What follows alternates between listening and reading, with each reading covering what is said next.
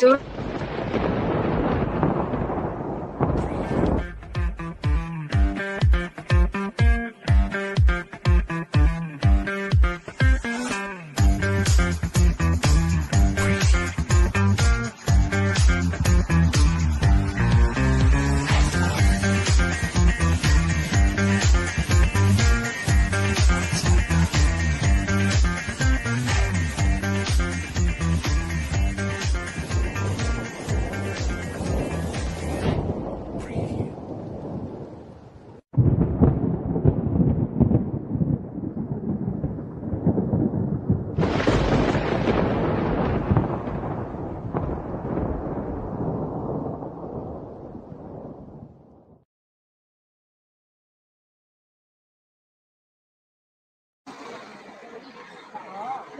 morning, everybody.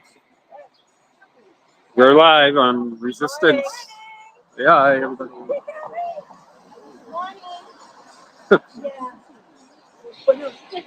Decent day out here. day of time. We're about to do the normal morning routine. We do a prayer and the Pledge of Allegiance. Unlike Worcester Superior Court, I am allowed to stand out here till the buffer zone starts at 8 a.m. We march down to greet Karen. We're all under the assumption that court is on today, but we don't have exact confirmation.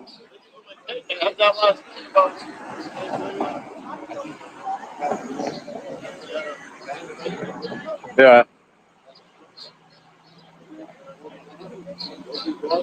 There was a kind of a surprise yesterday that court was canceled. A lot of people were confused in the beginning as to what was going on.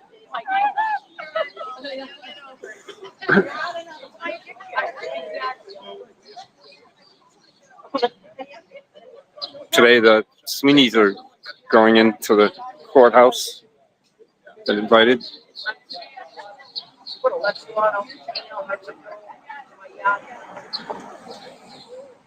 I don't know who's leading prayer. Do we know? Switch cameras here.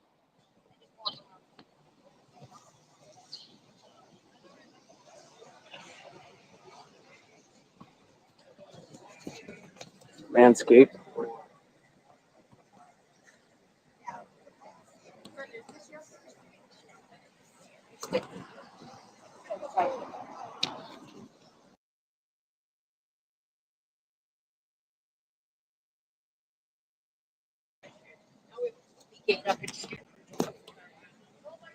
So much action in my backyard. I was like, no way.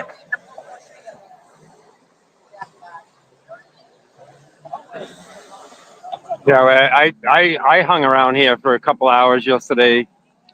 Dina was running the live here. We weren't exactly sure what was going on yesterday morning when we were getting word of court being canceled.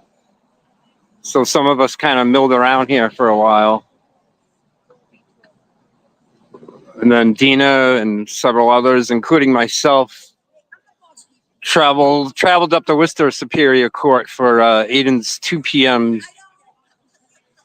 civil hearing where he's a plaintiff against fake victim Lindsay Gattani case.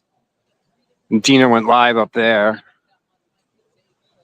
And I was demonstrating out in front of the courthouse with my Free Turtle Boy sign and my flag. And the court officers came out and showed me a copy of Mass General Law, Section 13A, picketing a courthouse, and told me to leave the front of the courthouse where I was forced to go across the street. They asked me if I wanted a copy of 13A, and I said, I'm all set. I'm well aware of 13A and your misapplication of said statute. But I didn't feel like arguing with them because I was moderating on the Glarus show and Bob Motta was on there live, and I was waiting for Dina to come out of the courthouse to go live to get footage of Turtle Boy as he exited court yesterday. So that was all going on simultaneous to me being confronted by the one of the chief court officers, and one of his subordinate court officers came outside to the front of the court and showed me a copy of 13A, picketing a courthouse. And I'm like, I disagree, and this is a public sidewalk. But I'm really not in the position right now to argue with you guys about this. And they would have to call the Worcester Police to do anything about it because they don't have powers of arrest or chapter 90 powers in Massachusetts to do anything about it. They just basically came out and complained that I was out there. And I've demonstrated in front of that courthouse in the past and never been bothered. But I was standing in front of the courthouse and I was looking up to the clerk's office windows and they were all looking out. And then somebody from the public exited the courthouse and told me that, I was just at the clerk's counter and they're all talking about you're out here. Some of the court staff wasn't happy about my presence. And then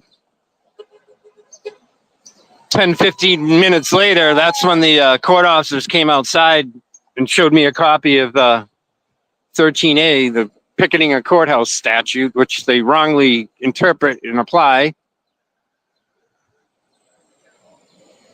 Sergeant Hardman is here, CAT team.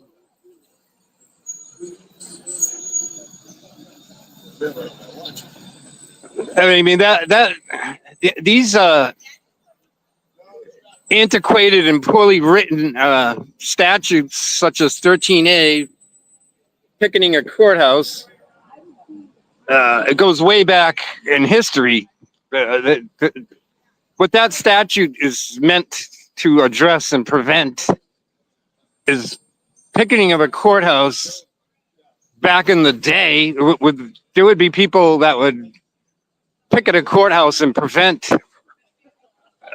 physically prevent people from entering and exiting the courthouse, including the judges, juries.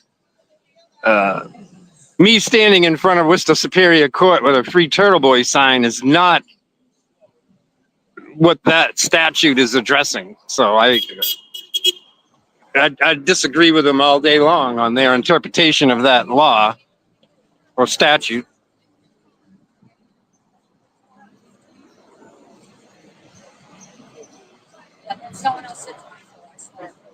But that was not a battle I was willing to have at that time yesterday afternoon. I mean, even because the buffer zone doesn't technically start till 8 a.m. here, we're allowed to gather out here till 8 a.m. and then we march down to the new 400-foot buffer zone line where Karen Reed drives by and we greet her and her team and her parents driving in. And then when I come back through here, I have to put a bag over my sign and get down to the other 200-foot line where I post up.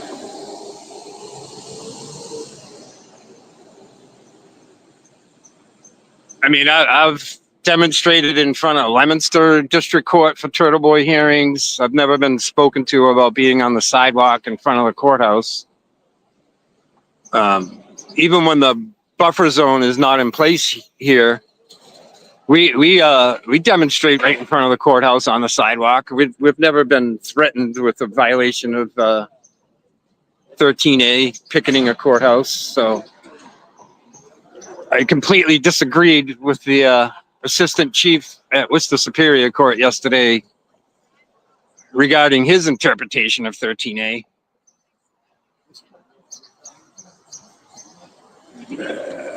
The law is obviously in conflict with the First Amendment, and I mean that's one of the reasons why we take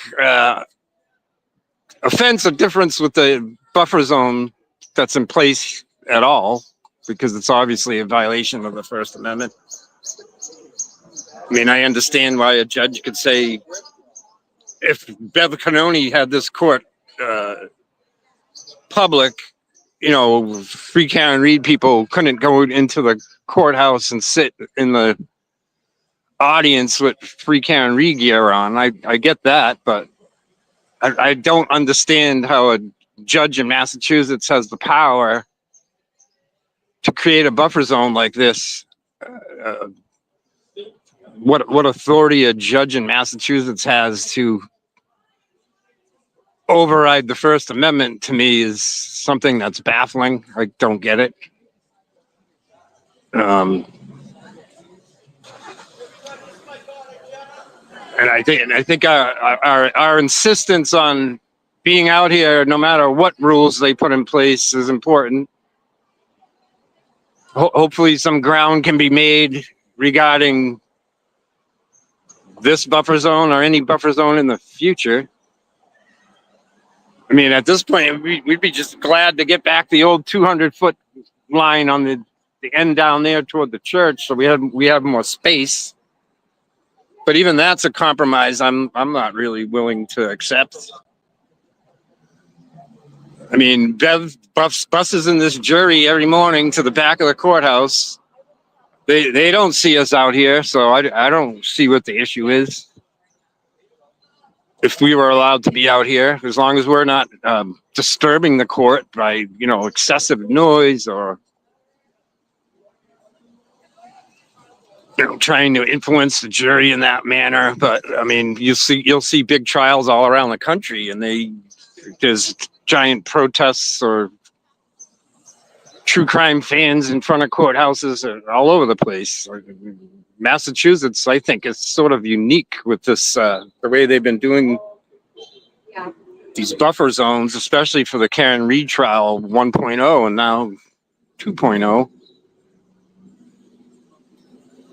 I don't know what this latest ruling that supposedly Judge Cannone has to make the decision on very soon, if that's going to gain us any sort of compromise here. But we'll see.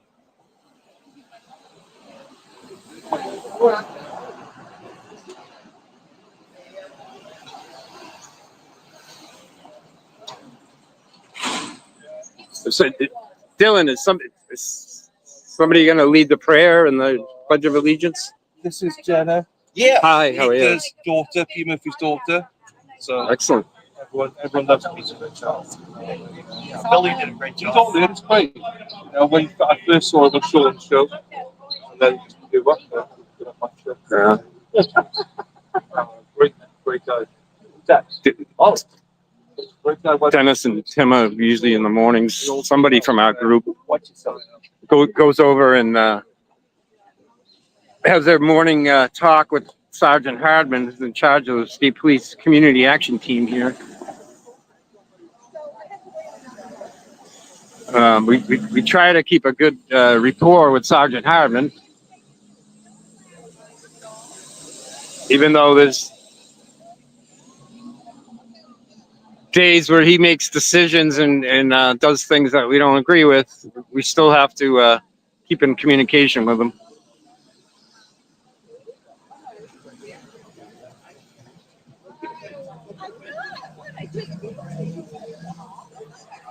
I'm just looking at the time here and wondering who's going to lead the prayer and Pledge of Allegiance right now, which is our normal routine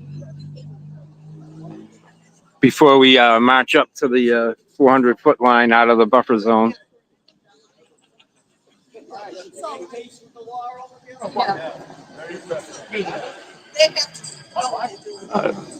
Like I said earlier, Dennis and Brenda Sweeney are going into the courthouse today. They'll be sitting behind Karen and her defense team with the Reeds.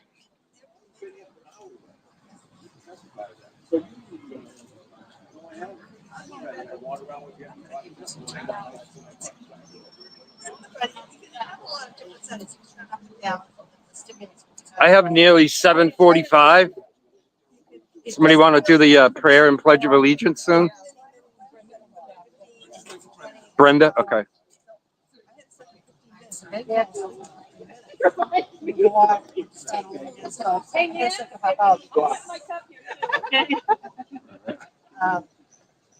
Looking at the extended forecast, there might be some rain the next few days. Hopefully, not a washout. At least the temperatures will be warmer. We don't mind the intermittent rain as long as it's not 45 and raw.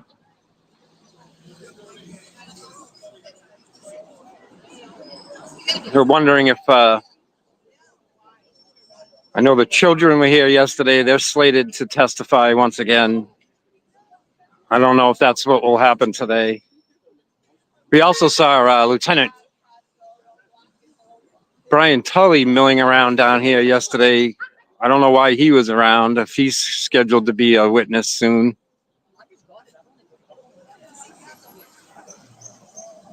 It's definitely difficult to figure out Hank Brennan's batting order regarding state witnesses.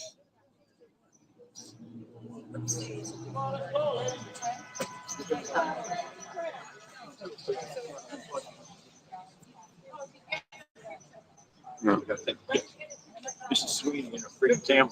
Yeah.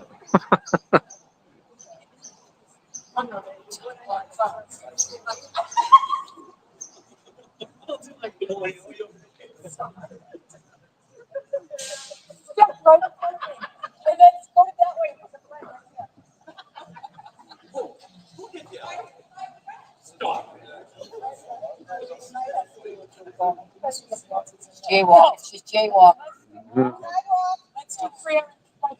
Okay.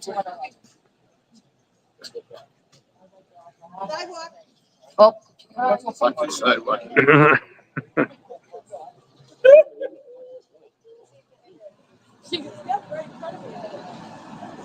Somebody you didn't record.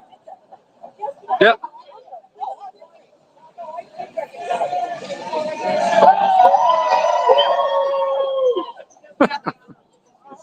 Same bus of kids goes by her at this time every morning.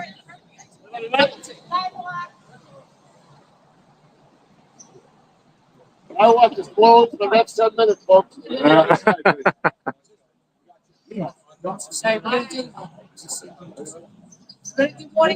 I'd like to say a Hail Mary today because Karen's sick and likes Hail Mary. Hail Yeah, Mary, Mary. full of grace, blessed art thou among women, blessed is the fruit of thy womb, Jesus. Holy Mary, Mother of God, pray for us sinners, now and at the hour of our death. Amen. You can say the Hail Father if you want. Pledge allegiance To the flag. and to the republic for which it stands, one nation, under God, indivisible, with liberty and justice for all. Free Mary! All right, now you can say the rosary. Go ahead.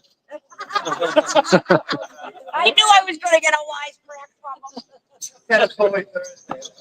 Big Holy Wednesday. We got a newbie? Watch the Channel 4 news. He's supposed to be coming down to Terry. Is that who that is over there? Channel 4 up there? Oh, yeah, he's wants to come down and get some shots. He's on a white Explorer. You can see the red. A lot of us in the movement down here, we get interviews with the mainstream media and they never make it past the cutting room floor. But the photographers for I think it's Channel 4 said that some of our interviews made the news last night. I didn't see them. But a lot of my interviews never go anywhere because I'm highly critical of the government and the judge and the DA, so they don't play well on the news.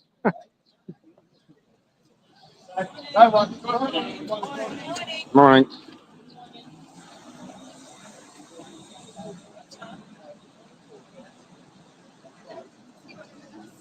Like I always say, because I refuse to get an iPhone, I can't see the chat. I'm live on a link, but I can't really interact with the show or the chat because I don't have the StreamYard app running on my phone, so all I can see on my phone is what I'm filming. I mean, there is a way to back out of this screen and get to the chat, but I don't have good luck doing that. I don't want to lose the link and then have to go back into the show.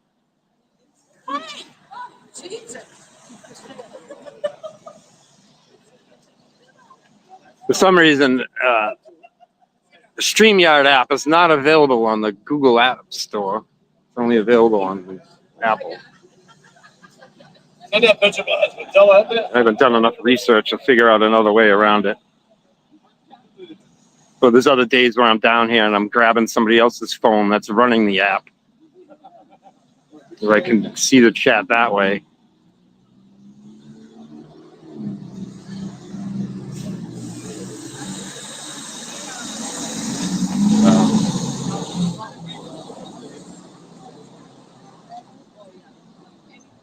It's actually easier for me at this point to go back to the other camera view.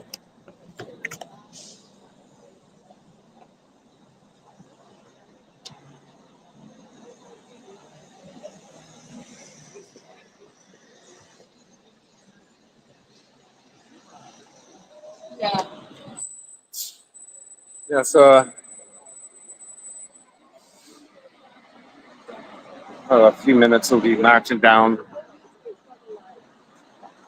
to the 400-foot border of the buffer zone. And Sergeant Harmon doesn't mind us being out here till 8 o'clock. So in his eyes, his interpretation of the buffer zone is it doesn't actually begin until 8 a.m. So we are allowed to be out here till 8 a.m. with our signs. And apparently break the law, picketing a courthouse, statute 13A.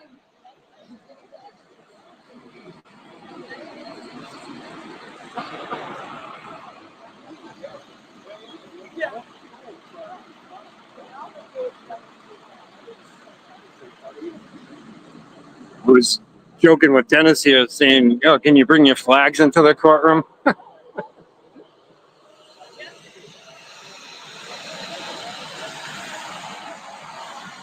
Depending where they get seated today, I don't know if they'll be visible on the court pool camera.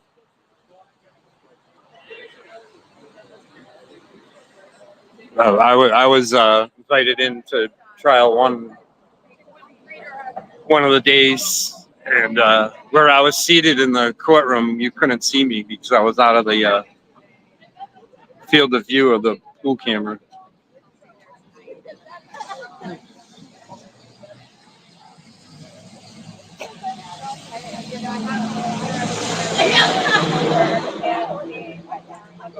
Only a one sign day today. Okay. It's an important one. Justice for Officer O'Keefe is up the street. We'll get that out in a minute. Yeah. Yep. It's important.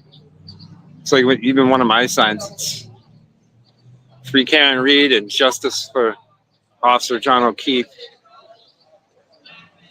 And some of the trolls or critics of the Free Karen Reed movement claim that we've forgotten about John O'Keefe, and we have not.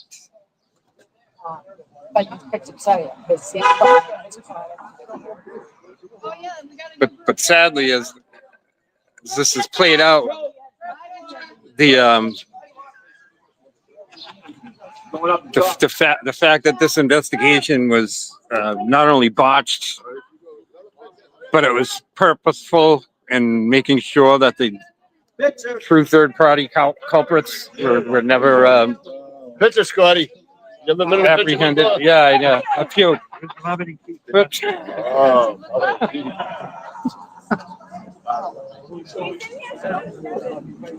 This is always Hi, Lauren. Get up, buddy.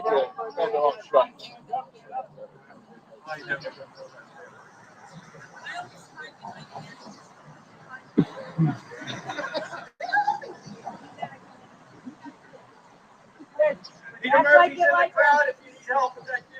Yeah. VIP guy.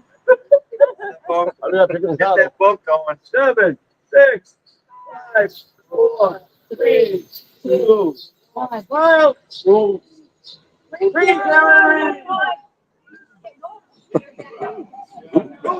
I know. Yeah.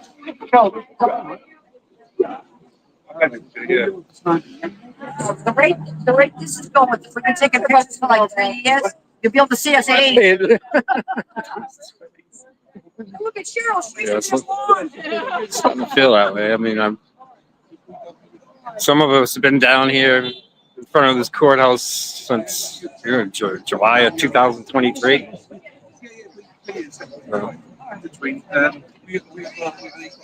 Cheryl's joke really isn't a joke. It's almost 3 years worth of pictures coming up here in July. This trial lasts that long. Here we go. Move them out. Leading the march.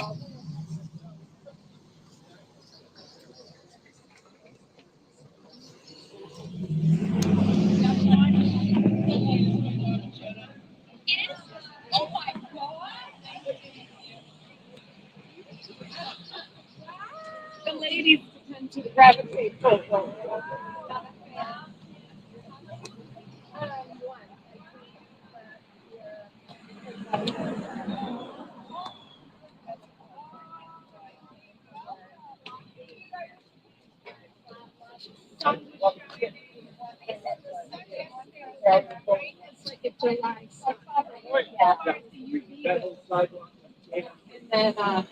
Yep, that's for sure.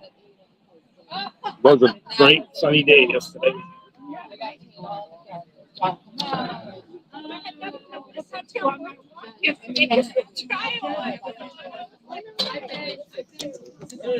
Over there.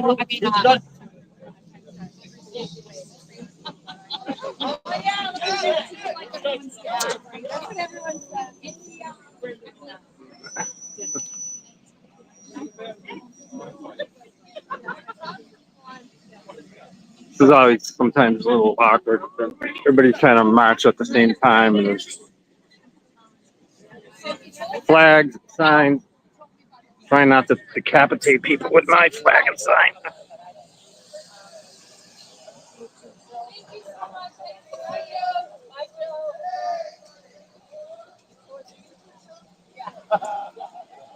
Oh God.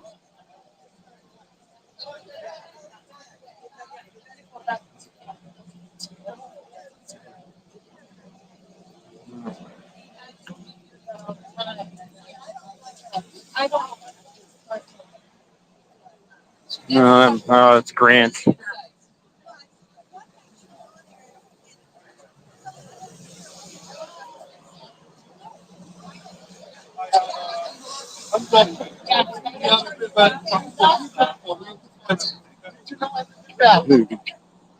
Grant's delaying the march. These trees need to be trimmed.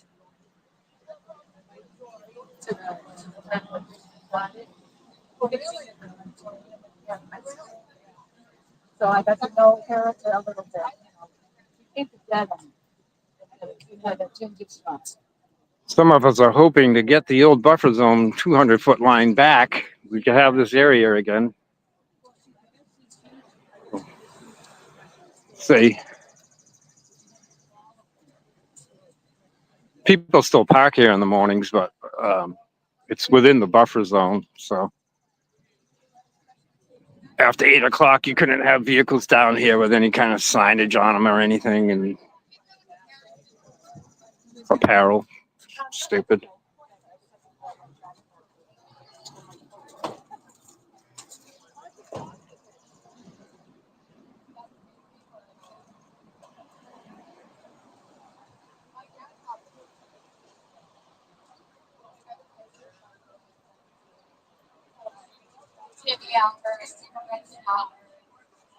You get a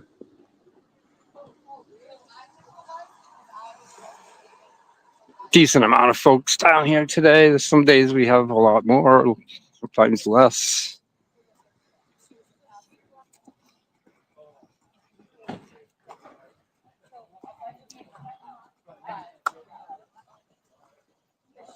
that person that obviously got worse in town.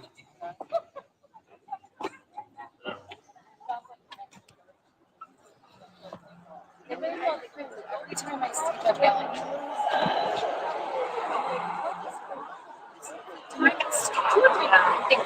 they had kids, you know.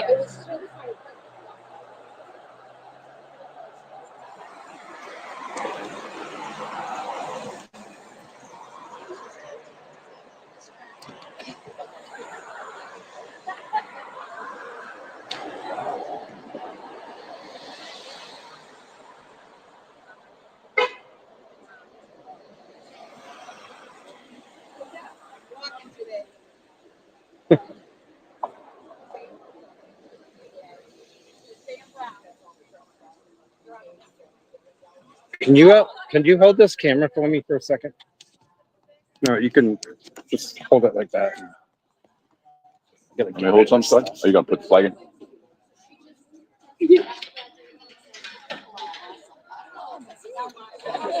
I was coming to you. I wouldn't do very good at that. My left hand killed me. I'm trying to hold the flag and the sign at the same time.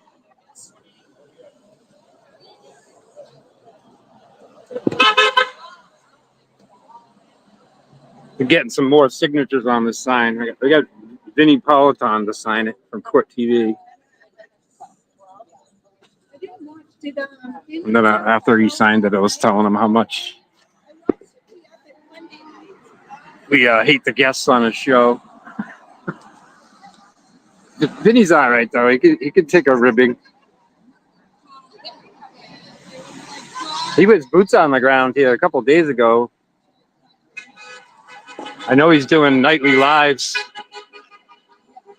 but I didn't see him boots on the ground yesterday or today yet. I know the other correspondent there, Matt. He's in the press pool this week, so Vinnie Politan was saying maybe possibly he'd switch seats with him 1 or 2 days during the week to be in the courtroom, but I don't know if he'll do that.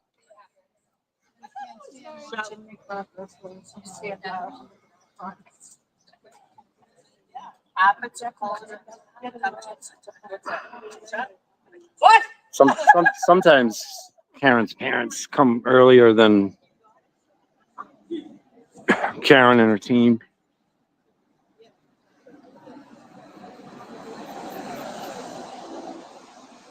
It's funny, a lot of people driving by sometimes are photographing us or filming us.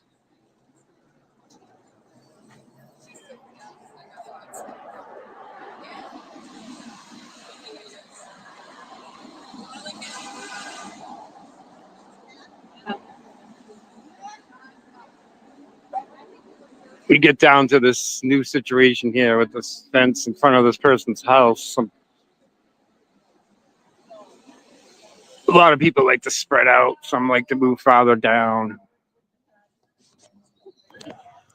Having that on your arm is smart. Yeah, it's smart. Because I'm always juggling and trying to. Yeah, my sister said, we went to the club. To where?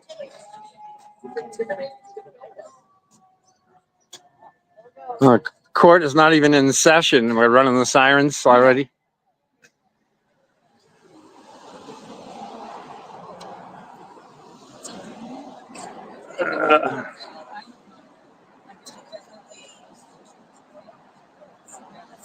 Are you in the chat? So there's a chart here. Sky, stars, Pitkin. Good morning, good people. Tell Sergeant Peter we say hi. So we will. Oh, there he is. Yep.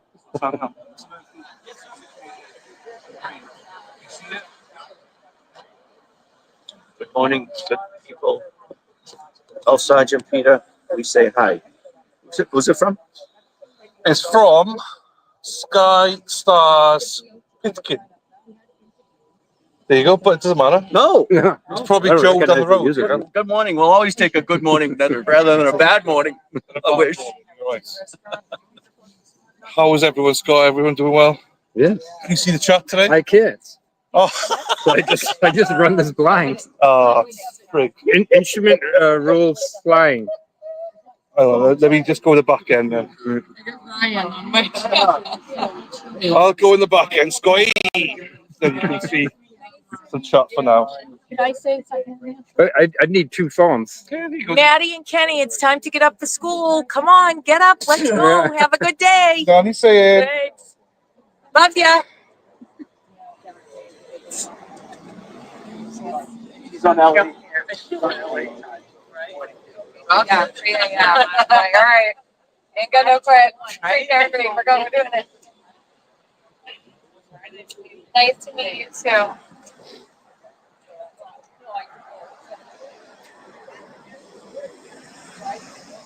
I'd have to do more research to see if there's any way to get the StreamYard app onto an Android phone. Yes, because I can take a link, but I can't see the chat because I don't have the actual app on my phone. Right. What time are we going? Spot, are you going on the duck thing? Yeah, I guess I have to Venmo. Do you know what time? What time? I don't know the itinerary. Dylan might know. It's not till one. Sassy, hello, Sassy. No, my back is still painful, Sassy, but I'm a warrior. No justice to school. Erica wants to give the kiss for me. I'll give Brenda a kiss, not Dennis, though. Some people. Bellend equals dickhead. Yes, Lucas. Hi, Lisa. Sorry I couldn't stop when I drove by. Oh, was that you? No, it's Lisa. Lisa Reed, hello. Denise, hello. Bag Frog. You can see some of the chat. Mhm. You want to hold it? Oh, you got a hand. Because I don't want to. It's just like earlier down there. I'm trying to hold my flag and sign in Yeah, the phone, It's impossible. and it's gets to the point where I just have to put the flag and sign down. Yeah, no, don't blame me. You're good. You're good. I go stretch. Figured Dylan might need an American chiropractor visit. I'll eat something. But I'm gonna go back. Erica wants. She's gonna get some heating tabs on me and stuff. Yeah. Should be fine. The sweeties. Have you walk on your back? Well, she did a thing to me. I was like, Yeah. yeah, sweeties going in today. That's Yeah. good. It's been very smart. Do you show them, Brenda? I kill them all. Right here. You show them how smart she looks today. You're going in Yeah. today, so it's just say to the chat you're going in. Free Gary. Yes. I don't even want to tell you. Yeah, like I was saying earlier, it depends where they get seated, if they're going to be on the camera pool view or not. Oh yeah. Because there was a day in trial one where I was invited into court, but where I was seated, you couldn't see me in there. That was by design, Scott. Yeah, they didn't want. Right, he can come in, but we don't want him on the And the funny thing is, they have some tape to separate the end of those benches, and that's for the DA's office and other lawyers. And Kevin Reddington was sitting next to me because Jem McCabe was on the stand. right. Oh, so you went for Jem McCabe. Wow. Yeah. That's good. So that was her. That was the day where it was Matt McCabe cross and Jen McCabe direct. Okay. So Kevin Reddington is her de facto attorney, so he was there. Can we give a shout out as well to all the mods out there? Thank you for everything you do. Maxie's still in bed, so we'll say hello to her later. Good morning to Tracy. We love you, Tracy. Dana, we tolerate you. Obviously, Kelly, Steffi, and Amy in Boston. They're also streaming, so hello, ladies. Mark Cunningham. If I don't shout his name out, he will whinge like anything. So, Marky, Good morning to you, sir. Good morning to everybody over in that chat. Good morning, Resistance Silence, and good morning, Water Corner. So that's everybody. Thank you for being here, people. We love it.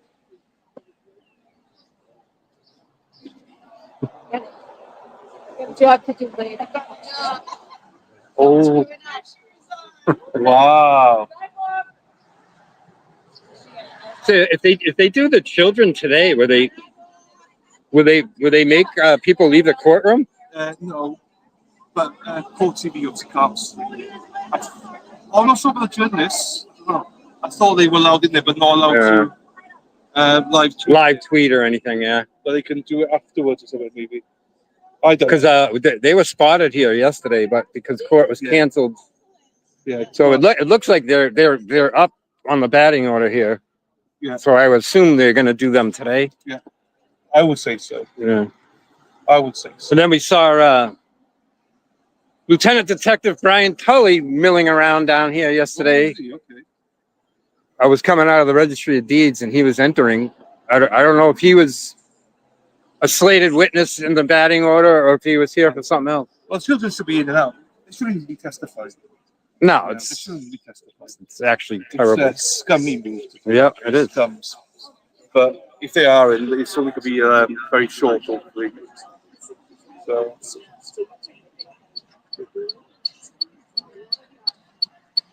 Yeah, the buffer zone appeal, wasn't it something like the federal court gave Bev like 48 hours to make a decision? Well, somebody said it's 24 hours now. 24 hours? Or we might be down to 24 hours at this point. Oh, yeah, Yeah, I go though. I Yeah, only saw yeah. the 48 hour bit. Jason Grant posted it, so I saw that. I'd not seen anything more than that. So, but whether she has to make a decision in 48 hours or whether it's more of a, She has to respond. With her counterpoint. or it'll be under advisement, or Yeah, right. Yeah. Because, a lot of us are hoping at the minimum, if we could get the old buffer zone back, so we could be back over there. And it was fine, we were fine. And Yeah. if the issue is deliberations, then restrict it during deliberations. That's fine, because it makes a difference for deliberations. Well, we believe that the foreman on trial one that wrote the letter saying he could hear us out here, we believe that was a lie. Which is fine. But again, it's deliberations. Who cares? Deliberations doesn't matter. What matters is now. Well, that's like Michael Bryant and these other reporters that have gone to many famous trials around the country. They talk about big trials where the jury couldn't help but hear the protesters outside. Yeah. And there was no buffer zones in those trials. Freedom of speech. Yeah. No. And everyone's well behaved. Well, I presume everything is well behaved last year. From what I saw. You always will get one or two with that don't behave. Yeah. But normally the trolls that come down try to mess it up for everybody. But I mean, me, Erica, everybody, we were down here almost every day, and I never saw any situation where there was a loud crowd like yelling toward directly at the courthouse to purposely disrupt the jury. No, just didn't happen. No. Because unlike the Commonwealth, I think everybody wants a fair trial. The only people that don't want a fair trial is the Commonwealth. They don't want a fair trial. No, they hate this. Well, they got nothing. No. They hate this demonstrating in front of the courthouse because it makes the state look bad. It makes the DA look bad. Because it should look bad. Look what they got nothing. Yeah. What about this? But when they write the buffer zone order, they say it's to protect the defendant and give her a fair trial. Bullshit. Yeah, of course it is. They don't give a shit. Yeah, it's really.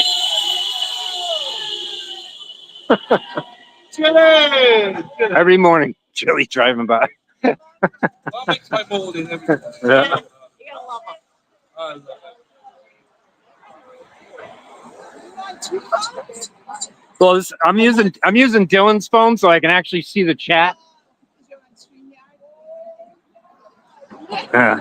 Well, I'm on a StreamYard link. I'm not, so I can't see the chat. So if I can see the chat on his phone.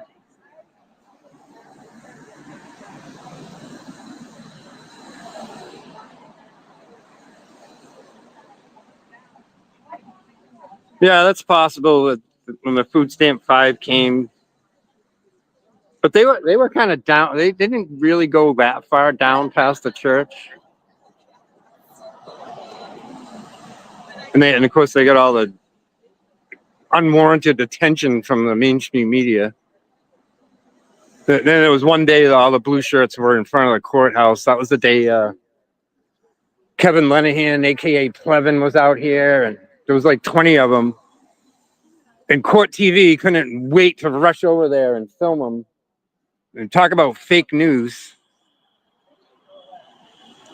But that's why it's so frustrating to watch some of these documentaries and news programs where they constantly show footage of the blue shirts, and they give the public the idea or appearance that they were constantly always here, and that there's two sides to this protesting thing, which is couldn't be further from the truth. So that's frustrating when you saw the media coverage and attention the blue shirts got to basically legitimize their non-existent presence here. So I know even that latest documentary, the ID Discovery, HBO Max, they show quite a bit of footage of the blue shirts and the food stamp 5. So if you watch that documentary from afar, you're getting a false picture of what's really going on down here. So that's the way that they can craft a narrative and craft these news programs or documentaries to fit their agenda. Is pretty frustrating to watch because if you're down here, that's fake news.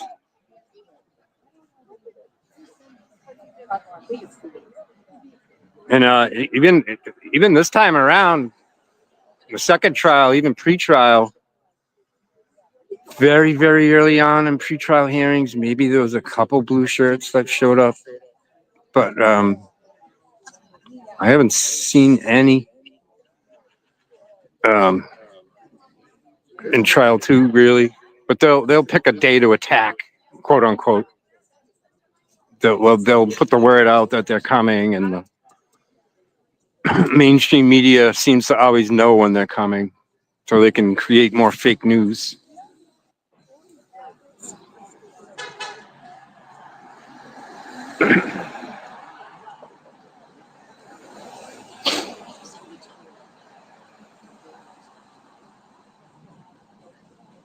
Dennis is on the wrong side of the fence like usual, till the police see him. Some days the Dedham police that do the detail down here don't show up till quarter till 9ish. Sometimes the state police that are on the bicycles will be spinning a lap around here or two to check up on us.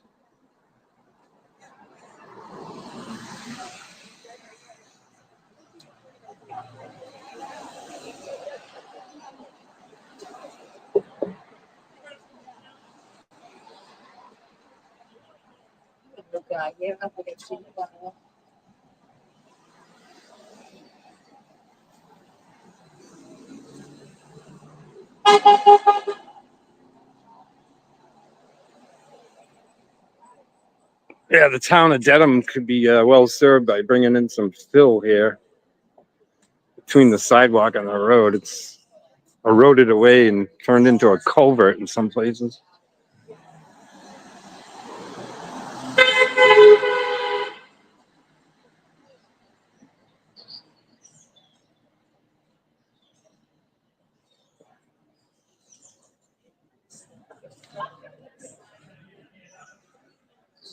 Yeah, true. You do hope Karen's feeling well today.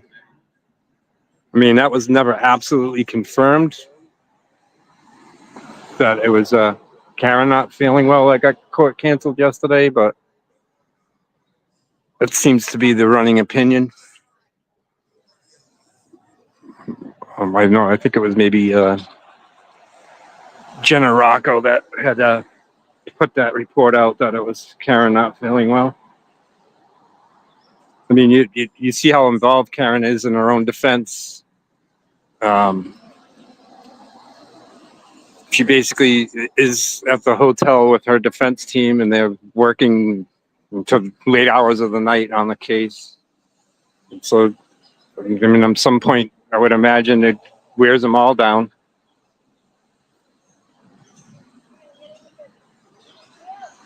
But you could also have days in this trial where a juror just can't make it that day. It could be a lot of reasons why there's half days or days off in trial, especially if it's an issue, personal issue with a juror. They're not going to put that out to the public. What a handsome couple.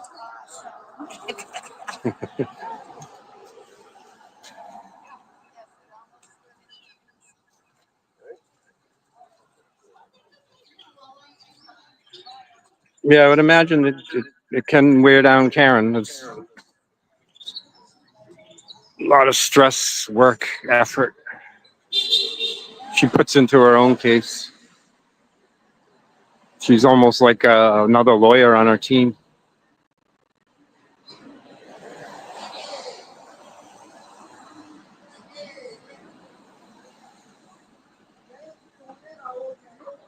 Oh,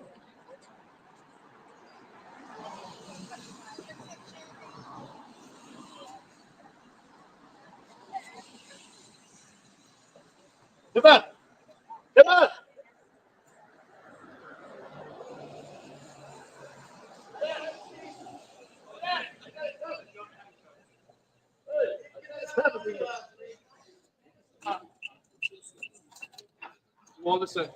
This is a situation where I could use an auxiliary battery pack when you're running these StreamYard apps. It drains your phone rather quickly.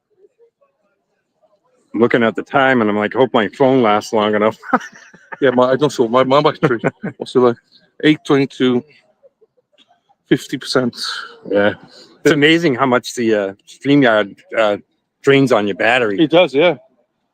That's why I need the battery packs. Yeah.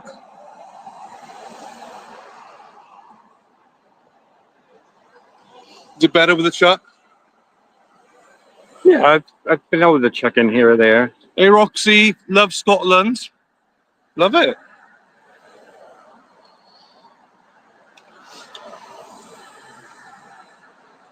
I keep feeling lost. I'm like going off my phone. I'm like, is this my phone?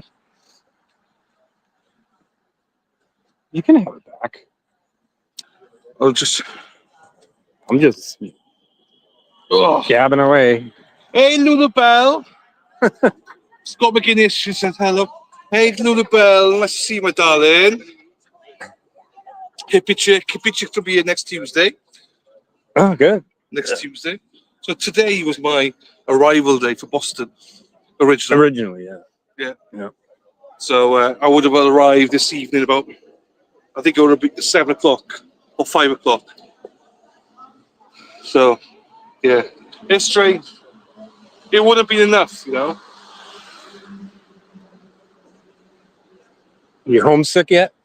No. No, not really. Well, I know I'm going home in 2 weeks, so it's a bit different to if you were here for like a year. Yeah. You know, when you're like, well, I should go home.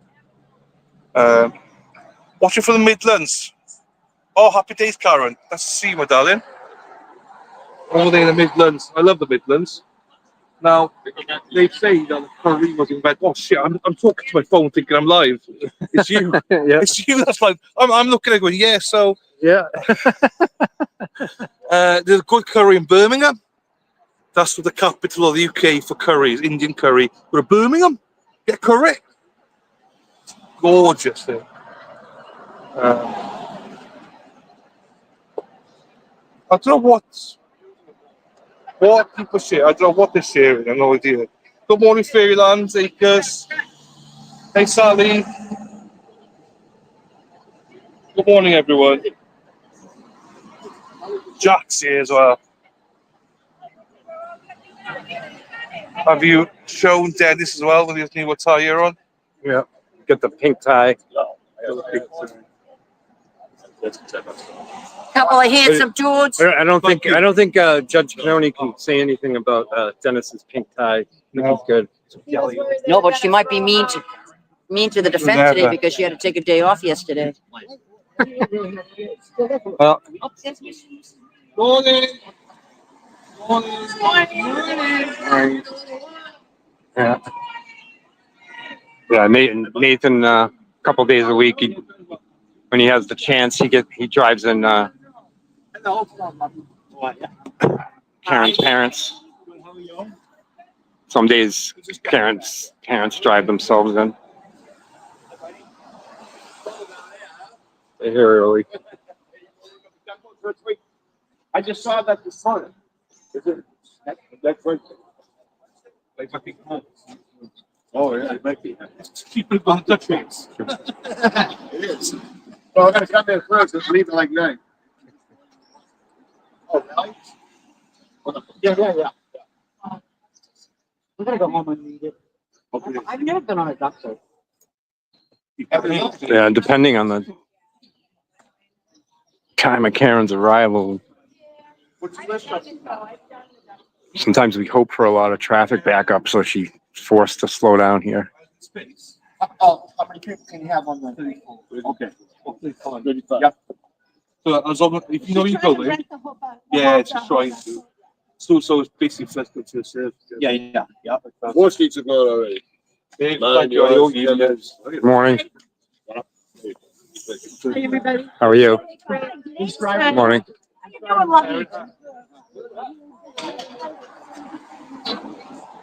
It's the Right. photographer from CBS Boston. He always comes up here and tries to get footage of Karen driving by here. How are you? To meet somebody special. This is my daughter Jenna. This is Hi. Terry.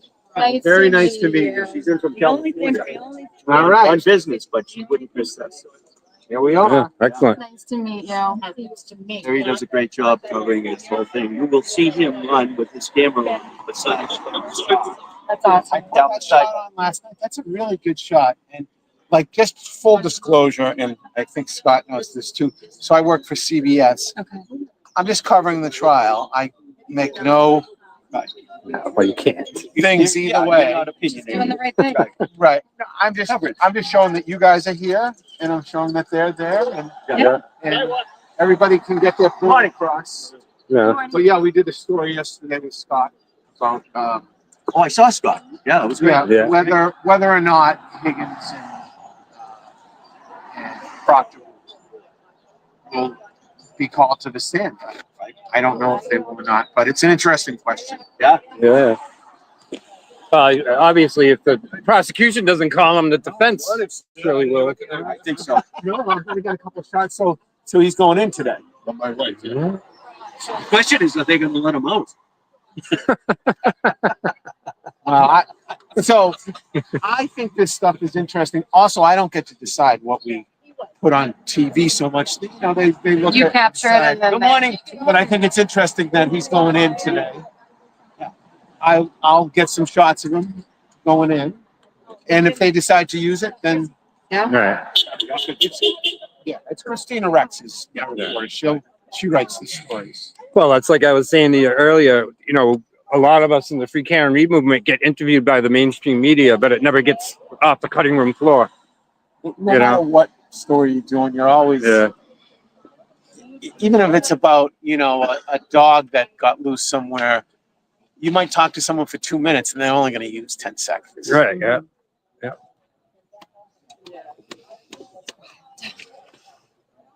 But you've gotten some good footage down here with your phone, I think that keeping up with her car as she's moving. it's pretty good stuff. I Yeah. will see whether they, sometimes they do like a 1 hour special when it gets close. Yeah.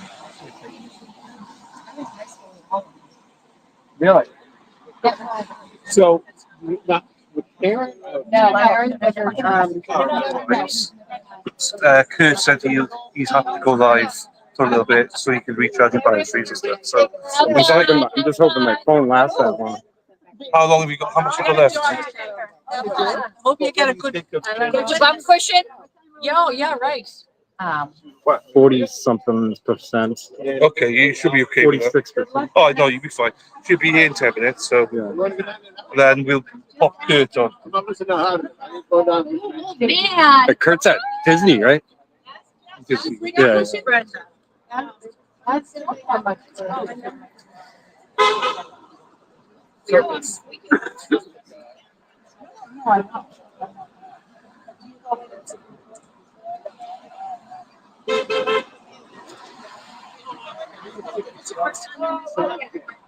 Yeah, he interviewed me yesterday. Who's that? CBS Boston. Oh, okay. He's the photographer for Christina Rex. Oh, okay. It's like, No one likes when it. we're off camera, I'm like, hey. Christina Rex is gonna know who I am now because I criticize her all the time. Great. But I guess a small portion of my interview made the news last night. Oh, did it? Yeah. Because he posed the question, do you think Proctor and Higgins will be called to the stand by the prosecution or the defense? Obviously, the prosecution's probably not going to call them. But Dennis, say hello to the chat. It's the outfit. Your outfit. See? You look smart. He's going to court today, Yeah. people. it's also standing in the Look at the street. tie. I had to make his tie this morning. Put his tie on this morning. I'm getting out of here. Oh, here comes the Dedham police now. You got to. So, yeah, Brenda and Dennis going into court today. So, it's a great day today for two stalwarts to go in, two lovely people to go in court. Oh yeah. It's amazing. You know, there's plenty deserving people out here, but two of them definitely are. Well, have a great time. Behave, old man. I'll have him drop that back. Let me get a picture before you go in. Dennis, one more picture. He loves that one more. Okay, one more. We got it. We got this. Yeah. Enjoy. Brenda, if they don't let them out, we got bail money. Don't leave him in. That's what said. Leave him in.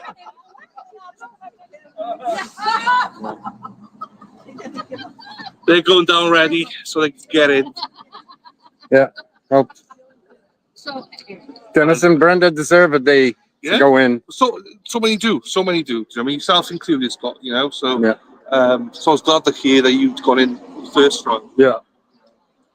Well, sometimes I kind of laugh, like, because I'm so outspoken, against the judge and the government. Like, yeah. maybe they'll never invite me in court again. I don't know. It's so limited, and it's nice for Karen to recognize some of the people. These people are representing all the booths, do you know what I mean? And I think no one would disagree with Dennis and Brenda going in. Well, it's amazing, especially like pre-trial one. There was one day I was standing on the side of the courthouse because Karen's team would pull up behind, and she was walking by me, and I happened to be in an area where I was kind of alone. And I said, hi, Karen. And she goes, hi, Scott. And I was like flabbergasted. Like, how does she even know my name? He knows everyone. She knows almost everybody in this movement. She knows who they are. It's amazing.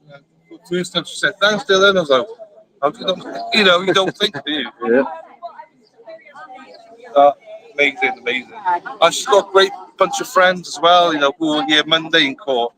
Jen and everybody, J Mac and Dana, and not our Dana. But the funny thing is, the antis or the trolls, when they saw Karen like saying our names, that's when they were saying, "Oh, she knows them all. They're paid protesters." You know what I mean? It would be great job. Yeah, you'd be a millionaire by now. You're down here every day. You clock in at like 7 o'clock and then Yeah. leave after 5. Yeah, I've never seen a check. This is a full-time job where you don't get paid. For you. Well, that was one of the jokes in trial one. We were handing out fake $100 bills taping them to the signs and stuff. Oh, So yeah. See, we're getting paid to do this. yeah. Nuts, isn't it? Nuts. Oh, 7 o'clock. So traffic's building up. That's a good thing. Yeah. Yeah. 8:35.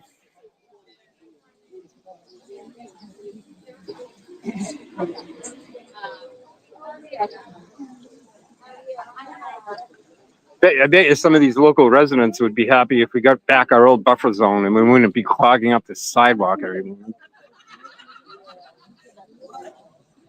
Okay.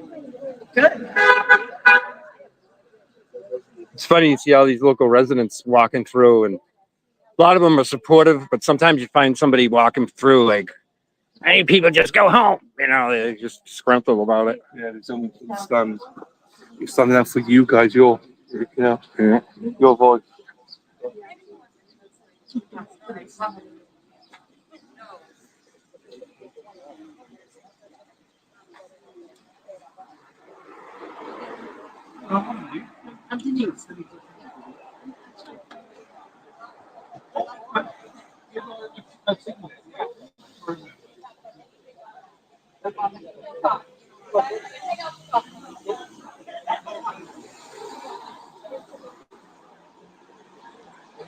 So that this time of morning between like 8:30 towards 9 o'clock, the traffic volume here on High Street really picks up. So it actually helps us to get a chance to see Karen and her team.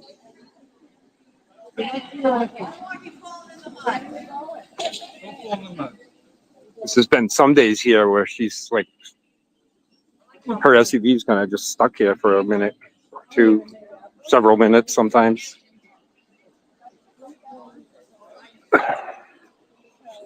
So everybody that's here to support her gets a chance. Talk to her directly. People can go up to the SUV and hand her a card or a gift.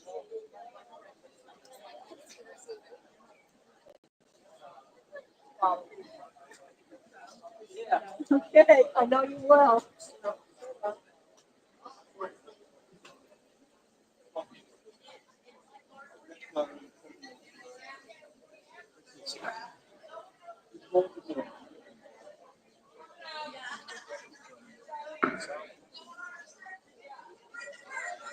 When the traffic backs up this far from the light, you're almost better off being down there. Yeah. Well, I think it's a false alarm. She's not quite here yet.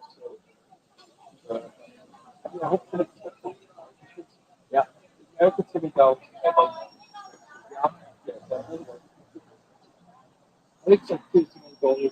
Yeah, I saw that. Yeah. Yep.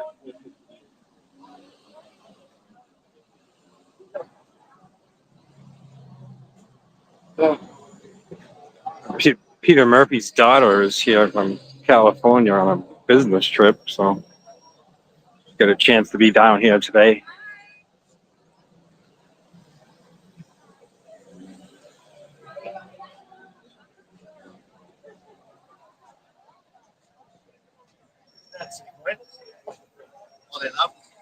They went to put his flags away and get ready to go in. Oh, all right. I had to make his tie this morning. How you doing, Scotty? All right? Good. How are you, Jack? I'm sitting here hoping my phone has enough battery till when Karen drives by. You'd be Get fine. low. Get in They there. run these StreamYard apps and it kills your battery Sucks it up, fast. huh? Yeah, Sucks it's really it bad. Yep. You should have said Jack could have phoned him and said, come quicker. Come quicker, Karen. We go. Battery's getting low. Yeah. Oh, Karen's arriving. And the phone goes black. Really? Yeah, no. I won't. Pessimistic, Scott. Glass I'm half always full. prepared for the worst. I know you are. Glass half empty. I know. But I'm half full, so we count All right. each other. There we go. You'll be fine. You guys here yesterday? No, Yeah. I'm killing myself. Thank God. Yeah, we were here. Then we found out it was being canceled, and we went down and hung out a little while, anyways. Hey, Michaela. And then I went up to Aiden's hearing in Worcester for the 2 o'clock. I saw you there. Oh, I saw you Yeah. on the phone. I'm very well. Don't worry about both. We can make The court officers came out and kicked me out. Oh, they did? Yeah. They showed me a copy of 13A picketing a courthouse and said I can't be in front of the courthouse. I'll find it. I just went across the street. Yeah. I didn't feel like arguing with them Right. Sometimes it's better. because I was trying to coordinate with the Galera to get Dina to go live when Aiden came out of the courthouse. Yeah. And meanwhile, I got a chief and one of his court officers showing me a copy of 13A, and I didn't want to get into the argument with them. Oh, she's coming, Karen. Oh, yeah, she's coming. This is my friend Jack. Michaela. Spread out so she can see us. Michaela. It was nice meeting you. What do I have to do? Karen's SUVs at the end of this line of vehicles. Should I do it this way? No. Okay. Okay. Okay, so where's she gonna stop? Real fast. Yeah, she's good to see. It's hard to gauge the next traffic signal where a vehicle will end up stopped. Is she taking the drive-by picture today, Yeah. Annie? I don't know. Where did Annie go? Way down here. Must be. Because Brenda does it usually.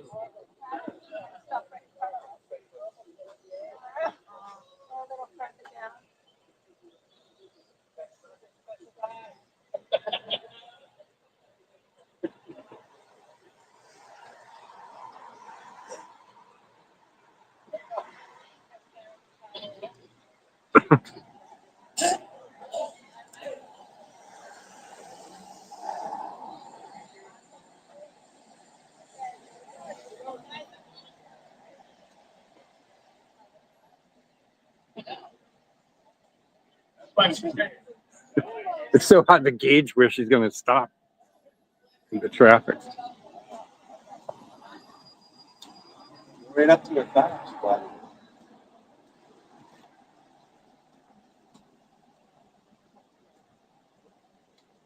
Be nice. Play nice. Yeah.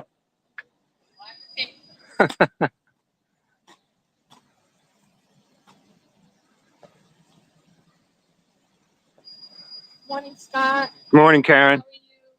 Good. You feeling well? Yeah, thanks for asking. Yeah, I was feel ready. Ready today. Good. Glad to hear it. We always are here. Good luck today.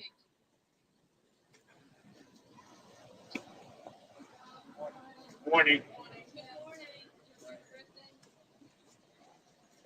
Ready to see this one and that one right there. Yeah.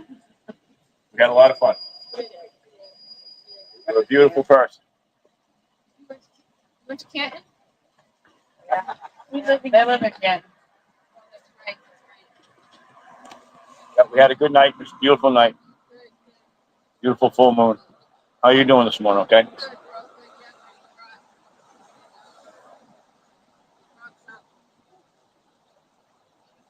Got his game face on. Morning, Got team. his game face on. I gave you credit for the game face. Have a great day. See ya. Love you guys.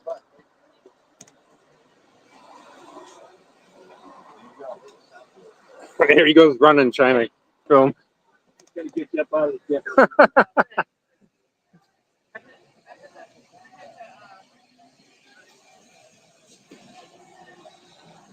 Yeah, I don't know.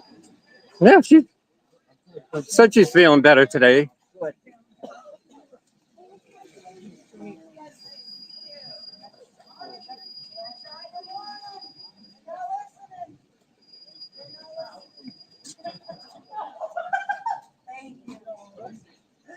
Nope. I'll say it for you. Yeah. Can't object. No one can object to me. The guy besides is awful quiet. Yeah, we appreciate you. Oh, okay. Mr. Alessi, once again, I'm from CBS, just so you know. In from LA. My daughter Jenna. Okay, thanks. Who's it back, Liz? Liz, we got a California in here.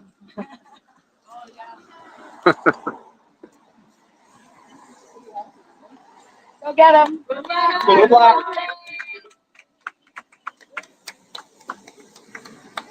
See you guys in the morning. Free Karen. All right, Terry. Have a nice day. You too.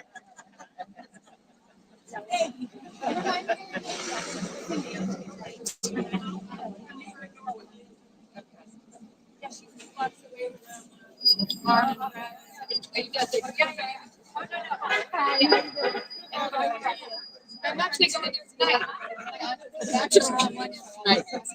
Oh, all right. Thank you.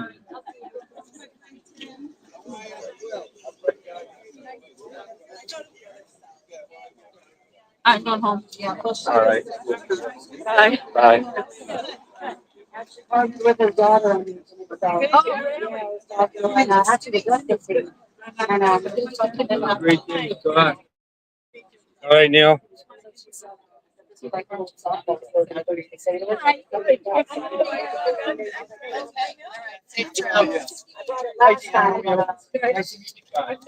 I didn't have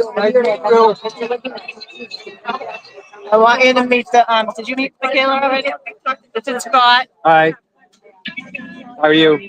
Good.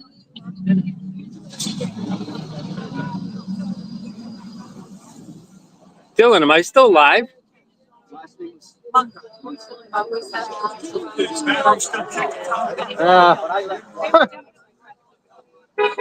Held out long enough.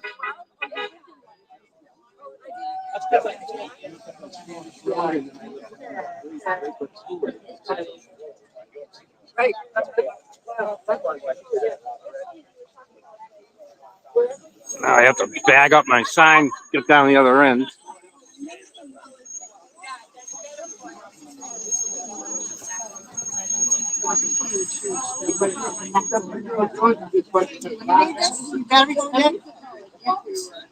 I think I got enough.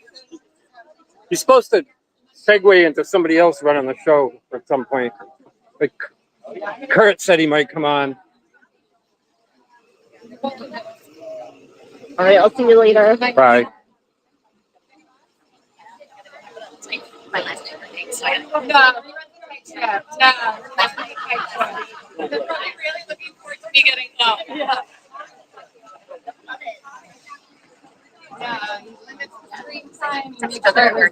Remember that? Is Kurt still coming on? I'll just wait to see. If not, they'll, if we run out batteries. Nothing can do about it. So we'll. Yeah, that was a good good morning to talk to her Do today. you speak to her? Yeah. Yeah. How was she? She's feeling better, she said. Yeah, we did. But some days you can see that the entire team, including Karen, you know, they're not exactly you know. Feeling it. Yeah. Just checking. I've messaged Kurt, but All right. Good day, You'll everybody. take care, buddy. Good deal. Where'd you park? Well, is somebody gonna pop the cord on soon? Mexi does it. Oh, yeah. She's always in the back, so you never have to worry. She when she's ready, she'll put Good her up. deal. She's not there yet, but Mexi will look after that. Never fear, Scotty boy. And if you ever just have lose our battery, you could just go out. Do you know what I mean? It's not an issue. Never an issue. Never. We're doing this on the whim, you know, and this, you know, we're limited how many people can jump in. I'm about to run out of battery as well, so because people don't realize it drains. It drains it, you know? It is crazy. Have you got battery pack as well to charge it? Yeah, my truck. Yeah. Not here. No, but you're fine with battery. You can, Oh yeah. that's fine. Red Sox. Oh, Kurt's here, right. Let me put Kurt in. All right. I'll do say goodbye, Scott, and I'll All right. Well, let Kurt get on, and I can head to the other end of the buffer zone. Bye, everybody.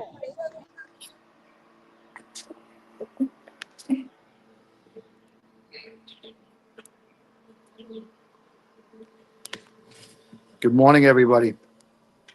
I just wanted to give Scott a little break. I apologize for not being able to be there, but I figured we could get some readings done and acknowledge some people that are checking in every day.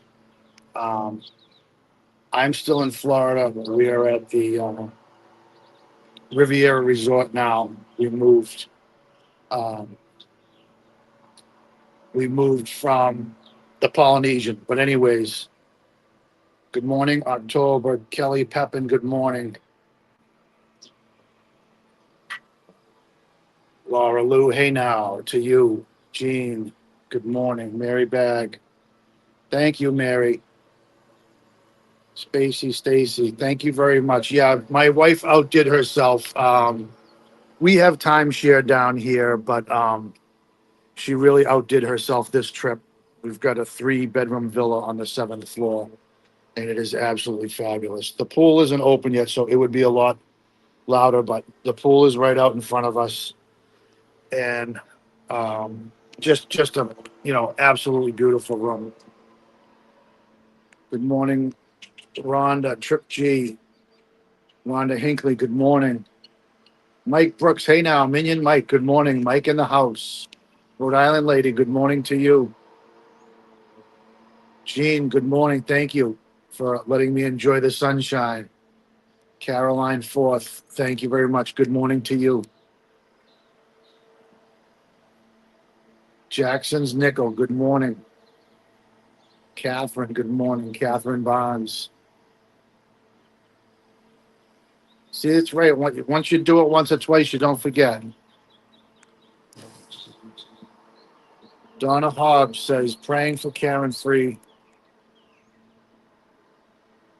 Walking in sued few guys.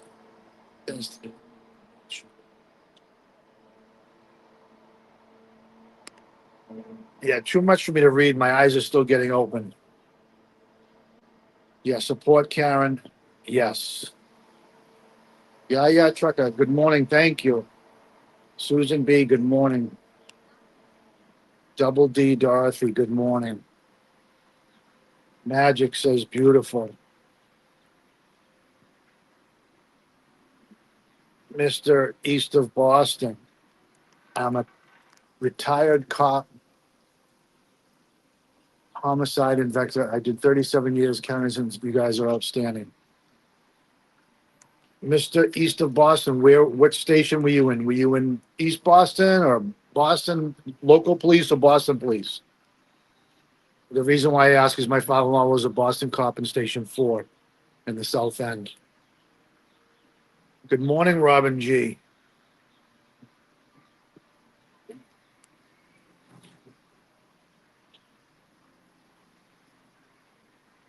Good morning, Kathy Slow.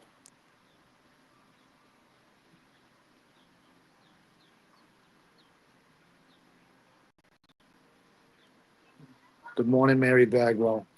JK10.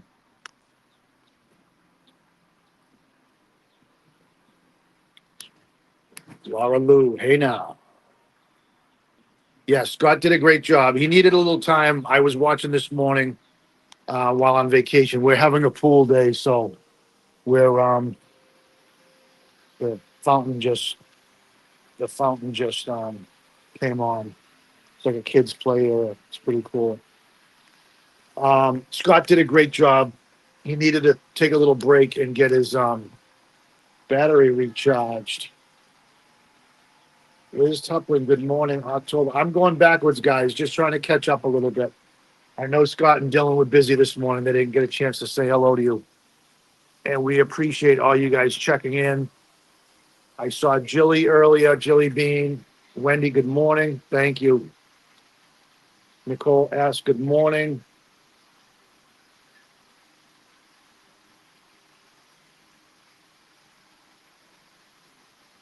Skeptical, good morning. Caroline D.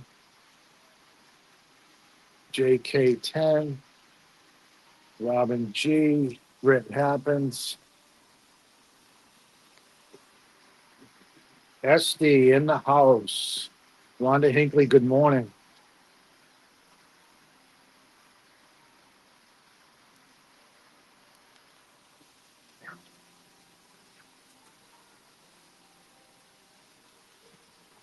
Amanda J, good morning.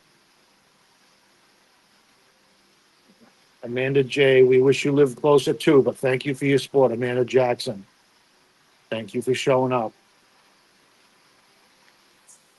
Yeah, Tucker.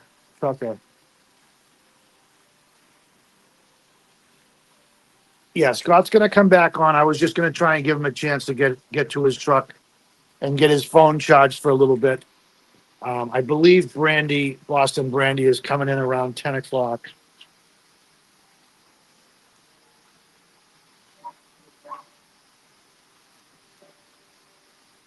Hippie chick, El Chatty is the best. Lisa Reed, good morning. Troy, good morning. Sky Stars Pitkin, good morning. Cynthia Caldwell, good morning.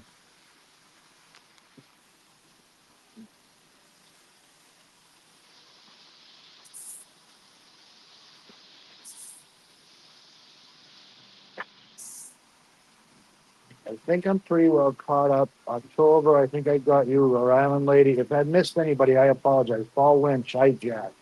Mayflower, Justice for John O'Keefe. I just LPX picks. Good morning to you. DJ Garden. Good morning.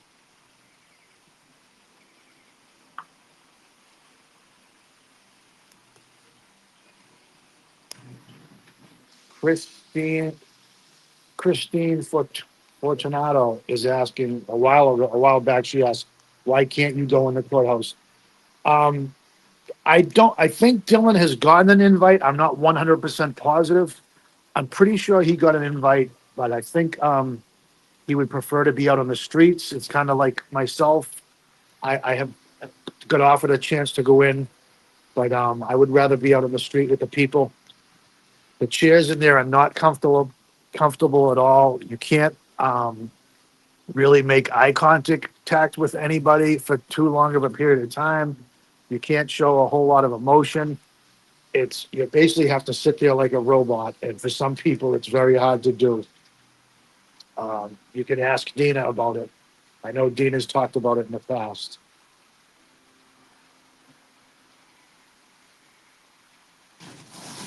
Lulu Bell, I'm not sure if I got you. Daffodil, LPX. Stacy, good morning. Good morning, Jackson. I got you. I think we're caught up. If not, oh, there's a new one. Vic's Logic. Hey, Dylan. Not new one, but I'm going backwards on the chat. Judy Bastieri. Good morning, Nicole. Salem. Good morning. And BH. Amber. Good morning.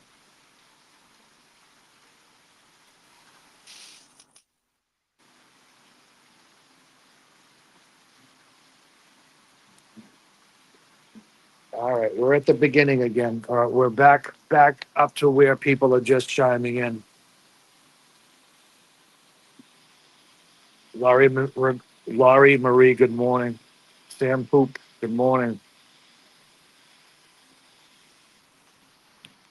Handsome Brian, good morning. Jerry Garcia's Ghosts. Dave UM, good morning. Yeah, nobody wants to sit in hard wooden church pews. Some of the people that go in tell me they either bring like a cushion to sit on, like an outside cushion to sit on. or they'll bring a sweatshirt, fold it up and sit on that.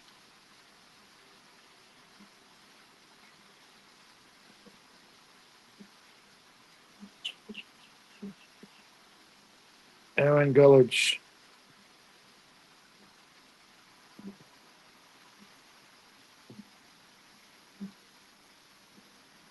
Magic is right. And when in Florida, do you still go out to visit things, or is all and Well, we do pretty much all of we do the parks. Yes, I today's just a down day, and the other night I missed all you guys and I missed the chat, so I came on for an hour in the morning on Monday morning because that's my normal morning to hang out with you guys. And each different person on the stream team kind of has a day or kind of has a time slot that they do. And I'm usually there every morning for a couple of hours anyways, but Monday is my day to help out with the stream. But yeah, we spent yesterday at Hollywood Studios, probably from like noon till probably 9 o'clock last night. The kids got to do Slinky Dog and a couple of the other rides in Toy Story Land 2 or 3 times. So it was a good day. Weekdays here are the best. You don't have the crazy crowds like you have on the weekends.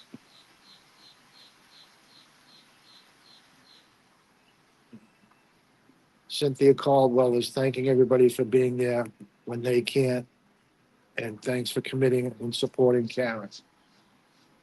Thank you, Cynthia. Lulu Bell, Hippie Chick, Eric Alameda. I know I messed that one up.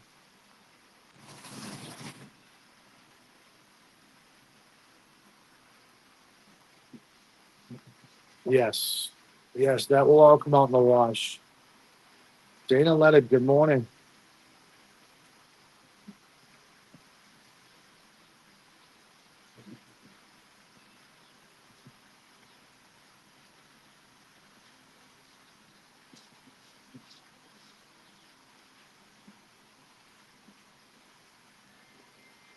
Magic, yes. I'm here with my beautiful wife Donna and my brother and sister-in-law and their three boys, my nephews. But today we're gonna have pretty much a pool day.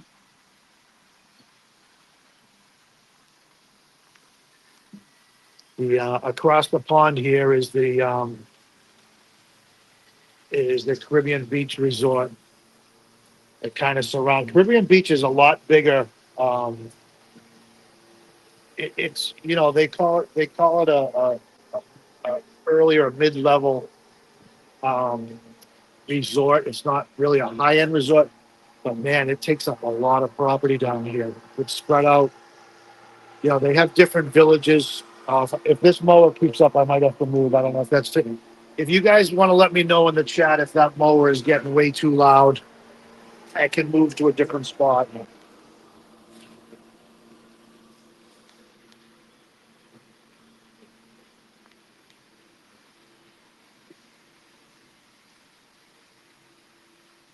Yes, Dana, there will be beer available at the pool. Actually, we're getting another delivery this morning, so.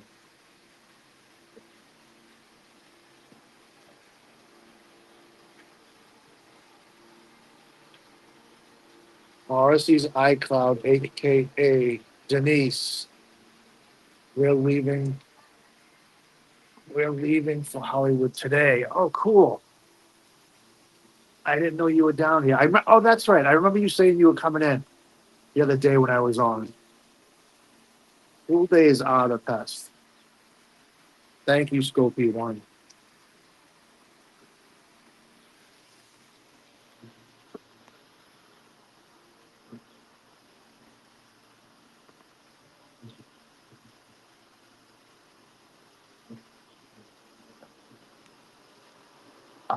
Katie, I'm sorry.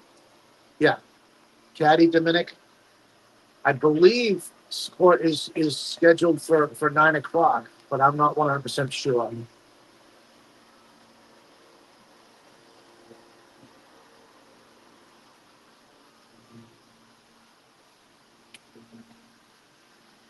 Handsome Brian, thank you for the nice words.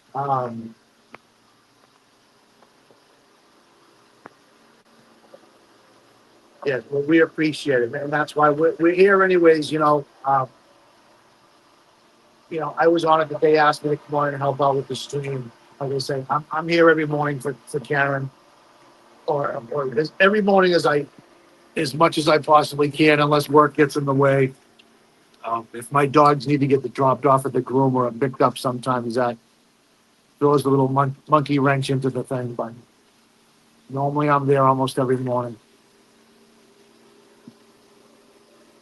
Hippie chick, where are you? Where it's pouring rain? It was pouring rain here yesterday and 2 days prior. Man, it came down.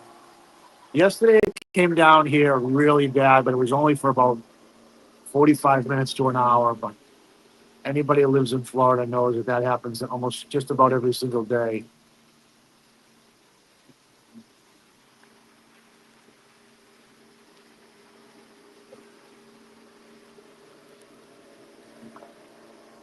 Yes, I got to go down pretty soon, Dana, and try and get a good seat. Um,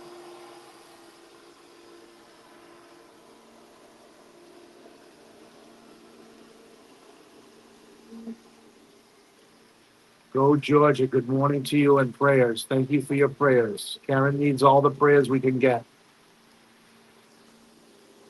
Yeah, I missed morning prayer this morning. Rhoda Bob, good morning. Hey now.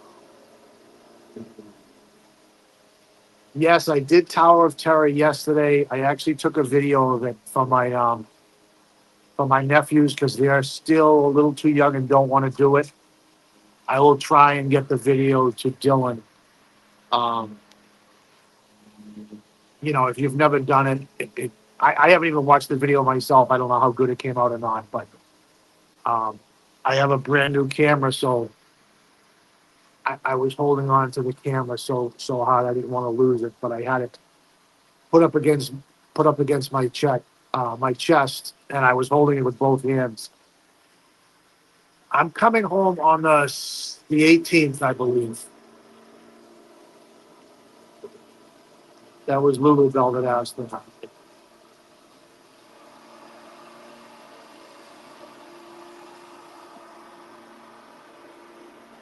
Kimberly Fultz, yes, the weather is beautiful today. I'm sure it's going to get hot, but like I said, full day, so it's not going to matter. Yesterday we saw, or late last night, we saw a very big turtle walking across the grass way over in that little lagoon over there on the other side of the resort. That's where, I don't know if you guys can see that, but that's the Skyliner. And there's a station in front of us. Um, our hotel, there's like a corner station. So one end of the Skyliner goes out to the other resorts, down towards like um, Art of Animation and Pop Century, and the other Skyliner goes towards Hollywood. And then there's a station where you can switch off and go over to Epcot.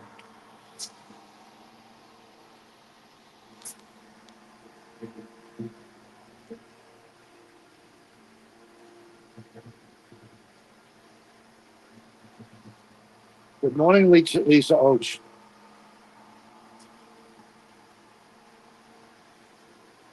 No Speedo this morning, Dana. I'm going commando. Robin G. Danny keeps saying Robin G. Grammy 65. Good morning.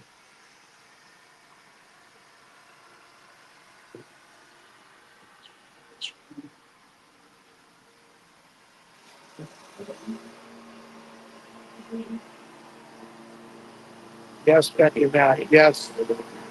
My wife is Sicilian, so she doesn't have to wear it, but I'm Norwegian. I have to put it on. I've got a base tan, so I'm I still have to put sunblock on, especially on my face.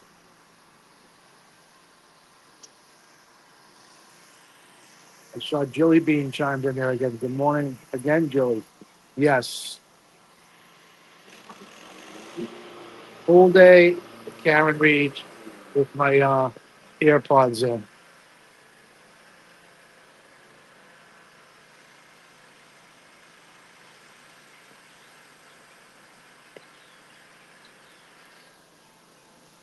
I'd walk through I would walk through my room and show you guys the place that my wife got, but everybody's still sleeping or still in their underwear walking around. And with three boys in here, the place is destroyed. My wife slash Tinkerbell has a spare suitcase full of toys and surprises for the boys. Let me see if I can take a walk, get away from this mower. Hold on 1 second.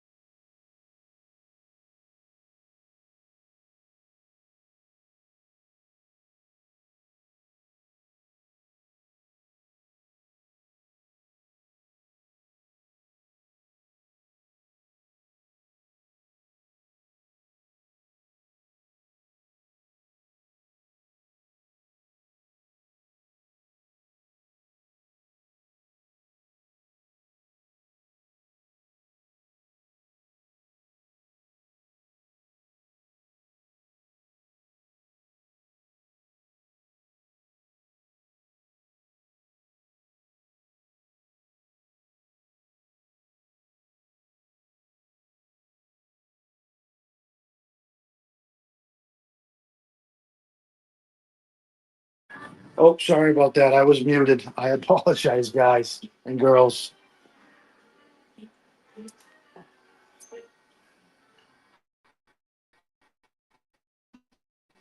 Thank you. Thank you, Boston, Randy. Yep, I got it.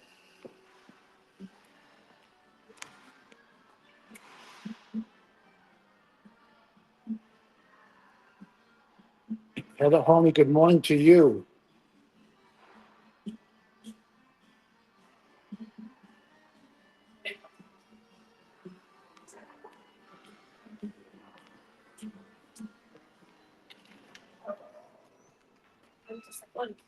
I like this. Oh my God. It.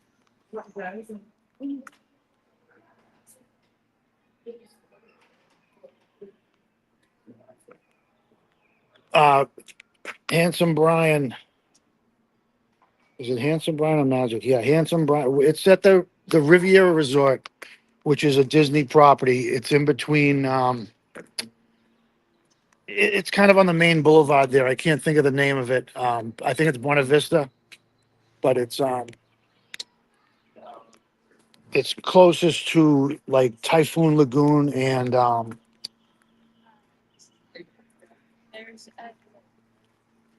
Typhoon Lagoon and the Caribbean Beach Resort.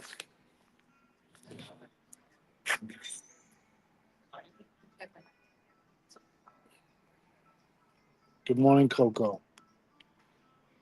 Melissa Garvin, yeah, which Scotty's taking a little break. He's trying to recharge his battery. There's nothing going on at court. They will, court will resume once the hearing comes on. So I'm just talking with the chat and saying good morning to everybody till you guys get to see that fantastic fan.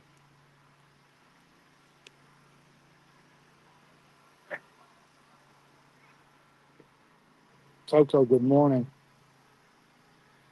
Laurie J 1733, good morning.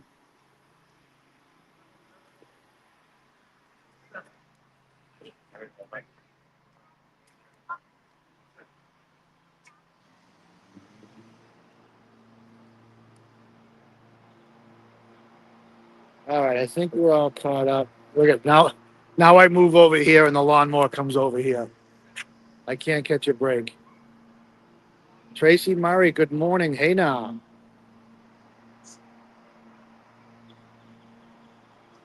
Thank you, Brian. I appreciate it. Yeah, I know it's not what everybody tunes in to see, but like I said, everybody does their own style of streaming. When Scotty's on, he doesn't acknowledge the chat a whole lot. And I just figured if he took a break and I could say hello to all you guys, we appreciate all you guys chiming in the morning and keeping us going. And we appreciate your support. We appreciate all your prayers for Karen. And we try to do our best to keep you guys entertained on all these downtimes. And like some people were saying, I'd rather stare at a beautiful resort than stare at a stupid ceiling fan. But and I miss all you guys. I miss hanging out. I miss being on the street in the morning.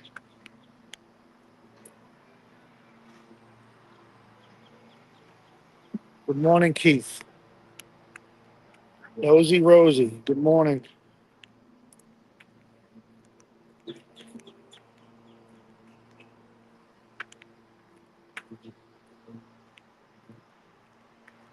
You say council wants to see me? They did, Your Honor. Okay, why don't I see council at sidebar? Jim.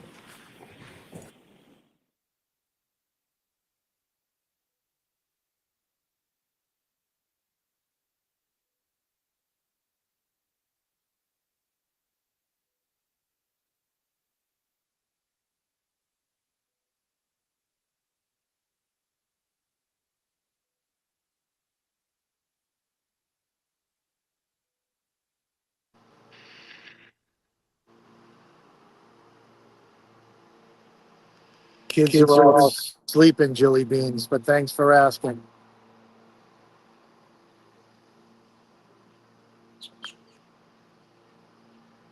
Yeah, Brandy should be coming on in a little bit.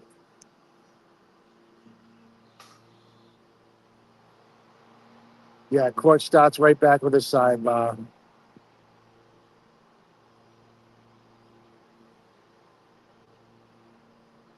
Yeah, Brandy, I wouldn't call it trouble, but no, I was watching Erica's little back and forth with the police out on the street last night, and I thought she handled it super, super well. And when she spun around and put her hands behind her back, I thought that was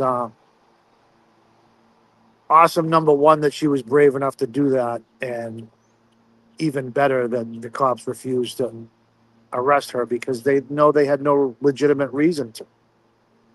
And I will back Erica 100%. She does not do anything wrong in the morning. She's not a troublemaker. We try to have a relationship with Hardman. I know Dina and Lauren and Tima and I walk over, talk to him in the morning. We walk over, we say hello almost every morning. At least one or two of us does, if not every single one of us. And we've kind of gotten a rapport with him. And the fact that he did that to Erica, you know, kind of takes away from the trust that I thought we had with him. You know, that one morning he brought us all coffee. You know, we thought that was a change in the right direction, and we thought that was gonna build our relationship even more. And you know, it did for a week or two, and then all of a sudden we're right back to the shit where he's stomping down on Erica like she's a troublemaker. Dennis has been walking around with that same sweatshirt on. Believe me, they've seen that sweatshirt on two different people on many mornings there. So for them to all of a sudden just show up and play hardball on that's not cool. Anyways, yes, fake respect.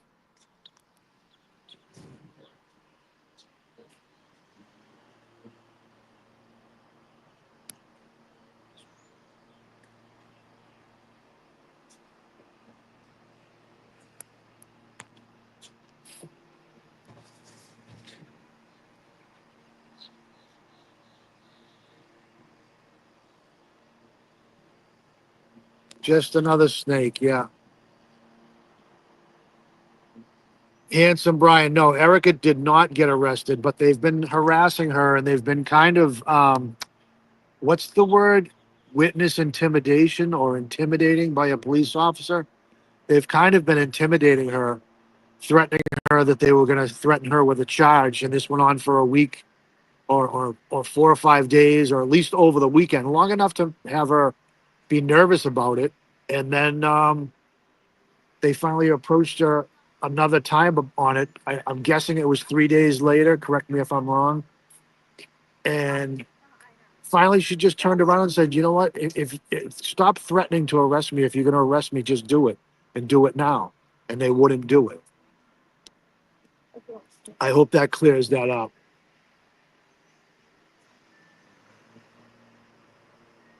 Becky, good morning. Yes, Trisha McCormick, smash the like button. Smash it like 10 times. Come on back now. Good morning, Trisha. Yes, Brandy, you're absolutely right. They're there to protect us. That they work for us, and we're not causing the problems. They're inventing problems that aren't there to begin with.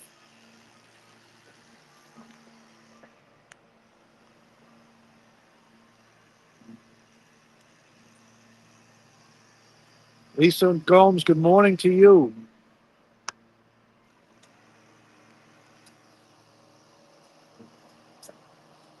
Mecky Techie, good morning. Mr. Weed Whacker's now coming right at me.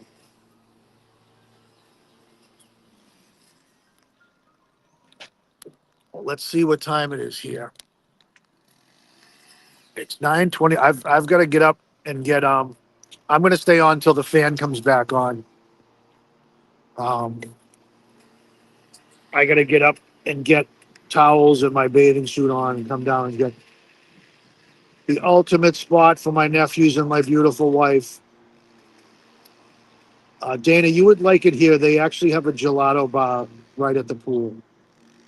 I think it's like 15 or 20 different flavors of gelato. This hotel is based on the Riviera, and like it's kind of like got a French / Italian theme to it.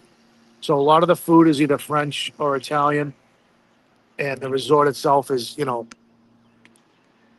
mostly marble everywhere. It's very beautiful.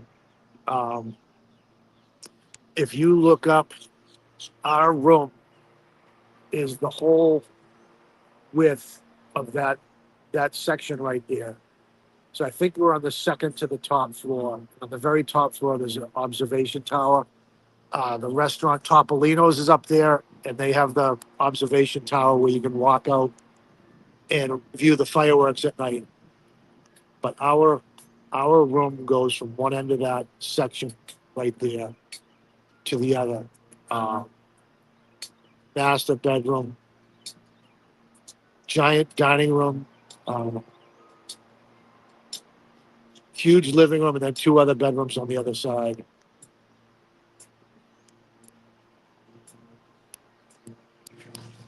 Handsome Mike says, you had me at Gelato Bar.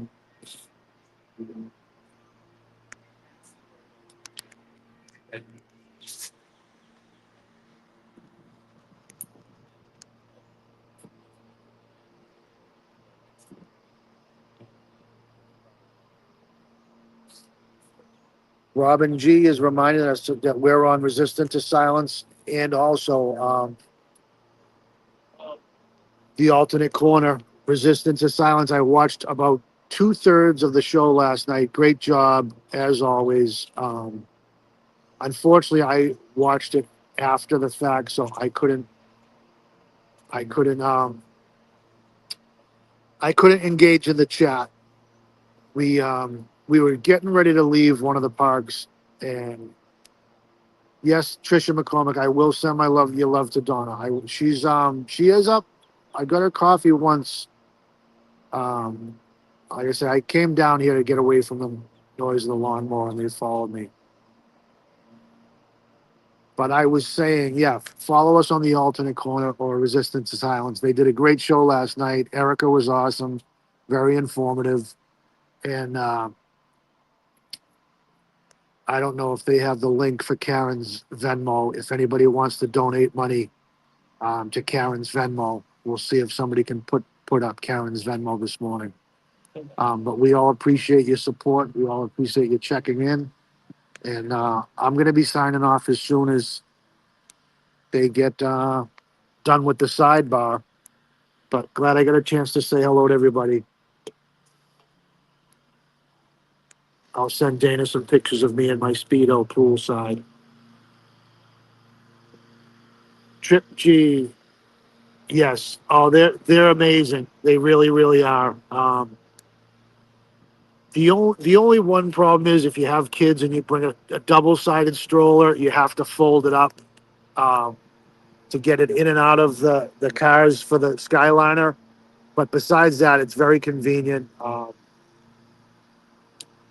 They're not air conditioned, but they have a fan in them. And once you get up in the air, you're moving so quickly. There's a lot of airflow, so they do stay fairly cool.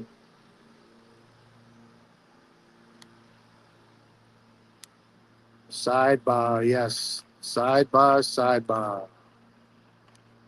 Thank you, Robin G, for putting that up. Yes. If people want to donate to Karen for the lunch team or for a general donation,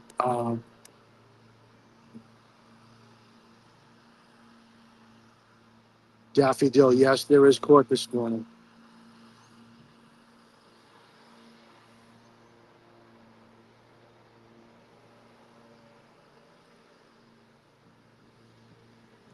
Sally keeps scrolling. Good morning.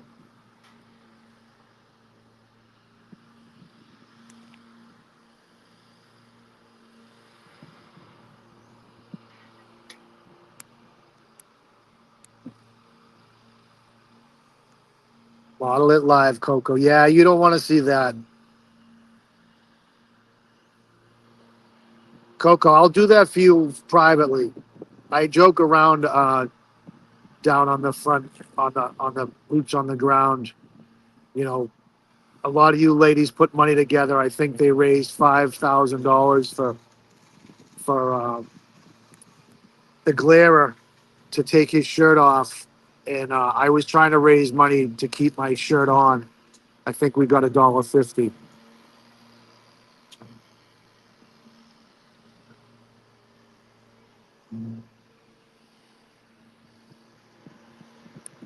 Thank you, Jackson.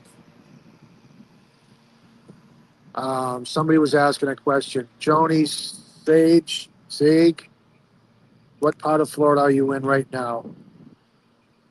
I am in Orlando. I am at Disney World. This is the Riviera Resort. We're at Sidebar at Court. They should be coming on any minute.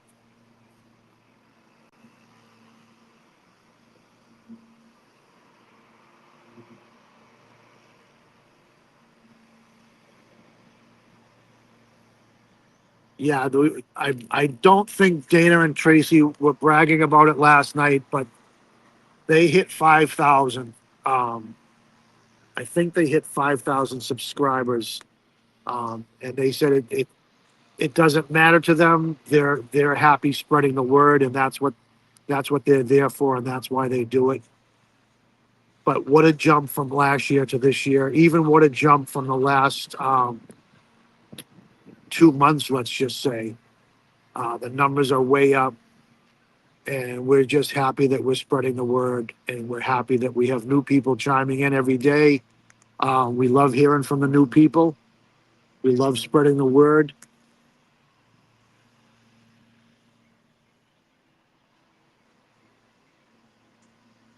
So shout out to Dana and Tracy. Like I said, another great show last night, and thank you for all they do. They put a lot of hard work and effort and time into it. I've been on the show a couple times. I've been with Dana on a Tuesday when I know he has to do the show Tuesday night, and he's even more of a scatterbrain on a Tuesday than he is on a regular day. But if you saw the amount of notes he has and the paperwork and the back and forth, and they don't. It looks like they just wing it, but there's a lot of prep that they have going into that show, and just want to let them know we appreciate it. We appreciate what they do.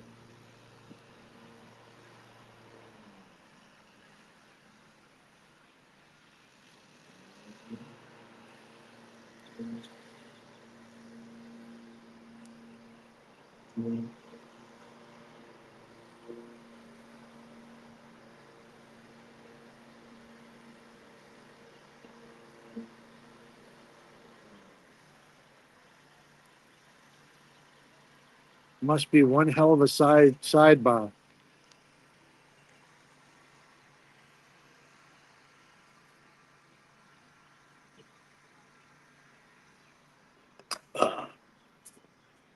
Yeah, we're brought to you today by I don't know if you guys can see that, Karuba elderflower.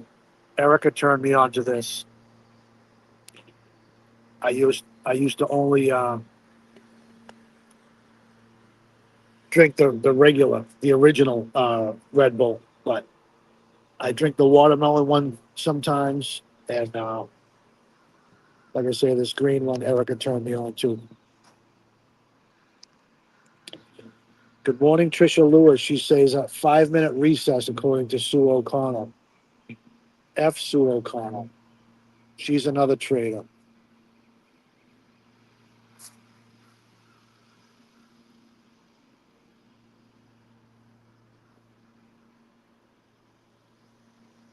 Daffy Dill, good Lord, Perch sounds like Dana. Dana.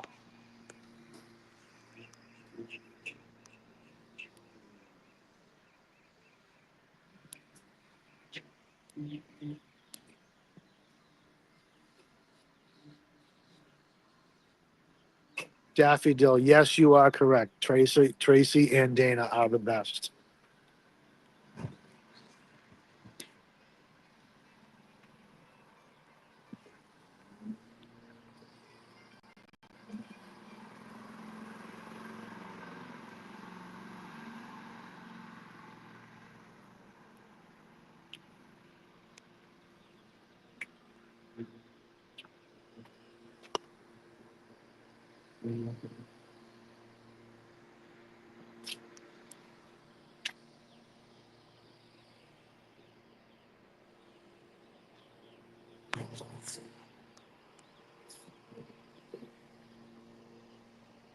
Robin G is saying that SD commented that the kids walked in earlier. I'm assuming she's talking about um, John's niece and nephew.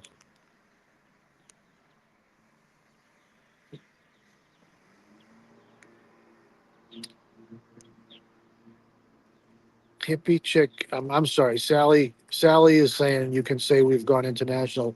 Well, we've definitely gone international with the viewers and the subscribers and the followers.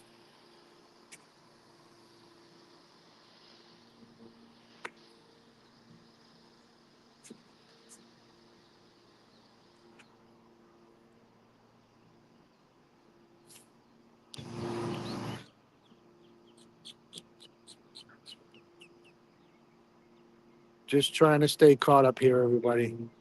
Like I said, I'm going to be going off as soon as the court comes back on.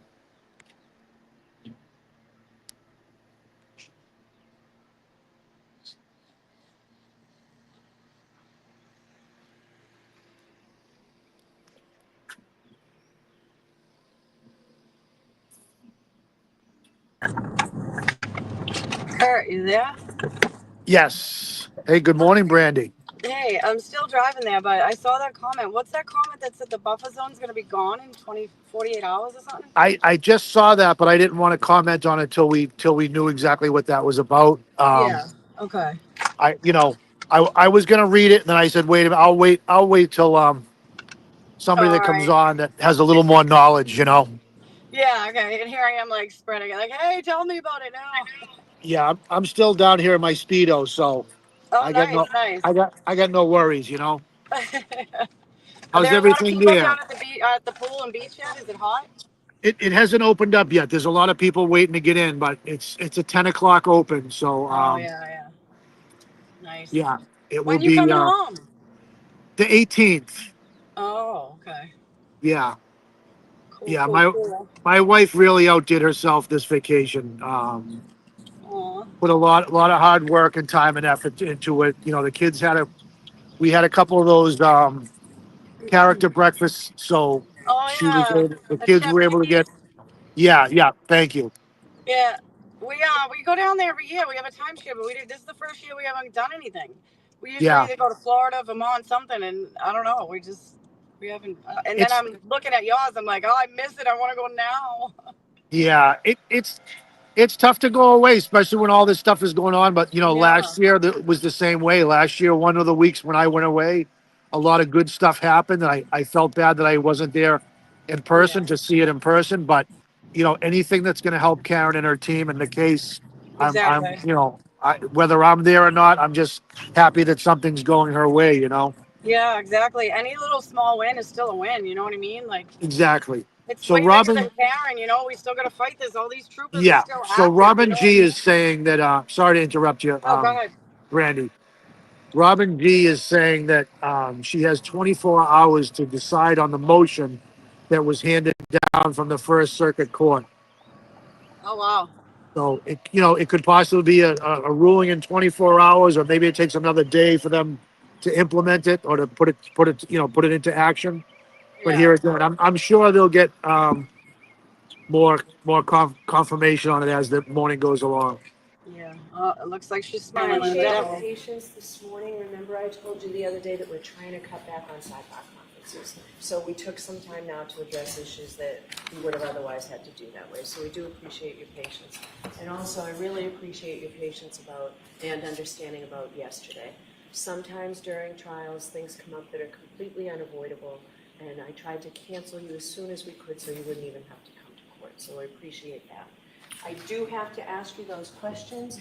Were you all able to follow my instructions and refrain from discussing this case with anyone since we were last here?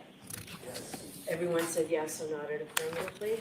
Were you also able to follow the instructions and refrain from doing any independent research or investigation on this case? Yes. Everyone said yes or nodded affirmatively. Did anyone happen to see, hear, or read anything about this case since we left here the other day? Everyone said no or shook their head. All right, can we have our next witness, please? May I? Yes.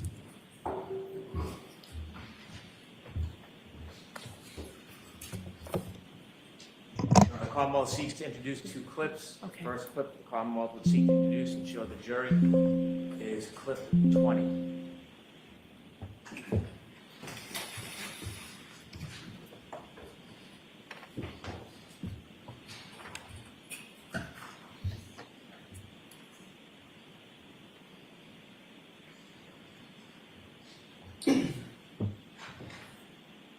Does anyone know here, that you guys have really been going back? This was sort of had like a last date element to it. Was that going on? That was not going on. I made it clear to me, I'm never breaking up with you. Not never that we're in this good or bad, but you're the best person I've ever. The Commonwealth would ask to show clip 19. Okay.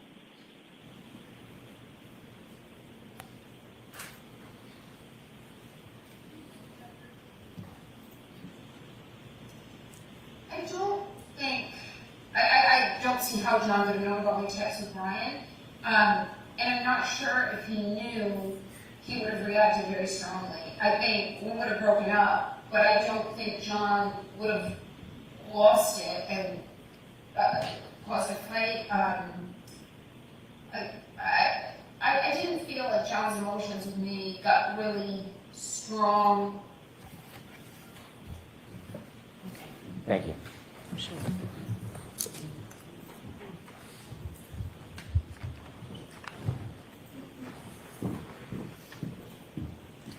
All right, Ms. McLaughlin, who is your next witness? Your Honor, our next witness is a juvenile by the name of Miss Kaylee Furbish.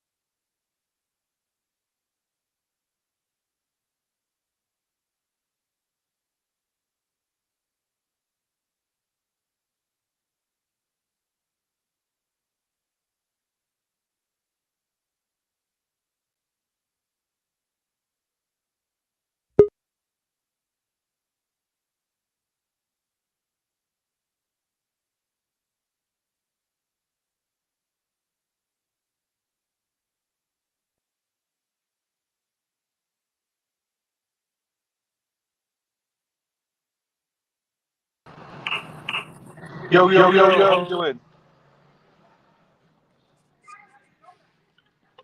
So we're here.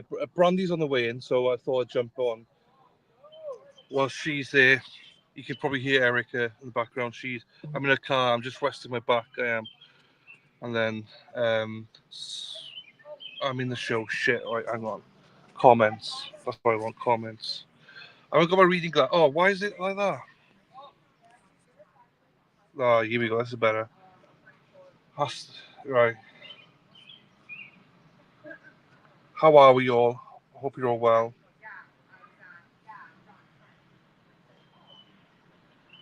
What's Mexi doing? I'm not. Oh, Mexi's messaging me. Hang on.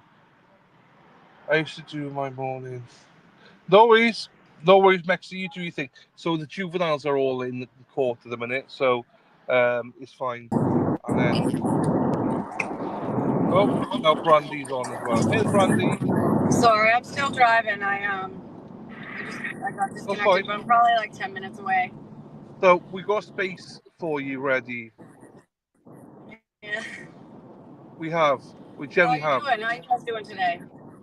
Yeah, good. Hey, so park behind Scotty. Okay. You know Scott? So there's a parking space between Scotty and Erica. There's a cone there ready for you. All right, good. Thank you. No, you could squeeze in the middle. You're tiny, so it's fine. I am not Joni. I'm not. My back's killing me. So I'm going to go home same time. I'm sorry. No, it's fine. It is Go what lay it down. is. We're the juveniles are on court now, so the niece and nephew, so we just jumped on. I think the defense will probably say they don't want to question them. What do you think? Do you think they'll do the same thing like what they do with Peggy O? Like, probably. No, they did that last time. Yeah, they did that last time. I mean, I just think it's ridiculous that they're on there recording in the first place. So I hate that they even put the kids. Yeah, they shouldn't even be there. I feel so sorry, but they're just going for sympathy. I hate it. When you think the Commonwealth can't get any worse, then you're like, yeah, here we are, we can. We're just going to torture kids again and again. And then they're going to call back the Aruba girls they wanted to do. So it's like, you haven't got any case, so now you're bringing in the niece and nephew, and you want to bring in the Aruba girls to show right. how You're trying to figure out what nasty happened to John O'Keefe. You're trying to figure out how this guy died. No child that wasn't there and no girlfriend that was on a vacation a week prior is going to help you do that. I know. And if that's all you got for motive, then that's a pretty weak case, and obviously, I know. We all know that. I could hear Eric in the background, so I was going to warn if she came closer. We're live. Sorry. Hey, Jessica.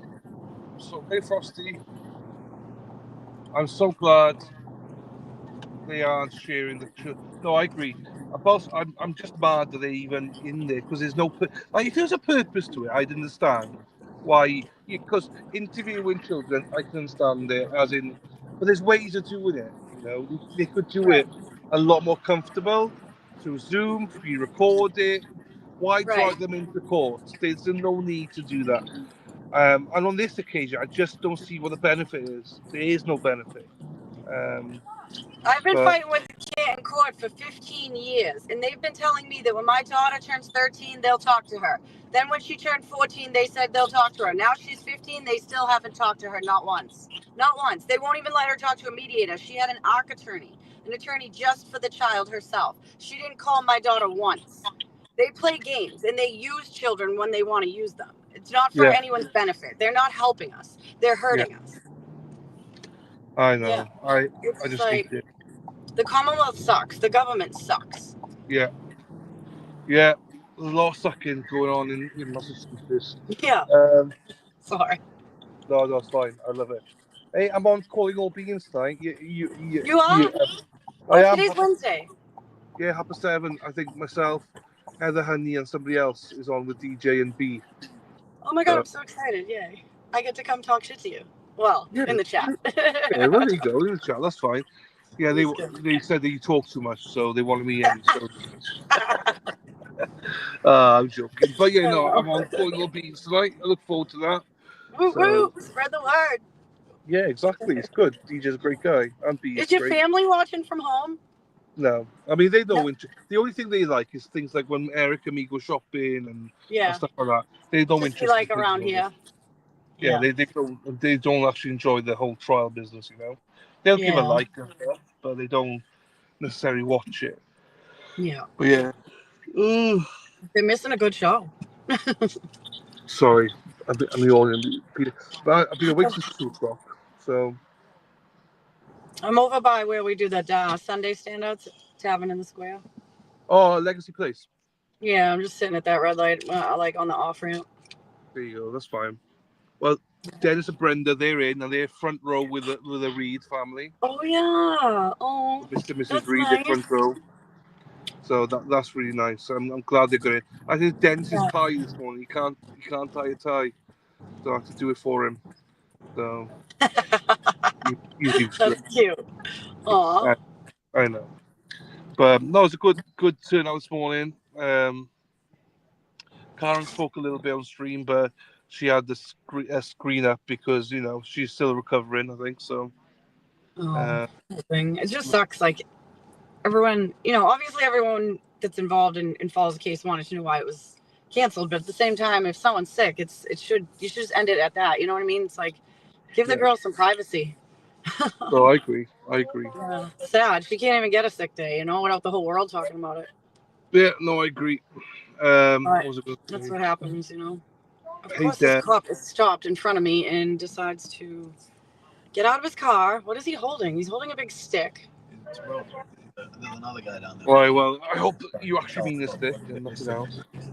Yeah. Hey, we're live, just in case you know.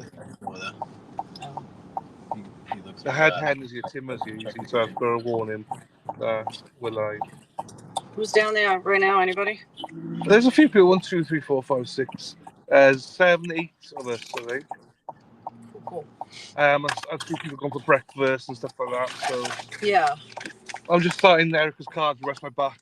Which is nice. You need to go get a massage. Sorry, say again.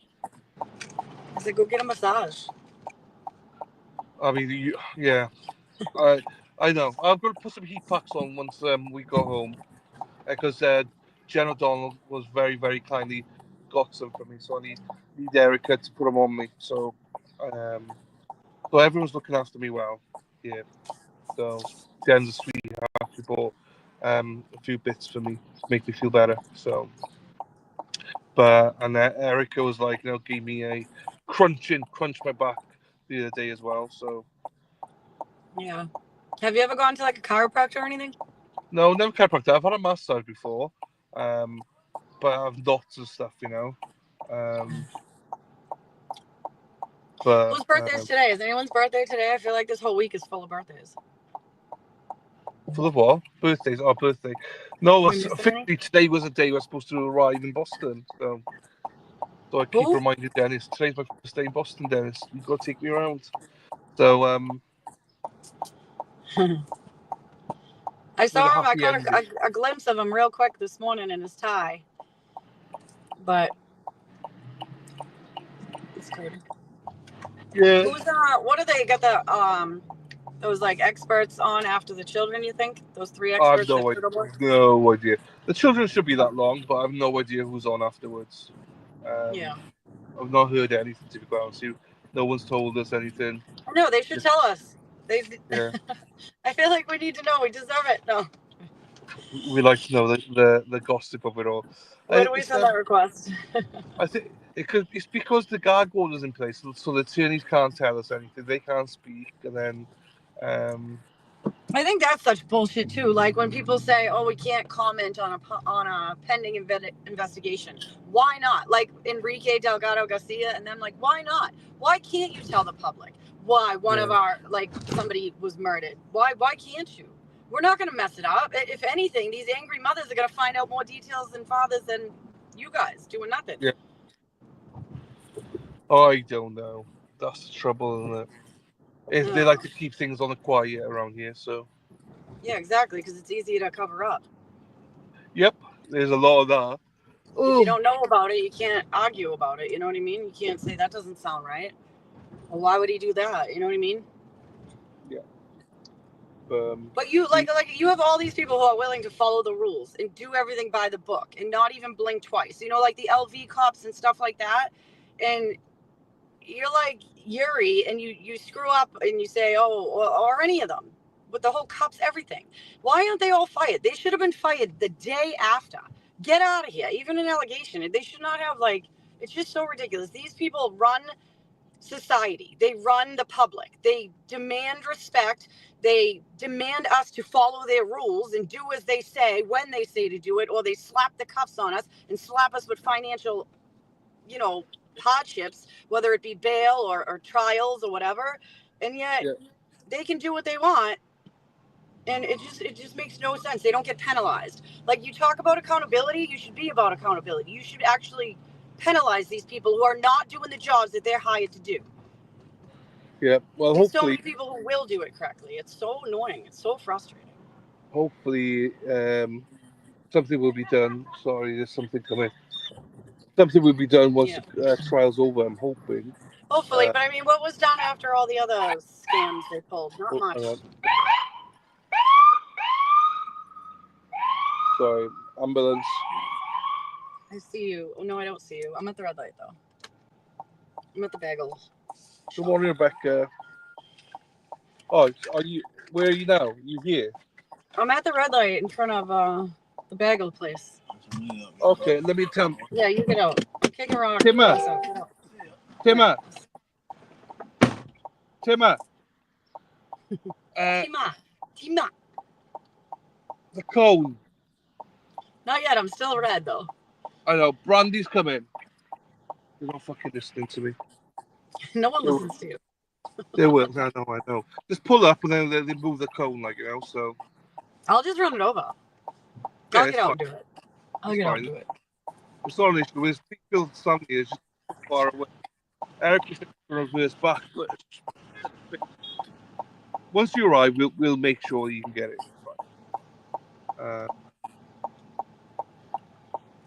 Is Ross with you then? I just kicked him out of the car. I told him to go get me the coffee so I don't have to walk down. Nice. So he's in the coffee. He's in there now. You got a good man there. Fair play to him. You Sounds got him well okay. trained. I can't park with my seatbelt on. I don't know why. Anybody else? It's so weird to me.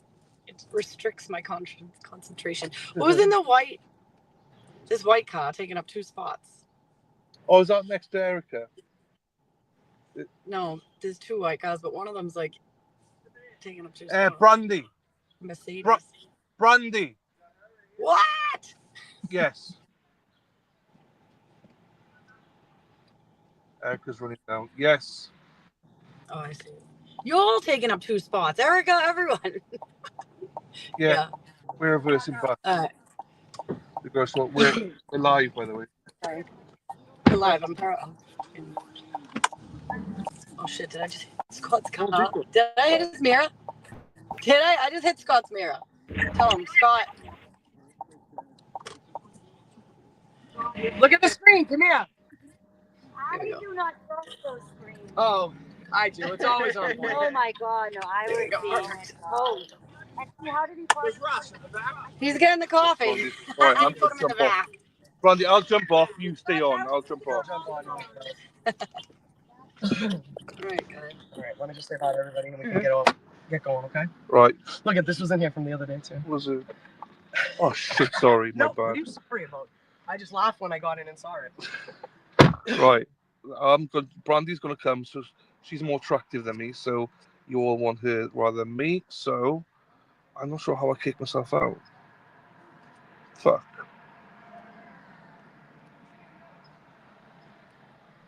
Where the fuck's she gone? Oh, she's on the other side, that's why.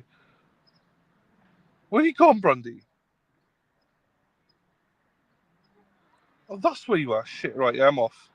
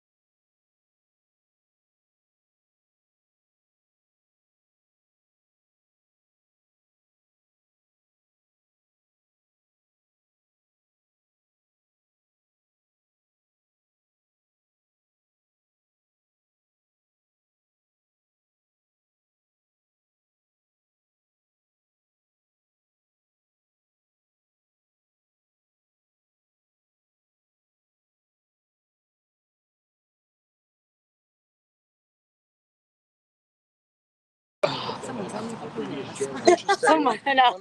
You can't hear us. Can anyone hear me? I love your shirt. Can we just take a photograph like this? Did you make that? No, one of my friends wore I love that. Yeah, I love it. Oh, she badass mugshot, yeah. That's the one I Oh, let me tell him to disconnect me. Am I muted still? Can you disconnect me from the car? Everyone's saying I'm muted. Oh, all right. They're saying we can hear you now. All right, hey. That's what hello, my darling. Hi, darling. You're right. This is where you've got an advantage. Because if you're muted, like everyone says, all right, thank you. We don't give a shit as long as you've got your face. If I'm muted on my face, Stop it. Get the fuck out. No, we want to. I don't give a shit about you. I love you. Having a party. How are you, my darling? Are you well? Good, yeah. I just hit Scott's car. I'm telling everyone. Oh, well, it did was you? just my mirror kissed his, but I mean, there's no mark, tell but I everyone still you did it. kissed Scott, Still it's did. fine. Oh no! Here we go! Here we go! Dina's gonna kick my ass. I kissed Scott. Jack, are you off? Oh, you need the keys here. You're off now, so there? Yes. All right. All right. I'll probably see you tomorrow. Oh, yeah. You guys, hold on. Let me turn you around and say bye to Dylan. Huh? Put in, or you? As soon as they kick Dennis out, Get him out. Rip us out. I'll go in and sit with Brenda. Did I get my huggy from you yet? I don't know. Two hugs in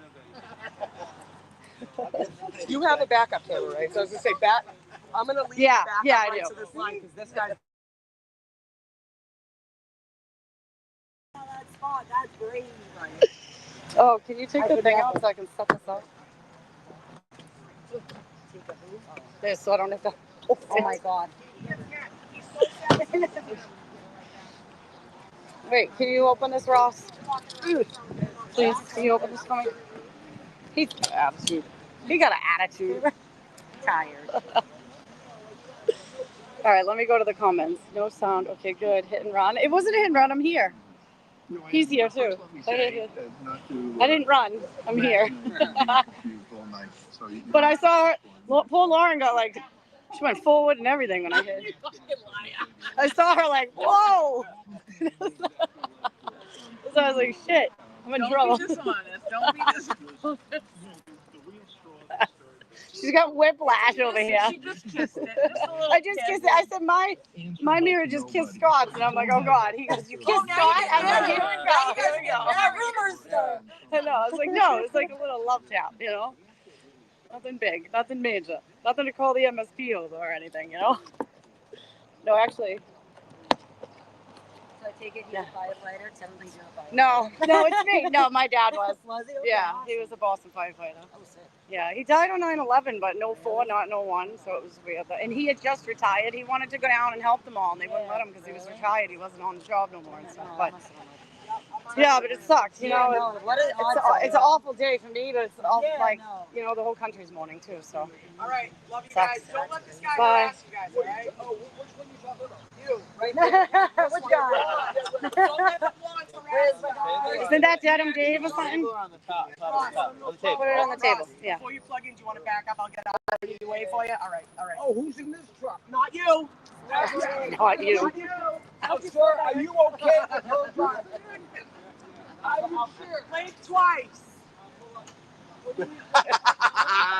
Blink twice. Oh my God.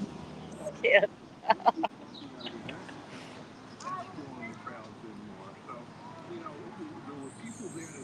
We're just moving the cars a little before we set up the TV. And Ross is driving, not me. 724 Seahawks. Yeah, Aiden's the one who broke the story. Yeah, sorry.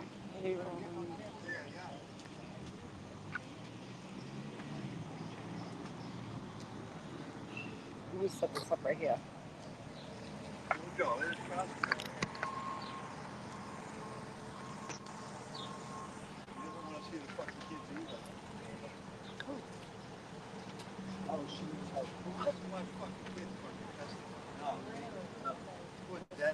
I know. What a day to be in. Actually, you never know.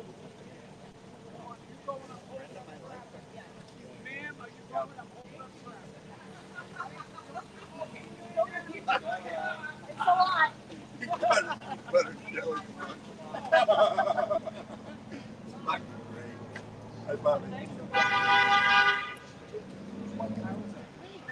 I have no idea. At least it's mine.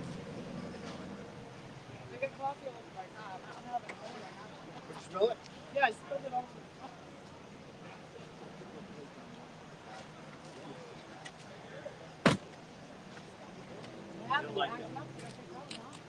Yeah, Dennis stole my spot. Yeah. I'm trying to get him picked up. I'm going to sit with Brenda. Yeah. Oh, no, I can't jump. You'll get up there and punch bad later.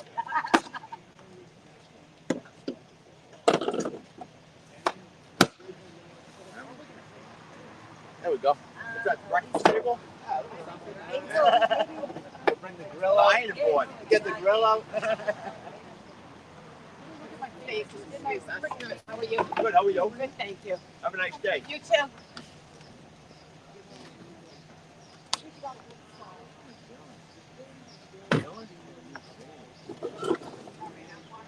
It's carrying all the weight, huh?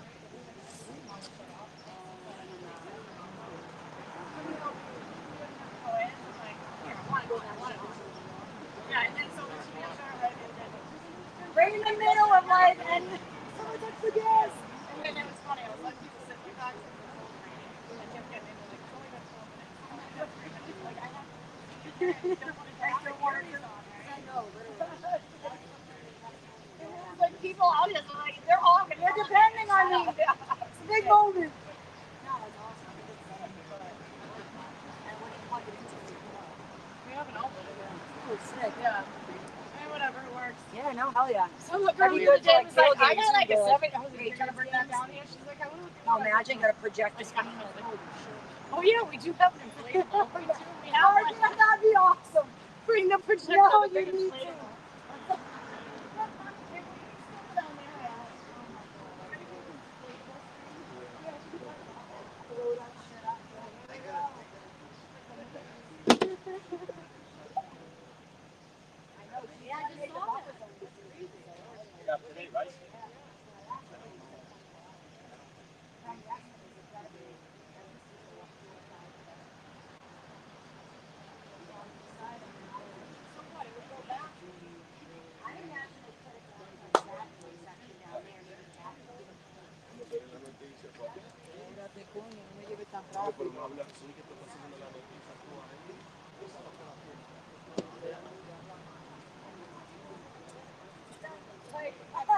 You want them to sell it, you don't want people.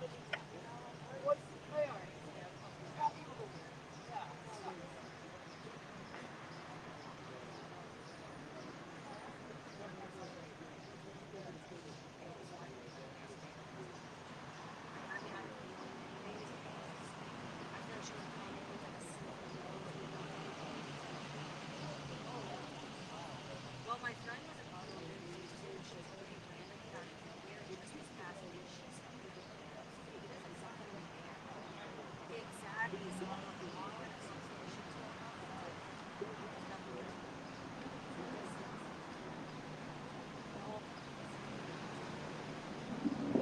Sorry, I left you guys. It's a long 5 minutes. Is it supposed to be 5 minutes? No, the kids are on right now, right? Like, I need to know where not to walk. This is too high. I can't reach it. Probably a good thing, Eric. I'm not that tall. Okay. Oh. All right, comments. What's up, people? Mary Bagwell said hi to McGrath. What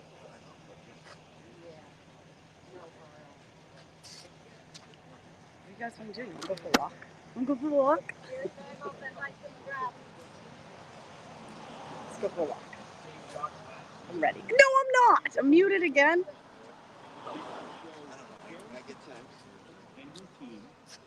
That is the whole point. Am I muted? Which they can't really do.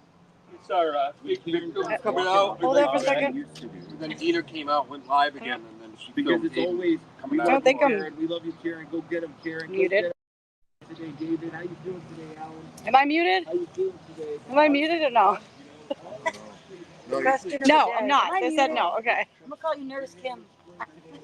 Thanks. All right. Can't wait to see you guys kick ass. Let's see. Scott's watching the glare over here. They don't get to do Hi, that. Robin. Hi, Daffy Jill. And that's Hi, important. Trisha. Hi, Robin So again. to them, they're just like, well, what, are we Spooky. gonna stand out on the fucking sidewalk? Like in front of some business that's down the Is street? the glare talking shit about us Some right feel now? that way and they feel it's pointless. Others feel like, He said, "You okay, standing on a sidewalk." if we all did that,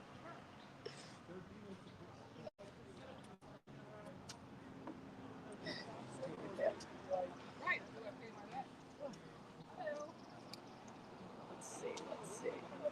Trisha, I miss you. I feel like if it goes like 2 weeks and I haven't seen you, like it's been a month. We didn't have any Monday night dive bar.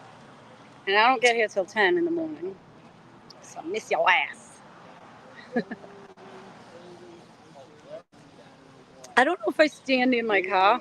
My voice is cracking. That my phone automatically connects to my Bluetooth, I think. I don't know. And I got the TV on out there, so I'm trying to stay away from it, but I don't know how far I can go.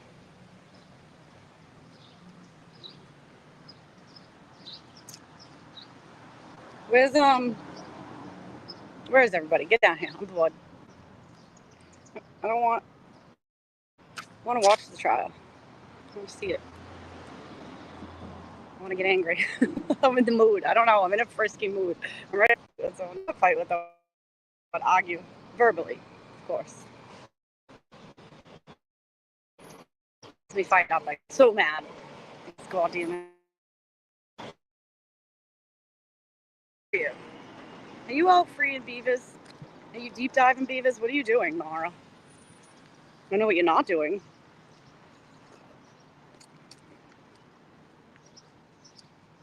Are there people in here that think here, like, in all the videos that I've made, I said, like, people who think Karen Read, like, I correct myself, who know that Karen Read is innocent. Like, are there people in here that know for a fact, because we all know, or think, you know, that Karen's innocent? Are you a Maura Healey fan? Did you vote for her? And if you did, do you regret it? And if you don't, I want to hear from you. Why don't you? What is she doing? What is she doing that's so great for us, the American people, the United States of America, Massachusetts people? What is she doing for us? I want to know. Name one thing. Please, just one thing. And I'll shut up.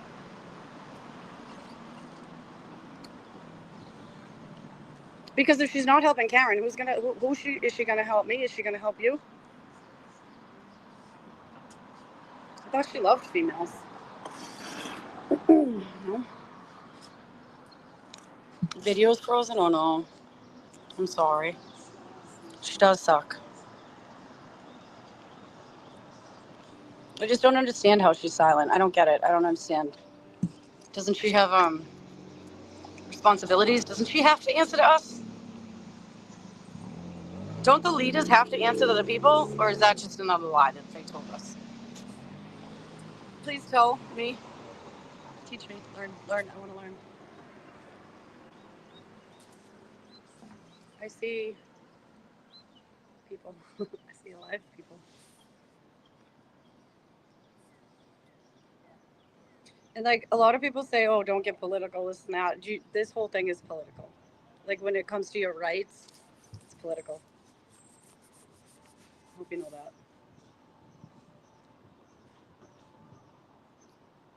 I thought it was going to rain out for 3 days straight, but it's not, I guess. I didn't even look at the weather today. I hope it stays sunny out like it is now, but I don't know. You want to see this cute little lava shop? Hold on. This is cute, huh? Little stores.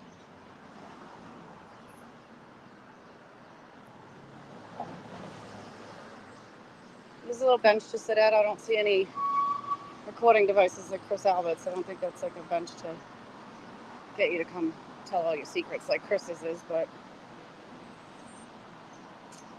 it's a bench.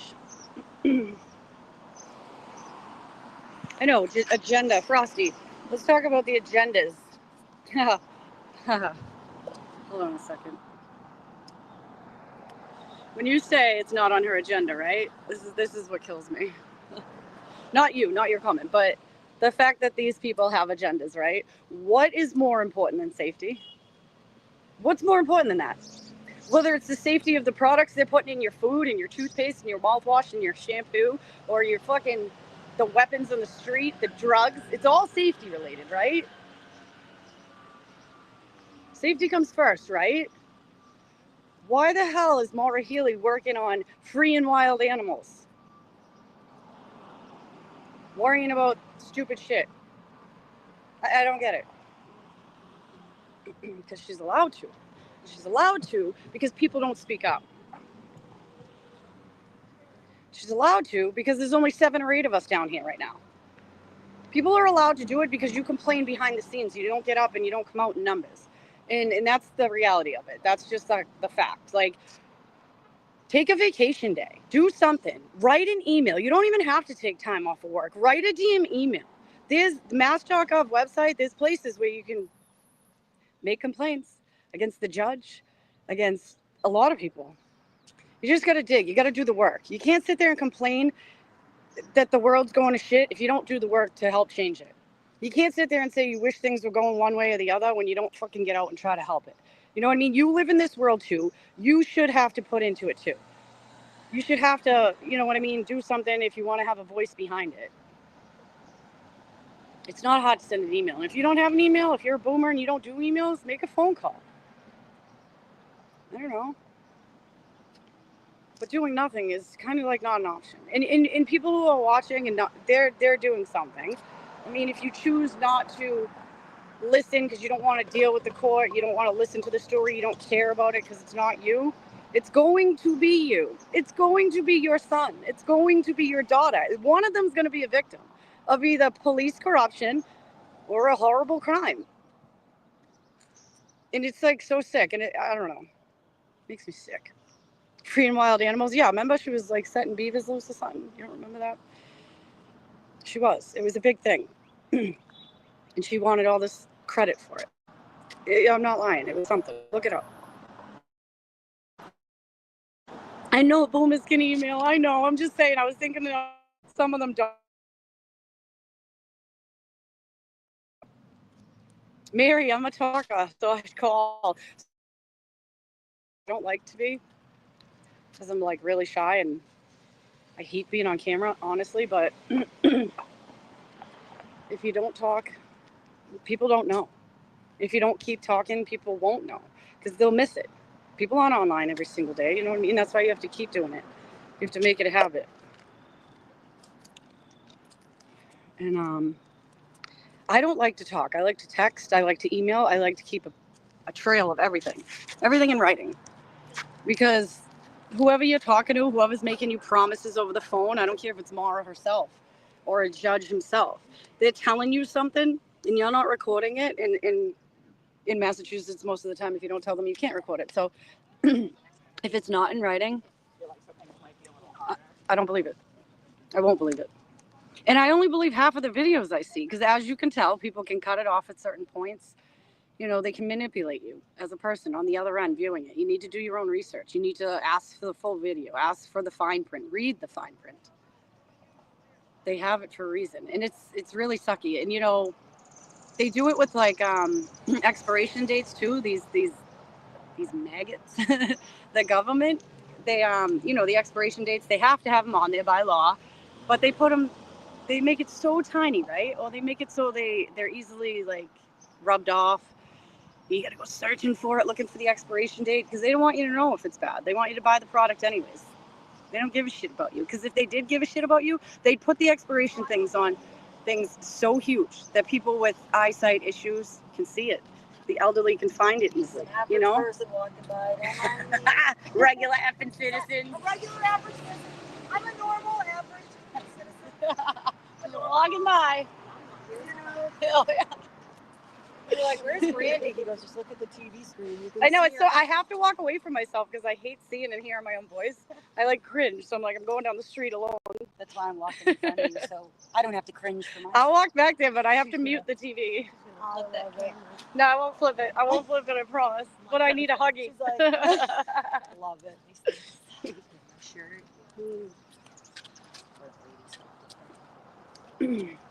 Oh yeah, the administration also asked the folks to open their homes for all the illegals. I remember that too. Earlier, this kid was walking by and he told us that ICE took his mom on Sunday. Oh, no. He goes, fuck the government. They some hoes. And I was That's dying. right. He was not wrong. Yes, they are. He wins the comment. Yes, Literally. Comment of people. A couple more people here now. Oh yeah, Maura. What she did with the gas, everything she's done or didn't do, I have an issue with. But I don't know. Can you hold that for 1 second? Thank you. I'm gonna go put you over here for a second.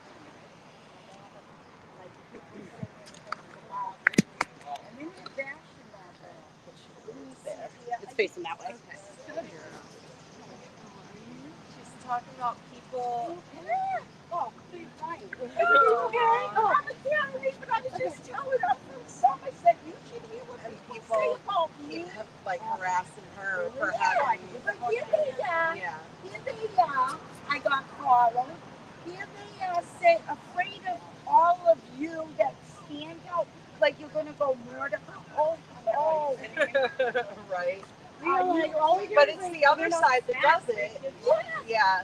There was a thing, I don't know, and I read it. It was one of the cops. Said, Yeah. And I said to my husband, I gotta go to Stone. I'm going. Oh, and then I said, I hope they're not gonna ban me for freaking diet. Right? They look good. They look really I've good. had this since Easter, so I said to my husband, I'm gonna put the dress on. I go like this. I said, maybe they'll think. There's a reason we have like it says even FKR. I don't come back and find me. One person that could. Right. And They really are. That's what they don't like because Which one? Broke the other day when the TV fell. The guy that was sitting in it jumped up to get the TV. And Oh. he's like, I broke the shit. I'm sorry. Yeah, I said, I'm sorry. No worries. He's like, I tried to get catch the TV. It was like slow motion. He's like, when I jumped up, the chair went flying. No, there's always certain other spots. Do you know where the service is so shitty? Right. Yeah. like, wow. Good for Alan, though. I love Alan. I don't know why the service is so shitty. I'm It's sorry. amazing. Oh, maybe if I shut my Wi-Fi off.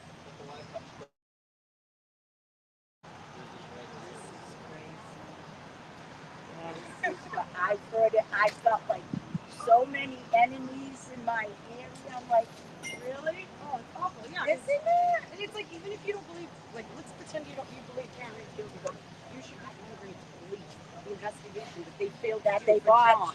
But John, I'll if you tell didn't do you your one job. thing. When they had Miss McCabe up there, yeah, she says when they asked, will you coach something to that effect? Right. I didn't talk to anybody.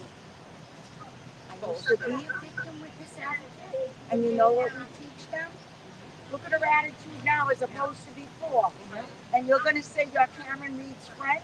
Where were you to back her up? There was no text even saying something. We blinded over MS. Yeah. And that line is as big as my line. You would have heard the end.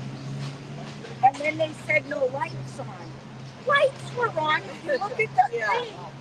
And you would have heard they were saying, well, you think it's just the mother, the father, the sister, the brother, the dog, all of them, none of them heard it.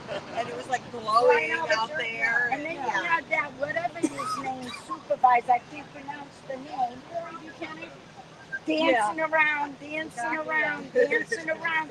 Are you kidding me? Right. The apocalypse. I can't. I said, I'm coming out. I went to the bookstore. I said, I'm coming out. I said, but hopefully they don't. No pink allowed I know. in this area. Coco. I agree. They're not going to kick me out. Brandy, did I go to Weymouth High? Yes, I did. Do you know me? Do I know you? I did. I graduated many, many years ago. many moons ago. 2 years, right? Yeah, 2. Yeah, I wish. No, a year ago. No, yeah, I graduated in 99. So. I went to college late and I graduated in 98 from college. But I am a grandma. I have 2 stepdaughters. One's 35 and one's going to be 40. So I'm an old. You are not. I would not think you were. No way. Oh my God, I love you. I love you. Down here. Oh my God. I said I tell all the kids, Titi Carol's here. Here I am. Karen Reed. Awesome. Yes. Well, we're live on here, just so you know. So if you go over here, you'll be live. I know. I got to put a little sign here. Erica had one the other day. It was just, I got to put one here just so people know. Hello, I come to support. Her. We love That's her. right. I've been watching on TV. And she's getting shit in her neighborhood. Yes, I am. Followed and everything. Blocked from certain things, and I'm not even using any profanity. How sad. There we go. Yeah, we got to be prim and proper now. I love it. I know. We don't want to say bad words, but sometimes we have to. That's right. It just gets your point across, I feel like. It's like, rah! You hear that, 4 letters? You hear them? I'm kind of regretting my choice. I didn't get one. Do you guys want to go for a walk? Let's go take a little walk. But then the stream sucks, I think. I don't know. Do you know where the Deeds bathroom is and everything if you need it? You want me to go show you? We'll go walk down there. We'll show her. Can I leave this? Yeah, here? yeah. Put it right here on the table. And that's my car if you want to put anything in Can there. I put my jacket? Yeah, go throw it in there. And My that, name my is husband's Sarah. right there, so he'll watch the back. What a cute little couple. But yeah, let me just shut the back. I don't even want to know. I want to like be like this little old lady from Portugal coming in. So Hey, they I'm don't Portuguese attack. too. Well, I'm a super mutt. I'm a lot of things. Oh yeah, just throw it right in there. Go ahead. All right, let's see if the stream gets a little better. Erica just writes, we live. Yeah, that's what I want to do. Can you get a piece of paper and write we live? We live. Yeah, hide them. Stick your fingers in your shirt. Hide your fingers. I can't. Really, I've had it since Easter. Hi, good morning. Good morning. They said, all right, they have a civil. So can you hold on for 1 second? I just want to turn this around. She's in Superior, or did she in this one? She's in that courthouse right up Yeah, there. I was gonna The gold. say, Yeah, thank you. Superior. That's the district. Yeah. Yeah. But I used to be a witness advocate. Really? Yeah, I've Yeah, so always worked. you've heard. I have friends who are lawyers. My nephew works for Channel 10. So it's like, this is not. You know all about it then, yeah. This is like. Uh-oh, what's this guy doing? Probably going to want to run us over. Usually that's not legal. But, I mean, we're in Norfolk County. She probably works here. Yeah, it's legal for the elites. Hello. It's legal for some. So if you just take a right down here. Let's see the comments. Money grab. I know, I don't understand how the family doesn't know. Like, they don't get it. The family.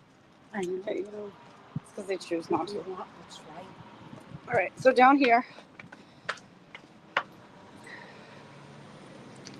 I'll wait out here, but I don't get reception here, but it's right in here. It's like the second door on the left is where, if you have to go, it's right here. Like, we can go in real quick. But right here. This is where we used to sit too when it was like over here. I'll show you. Now you guys got to sit all the way. Over here.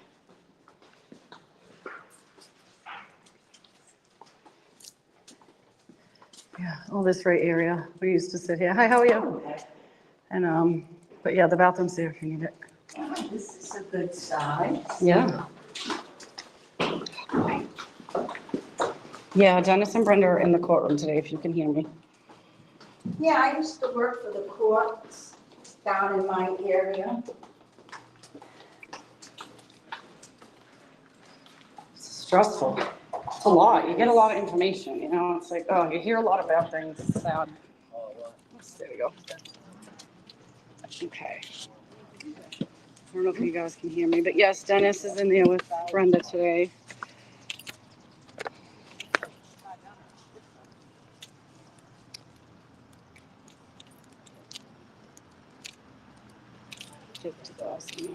Hi, Lori.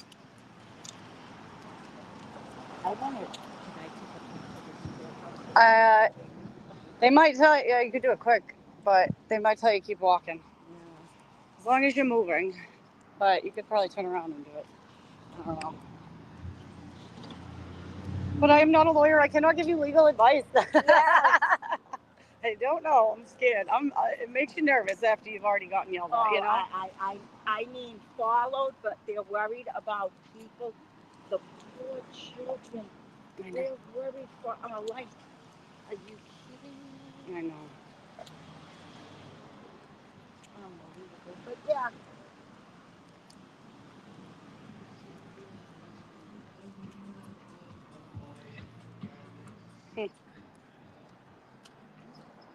Some more peeps down there.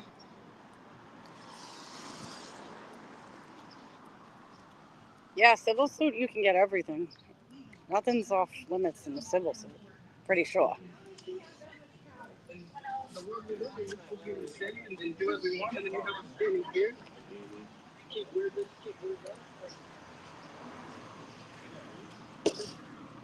Yeah, I gotta make a sign. It's live here. I know, I haven't seen you in so long. Hold on, let me just on that.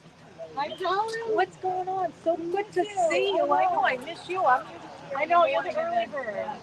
My sister Marie. This is our second date. Nice to meet you. Her dad was a firefighter. Yeah, oh. I know they always ask me for Austin because I got the firefighter. Yeah. I'm like, no, I am. No. But you got you set up? I live in Brighton. Yeah, that's live right now if you want to say hi. It's resistant to silence. Morning. Hi, darling. How are you?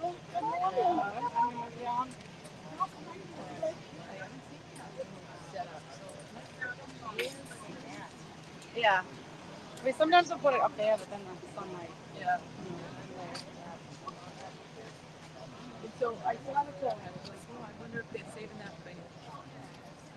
Hi, how are you? Yeah. Sometimes Scott will save the spot, but. My neighbors are fire. They go die.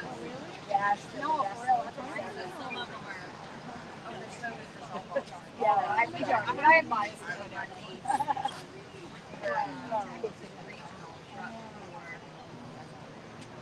You gotta get a picture.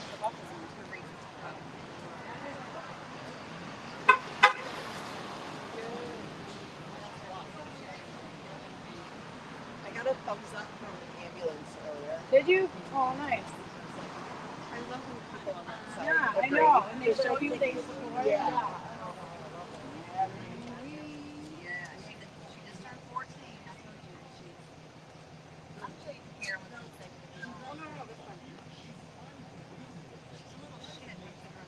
Oh, that's what you have to be.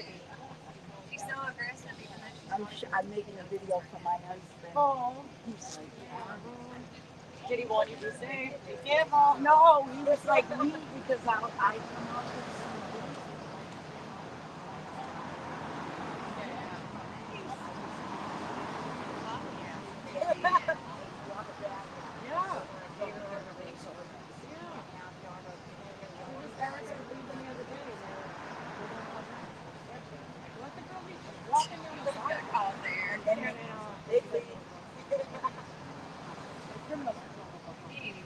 I could literally never dive back gracefully. I always scorpion myself. Not look at this drop.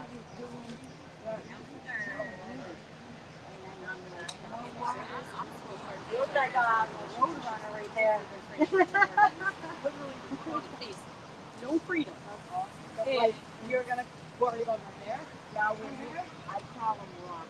That's all I call him. Now when Rock was on that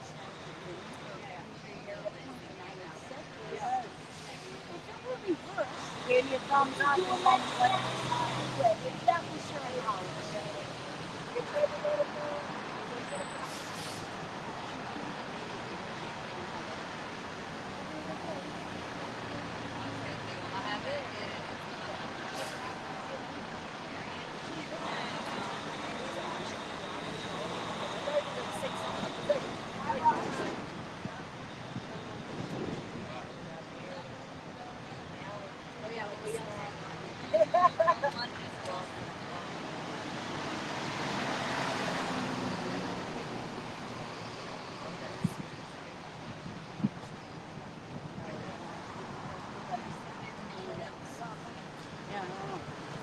I wanted to ask if that other guy is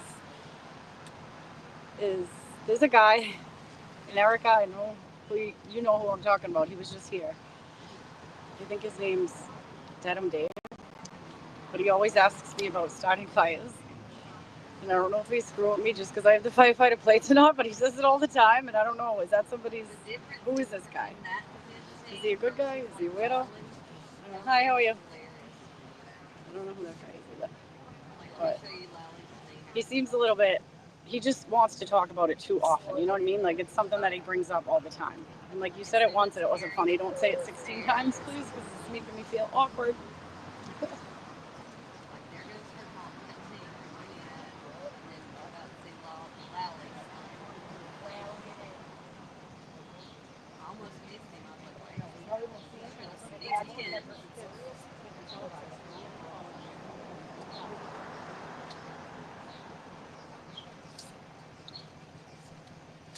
Yeah, I'm glad they're not sharing the kids' testimony either. They shouldn't even have to testify. They should have had them do it behind the scenes in a room with someone they felt safe with, or like a neutral girl or agent or something. I don't understand why they have to do it in front of all these strangers. It's so aggravating and it's intimidating. But Norfolk County, full of the intimidators.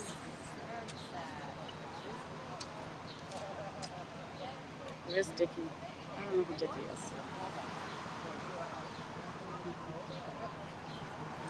is. I don't know, I think he's a weirdo, but I'm trying my hardest not to judge people, but when you're saying stuff like that repeatedly, it just makes me feel weird.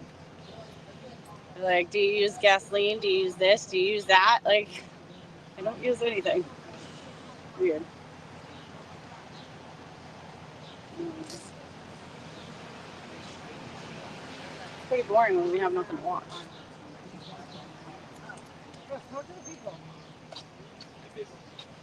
Tell him to say hi. It's busy today. On the road, he said.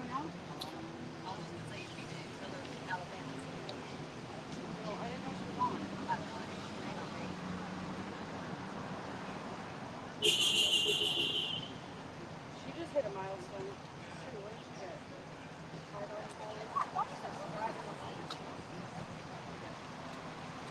I like your shoes, by the way. Oh, very cool. I think they're up looking like teenagers. Aren't they so comfy? Yes, They're light as a feather over here. In case I need to run from them, take off. I had to go get medicine to stroke. So I said, I'm coming this way. But I said, no. And then I said, am I going over to the right? Damn right you are. Jack, come talk to the people. They want to hear from you. They were chanting. They were like, Jack, Jack. Is that you?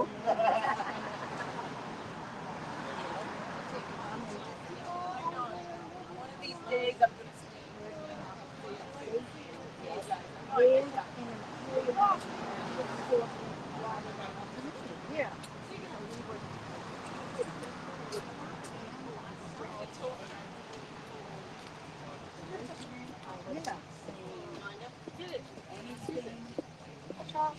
And she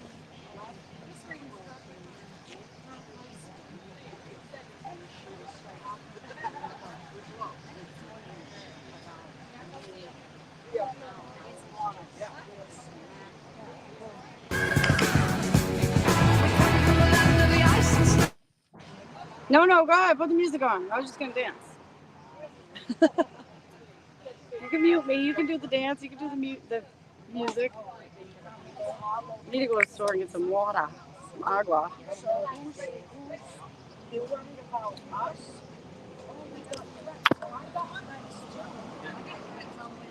Thanks. You want to come? Why not? Water? Hello, how are you? Good, thank you. Are you still on? Yeah. Yeah. Nothing's Where did I happening. put my drink down? Say hi to the people. Hello. Hello, people. Parked over here. Oh. Marianne, I just found my Well, whole. let's go get some water. Doing that when that's not the truth. We don't want kids to be hurt. We don't want. Stay humble. The guy says stay humble.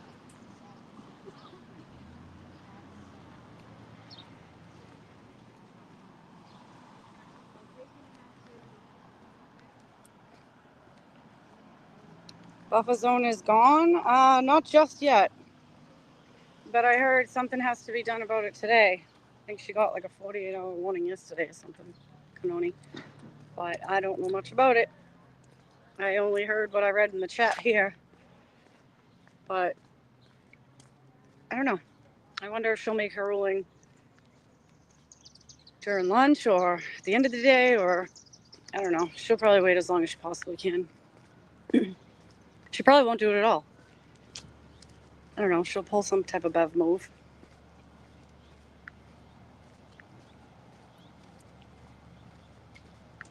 Oh, here tomorrow, till tomorrow. Okay.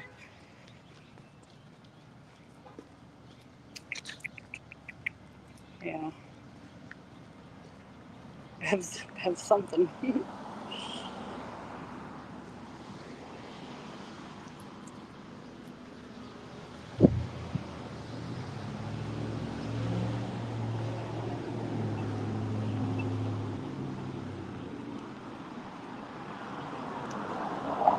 Oh, thank you, Lisa.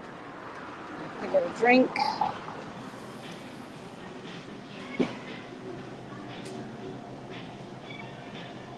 I don't like any of this stuff. Hi, how are you?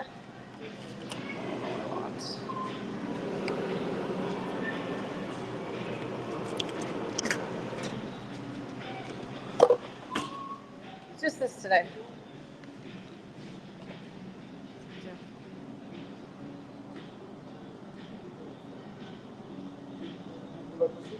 I know. Thank you. Thank you. Have a good day.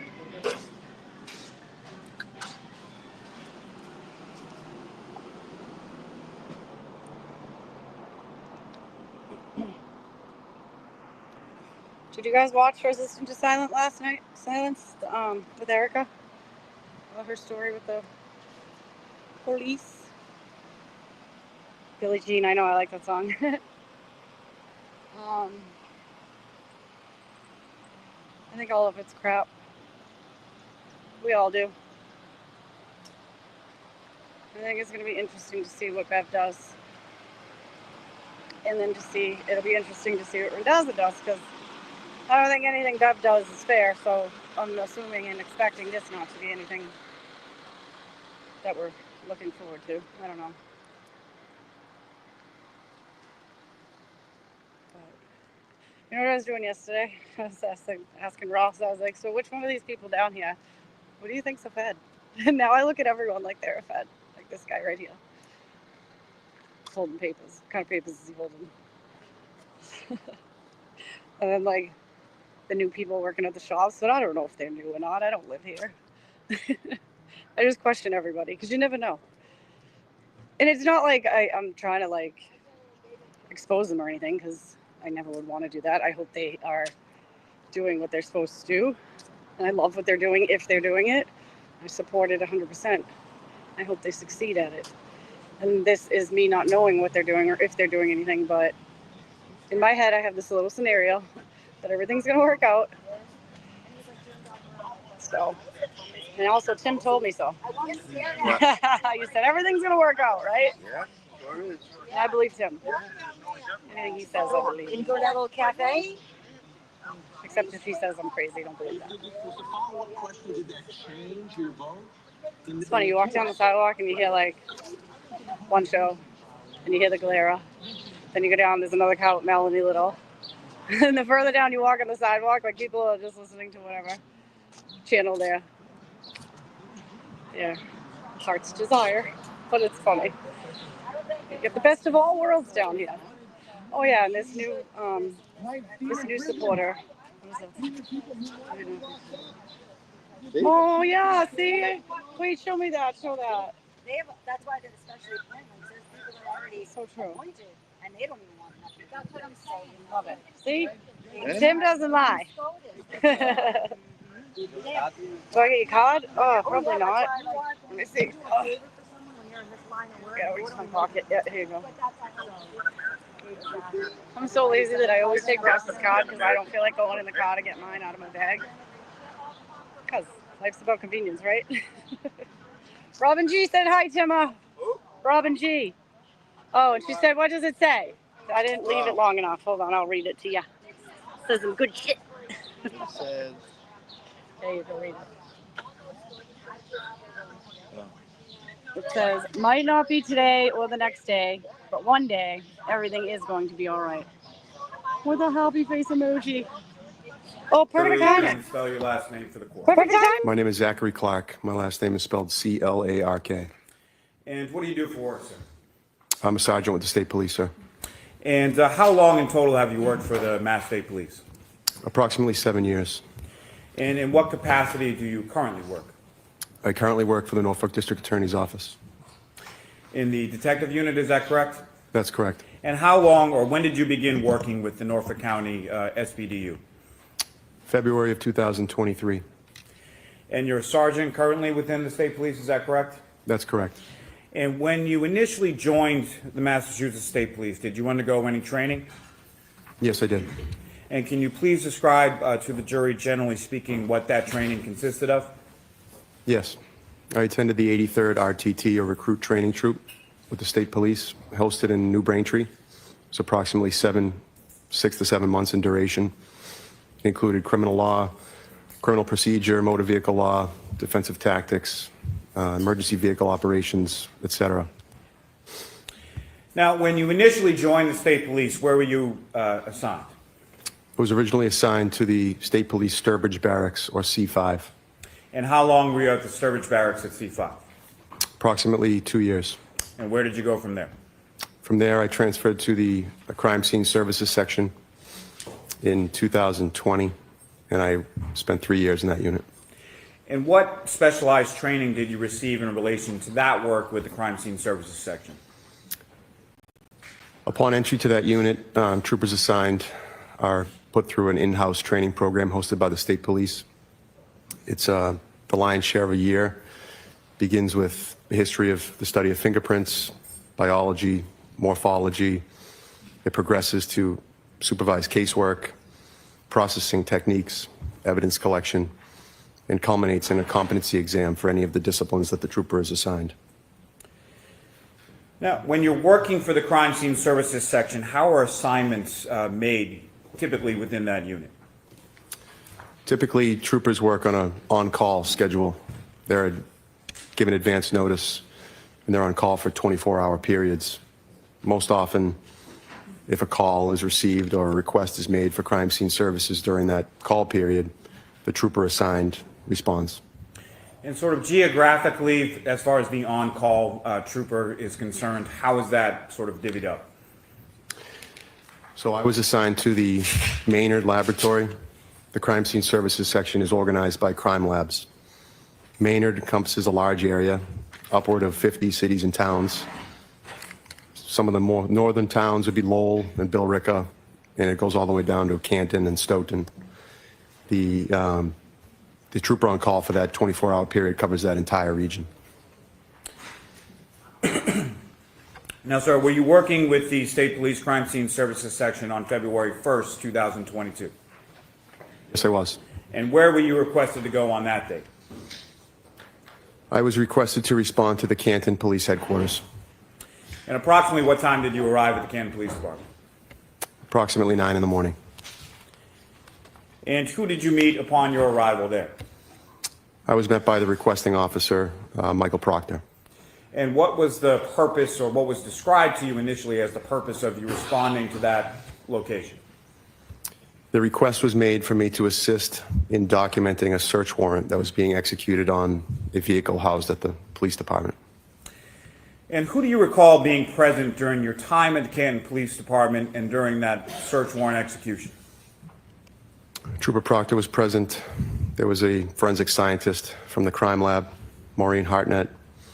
There were various members of the Canton Police Department. There were members of the State Police Crash Reconstruction Section, Trooper Joe Paul, to name one. There were members of the Norfolk SPDU as well. And if you know, in addition to Michael Proctor, how many other members of the Norfolk SPDU were present during the search warrant? I'm aware of at least 3. And what was it that you were asked to document at that location? Namely, it was Karen Reed's vehicle. And where was that vehicle located within the Canton Police Department? It was in the garage bay. Now, can you describe for the jury the process of your documentation or memorialization of that vehicle that morning? Yes. Typically, upon arrival, I would consult with the requesting officer to determine the scope of the search warrant. In that case, it was Michael Proctor. He described that the vehicle was being searched for a variety of things, to include biological evidence, communication devices, alcohol containers, receipts, infotainment center data, etc. He asked me to document the vehicle with digital photographs. I then consulted with the forensic scientist who was present as well to determine the order in which the vehicle would be documented and processed. I began by documenting the vehicle's exterior with photographs prior to any manipulation or movement, and then proceeded to document the interior and its contents. Now, any items that were seized during the execution of that search warrant, how were they photographed prior to being seized? They're photographed in place prior to being moved. Now, what kind of instruments or tools do you use typically while photographing items for crime scene services? The main piece of equipment we would use is a digital camera. We wear protective equipment, namely gloves and a mask typically, often a scale so that the images can be calibrated to true size upon examination later. Sometimes placards or ruler tape we placed on items of interest or items that will be collected. Now, on this occasion, you mentioned Maureen Hartnett from the crime lab was present there as well. That's correct, sir. And what did you observe her doing as far as any sort of documentation with relation to certain things or items or areas of the vehicle? My recollection is that she was chiefly concerned with the exterior of the vehicle, namely the rear right corner, and she was looking for DNA and trace evidence, I believe. And as far as, was there any delineation that you saw her place on the vehicle with respect to certain areas of the vehicle? Yes, she marked various locations on the vehicle with ruler tape. And is that something that you would photograph both prior to and afterward when she would place those stickers or labels on the vehicle? The area would be documented during my overall photographs prior to her placing any placards or ruler tape. And then once those placards are placed, they would be photographed again. Now, in addition to the photographs, what else did you do with respect to the vehicle?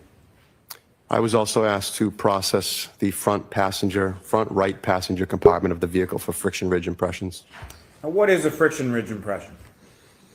A friction ridge impression is it's a replica or an impression of the friction ridge skin on the hands or the feet. Friction ridge skin is an evolutionary adaptation on human beings that allow for better grasp of objects. What makes it unique and significant to policing is that that friction ridge skin has unique patterns. They're formed through ridges and furrows or hills and valleys, and they're unique to every individual. In the hundreds of years that fingerprints have been studied, no two individuals have ever been determined to have the same fingerprints. Analysts are trained to examine these patterns, more importantly, the individual ridge events, and conduct examinations that can lead to identifications or exclusions. Now, just briefly, can you describe for the jury that process of how you do that? I would document the vehicle with photographs first, and then determine what medium would be used to process the vehicle. In this case, white fingerprint powder was selected. The particular area processed was relatively small.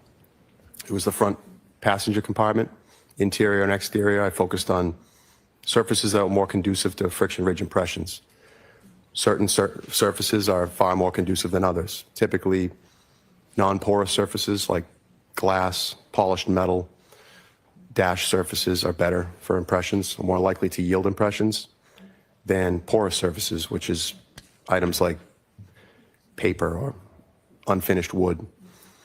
The area was processed with white fingerprint powder, examined, and no impressions of value were determined to be present. Now, just briefly, Trooper Clark, when you say no impressions of value were determined, can you explain to the jury a little more, expound upon what that means? Analysts are trained to determine during the analysis phase if an impression is of value for comparison.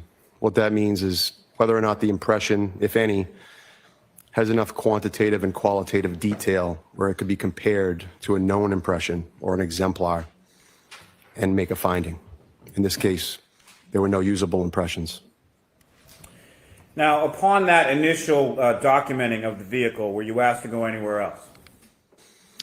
Yes, I was also requested to respond to 34 Fairview Road in Canton and take overall photographs of a scene. And when you say overall photographs, can you describe to the jury what your understanding of that term is?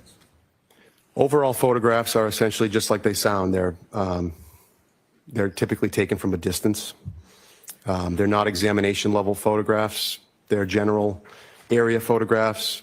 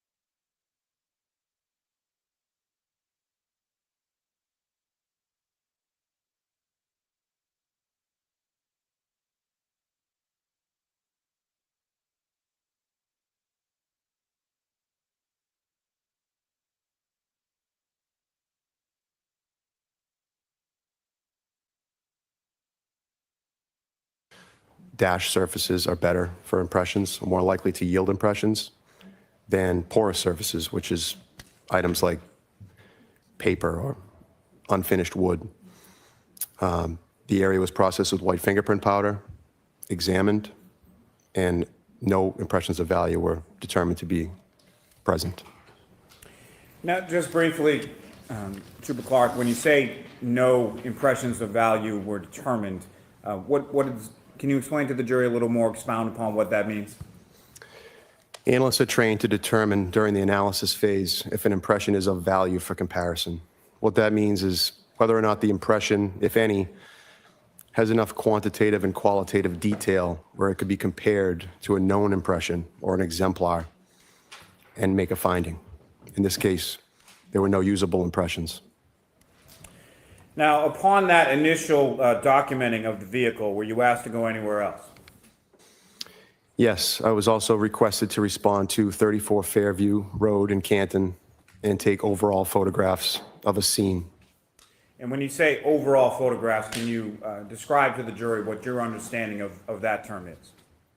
Overall photographs are essentially just like they sound. They're typically taken from a distance. They're not examination level photographs. They're general area photographs. This particular case, it was an outdoor scene. I was directed where to focus my attention, and I took a series of photographs of that area. Now, did anyone go with you there? Not that I recall. And when you say your area, your attention was directed to certain areas, where was your attention focused?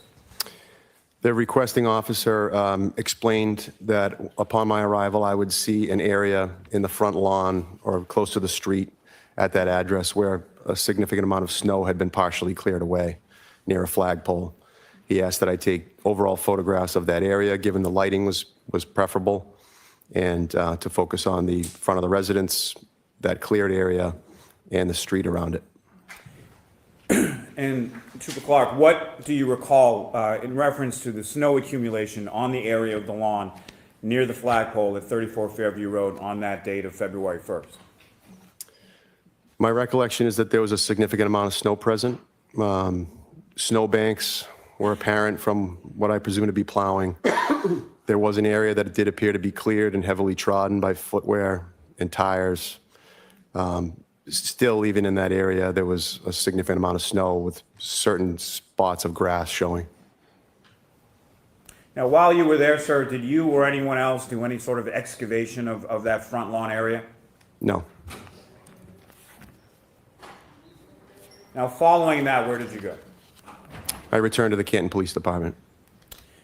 And why did you return to the Canton Police Department at that point? I had finished my assignment with 34 Fairview, and I was asked to return. I believe the forensic scientist was continuing to process the vehicle. At that time, I would re-encounter her and determine if there was any additional photographs required. Now, in addition to the photographs that you took initially at the Canton Police Department, what else did you memorialize with reference to the vehicle that day? They took general photographs of the vehicle, the contents. At one point, a bag was presented to me with evidence by one of the Canton officers. Let me ask it this way, sir. At some point, you mentioned there was a reconstruction trooper who was present at the Canton Police Department, correct? That's correct. And so what, if anything, did you document with respect to that reconstruction trooper outside of the Canton Police Department? Trooper Joe Paul asked while I was there to document a series of brake and acceleration tests with digital video that he was performing with the same vehicle. I was also asked to take photographs and video of the vehicle's backup warning system, which was activated as they performed some tests.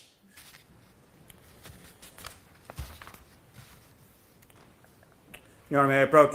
Yes.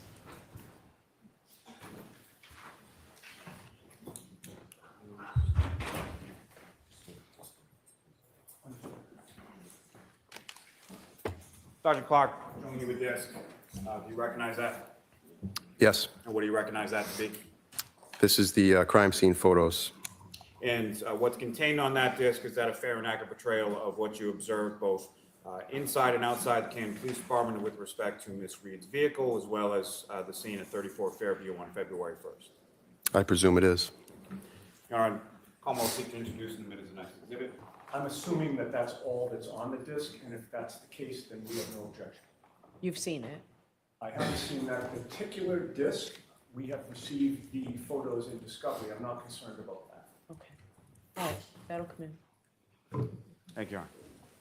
Exhibit 133.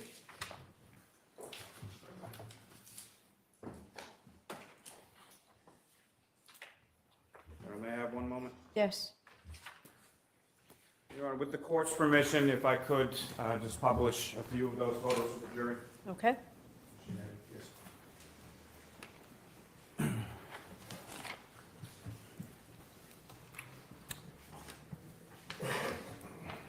I'm sorry, Your Honor. May I approach the witness Yes. just briefly?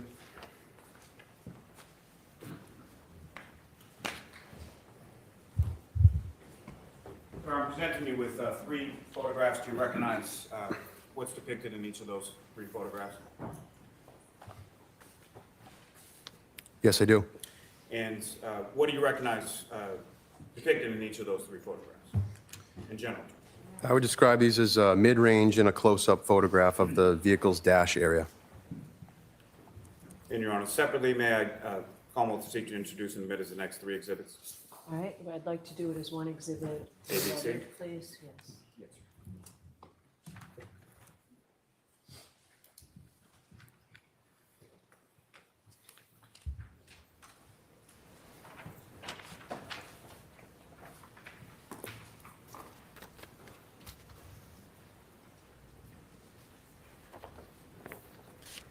Exhibits 134A through 134C. Thank you. And my apologies, Your Honor. With the court's permission, may I now publish some of those photos? Yes. Thank you. Ms. Gilman, if I could have photograph 2616.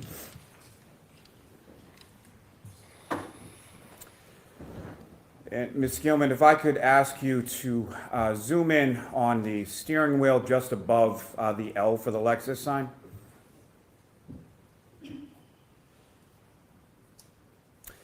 And Sergeant Clark, do you see what's depicted up on the screen? Yes, I do. And from this photograph, just above the steering wheel on the right-hand side, what do you observe there? Vehicle's odometer reading? And is that what the odometer read as far as when you took this photograph outside of the Canton Police Station on February 1st? Yes, it is. And Ms. Gilman, if I could have 2617. And again, Ms. Gilman, if you could just zoom in a little on the center of that photograph. And again, Sergeant, if you could describe for the jury what we're looking at in this photograph.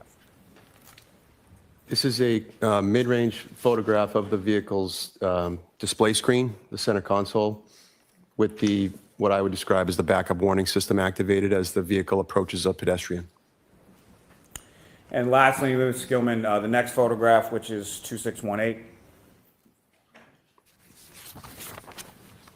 And again, Sergeant, what are we looking at in this photograph? More or less the same as the last photograph, sir. Closer up image than the prior photograph, is that correct? That's correct. Thank you. Ms. Gilman, you can take that down.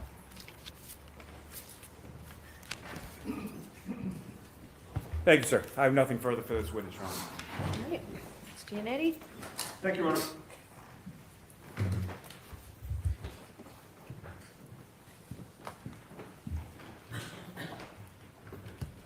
Good morning, Trooper. Good morning, sir.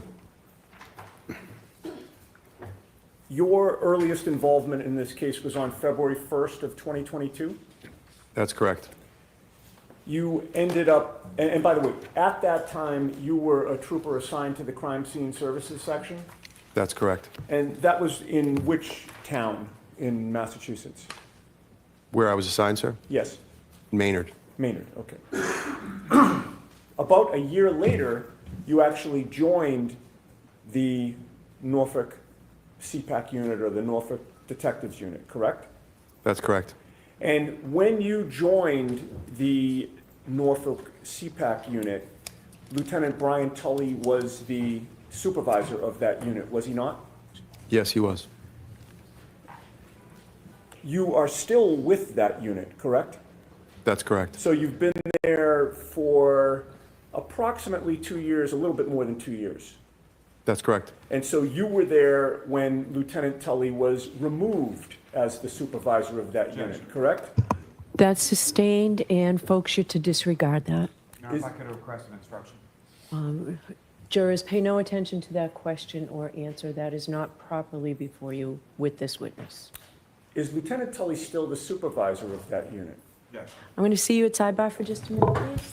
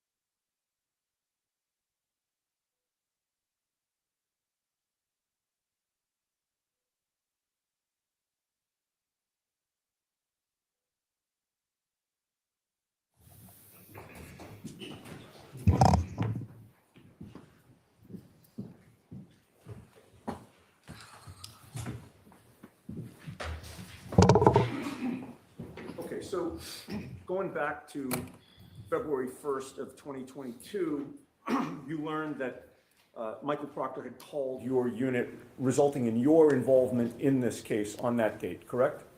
That's right. And Michael Proctor had requested that you go to the Canton Police Station? That's correct. At the time, were you aware that the Canton Police Station, or the Canton Police Department, I should say, had a conflict of interest with this investigation? Yes. Rephrase it. Rephrase it. Well, were you aware, when you were called out on this case, that John O'Keefe had been found mortally wounded on Brian Albert's lawn? I was advised of that fact upon my arrival. Okay.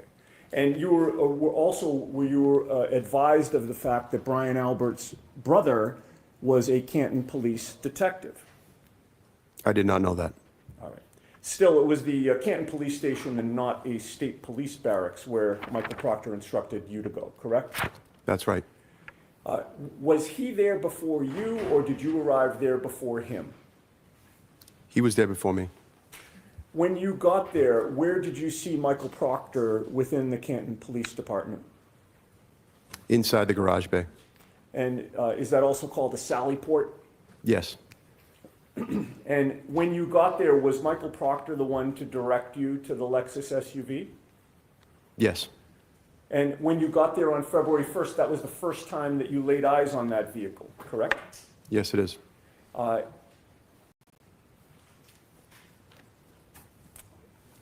There was no other investigator from the State Police Detectives Unit or the CPAC unit there with the Lexus SUV except for Michael Proctor, correct? There were other investigators from the Norfolk District Attorney's Office present that morning. In any case, you had no personal knowledge prior to your arrival of how long Michael Proctor had been with that SUV before you got there, correct? That's right. You have no personal knowledge about whether anyone was monitoring Michael Proctor while he was near the vehicle before you got there. That's correct. And before you got there, you had no idea how much access Michael Proctor had to that vehicle, right? Correct. Your assignment was to take photographs and to process the passenger's compartment in particular for fingerprints. Correct. And you did that. Yes, I did. Bless you.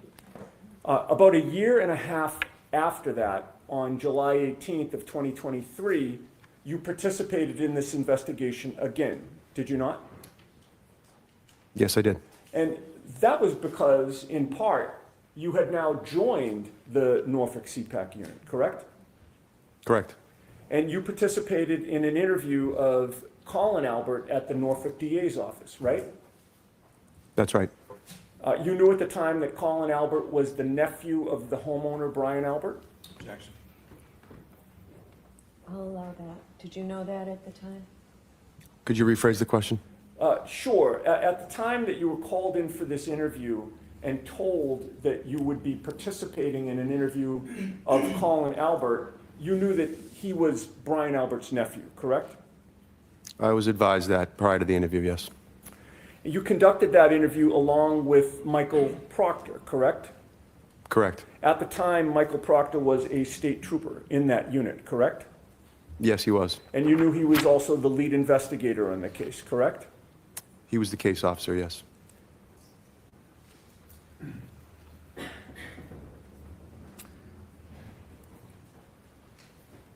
At the time of that interview on July 18th, before you began questioning of Colin Albert, had Michael Proctor revealed to you his connections with the Albert family?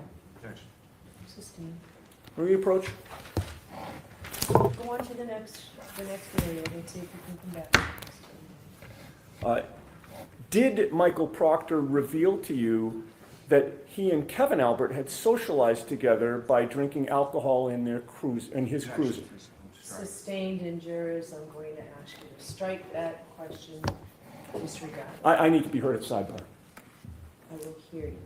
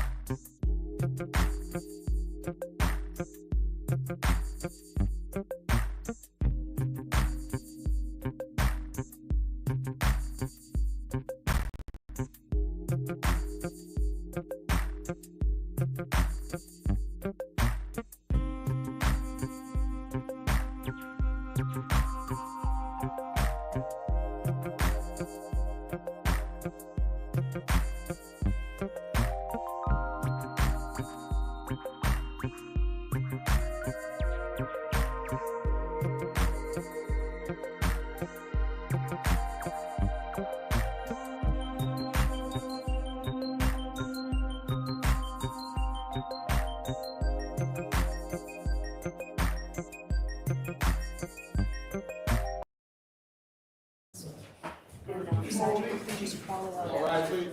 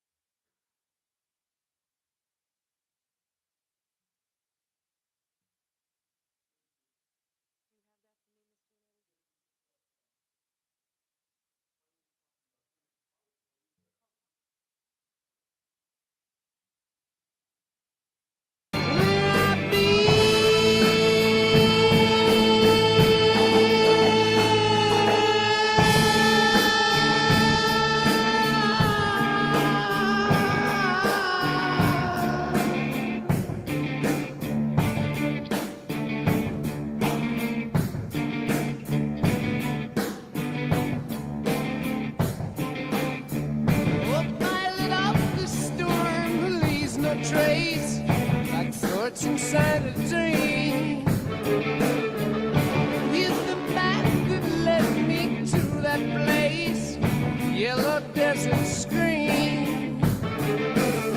My Shangri-La beneath the summer moon, I will return again.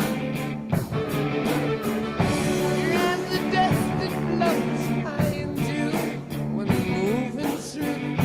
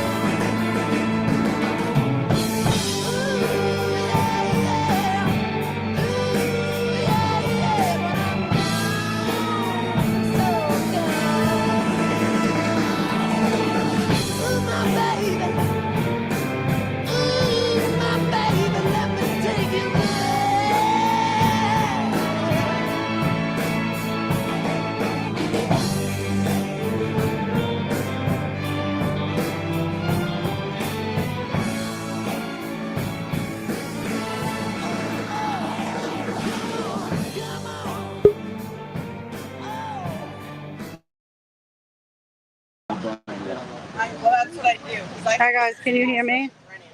Let me see in the comments. Sorry, the police were just here, so. More complaints. Let me know if you can hear me.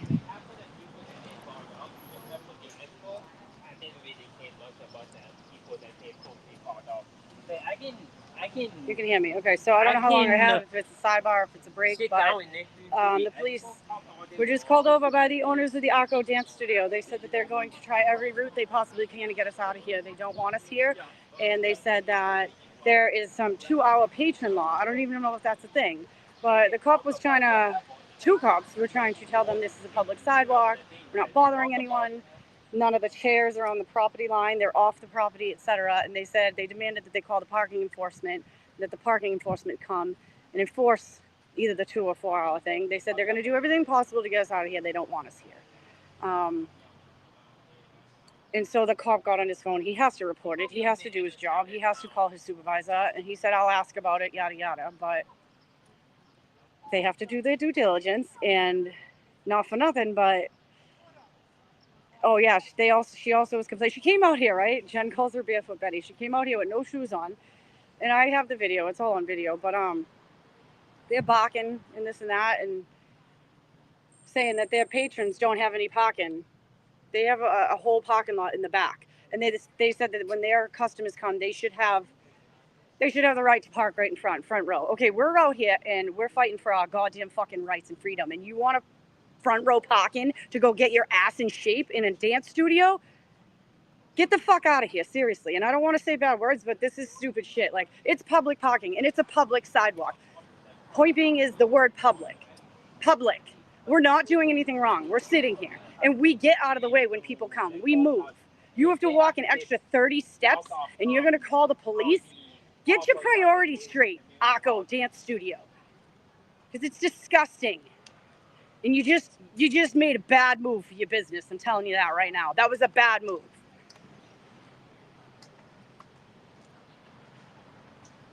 And it's only a bad move because I feel like you will get less support.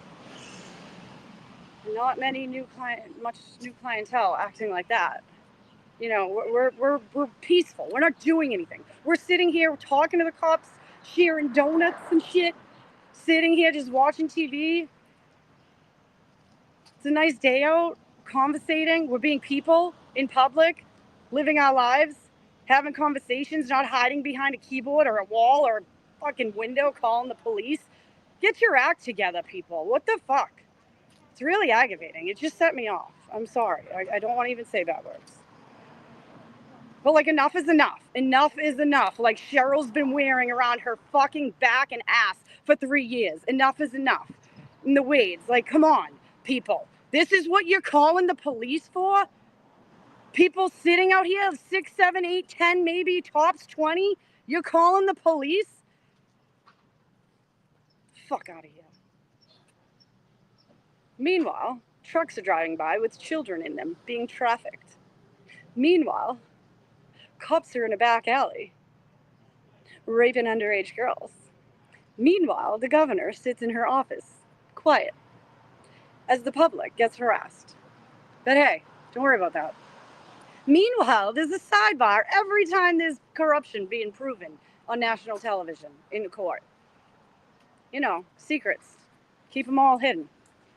More secrets the better for the government, right? These cops are out here supposed to be protecting us, supposed to be serving us, paid by us. You're protecting us? No, you're harassing, torturing, and intimidating us. And then you keep secrets when it comes to prosecuting us.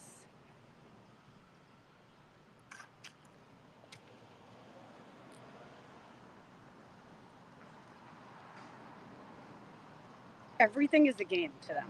Everything is a money game. Everything is take from the people, take from the working man, lock the working man up, and then shut the working man up. So aggravating. And I was just so friendly. So aggravating. The parking enforcement man is so nice. He's such a sweet man. He's a gentleman. And he comes, we get out of his way, and there's little numbers on the sidewalk. I usually park at number 22.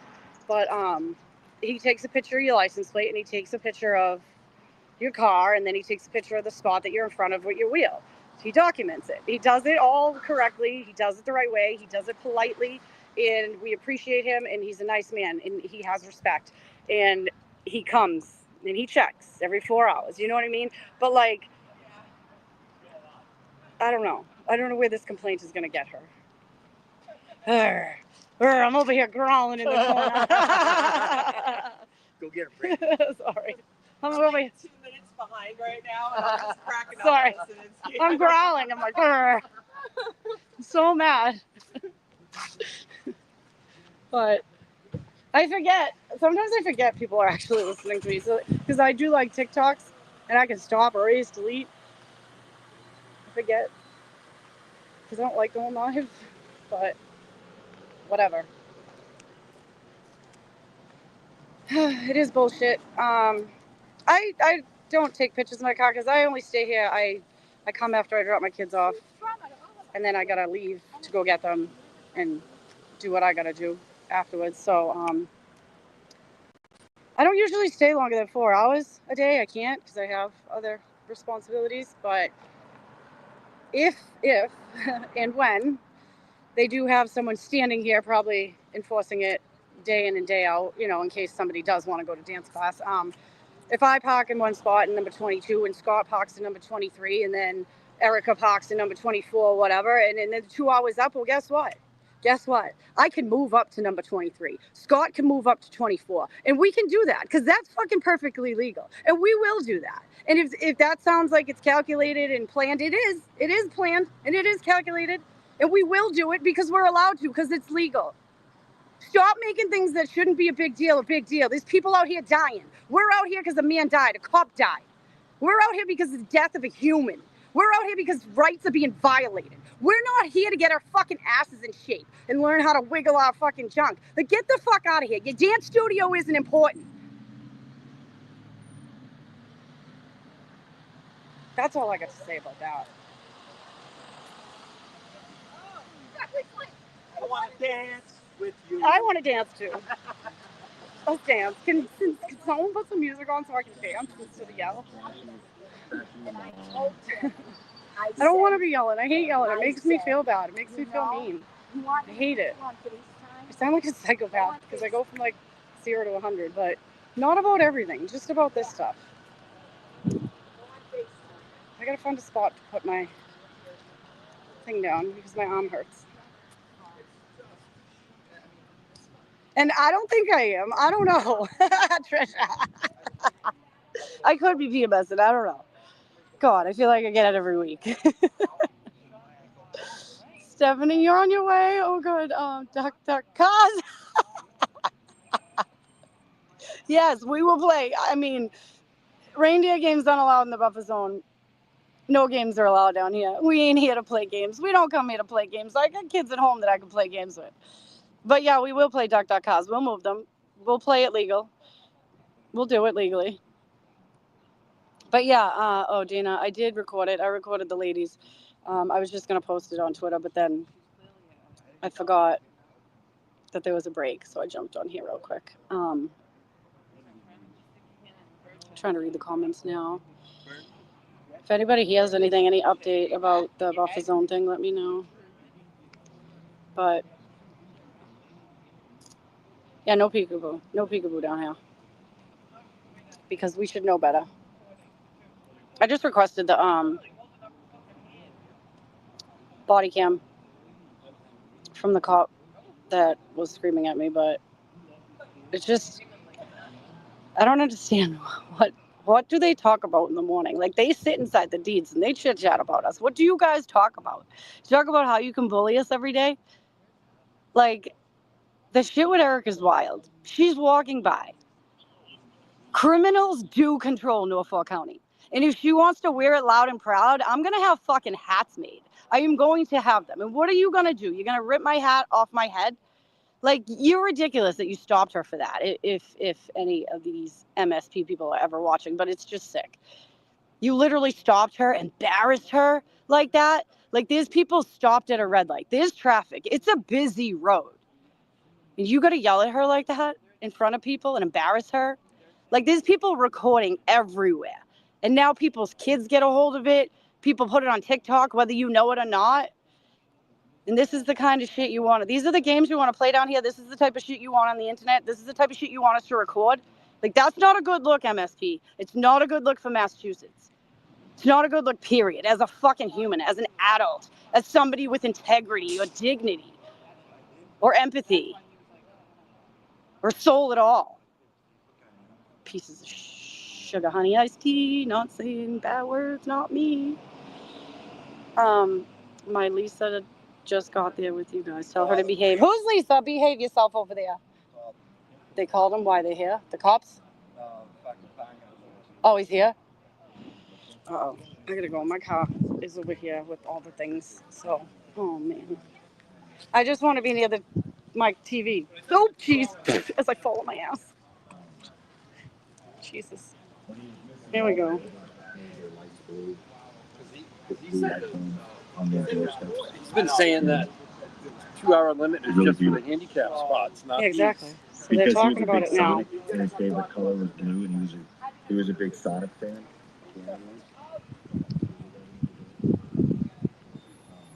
Yeah, I mean, this guy's, he's gonna do his job. You know what I mean? I mean, like, he's gonna do his job. He takes pictures. He does the right thing. It's not him. He has to take the complaint, you know? He has to do what they ask him to. But we don't have a problem with that. But We're not gonna have 2 more different cars up here. Or that's what I even said. switch you. Exactly. And we're allowed to. We can and we will. Because we're allowed to. We're out here fighting because the guy died. And you're worried about getting your ass in shape? Get the fuck out. Yeah, exactly. Exactly. They need some beers, y'all. I know. Hi, how you doing? No good news for you guys. Yeah. Yeah. So you were told 4, but because the sign says 2, they're making it because of the sign. So you guys will have to move every 2 hours, and it starts at 8 o'clock in the morning. Okay. So, and I know you guys will switch vehicles. Yeah. But So it starts when we get here, though, 8 right? o'clock Yeah. in the morning. No, I know, but like if I get here at 10, my 2 hours starts at 10, right? But Yeah. if I'm here, if I start, Yeah. or the office notice anybody at 8 o'clock, Yeah. they're gonna take notes. Right, on and you who's do your job. You do, Yes. you're very, I said that too. I said he does and he's very polite about it and respectful, and we will move if he tells us, you know? Yeah. So, because the sign says 2 hours, the business around here are gonna stick to that sign, not because of what you guys were told. All right, and because if I'm at spot 22 from 10 to 12, I can be at spot 23 from 12 to 2. Yeah. All right. And it's just ridiculous. And this is because the dance studio doesn't want to walk right there to that parking lot? I'm not saying who's calling. Oh, we saw it. We have it on. They didn't call. We watched it. We were standing right next to her. No, we watched her. Killing me. I'm not trying to. It's this dance studio. We're out here fighting for our rights because a cop died, but her ass getting in shape is more important. And I don't even want to say bad words. I'm sorry. But we get it. Oh, sorry. Yeah. I know. Did you say fucking Christ? Yeah, I didn't mean to. In the name of the Father, the Son, and the Holy Spirit, I am so sorry. I can't. He's a very nice man. He is such a nice man. He doesn't want to do it, but he has to. Yeah.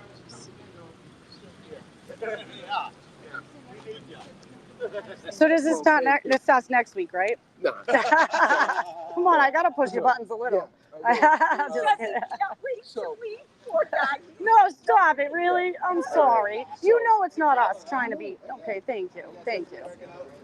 I'm sorry they're doing it to you. Yeah, The I know. business is complaining about parking for the employees. Yeah. But they still want for the customers. Yeah, yeah. And this is long before I got here. Yeah. So I'm gonna do, and the handicap park, if anybody has a handicap, they can't do it all day. That's the one thing I told those They guys. can do it all day or they No, cannot? they can't, because Okay. it's for the post office. Anybody that has a handicap can't Okay. do it all day long. Okay. I have a handicap tag. Yeah, you just here, sidewalk, just let him through first. And last week you told, or 2 weeks ago, you said I had to move. Right. Yeah, you can't do it all day. properly inspect the bridge. Okay, but if I have a handicap tag, can I park out They there? have to go. No, you can park out here, but it's still going to be the 2 hours. It's not an all-day thing. It Yeah. can't be 4. It can't be 6 hours because the signs all agree. When you and say- fight.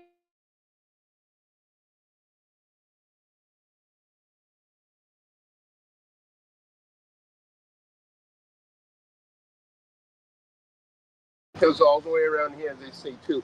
I know you guys have a buffer zone. It's a difference Until between what tomorrow. between 2 and Yeah. So let me make a spot check. Yep. And then All right. Restart the clock. Yeah. So let's say 2 hours from now to 12:30. Okay. I'll be gone by 1:30 anyways, but yeah, make sure these other guys, you know? And you guys have a good crew. Yeah, And we I've try said to. it to somebody. If however this goes, I'm in the middle. I just want you guys to be safe with the We people will. in your crowd because you Yes. know who's who. We don't. I Right. don't care We don't want a who's problem. pro or who's against. Yes. And I don't want Exactly. when in the end somebody Yep. does something and tarnish it for Exactly. you guys. and Exactly. everybody. Thank Okay? you. I appreciate it. All right. See, that's respect. We love it. Oh, he said we're great. We are great. Yes. So, I told him, I said, they're all talking about you so nice. we don't want to be the problem. I remember when So- Hydra went missing. So there you go, guys. I hope to God I wasn't muted for all of that. Jesus, Mary, and Joseph, say your prayers. They're always gonna be problems. But yeah, so they're here.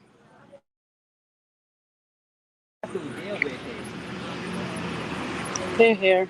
He's a good guy, huh? He is. He's a very good guy. He's so nice. Yeah. And I respect him. If he told me to move 10 minutes early, I would. You know, just because if it makes his day easier, just because he's a good guy. You know what I mean? He gets shit all day long. Yeah. And he didn't, I go, oh, he's going to be pissed. He didn't want to come down here, you know? He knows. He's like, he looks at his watch. He's like, I'll see you in 4 hours. But like he said, he recognized too. He said, you guys were told 4 hours because he gave us 4, like, you know what I mean? So we didn't do anything wrong. We were told 4 hours. He's like, but the sign says 2, so we got to do the 2. Hold on 1 second. Like, I don't mind. Can you hold this for 1 second? Well, you're gonna keep coming? Hold that for 1 second. Yeah. I just want to say bye. All right. Oh, Jesus. Oh, fuck. Are you gonna be back? Yes, yes. I will be. Sorry. Sorry. So I didn't know how to turn it around. Thanks. Some people just don't want to be on the camera, and I didn't know how to turn it around. Thank you. Have a good day. Thank you. Oh, okay. I was live, but do you want me to not? Not me. Okay. Yeah. Uh-oh. There might be too many people busted. Oh, sorry. Uh-oh. I don't know what to do with that information. What do I do? I don't know what to do with that information. Dana, Tracy, somebody. He said he doesn't want to be on camera and that the whole thing was live. And I said I was live. And he said, all right, well, just not me. He saw me with the camera. I don't know. All the boys lined up, though. Let's look at the boys lined up down there. See them all lining up? All the bullies. Want to come with me? Me neither. I haven't looked at the comments. I'm sorry, guys. Beers, yes, we need beers. Well, he said, I said, I don't stay past 1:30 anyways. Yeah. I gotta get my kids, but he said, I feel really bad now that was live. Like, now my heart's broken because I don't know what to do. But like I said, I showed him, but he just said he's going to start enforcing the 2-hour thing. He has to. He's like, I know you guys were told 4. Yeah. But Now, the sign says 2, and he has to go by what the sign says. Yeah. And he also confirmed that the handicapped people can't stay there all day, which I understand. No one should get to stay there all day. It is a business. I agree with that 100%, you know? Definitely. I understand that. But like, They it's have a right to make money, but we literally, have a right to speak out. there's so many other parking spots, and there's a private parking spot, and we're not out here because we want to be. Exactly. We don't want to be taking up your dance time. We'd rather be up there anyways. We'd so rather not have to fight hopefully about dead Bev- cops. Well, hopefully Bev, has to change the buffer zone anyways Right. after today, so. Should we go up there? Yeah, Scared. they can't say anything. We'll just take a walk. Don't like stop and do anything. That's how I got in trouble last time. I stopped. So we can just walk to like the end of the road and just walk back. We just need to get our Yeah. steps in. Yeah, Lisa, I know everything in public is able to be recorded, but just the fact that, like, he's such a good man and I don't want him to get in trouble. And if anything happens to his job because of me holding a camera, I'm just going to feel like a fucking asshole shithead. And I know I'm just reporting the truth, and that's all I try to do. Did he But not do his job the right way? no, he did Follow everything camera? right. He just So, asked yeah, at the end. He didn't want to be on camera, and I just felt bad. I know. Here I am, like, stop being a sap. I was just saying bad words 5 minutes ago. Like, fuck your mother. Now I'm like, oh. No. Shit, I'm scared. See how scared I am? See, she's like, I can't do it. I can't. I'm scared. All right, let's do it. Wait, no, I can't. I can't do it. I can't do it. That's what's going to get you in trouble. You gotta keep doing it. Oh, yeah. All right. Well, we'll go down there and around. We'll go that way then. Yeah. All right. I didn't want to go that way. My friend's husband's a father. I just call her Allison. See, my panic. She's like, just keep going. You gotta keep See, it my moving. voice of reason here. My That's voice what of they reason. say. Yes. Just keep it moving. I don't know. Once you've been yelled at once, it's like weird. It's so awkward. The fear you get. Especially for you because you already have whatever you've got going on. So. I'm just scared because, like, they can literally change your whole life. And when you're, mom and kids, and I don't do anything wrong. I do everything by the book, but it's still, I don't know why. Like, I'll walk out of CVS and I'm afraid the alarm's going off and I don't fucking steal. I've never stole.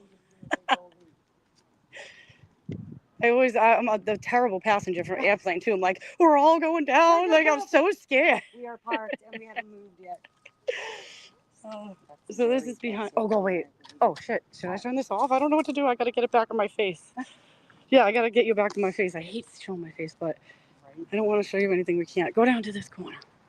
Yeah. I love Larkin. She loves Larkin. Larkin's my Yeah, favorite. take oh God, it. no, I Say don't hello. do that. Don't. Hello, people.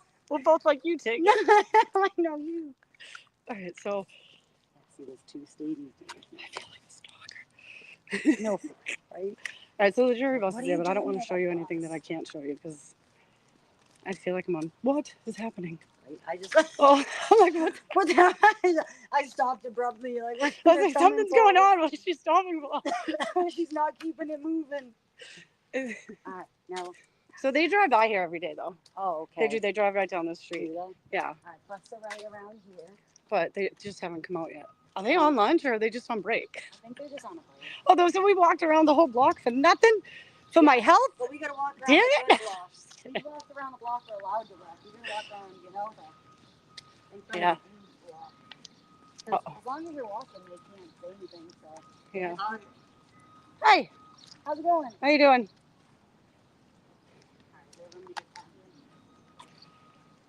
I don't want to be creepy around you. I can't do it. I am creeping on the sidewalk. She's like, I don't want to look like we're creeping on the sidewalk. I am creeping on the sidewalk, but I don't want to be doing it. I'm scared. She's like ready to get on the bus. She's walking into the court. No, I can't do it. I can't do it. I feel like an accessory right now. Get me back to the safe zone. I'm going back to the safe zone. I can't go that way. That's where the police. Well, no, we'll just do the Ah, fine. where the deeds are. You won't get in trouble there. We're just peeing. Are you? We're average citizens. I'm taking legal advice from another woman on the sidewalk. We're average citizens right now. I don't feel like an average citizen. Look at you got. I feel like a nervous fucking wreck. I'm gonna puke because I'm walking by police right now. No, I'm not going that way. I will not walk that way. I will never. I cannot. I won't. I can't even walk this way. Listen, Dana and Tracy, like, this is what we got on live right now. This is what we put on, a ball of anxiety. This is the content. Court's back. Someone said court's back. No, it's not. Is it? Is it? Get me out of here. An immediate sidebar. An immediate sidebar. Please don't run me over, sir. Just two little hi. teenagers walking. Teenagers. Gotta get your steps in. Man, I can't believe. I thought you were like 8 years younger. Like, You know how old I am? I said I was in my She'll make me 50s. split the pole and get the bad luck. Really? You do not look it. Oh my God, good for you. That's why I tell all the young kids in their 20s and 30s. Yep. Titi Carol. But when you start hitting 40, don't call me Titi Carol. No, that's not gonna happen. That ain't gonna fly. No. Another one. Then go back home and sit on the couch, grow up. Who? Me? Them? The dance people? Oh God, there he is. He's gonna break my heart. Oh my God. Don't let him look. Now I don't want to make. I don't want to make eye contact. Oh my God, he's coming over. I'm so scared. I'm not parked around here. I hope they didn't give me a ticket. I'm parked way down there. Yeah, he won't give a ticket for another 2 hours. Me, I gotta go check my car. Yeah. Because it's way down there and I'm Oh yeah, he might have already. Yeah, I would check it. There? Yeah, I'd check it. Oh my God. If there's a sign anywhere near it that said a parking time, I would check it. You didn't play peekaboo with the cops down there. No, did no, you? I was scared Alright. shitless. She's over here like, let's go have dinner with them, shake their hands. She's like, she's over there like, she wants to play fucking cards. She's dealing the fucking old maid cards. I'm like, oh my God. Oh, you want me? Okay. Oh, he's asking me. Uh-oh. Turn it off. Oh, turn it off? You've done it. Wait, can you hold it? Or turn it off? Turn it off. I gotta turn this off for a second. He's actually pretty cool. The parking. Just in case he wants to go back and review what you have. Pull over here. He'll probably pull over there. I gotta shut it off, guys. Sorry, he's asking me to. Hi. Yeah, I'm gonna mute it. Hold on. I got it mute.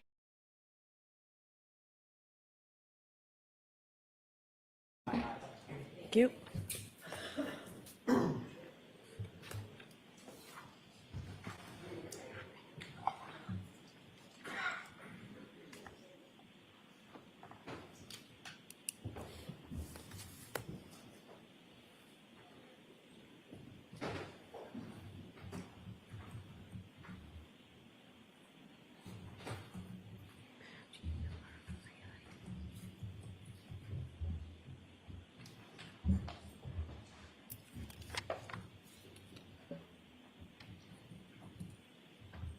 So close the session, please be seated. All right, may we have Sergeant Clark, please?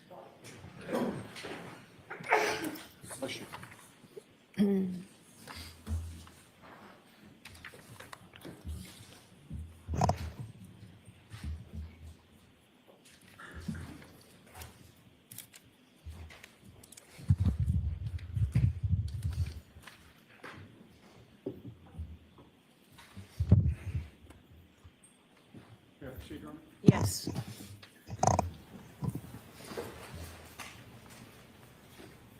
Sir, when you went with Michael Proctor to interview Colin Albert, you knew that the case originated on January 29th of 2022?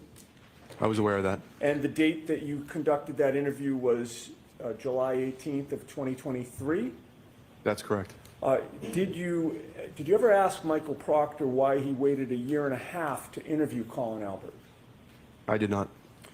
Once that interview was concluded, one of the two of you had to write a report to document what Colin Albert had told you, correct? That's correct. And Michael Proctor, as the lead investigator, was the one to write the report, correct? Michael Proctor wrote that report. You did not write it. Correct. He chose the language to use in that report, correct?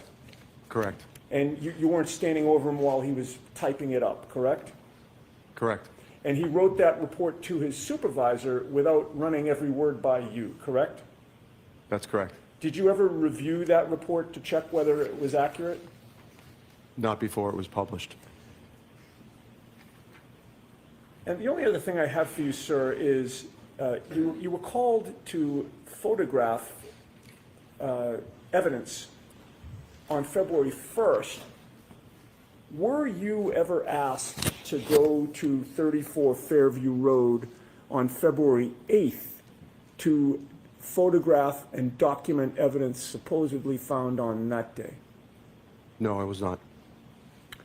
Were you ever asked to go to 34 Fairview Road to document any evidence on February 10th? No, I wasn't. How about February 11th? No, sir. And then on February 18th, nearly 3 weeks after January 29th, did anybody contact you to ask you to come out and photograph and document evidence that was supposedly found 3 weeks later? Ask it differently, Mr. Yes. Netti. Were you called out to 34 Fairview Road on February 18th of 2022 to photograph and document anything? February 1st was the only date I was called to 34 Fairview, sir. So the answer to my question is no, correct? That's correct. Thank you, sir. Is there any follow-up, Mr. Lally? No redirection. Sorry? No redirection. Okay, thank you. All right, you're all set. Thank you, Your Honor. Thank you, folks. Next witness, please. Yes, Your Honor. The Commonwealth called Evan Brent to the stand. Okay.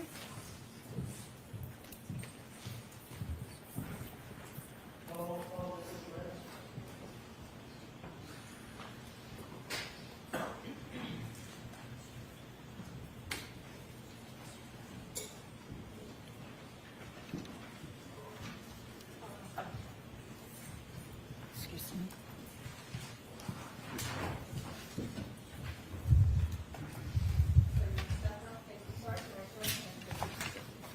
You sound this way, the evidence of the court and jury in the case now here, and the truth, the whole truth, and nothing but the truth, so help you God. Yes. Good morning. Good morning. All right, go right ahead, Mr. Lally. Thank you, Your Honor. Good morning, sir. Good morning. Could you please state your name and spell your last name for the jury? My name is Evan Brent, B-R-E-N-T. And what do you do for work, sir? I work for the Massachusetts State Police And how long have you been a trooper with the Massachusetts State Police? for just under 8 years. And in what capacity do you currently work with the State Police?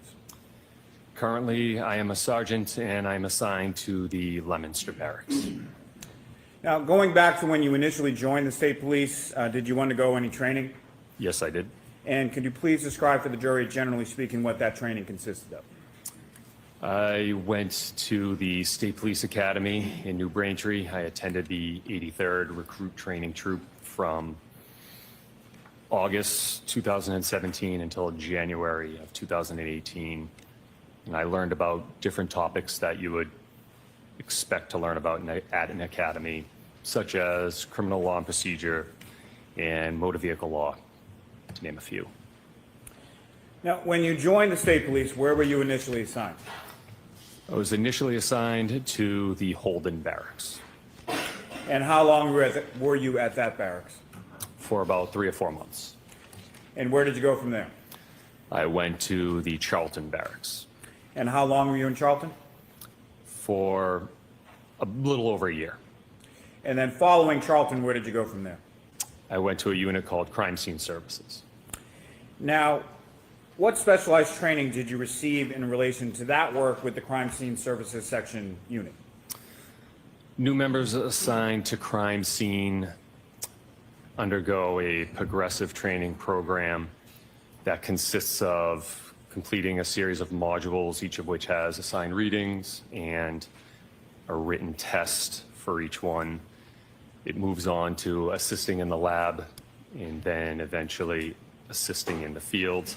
There's additional assigned readings, classroom instruction, and it concludes with a series of competency tests that must be passed before you are assigned your own casework. Now, when you're working for the Crime Scene Services Section, how are assignments, or how are you assigned to a particular case or investigation?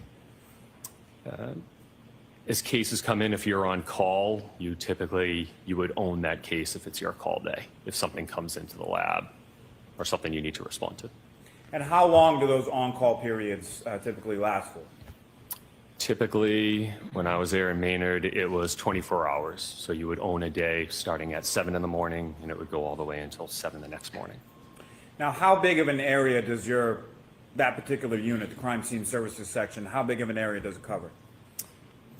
The Maynard lab covers somewhere between, I think, 50 and 55 different municipalities. Now, sir, were you working with the State Police Crime Scene Services Section on February 3rd of 2022? Yes, I was. And where were you requested to go on that date? I was requested to respond to an address in Canton. And do you recall what that address was? It was 34 Fairview. And approximately what time did you arrive at that location on Fairview Road? It was about 9:45 in the morning. And who did you meet upon your arrival there? I met with several members of the State Police Detective Unit for Norfolk County. And do you recall specifically who those members of the State Police Detective Unit were? Yes, there was Lieutenant Tully, Sergeant Buchanan, Trooper Proctor, Trooper DeChico, and Trooper Moore. And when you arrived there, what were you asked to document on that occasion? There was a search effort digging through some snowbanks that they were looking for some items. They wanted me to document it with photography. Now, during that search effort, were items located and recovered? Yes. Now, can you describe for the jury the process of item recovery that you observed there on that day? So once an item was excavated, I would be alerted. I would come over, I would document the item in its place, and then one of the detectives would use a gloved hand, and that item would be bagged and documented on the bag. Was that the same with respect to each item that was photographed by you and then bagged by the State Police Detective Unit? Yes. Now, if I could just ask you, if you could expound a little, when you say excavated, what do you mean by that? What did you see being done that day? They were digging with shovels. And as far as the items that were recovered, do you recall where they were in relation to the snow pile and the ground itself? Some were on top of the snow, so there was some significant snow melt. I think that day it was raining out, and it was much warmer than it was the previous 3 days. So some had been revealed by this melted snow, so they were on top. Others were under a foot and a half of snow. Now, what kind of instruments or tools do you use in addition to your camera when you're photographing items? So items of interest would be documented with a scale, so that way it would show how big the item is. And why is it that you use a scale as far as photographs are concerned when it comes to certain items? Because some of the photos, you wouldn't be able to tell how big the item is or proportionally what it looks like. So it has the scales, just a little ruler that shows exactly how big the item is. Now, sir, upon your completion of documenting recovery of items at Fairview Road, were you asked to go anywhere else? Yes, I was. And where were you asked to go? I was asked to go to an address 1 Meadows Road. And who went with you there? Trooper Proctor. And once there, what were you asked to document and memorialize at that secondary location of 1 Meadows Ave? There was a vehicle in the driveway that he wanted me to document. And was that a Chevrolet Traverse, is that correct? Yes. And were you asked to document anything else with respect to the home adjacent to that driveway?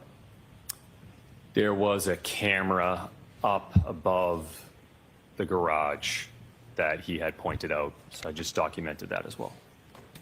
Thank you. Your Honor, may I approach? Yes.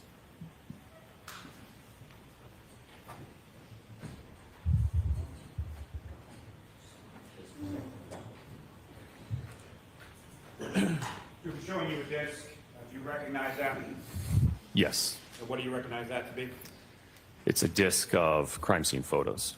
And the photos on that disc, are those the photos that you took at each of those respective locations on February 3rd, both 34 Fairview and 1 Meadows Ave? Yes. And what's contained on that disc and those photos, is that a fair and accurate portrayal of what you observed at each of those respective locations that day? Yes, it is.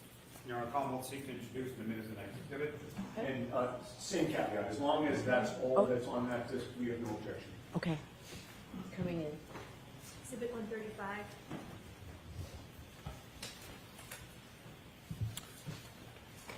And Your Honor, may I approach the witness again? Yes.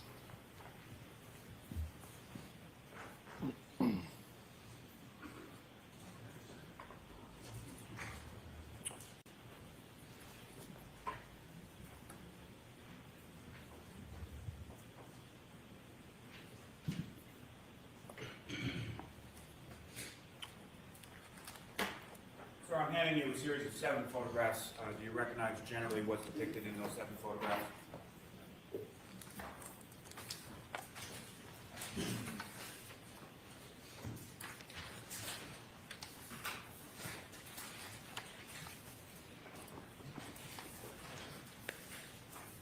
Yes. And in the first 5 of those photographs, is that essentially taking photographs as you walk around the Chevrolet Traverse in the driveway that day? Yes, that is correct. And the last 2 were of the garage doors at One Meadows Ave, is that correct? Yes, sir. Commonwealth is seeking to do this as the next exhibits. No objection.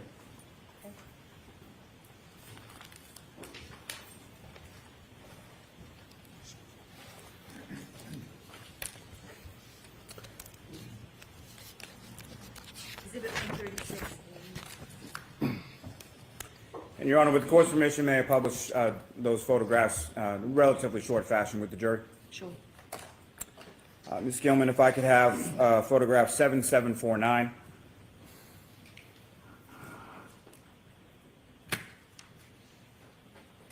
And Trooper, just briefly, what are we looking at in this photograph? The front entrance to that address, One Meadows. Ms. Gilman, 7752. And Trooper, same question, what are we looking at here? That was the vehicle in question. And if you could, Trooper, just describe sort of perspective-wise what portion of the vehicle we're looking at in this photograph. So we are looking at an angle view of a Chevy Traverse. And Ms. Gilman, 7.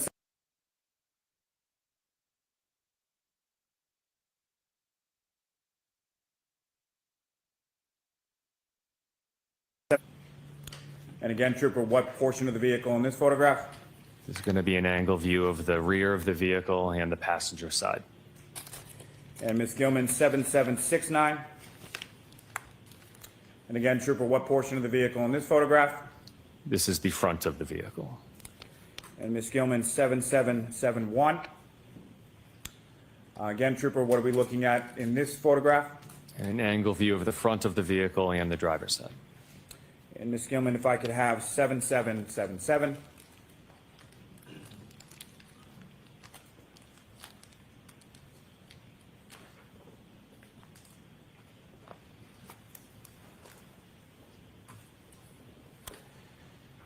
And again, Trooper, what are we looking at in this photograph?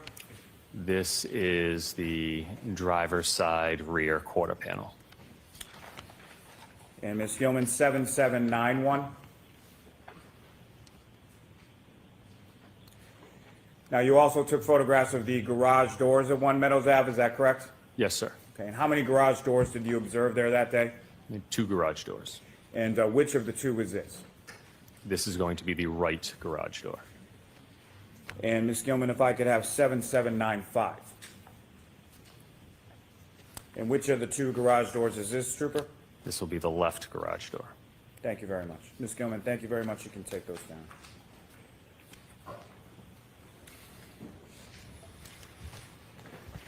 Now, Trooper Brent, from your observations of those photographs and your observations personally, visually on scene February 3rd at One Meadows Ave, what damage did you observe to the garage doors at that residence? I did not observe any damage to them.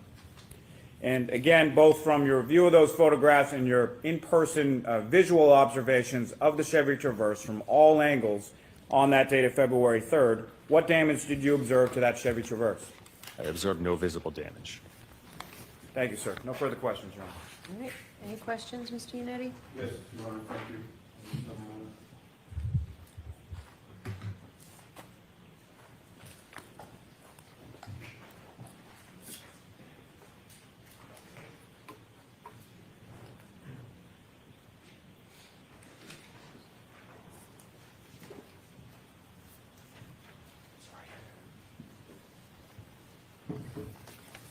Good morning, Trooper. Morning, sir.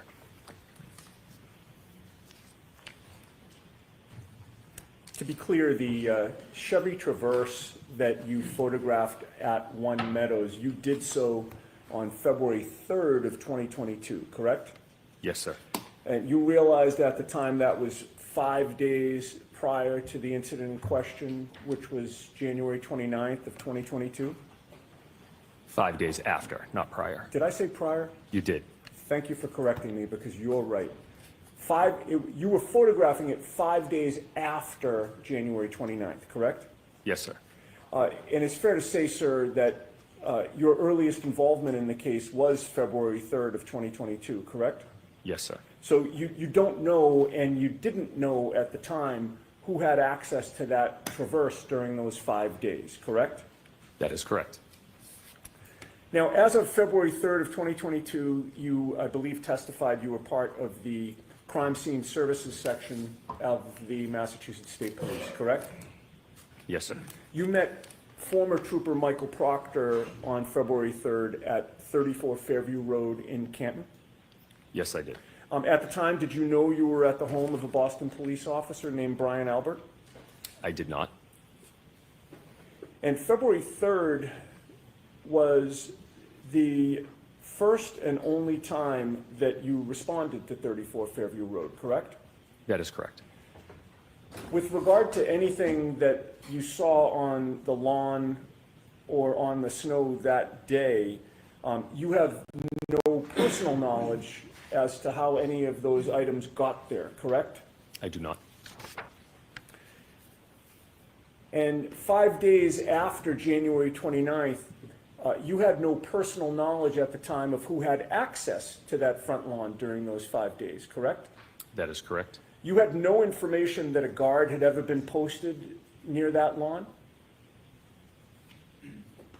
Not that I'm aware of. And when you got there, there was no crime scene tape, correct? No, there was not. There was no tent? No. Other than the police officers standing there on February 3rd, the lawn was open to anyone who wanted to look at it, just like any other lawn on the street, right? I'm unaware of that. I don't know.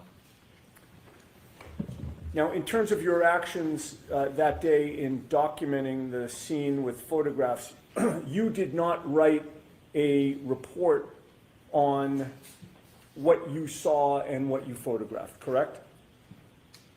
I took notes of what I saw and what I photographed.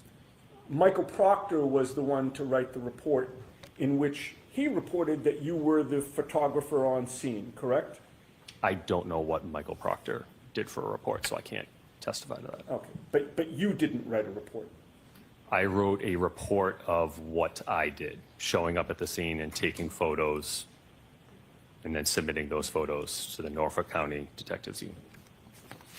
You knew at the time that Michael Proctor was the lead investigator on the case, correct? Yes, I did.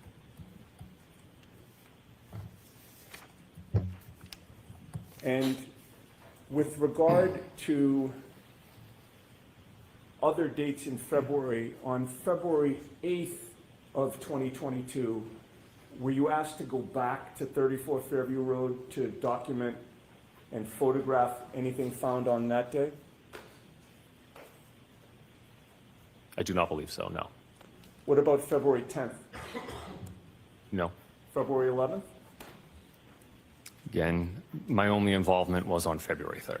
So that means that on February 18th, nearly 3 weeks after January 29th, you were not asked to go back to 34 Fairview to document or photograph anything on the lawn that day, correct? Correct. I have nothing further, sir. Thank you. Any questions, Mr. Lally? Very briefly. Okay.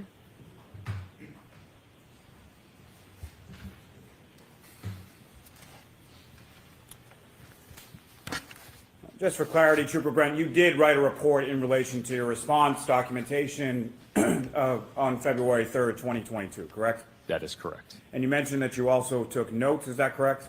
That is correct. And what did those notes entail? It detailed several items that were collected, my response times, and who else was there on scene. Now, when you were there on scene, as far as 34 Fairview on February 3rd, what did you observe as far as these, you mentioned that the weather had gotten warmer, some snow had melted. What did you observe specifically as far as the snow accumulation on that front lawn area in the area of the flagpole of 34 Fairview. Objection beyond the scope. Sustained. Sustained.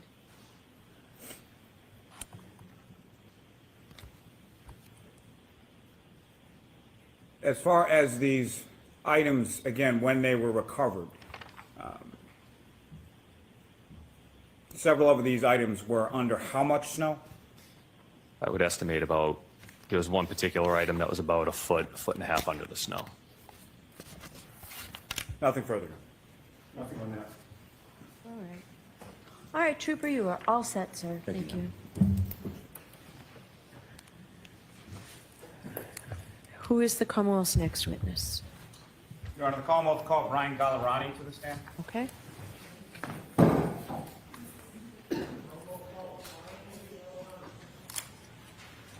Your Honor, as this witness is approaching, can I just move into evidence clips 19 and 20 that were previously played for the jury? Yes. Thank you.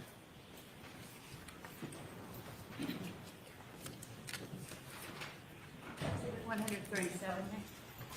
you.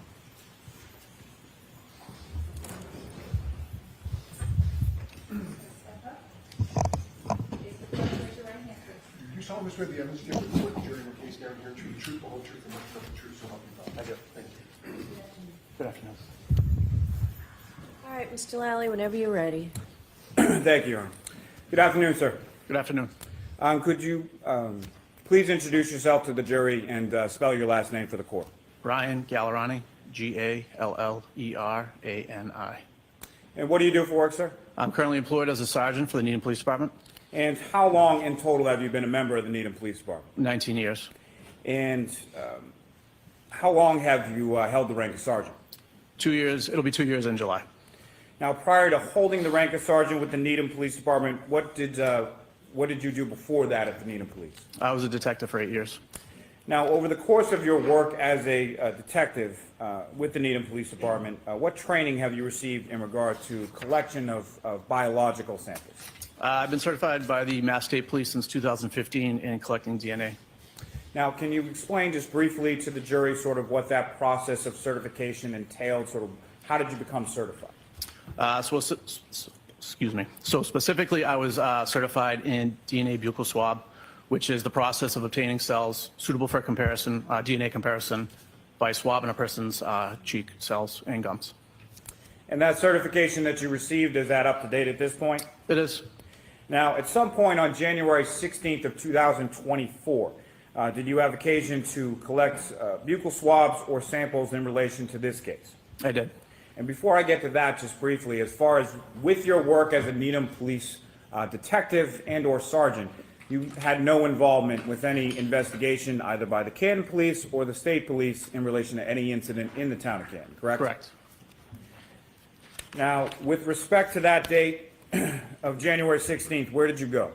I went to Norfolk County DA's office in Canton. And who did you meet with, or who did you collect samples from on that occasion? I collected samples from Trooper Proctor and Sergeant Buchanan.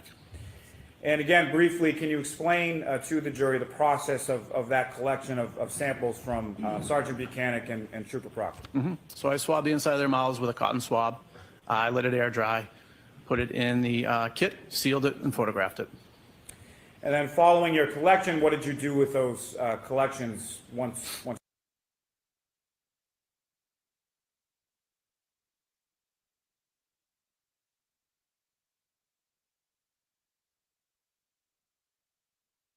Earlier. I did. Now, with reference to those items, at some point were you informed collection of samples from Sergeant Buchanan and Trooper Proctor? So I swabbed the inside of their mouths with a cotton swab. I let it air dry, put it in the kit, sealed it, and photographed it. And then following your collection, what did you do with those collections once you had them? I brought that back to the Needham Police Department and entered it into the evidence locker. And as far as that collection process that you were describing, did you do that in conformity with the training and the certification that you referenced earlier? I did. Now, with reference to those items, at some point were you informed that those items were to be transferred or transported to a Bodie Technology Lab in Lorton, Virginia? Yes. And were there any specific instructions as far as shipping that you received from the lab in reference to those items? There were. And did you comply with those instructions as far as how those items were shipped from the Needham Police Department to the Bodie Lab in Virginia? Yes.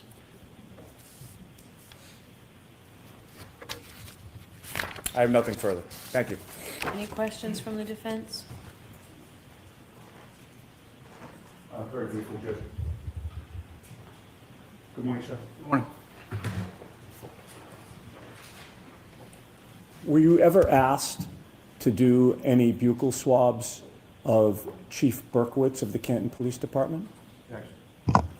I'll allow that. No. Were you ever asked to do any buccal swabs of Detective Kevin Albert of the Canton Police Department? No. Were you ever asked to do any buccal swabs of Lieutenant Brian Tully of the Massachusetts State Police? No. Thank you. I have nothing further. Anything, Mr. Lally? No, Your Honor. All right. Thank you very much, Sergeant. You're all set. Thank you. Next witness for the Commonwealth? Commonwealth calls Maureen Hartnett.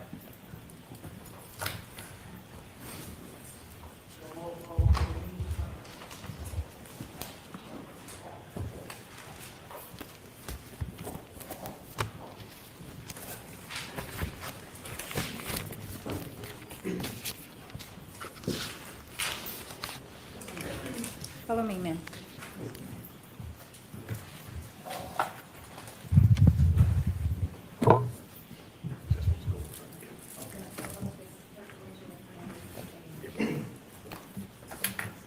You solemnly swear the evidence you give the court and jury in the case having hearing the truth, the whole truth, and nothing but the truth, so help you God? Yes, I do.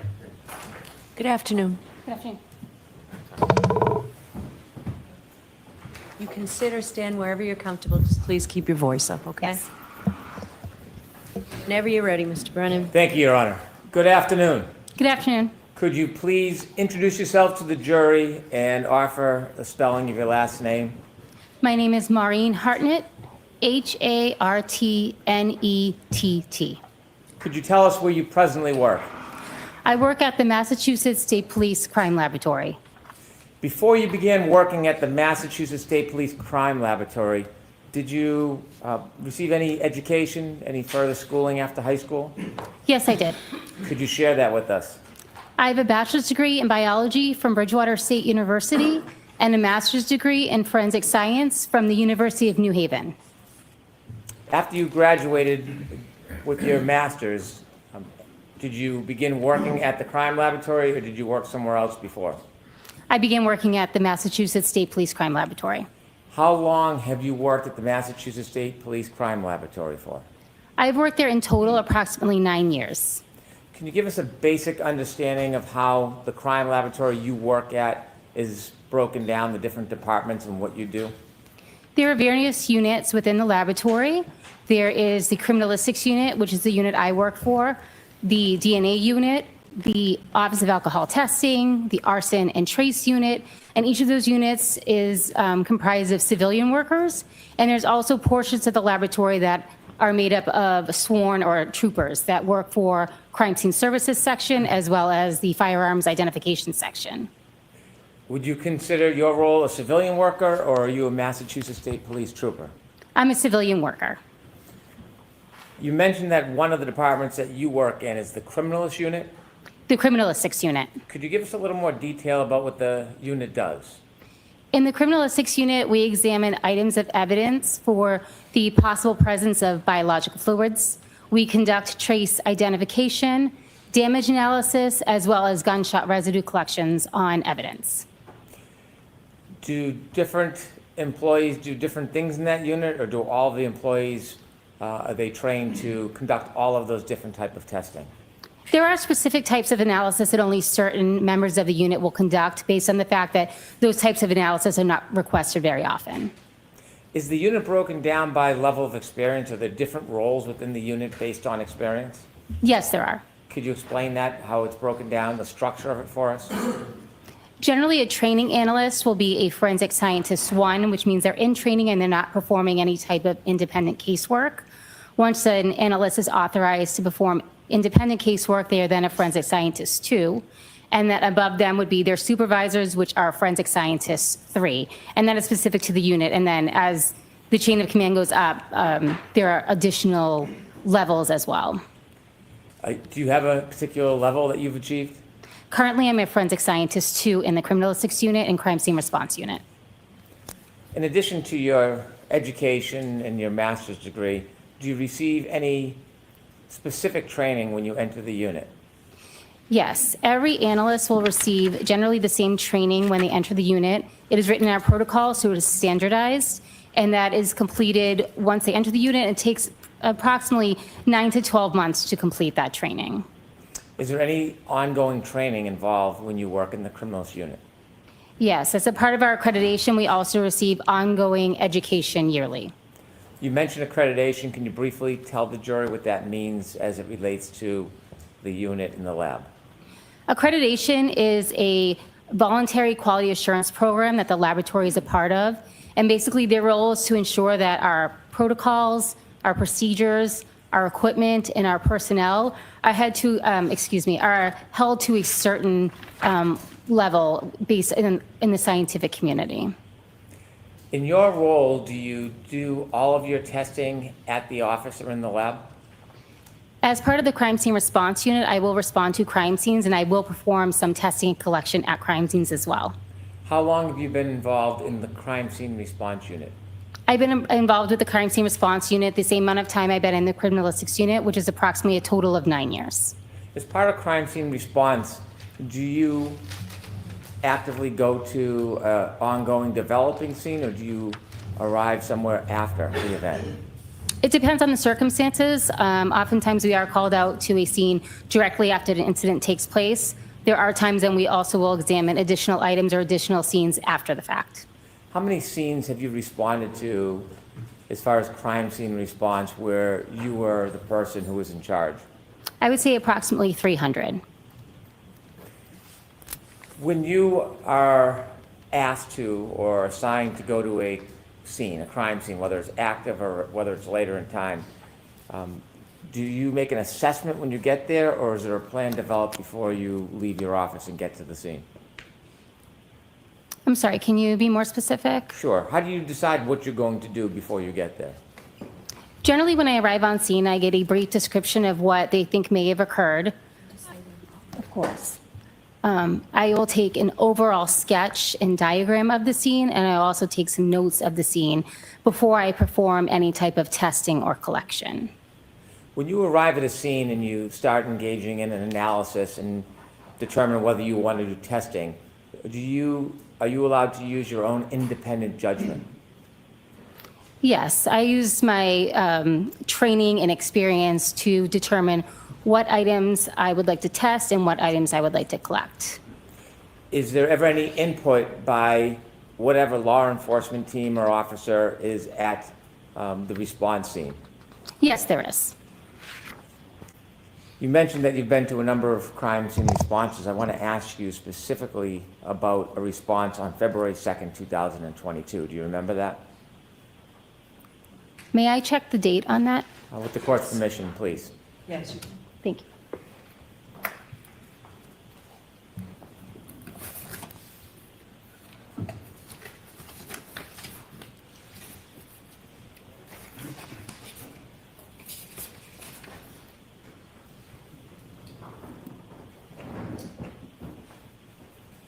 So I responded to a crime scene on February 1st of 2022. My apologies. Where did you go on February 1st, 2022?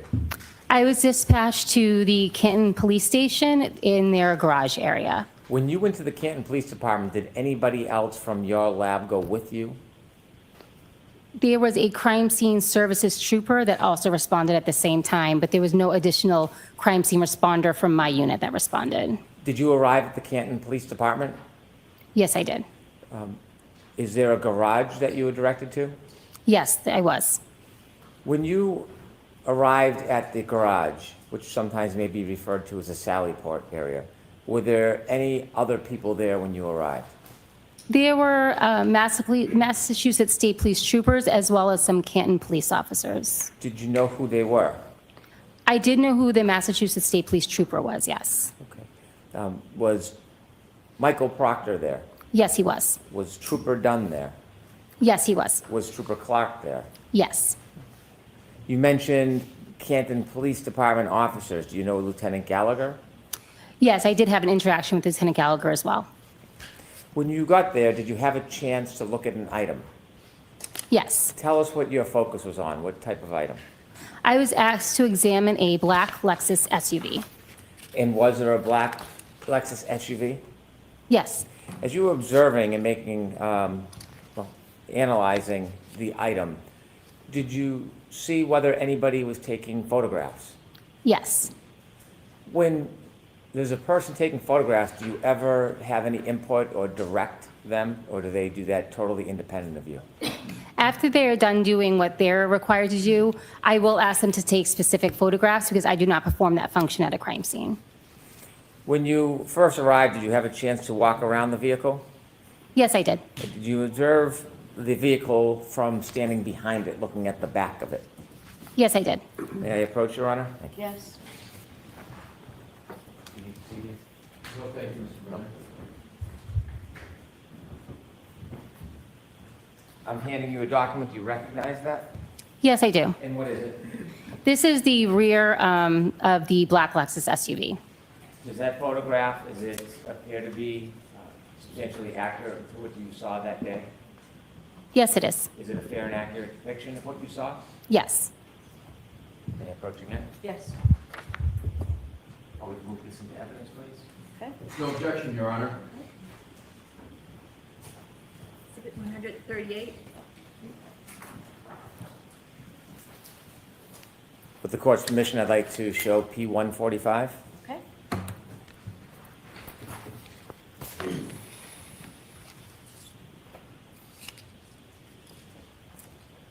Ms. Hartnett, is that what you saw when you arrived? Yes, it is. Did anything stand out to you when you first looked at the back of that Lexus? I noticed there was some damage to the rear passenger area of the vehicle. You can take that down, please. Did you have a chance to walk around and look at the vehicle from the driver's side of the vehicle, the left side? Yes. May I approach? Yes.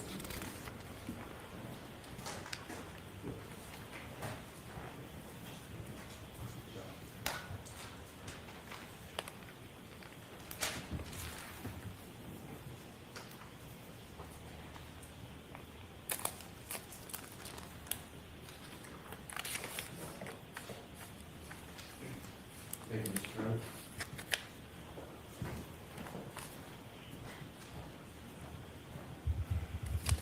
I'm showing you a photograph. Do you recognize what's in that photograph? Yes. What is it? This is the driver's side of the Lexus. Did the Lexus appear to you the same as it does in that photograph? Yes. Is that a fair and accurate depiction? Yes. All right, move this into evidence, please. No objection, Your Honor. Okay, thank you. Exhibit 139. With the court's permission, I'd ask to show the jury P-144. Okay. Could you describe what you saw, ma'am? Yes, so this is the driver's side of the black Lexus. Thank you. You can take that down. Did you get a closer look from the right side of the Lexus to pay detail or attention to what you described from the back view that stood out to you? Are you referring to the damaged area? I am. Yes, so I did take notes of that area and as well as had additional photographs taken of that area. May I approach, Your Honor? Yes.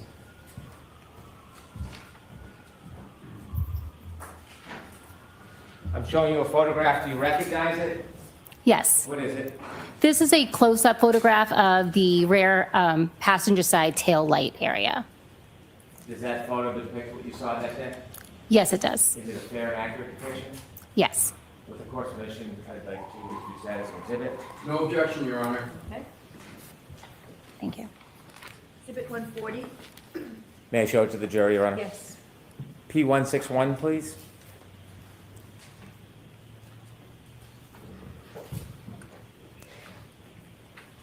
Could you describe what you saw? Yes, that is the rear passenger tail light of the vehicle. Is that how it appeared when you first walked in that day? Yes, it is. You can take that down, thank you.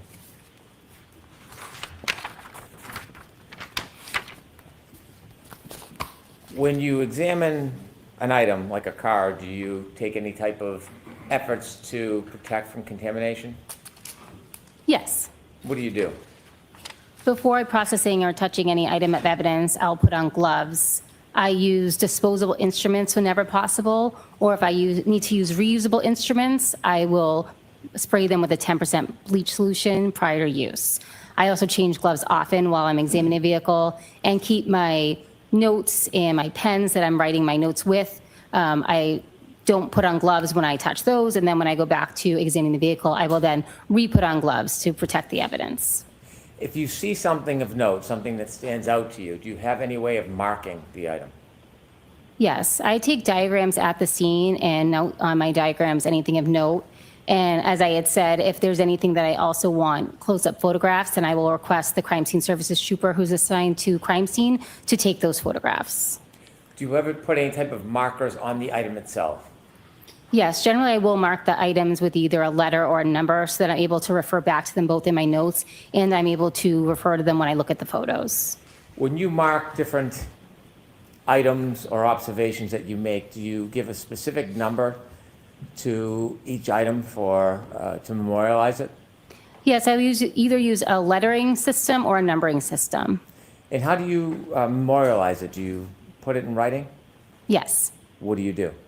On my diagram, I will refer to something, for example, as letter A, and then I'll also mark that item using a marker on the item of evidence with the same letter so that I can connect and associate the photograph with my notes and anything that I collect as well. In addition to the broken taillight that we just looked at, did you make observation of any other things? And I'm just asking generally, not asking you to specify. Yes. Were there other things that stood out to you? Yes. Did you take any swabs to see if there was any biological evidence?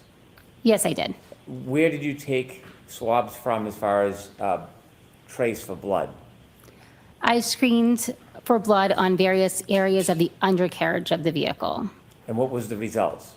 Those were negative. What does negative mean? It means that there was no blood present in that area, or if there was, it was below the level of detection of our test. Did you make any observations where you saw items or marks of interest? Yes. I want to ask you about any observations you made of the back bumper. Was there anything significant that you saw relative to the back bumper of that vehicle? Yes. And share with us what you saw. There were scratches on the bumper as well as apparent pieces of glass on the bumper. When you saw what you believe to be pieces of glass on the back bumper, what is the process you follow? I gave those an identifying letter. I noted those items in my diagram, and then I eventually collected those items. How do you collect them? I would have used either disposable tweezers or tweezers that were cleaned with a 10% bleach solution.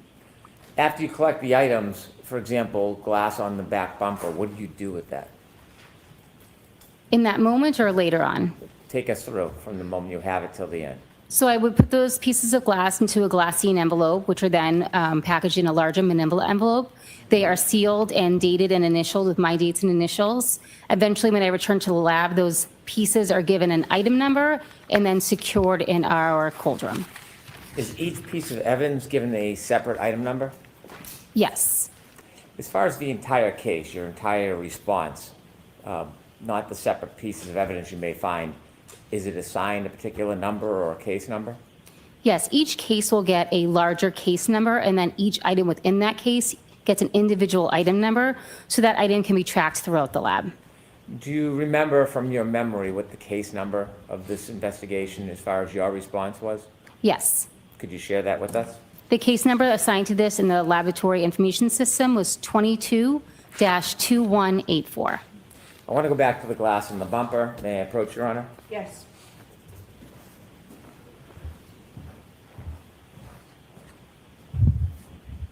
I'm showing you a photograph. Do you recognize what's in that photograph? Yes, I do. Is that a fair and accurate depiction of what you saw that day? Yes. And could you generally describe what you see? This is a close-up photograph of the apparent glass on the bumper of the vehicle. Can we listen to evidence, please? No objection, Your Honor. Exhibit 141.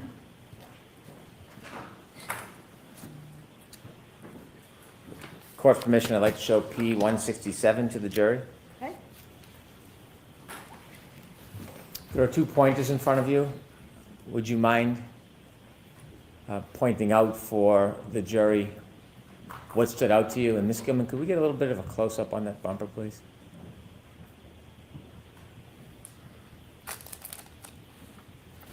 So I can see one of the, it's a little difficult to see, but I do see one of the larger pieces of apparent glass right here. Would it be better if I use this one? Could you? Do you mind? So this piece here is a larger apparent piece of glass. I think that was the largest one that I saw. And those 2 white stickers, could you tell us what those are? This sticker, this sticker here is marking where the apparent pieces of glass are. Is there another sticker above, or is that? just I'm a not different sure, if you could close up, I'm not sure what that is. Yes, so that is another sticker, and next to that sticker are additional pieces of glass. Those items to the right of that picture, are those pieces of glass? Yes, I would say that's an apparent piece of glass here, and this one. And could we just go down to the bottom part again, please?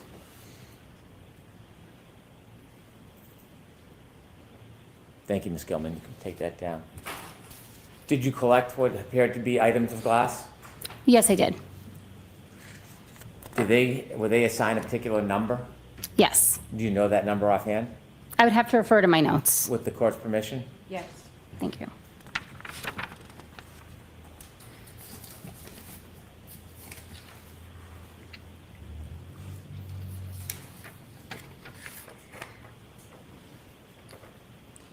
Please. Those items were given the item number 3-3.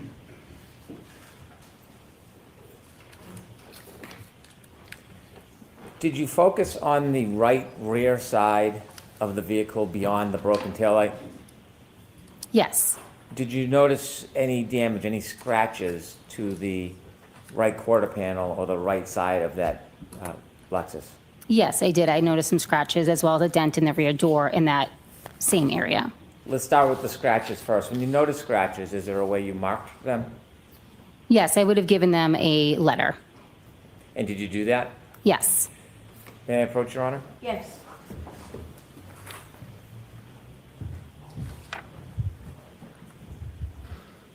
Showing you a photograph. Do you recognize that photograph? Yes, I do. Do you recognize what's in that photograph? Yes. What does it depict? It is a close-up photograph of one of the scratches on the right rear area of the vehicle. Is that a fair and accurate representation of what you saw that day? Yes. All right, move this into evidence, please. No objection, Your Honor. All right.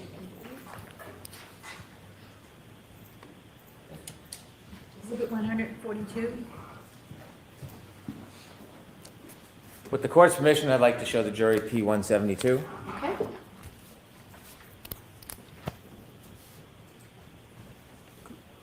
Could we close up just a little more, Ms. Gilman? Thank you. Starting at the bottom, what is that, ma'am? That is a close-up of the scratches that I noted in that area. And could you zoom out again, please, Ms. Gilman? Is that on the back bumper or the right quarter panel? I believe it's on the right bumper. It's a little difficult to make out in that photo. Could you zoom in again and move up just a little higher, Ms. Gilman? Thank you. You have another sticker on the top? Yes, I do. Do you know what that is? Yes, I do. What is that? That is an apparent hair that I noted in that area. So that doesn't designate a scratch, that's something entirely separate and different. That's something different, correct? We'll get to that later. I just want to point out that it's not a scratch. Now, you mentioned that you saw a scratch. Was it a singular scratch or a number of scratches? Could you zoom in, please, Ms. Gilman?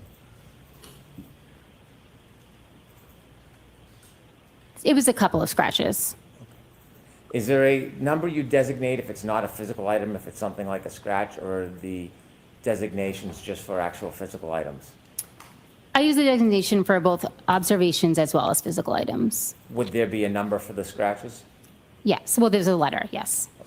Do you know what that letter is? Yes, I believe it's D. D. Okay, thank you. Take that down, please, Ms. Gilman. May I approach, Your Honor? Yes.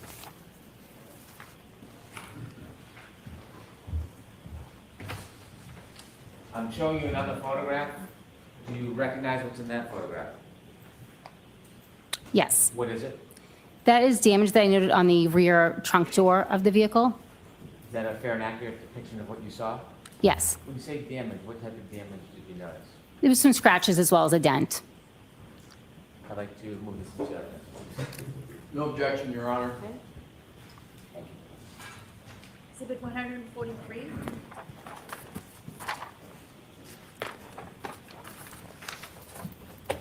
With the court's permission, I'd like to show the jury P176.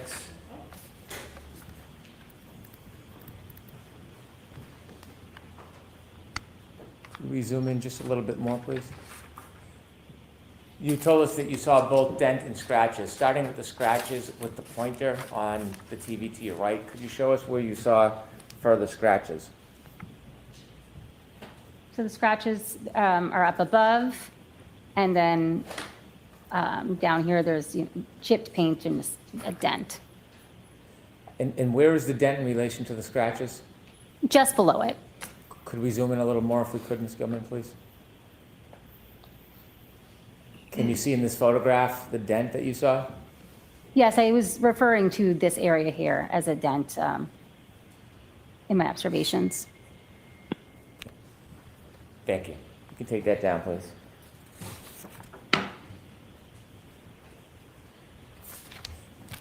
You mentioned the hair. I'm going to ask you some questions. How many pieces of hair did you find attached to that Lexus? I found one apparent piece of hair on the Lexus. Was there a designation number for the hair that you found? Yes. Do you remember what that number is? I used the letter A for that particular item. Did you say letter A, ma'am? Yes, correct. May I approach, Your Honor? Yes.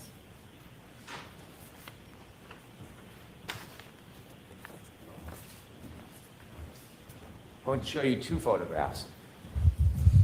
Can you take a look at the first photograph, please? Do you recognize that picture? Yes, I do. And what's in that photograph? This is a photograph of the apparent piece of hair I noted on the rear area. Is that a fair and accurate depiction of what you saw that day? Yes. Turn to the second photograph, please. Do you recognize what's in that photograph? Yes, I do. What is it? This is an additional photo of the apparent hair on the vehicle. Both photographs of the same piece of hair? Yes. And the second photograph, is that a fair and accurate depiction of what you saw? Yes. I'd like to move these two photographs into evidence, please. No objection, Your Honor. Okay, is A and B, please. 144A and 144B.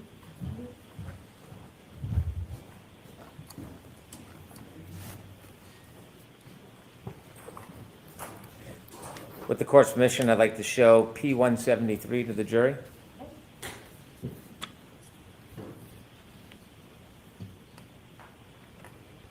If you could get in as close as possible, Ms. Gilman. Do you recognize what's in that photograph? Yes, I do. And can you share with us what you saw? This is a close-up photo of the apparent piece of hair on the rear of the vehicle. What did you do when you saw that, what you thought to be a piece of hair? I marked it with the tape. I designated it as letter A, and then I asked the crime scene services trooper to take a photograph of it. Did you try to preserve it in any way? Yes, I did. Tell us how you preserved that apparent piece of hair. I collected that hair with either disposable tweezers or tweezers that had been bleached with a 10% bleach solution. I put them in a glassine envelope and then put them in a larger manila envelope. In a larger manila envelope. What happens to that larger manila envelope? It is returned back to the lab. It is submitted under the same case number and given its own individual item number. Did you bring it personally back to the lab? Yes, I did. When you brought it back to the lab, do you remember where you brought it when you got back to the lab? After it was entered into the computer system, I then sealed it, I initialed and dated it, and then I would transfer it to the crime scene response holding area in our cold storage room. When you pass it along, is it to protect it in evidence, or is it for a purpose of further testing? At that point, it's just to store it in evidence, and then it will make its way into whatever unit needs the piece of evidence first. And you did all that with that piece of evidence? Yes, I did. I'd like to show the second photograph that you identified. I believe it's P165.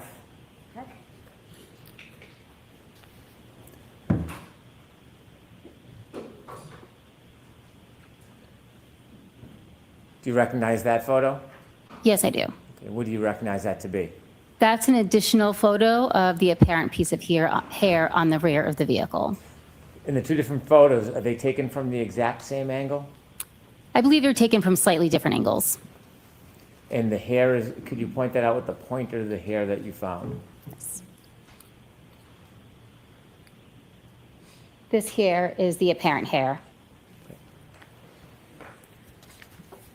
Thank you. You can take that down, please.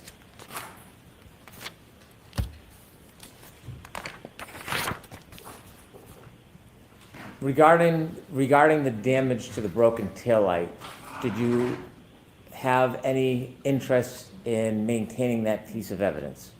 Yes, I did. What did you want to do?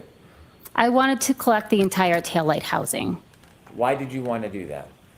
If there were pieces from the taillight that could be later matched to the taillight, I needed the entire housing to be processed at the lab. Did you make efforts to try to maintain or remove or preserve that entire taillight housing? Yes, I did. What's a taillight housing? Excuse me? What is a taillight housing? I'm referring to the entire piece, including the back, the glass covering, the light bulb inside. So it's in the entire unit. Did you attempt to remove that entire unit yourself? I did. Were you successful? No, I was not. So what did you do? A Canton police officer that was in the Sally Port at the time offered to help disconnect it with some tools that he had. Have you ever seen whether there's video that memorialized that entire event? Yes, there is. And have you ever watched that video? Yes, I did. Does that video show you attempting to remove the housing and then receiving assistance from somebody? Yes. When that housing was removed, what happened to it? I then placed it in a box, I believe I placed it in a paper bag in a box. And then once I brought it back to the lab, I added additional cushion with additional paper to protect it from any further damage. Were you going to keep that housing, or were you going to put that in evidence for other reasons? That was put into evidence storage for the time being. May I approach, Your Honor? Yes.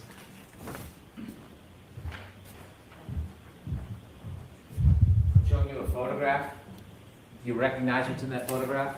Yes, I do. What is it? This is a photograph I took of the taillight housing back at the laboratory upon examination. Is that in substantially the same condition as when you saw it? Yes. Any differences whatsoever from when you saw it? Not that I noticed, no. Is that photograph fair and accurate of what you saw that day? Yes. All right, move this photograph into evidence. No objection, Your Honor. Okay. Exhibit 145.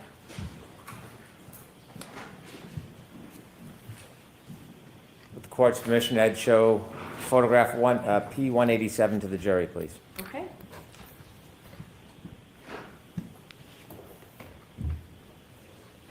Could you tell us what that is? That is a photo that I took of the taillight housing at the laboratory.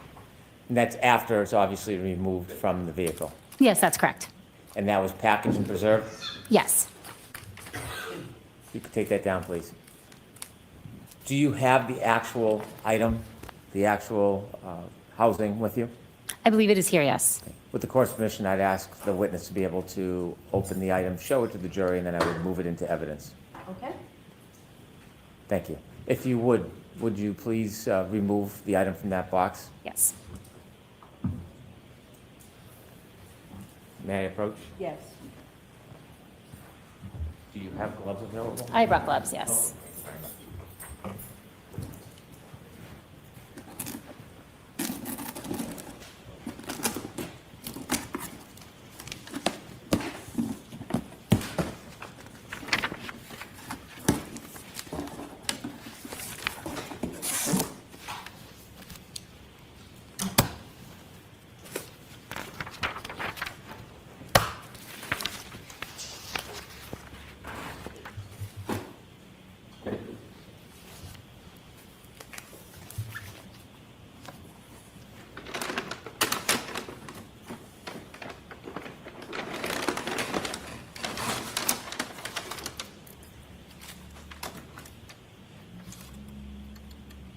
You could hold that so the jury can see it. If you could hold it up high, please. Thank you.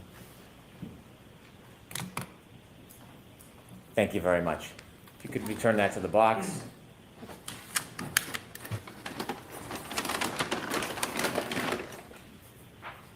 I would move this item into evidence, please. No objection, Your Honor.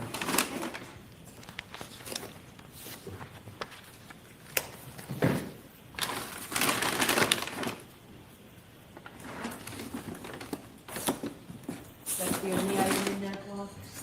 There are additional items in that box as Oh, well. I only want to introduce that one item. Okay, so that bag, you need to take that bag out. There are also other items in that bag. May I approach, Your Honor? Yes. Yes, why don't you come on over? Actually, Paul, the lunch is here? All right, sure, the lunch isn't here, so this seems like a good time to take a break. We'll see you in about 50 minutes. Yeah, of course. Okay, jurors, right this way, please. Please rise for the jury.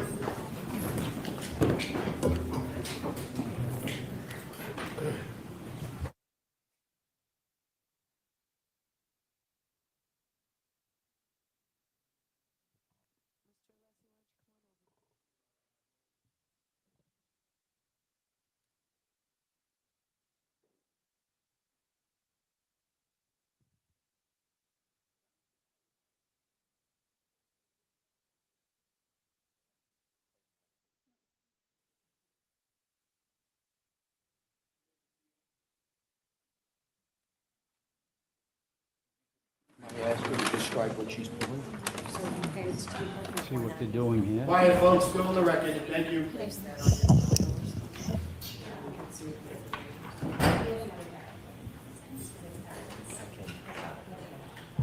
check. It's going to take me a minute to get another bag. I can't run in there.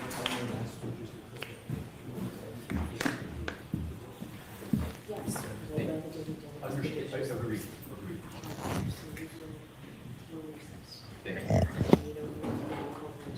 I do employee stuff. Thank you.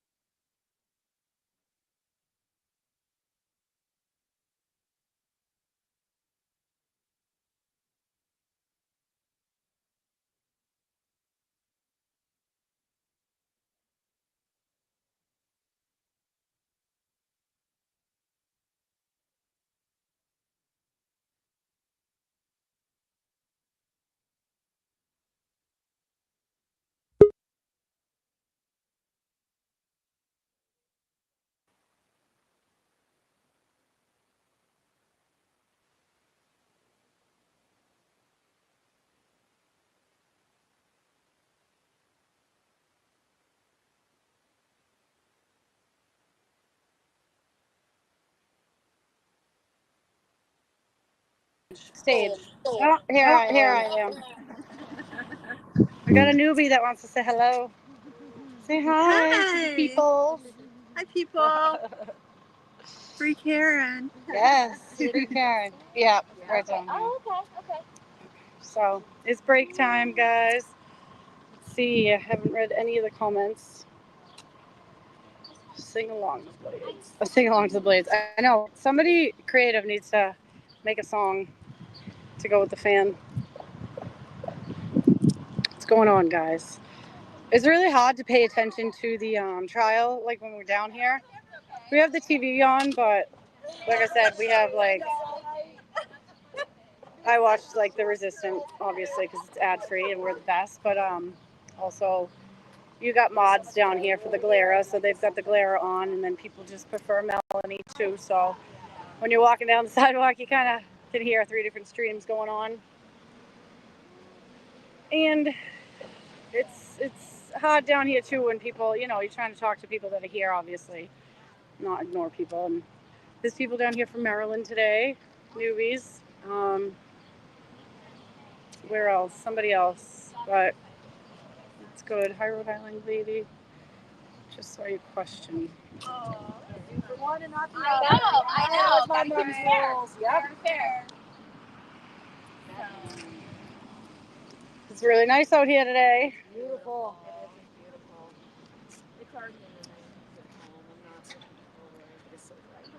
Just to be clear, the parking enforcer did say that he is going to reiterate what happened earlier. You can't be here longer than 2 hours.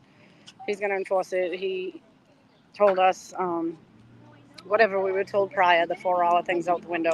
And if you're handicapped and have a handicap spot, just you can't be there all day. Which, it's a business. I agree with. You know what I mean? We're not trying to take up the spots. Oh, there's the lady that was complaining. But, you know what I mean? We're not trying to, I have an opinion about that business, but like I said, we're all adults. We're trying to be respectful. They do have customers. But you know what? After all that happened and after the parking guy came down and everything, we looked up the website and this place doesn't even open till 1 p.m. And I leave around 1 p.m. Hold on. Here comes Nathan, I think, and the dad. Yes. Hi, guys. We love you. Oh, this is the best, seeing them. We love you. We're here. Thank you, guys. We love you so much. We got everything. There's always the replay and everything. Yeah, we love you so much. We love her. Is he? Oh, yes. Good. We love you. Thank you. Oh, get out of the road. Okay. The nicest people. They are. They're so sweet. They're the best. They really are. So you heard it. Bob Alessi's up next. The Alessinator. Yeah. Don't get messy. So John has a sign over there. Don't get messy with Alessi. This morning. Aren't they the sweetest? Oh my God. They are. So awesome. I took a video of them. It's weird. But I I know. want to remember that. I just They want appreciate it. them to know that, like, I'm taking it to where I live. And Yes. there's I work for a judge. Oh, And good. the judge's secretary next to our office, she was watching it. Well, we didn't know each other was watching it. Oh, stop it. Oh, good, good. Now you can talk about it together. Oh, yeah. Yeah, exactly. Keep spreading the word. That's awesome. Standouts. It's amazing how many judges around the world are watching it.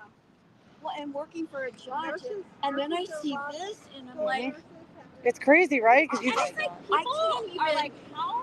They're not so That's the best picture. Oh my goodness. Wait, show the people that picture. How beautiful is she? Can you see it? Probably can't, but the queen. She'll post it.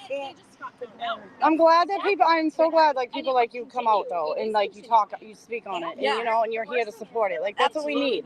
That's what we need. Fundraiser in Woburn last Friday. Oh, did you? Oh, how was that? A lot of people, huh? And her sister-in-law won the signed copy of a picture. Yeah. And she gave it to me Did she? because I bought all the tickets for the show. Oh, I love it. Yeah, we had a blast. That's so good. We had a lot of fun.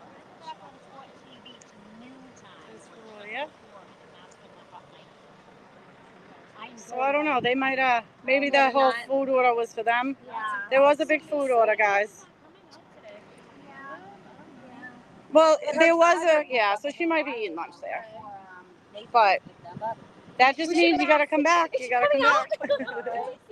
Well, I just thought it was her But, oh, I lied. Yeah, that's them. Here they come, guys. It's just exciting to see such a strong family, you know? Yes. We love you. We love you. Good luck. Yeah, she's in a rush. She's late. Bye, guys. Hey, we love you too. Wait, who is that? I'm like, we love you too. That's funny. Hey!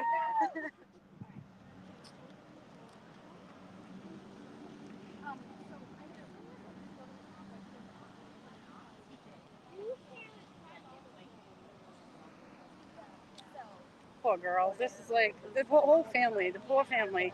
This is their life. They have to rush to eat. They get mobbed by us, you know. But I mean, they're very appreciative and they're very kind and friendly and waving, and you know, they don't have to be, but it's the fact they roll down their windows and stuff, but they're always rushing. I feel so bad for them, you know what I mean? It's like awful way to live every day. Oh, bye guys! Safe travel! Stay safe! Alright, bye. Oh, they're leaving. Out of staters.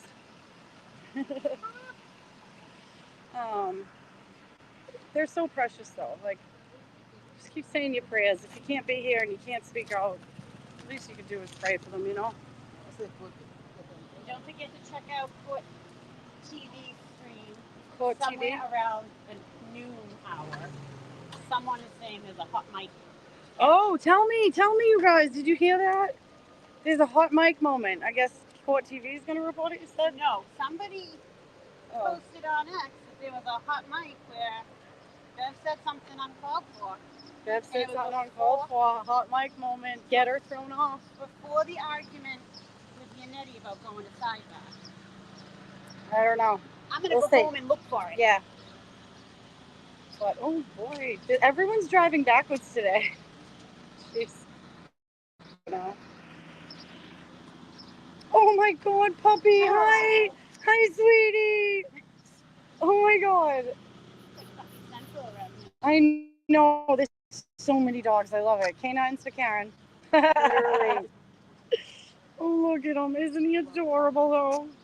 He's so precious. I love doggies. Just stay in the car because you don't know yell at me if you jump out. I want to go across, but No, literally, right? We're good on this. let's go. Let's do it. Quick cross, quick cross, quick cross, quick cross, quick cross. Oh, thank you.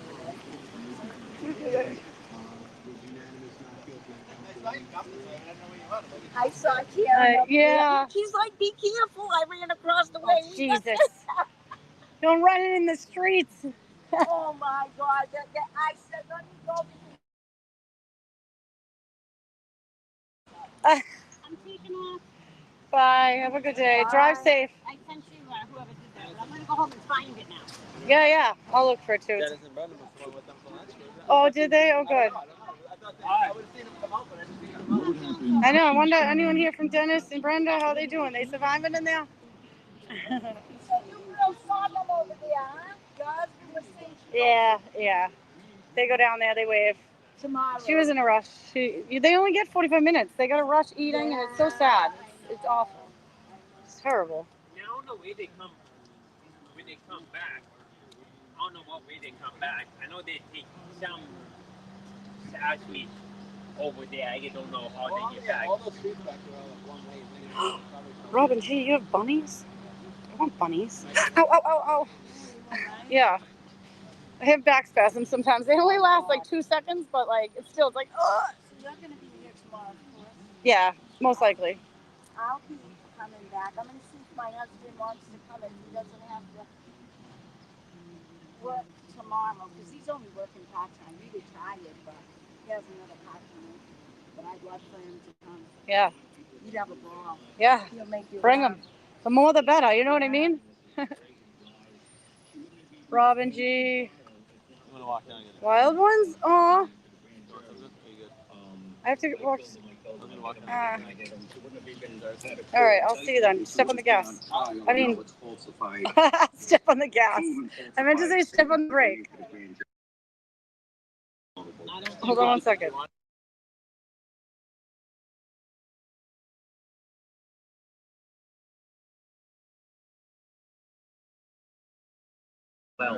Turn down the glare.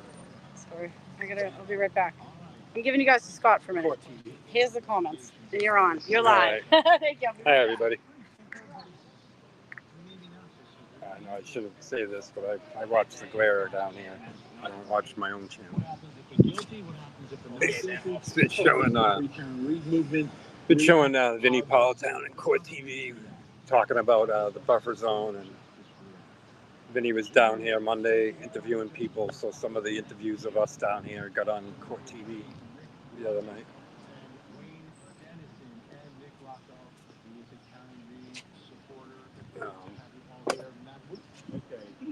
some of the people down here figured out that the way Karen goes to lunch, so you can go down to that corner across the street and see Karen going by when they go for lunch. They go to a local building here where they have lunch ready and waiting for them, so they don't go too far away. Bev always tells them to be back in 45 minutes. They didn't rent the church rectory this time around, so that's all they do. They don't get to walk next door to the church like a trial one, for most of trial one. So that's why, they had Nick Rock.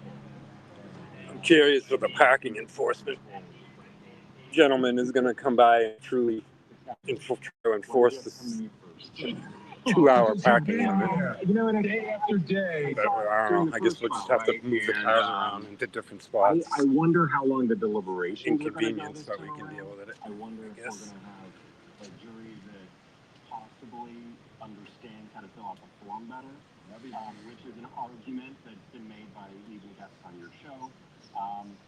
But I don't know. Well, obviously, if a collective mindset because this is such a Bev at the minimum gave us back the old buffer zone line on the other end, we'd all be down there by the more open area of the church green.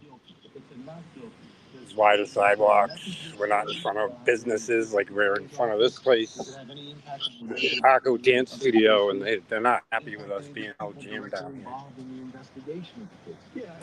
You all right, Scotty? Scotty? Are you there, Dylan? Yes. Can you hear me? Hello? We lost the connection. Oh, shit. Can anyone else hear me?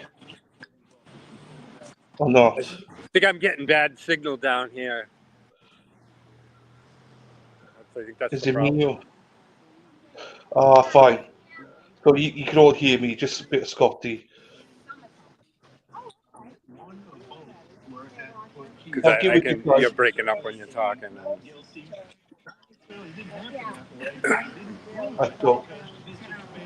Her phone just gave me a pop-up that says poor connection. Ah, so it's Tapped you. it and try and I hit it, but it still doesn't look right. That's fine, Scotty. It's your side, not mine. I got Wi-Fi. How are we, people? I was just at lunch. I don't understand why there's a bad connection because it looks like she has plenty of bars of signal on her phone, so I don't understand it. This is it was saying connection lost when I tapped to retry, and he's coming through all robotic, like we got a bad signal. What does Scott do to you children? Can you hear me? Just kidding. Thank you, Scott. I appreciate it. Just kidding. I think it's because it's too close to that speaker. I think so. Can you hear me now? I don't know. Can you hear me now? Oh, she can hear me now. I can hear you.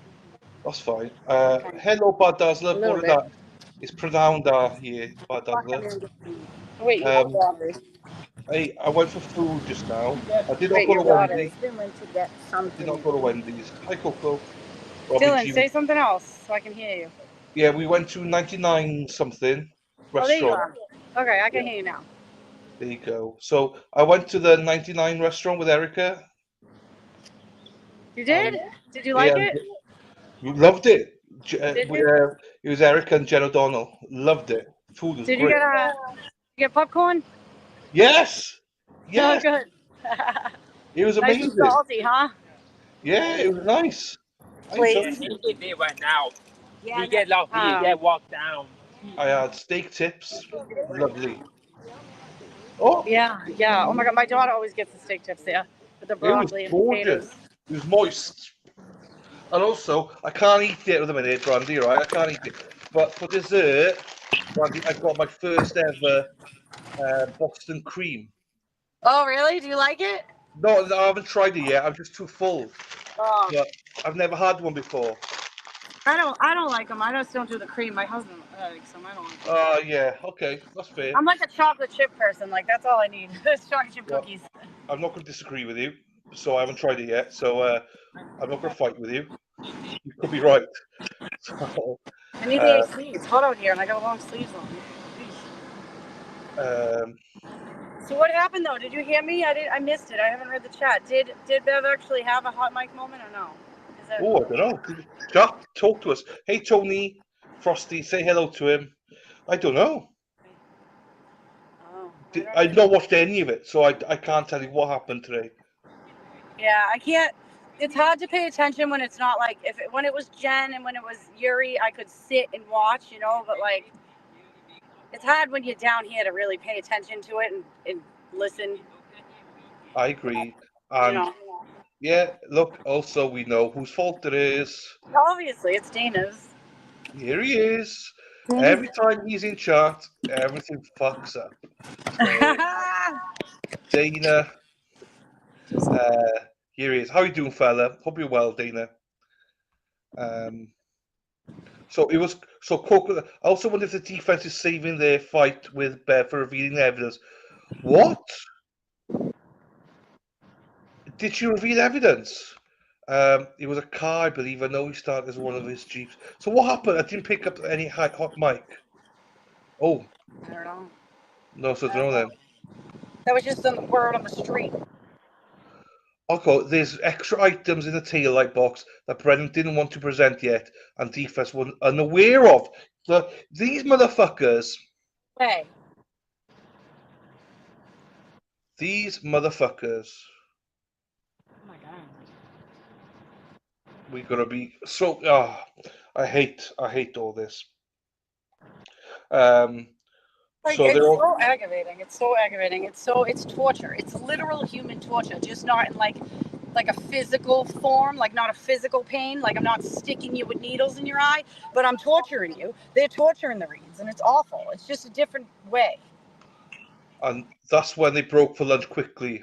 And Donna, thank you so much, my darling. I just seen it for the memberships. Thank you so much, Donna. Donna's from she's from Hey Y'all from Texas. Hey, Texas. Hey, Texas. Donna is a big part of why I'm here in Boston. She is amazing, and she knows how she's contributed for me to be here. So thank you, Donna. You are the best. So it's great. Hello, Coco. Hello, Mary Bagwell. Hello, Dis. Hello, Robin G. Hello, Coco. Hello, everybody. So, what's the vibe down there? Is it? So I don't know. I don't really like to call a lot of people out. Like I understand when people. I feel like I have to say something. Yeah. Like I understand when people come out of state and they don't come down here every day and they're curious. And I like to I'm always telling people like, oh, come take a picture in front of the buffer zone sign. You know, you came all this way, get a memory, whatnot. There's certain things that I'll like tell people to do, and like some people are always like, oh, we want to go here, we want to see her. So I'll tell them you can catch a glimpse of her, but it's like. People got to understand, if you are catching a glimpse of her at lunchtime, please, Jesus, stop following her. We just had, and I feel bad even calling them out, but there's a couple that came out from out of state, and I thought they were kidding, and they made a comment like, we're going to go follow her. And I was like, oh, no. I was like, you know, you can wave to her car, whatever, but they were literally 2 cars behind them following them. And I didn't even see them leaving. And then when I was videoing them, like, you know how we were live, and I was like, there she is, hi, you know, we were live and stuff. And then I was like, oh shit, they're literally following them. And that makes me like uncomfortable. Like, and it's like, I get it. Like everyone wants to catch a glimpse of her and everyone wants to see her. Like she's doing an amazing thing, standing up and being the one to take the hit for all of this. You know what I mean? Yeah. And we're following her, but like, people just please understand. She's going to lunch. She has 45 minutes. The whole family does. Like, wave to them, but stand back. Stand back, get your pictures, your videos, whatever. If they want to roll their window down and say hi, like that's a courtesy to us. And they don't have to do it. But like it was the other day too. It's not just today. The other day I saw people just like when you run in front of the cars or you're running in traffic, like don't do that. Please don't do that. 1, for safety reasons. 2, because you just look crazy. You look crazy. It is crazy. Just please don't do it. And I don't know. There's other ways to get a glimpse, but please don't chase her. She's in a rush and she has to hurry and eat and stuff, and it just breaks my heart. It makes me nervous. It makes me sad. Yeah, that's not good. But people don't know too, so I don't really want to make them look like assholes because they don't know, but maybe people, I don't know, they should know, but at the same time, we're all not mentally in the same area. Yeah. I don't know. They get overexcited. I know. You know, so I don't want to make, but at the same time, like when I saw them in the car, I'm like, oh shit, like please don't do that. Yeah. I don't know. Oh, here we go. Right, hang on. Brendy's preaching today. I love it. You go, girl.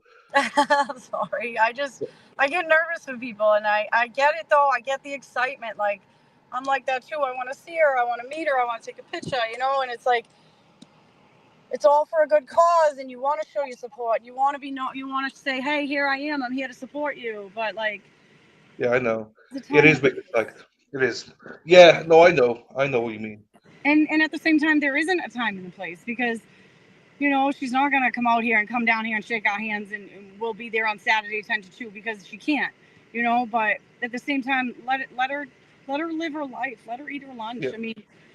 And it's kind of my fault too, and I feel bad because I tell people, oh, go down there and you can see her and you can wave, and at the same time, like Brandy, stop telling people that. You know. Well, she had a window up today because I think it's she's still obviously ill. So yeah. Hi, Daffy Dill. Yeah. But it's so, just like I think people know, just wave, stand back, but at the same time they don't know. So now I am like, oh shit, I shouldn't have told them to go down there. No, it's a tough call because so many people have done it now. I think everyone thinks it's fine, and yeah, you know, it's just and being the cops respectful. don't bother us down there. You know, they only bother us when Hank's coming down. So, Yeah. but like I'll go down there, I'll see her wave, and I come right back. I don't want to see Hank. I don't want to see no one. No, I know. Well, Erica introduced me to Karen when I first came here, you know, and I was walking with them for about a minute, and I felt bad walking with them, you know, and we were chatting, Yeah. you know, so I get it. But also I get it, the fact that I got that introduction, so, you know, I feel bad for others that maybe don't get that introduction, maybe, you know, and Yeah. to feel, I don't know, They make you feel like certain ways, and it's just I don't know. A I lot of know. emotions down here. There's emotions inside and emotions outside. I know. Hey, cousin Gary. Hi. I know. As the weather's hot as well. Oh yeah, it's getting hot. I got a sweatshirt on. I'm like dying. I was gonna say, how are you still in a sweatshirt? Well, now that's why I'm sitting in my car. What is it? It's Oh, the my AC zone. It says it's only 64. That's a lie. It's gotta be 80. So I got my t-shirt on, but I had Erica on my back earlier on, trying to fix my back. So Yeah. I've got heating pads all over. It's nice. The heating pads, they're Oh. nice. You know, I just need them to work now. Standing up, I still feel painful, but sitting down here, relaxing. Oh, by the way, just in case people don't know, I'm on Calling All Beings with DJ tonight, 7:30. Yes. It's Calling out All of Beings state. tonight. There's a few people from out of state going to be on with, I think, Beatrix and me and Watch DJ. this lady. This lady. I timed it perfectly. I was walking right across the street at the same time Hank and his mom were. Did you? So I got a nice picture of them. Looks And to be there were two majestic goldens there. Majestic Goldens. Majestic Goldens. We love dogs. You guys, if you please come down here, will you bring your dogs if they're friendly, because they will be spoiled. Probably by Yeah. Dennis with treats, and I got some treats too. But oh my god, I love dogs and I want to pat them all day. Dogs always welcome down there.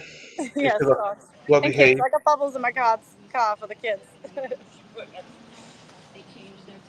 It's not dangerous down here for anyone that's scared. We got Bubbles and puppies. Look at the majestic goldens. Oh, they're so cute. They're twins. And we saw the twin dogs earlier in the car. That was We saw twin dogs the other day. I feel it's like I really walked up to them. I go, it's like heaven on earth over here. Hank goes, I'm hearing Brandy twice. Why am I hearing Brandy twice? Yeah. Me? Met So me? yeah, and your conversation from like 10 seconds ago. Oh, were you going past the TV or something?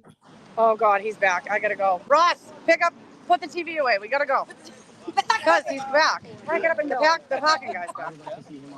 Sorry, what was I saying? I don't know what I said. Oh, I said we saw two twin dogs go by today. She saw the two golden retrievers and we saw two little Yorkies in the car. There's a lot of twin dogs out today. It's cute. I love it. And I love the dogs. I want all the dogs. The parking guy's back, so I'm scared. I gotta go. It's fine. I just love the ego you whip out for Ross. Ross, do this. Ross, do this. Ross. I see Ross was set up busy this morning. You got him well trained. Fair play. Yeah, we gotta go. Right. Time to go. If you're going, Brandy, that's All right. fine. Thank you, my darling. Are you sure? Early. Oh, okay. I'll leave early for you if you want me to. I will. I will. Oh, he's so sweet. He's like, I'm early. See? Thank you, though. We He's the best. appreciate it. He's such a good guy, though. He's He the knows. best. Because he comes and he takes a picture of that and everything, you know. But, yeah, it's just weird. I was saying it earlier, how this place doesn't even open till 1 p.m., but yet they were calling the cops on us at what, like, whatever time it was. I don't know. Say hi. This time, Hello, my lovely lady. they will Hello. try and What's up, retry Diane? until they get the verdict that Hi, they're looking Dale. for. And Oh, hi, Dad. How are you? Just doing a drive-by. A drive-by. I'm on my way into Boston. It's a good drive-by. Yeah. He wants no part of enforcing this. No, Yeah. I said, I'll leave. He said, no, don't. I'm early. I said, okay. See, he's so nice. He is early, but I don't care. I said If early you're because I said staying here earlier. all day I with will me, leave it's early easy if he for wants us me to to. swap vehicles. Yeah, it is. Oh, okay, so you're not actually going. Fine. Okay, now I understand. I thought you were going, Brandy. I was like, oh, where the fuck? I was. But I don't know. We do gotta leave. It's 1:30. We gotta go. Come on, let's go. You didn't even call school yet, did you? Did? All right. Come on, Ross. Shut up, Dylan. Love it. No, on Wednesdays we get to stay a little bit later because my daughter comes to Dedham on Wednesdays, my oldest. I don't have to leave to get her, but I still got to get the two little ones, even though they want to walk home. I like to be there when they get home. Oh, that's sweet. I love that. I don't want them home alone. How was the They're daughter's gonna be like 30, and I'm gonna be like, you can't be home alone. No, yeah. Not How that was your daughter's birthday? It was good. So we took two of our friends out to eat last night, and went to the arcade. We won like 16,000 tickets, and she actually won a pair of AirPods, Apple AirPods out of the machine. So I mean, the amount of money for the dinner and stuff, it worked out because she got the $250 AirPods, which you never win, and she won them. So it was a good birthday for her. That was quite good. Yeah. So she went home happy. And then she was mad at me all over again this morning. I was like, what a difference a day can make, huh? She was mad because I was brushing her hair, and they don't like that. I love that, though. I love that. Yeah. My teenage nieces hate that as well. Sorry, I couldn't hear you. The guy went by. I was just saying, my teenage nieces, they all hate brushing hair and stuff like that. Yeah, it's the worst. And they act like they're getting killed. They're like screaming, huh? No, Love he's home early, but I got to leave anyways. I got to get my daughter, but That's yeah. fine. Peter Murphy is in the chat. Hello, Peter. Who's in the chat? I haven't looked. Oh, Robin. Peter Murphy. Peter Murphy. Hello, sir. And Peter's daughter came down today. It was lovely to meet Peter. Yeah, she was there today. So, I know, right? just a reminder, I'll be appearing on Calling All Beings at Put this away, we gotta go. tonight. That's 8, 9, 10, 11, 12:30 a.m. in the UK. For anyone who wants to watch it. I can't wait. I can't wait. Oh, I don't know where I can mount you. Right, well, hey, Brandy, let's have this conversation private, Ross, over here. All the rumors are getting started today. I know. Well, you're kissing Scott this morning. What's going on? Oh, yeah, forgot about that. Dina's gonna kill me. Yeah, we gotta go anyways. Thank you. And yeah, the parking guy's so nice. He's so sweet. Bye. Have a good day. They're great guys. Yeah, he's like, I said you didn't have to. It's early. I was like, no, we gotta get our kids. Yeah. I'm just still on the live. You want to say bye? Say bye to Jen. Bye. Bye. Hope your back's feeling better. Thank you, my dad. I got heating pads on. Hopefully, they'll get. Work wonders. So Awesome. far, Yeah, so when you good. coming back? Again? Probably next week. Next week? All right. Yeah, I gotta get the kids. I know, right? These fucking kids. The things I do for these kids. They don't even know how lucky they are. I don't know who those are. What are they? Did somebody leave a bag here? I don't know what they are. But I broke them out.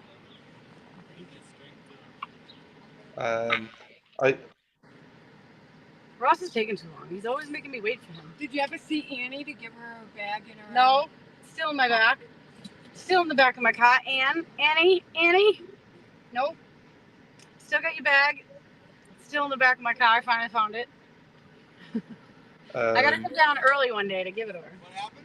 We still got it's like ginger shot bag in the ginger shot bottles. But hurry up because you gotta put this thing on. I can't hold this while I'm driving. What? Can you put this back on? Yeah, hold on. I can't hold on. I'm impatient. This is why I'm not a doctor. I have no patience. Sorry, I was typing to Mexi. Mexi's sassy today. She's sassy at me today. Is she? Woo! Oh, She- I love it. She is sassy as fuck. I was like, I'm here now. You better fucking be here because I've had enough today. I'm like, yeah, Mexi, you're my boss, so I will do what you tell me to do. I love Mexi. She's great. I love the sass though. I love when people just give me shit. You know what I mean? I love that. And you know. Literally, I said that about someone earlier. I was like, I forget who it was. Oh, we were talking about Dennis's son because someone was saying how Dennis is awesome. I was like, you gotta meet his son. I was like, I've known him for like over 20 years. I was like, and the kid just talks shit and he's so good. He doesn't do drugs, doesn't drink alcohol. He's just sober and he's just a fun person, you know? He's just like, and we fight about stuff, but I'll still be friends with him at the end of the day. Like, he's just a good dude.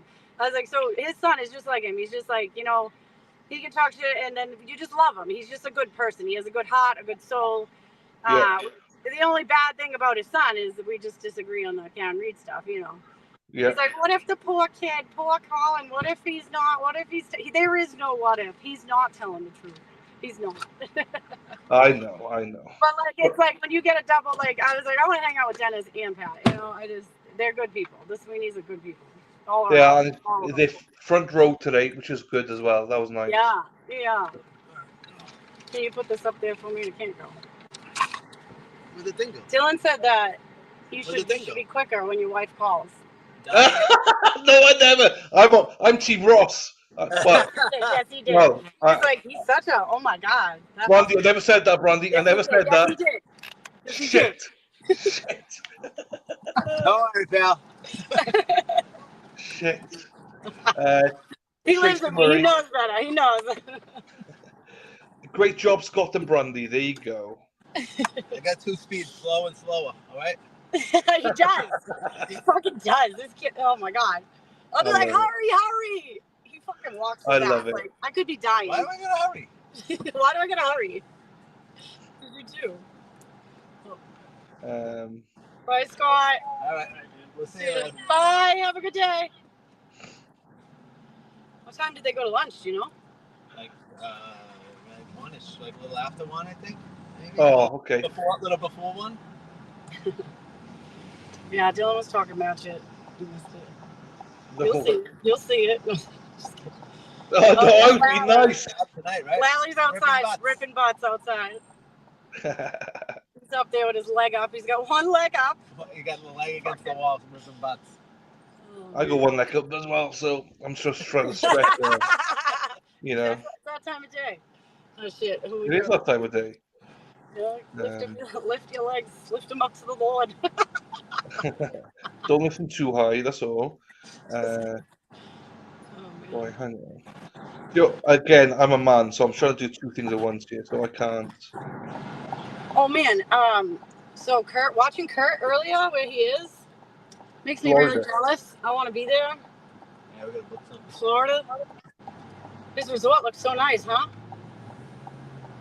Yeah, I didn't watch it. I didn't see it, but yeah, he's in a great spot. He is in a fantastic spot. So yeah. Oh yeah, you were out there earlier. That's right. yeah. Uh-oh. I think I'm getting a group chat, but I can't look at it. No, that's fine. I just can't do it. I'm sorry.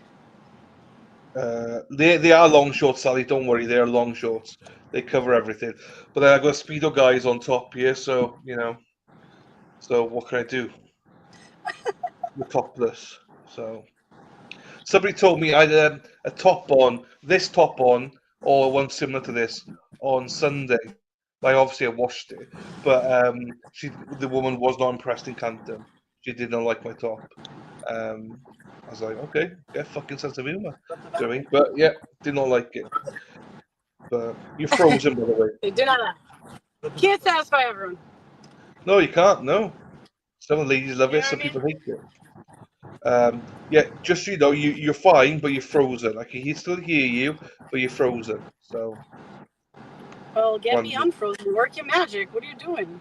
I'm trying. I'm trying to rub your head. I'm just like, Brandy. Can you No. see me? It's fine. We can hear you, and your face is you smiling. So it's fine. I don't want to be on the. Don't look at my face. Everyone, close your eyes right now. I think you're all right. I think you're all right. If it was me, we would be pulling me down right now. But you got smiling. Oh, you're back. You're back. You're back. You're back. You're back. We can see you now. So just keep smiling in case it crashes again. Yeah, Stop. don't fucking. My don't- face hurts when I leave there sometimes from laughing. Like, oh my god. I know it is funny. Hey, Rhonda, it is, isn't it? I know. And Scotty stays down there all day. It's unbelievable. I know. Good for him. He's a trooper. Oh, So today I tried chicken wings or something, gold wings or something. Erica said. Gold fever wings? I don't know. Is it? Yeah, I don't know. at the 99. Yeah, Did you love them? yeah, they were nice, and I had ranch dressing. Yes. Yes. So I said that the ranch dressing tastes like McDonald's mayonnaise. I know. I don't know what that Honestly. tastes like, but So if you have a burger or 100,000, whatever it is, it tastes the exact same thing as a burger in McDonald's. That sauce they use. Honestly, the way you say burger. burgers. I love it. I love it. Mexi's pissed at me. She's messaging me on side going, "Are you fucking high?" No, the sauce is not tasty. It freaking does. I'm telling you. When I first had a taste, I was like, "Oh, this is like a 100,000s or whatever it's called in McDonald's." Same taste. Yeah. But I love the gold fever wings there though. They were nice, and we had potato skins, and then I went for the Robin G special, the What's that? steak tip and broccoli. Oh, yeah. What do you eat your meat when it's still mooing, or you like it cooked?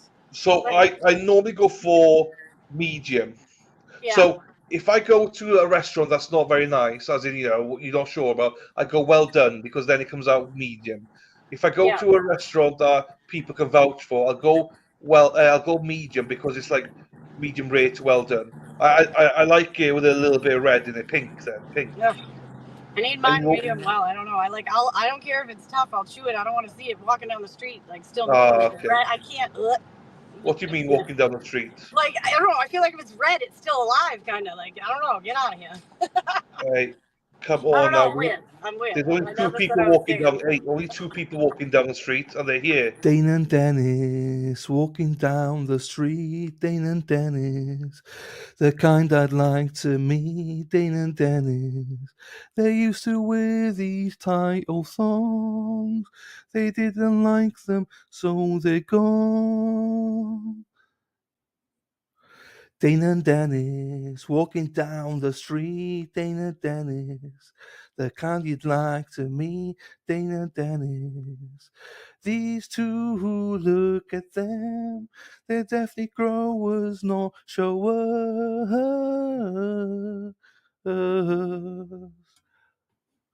Dane and Dennis walking down the street.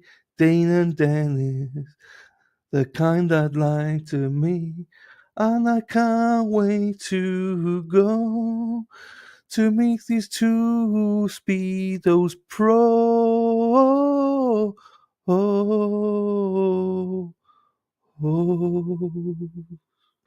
See you in Boston, boys. I had to play that because you said walking down the street. No, that's my favorite song. There you go. Happy days. I love that song. Good. Have you seen Scott McGinnis's one? Yeah, he's Hang in on. there. He's got a song. Let me play it. Hang on. Here we go. Bing bong a bing Bombay, bing bong a bing Bombay, bing bong a bing Bombay. Scott likes to wear lingerie. Did you see that one? No. Scott's? Yeah. No, show me. Tell me. I didn't know your song. Yeah. So I'll play it on screen now. Play it. Bing bong a bing Bombay, bing bong a bing Bombay, bing bong a bing Bombay. Scott likes to wear lingerie. You're lying to me. You're lying. So have you not heard his cross-dressing story? No. Scott used to cross-dress. He used to wear lingerie. You're lying. I'm not. You ask him. You ask him. You know I'm not gonna ask him that. I won't. I'll ask him in front of you. Nick. He admits that he's been on. So one day on my stream, we were talking, and I was closing the stream down, and he wrote in chat, and he literally, as I was pressing end, he came up in chat saying, "Scott McGuinness, yeah, I used to wear my ex-girlfriend's lingerie." Oh my god. And I was like, "What the?" So we kept on going with the stream. So each to their own. Yeah. Is it video? He got a video then because he's he's not cross-dresser. You got to listen to the story, but it's funny. I love Scott. So I do too. I love him. He's the best. It's so funny. I was asking him someone's name earlier because I don't know. Like I've hit my head a lot, but I don't remember people's names. As soon as you tell me your name, I've already forgotten it. It goes in one ear and out the other sometimes. Yeah. And it's just like some people. It's just like it's too late to ask. Like I'll never know your name. I'll never ask you. Yeah. No, I agree. That I kid agree. Neil that's down there, I just learned his name. Like I know him, I see him every day. Then I didn't know his name was Neil until like one day in the chat. Like I think it was a couple weeks ago. But I was like, oh my god. Neil is a twin of Scott McGuinness. Yeah, and I think you're the one that told me. You're like, yeah, his name's Neil. I'm like, are you sure? Are you sure? Because I just Yeah. I don't know. It's I mixed up Neil and Scott for ages on stream because they look so alike. Yeah. But, yeah. Twins. No. They are literally twins. When you don't know them, like obviously now I know the difference, but before I never knew the difference, you know. So. Switch to the radio. Yeah, it's weird. Is it on the radio now? I don't know. Can you hear me right now? Why are you like on a call to yourself? I don't know. It's weird. Where's my phone? You're back though. We can hear you. Oh, there you are. Yeah, I don't know. My phone just decided to call myself. It was weird. That's all good. We can hear you. So Yeah, it's fine. yeah. Ross, do you have permission? Ross, do you have permission to speak? No, he doesn't. Oh, okay. Sorry, Ross. No, he doesn't. Okay, you know better, Dylan. You know better. I love it. I love it. We could just take the piss. It's great. I know. So are they back from lunch yet or no? Mexi's got it here, so she'll tell me when it's back Alright. on there. But here you go, the fun's on. So Katie says Big Mac sauce is like 1,000. Yes, but for me, it tastes exactly the same, Katie. when I ate the ranch, I was like, oh, this is fucking Thousand Island dressing. That's the taste I got from it. Thanks. Scared me. Yeah, I can't see. Yes, I did. Sorry, I did. Yeah, Thousand Island dressing, wicked. You're right. So what's been your favorite food so far? Ooh, so it's a toss-up between steak tips in. Where do we go? Midway, and that was nice, and also pizza in Linwood was nice. In Linwood's, yeah. Our pizza's good. But totally different because it's like bar food against restaurant food. So both were gorgeous. And I'll be honest with you, one of my favourite meals I've had has been Brenda's steak, fries, and veg. There's nothing better than homemade cooking. It was gorgeous, you know. They're just be pissed. Like, I cooked the fucking steak, but Brenda did all the work. You know what I mean? So that was good. And also, I had a chicken dinner with Brenda. Wow, that was gorgeous. She had stuffing, which I've never had before, and it was really, really nice. Now you're making me hungry. I know. Rhonda says, have you had Chinese? The only Chinese, so I've had Chinese twice. Panda Express, which was disgusting, and I was just hungry, so I needed something. And then I had another one I'm not sure where it was, but it was absolutely delicious. I had chicken fried rice and and chicken balls with sweet and sour. That was nice. Chicken balls? It's so I think it's called, so for us it's called chicken balls, but it's actually chicken sweet and Oh, sour. like General Gao? Oh, okay. So it was nice. We call them chicken balls in the UK. That's what I would Oh. call it. Because in the UK, I like the Cantonese style, the smaller chickens, but this was huge. I couldn't eat it all. It was massive, you know. So I've not tried biscuits or gravy yet. Oh. Can you not try to blend in at all? I'm sorry. I was thinking last night when we went to the restaurant with my daughter, like I always used to say doctors, I used to think they had to take a class in learning how to write like an asshole. Like you have to literally write illegible to become a doctor because all their prescriptions are like, you can't read it. And with waitresses and waiters, I don't know if this is a thing, but they literally always come over and ask you how your food's doing when everyone has food in their mouth. Like they do it. They wait till you take a bite and then they're like, so how's it doing? Yeah, it's good. Like every single time I'm out to eat, I'm like, they never come over and ask me like after I take a sip of water. So, you know what I mean? It's just, I'm like, they do it every time. It's funny. I know, I agree. And I'm like, I can't do it's good.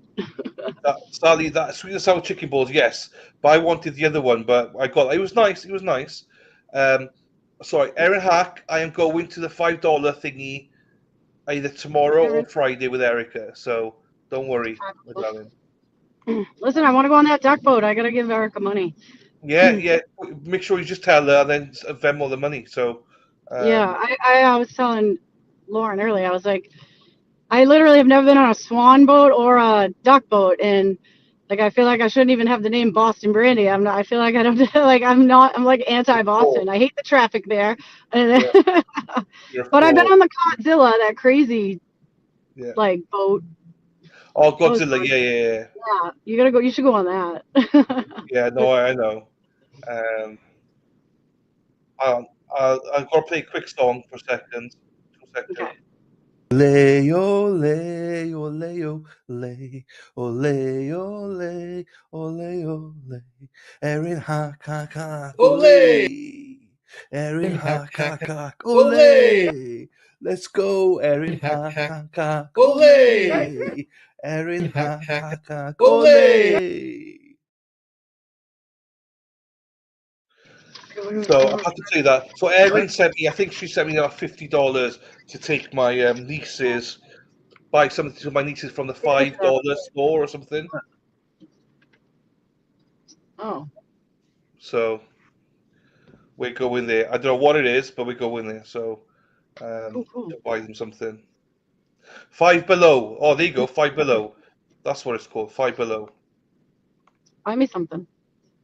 I know. Well, as long as it's 5 and below, it's fine. 5 Below. There you go. They just changed it. Now it's like 20 below. Is it? Shit. Yeah. And they got like a back room where things are like $10, $20. It's like, get out of here. Change your name. It's false advertisement. Hack, fuck me over. Hack says, fuck me over right now. I need to do a duck boat. There you go, Rhonda. I'm looking forward to it. Yeah. We're going from, I think, the museum. So we're going on the 21st of May. I think it's around, I don't even know what time. It's the afternoon. And then we go into Erica's place of work afterwards for food. So anyone who wants to do this, go on Facebook, sign up, Venmo Erica, and then, I'm not sure how many people we got. I think we can get 35 people. And I know there's some spaces left, so yeah. Yeah. Get on it, Brandy. Get on it. I know. I was gonna Venmo her earlier, and then I forgot because. Well, as long as you just tell her. Tell her What's your memory? I forget things in 5 minutes. That's fair. That's fair. Well, you nearly drove off earlier without Ross, so what? Don't forget about Ross. You're like, oh shit. Listen, he's like a mute, so I do forget. Oh man, there's an accident up here. Uh-oh. Oh no. He's good. He's good. He's good people. There you go, Lisa. I'll let him live. My back's okay. Just painful when I stand. But when I say painful, it's not like massively painful. It's okay. I've just been a baby. What's the most $5 stuff. Okay. I'll get something $5. I think you said $50, Erin. So I'll get him something like $10 range each. So $10, $12. Yes, it does.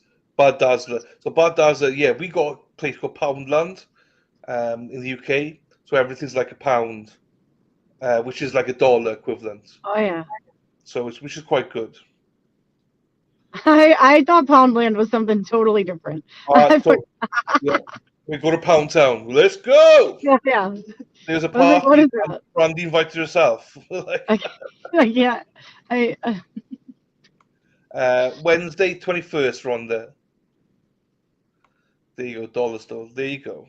$1, so yeah, that's not even $1 anymore. It's like That's $1.25. Yeah. Della, you were a guy, so it's expected you guys cry from a hangnail. Yeah, okay. That's the thing. I had a hangnail one day, and he was green. And everyone forgets he was green. He's infected. But Oh everyone said, no. crying. It's working too hard, I know. Pound Where's stretcher. Dina Yes. today? Dina's working hard today, huh? Who? Dina, I haven't heard from her. Yeah, no, I know. Working hard, huh? Few people I've not seen today, so Didn't even see her in the chat, nothing. bad that way. I know, Robin. G, you're fine. No, I know. Yeah, she says when she's working, it's hard for her to jump in the streams and stuff. So Yeah, I know. Mexi's busy. Mexi's fair play to Mexi today. I'll give her credit, even though she's been a bitch to be on the side. She's very, very busy in work today. So I'll be here all afternoon, just so I can get her off my ass. Like, fucking do this, do that, blah, blah, blah, blah. I'm like, fucking hell, Mexi. You think he's my channel or something, Mexi? Do you know what I mean? She's awesome. What do you expect? I know. She's The fucking hell? working for me for free. Do you know what I mean? It's God, like, these people. uh, It's funny. Dina's love it. I love this. Dina's busy planning a wedding to Scott McGuinness, I think. There you go, DJ. I think I asked you this before, but I might not have been listening to the answer, or maybe I didn't ask you. But do you have to stop for tea time where you are, or no? You've asked me this before, yes. I did, right? Yeah, I don't exactly know what you mean by tea time, as in. I thought it was a law. Like, do you do it naturally? Do you drink tea like at a certain hour over there, like at 5 o'clock or something? No. You don't do it. Okay, so I just want many. You get a tea. You get it. Sometimes people say you get a tea break, but I thought it was a law, and I was like, oh, well, tea's good for you. Maybe that's why, because I don't know. So America just poisons us. Some people call it a tea break, as in most places you get an hour a day where you have a break. So like half hour for lunch, quarter of an hour for afternoon break, quarter of an hour for morning break sometimes, and sometimes some people call it tea break, but it's not for drinking tea. It's about you actually have a break. You can drink anything you want, or you can eat anything you want, whatever. But that's where the tea break comes from. So, or Levinses. Lucas is right. Levinses. And afternoon teas are popular. 3 o'clock. The whistle blows. What the fuck? Stop it. I'm gonna miss my fucking exit because I'm dying laughing. Oh shit! Sorry. The whistle blows, and we all have to drink tea, and we get fired. I know, Pod does that. I don't know why I thought that. I thought like you all I thought the whole place, like everyone, it was just a natural thing. That you all stopped life. I don't know what would be something like apple turnover with a bit of I don't know. Actually, it would be custard cream if it was like if you allow me to put the custard in. Baked, good. It'd be like a raspberry turnover or something like that. DJ. Oh no, Coco, that's awful. Spinal stenosis, shit. Look at me, I'm fucking whinging like a bitch about strain, and Coco's fucking actually got issues.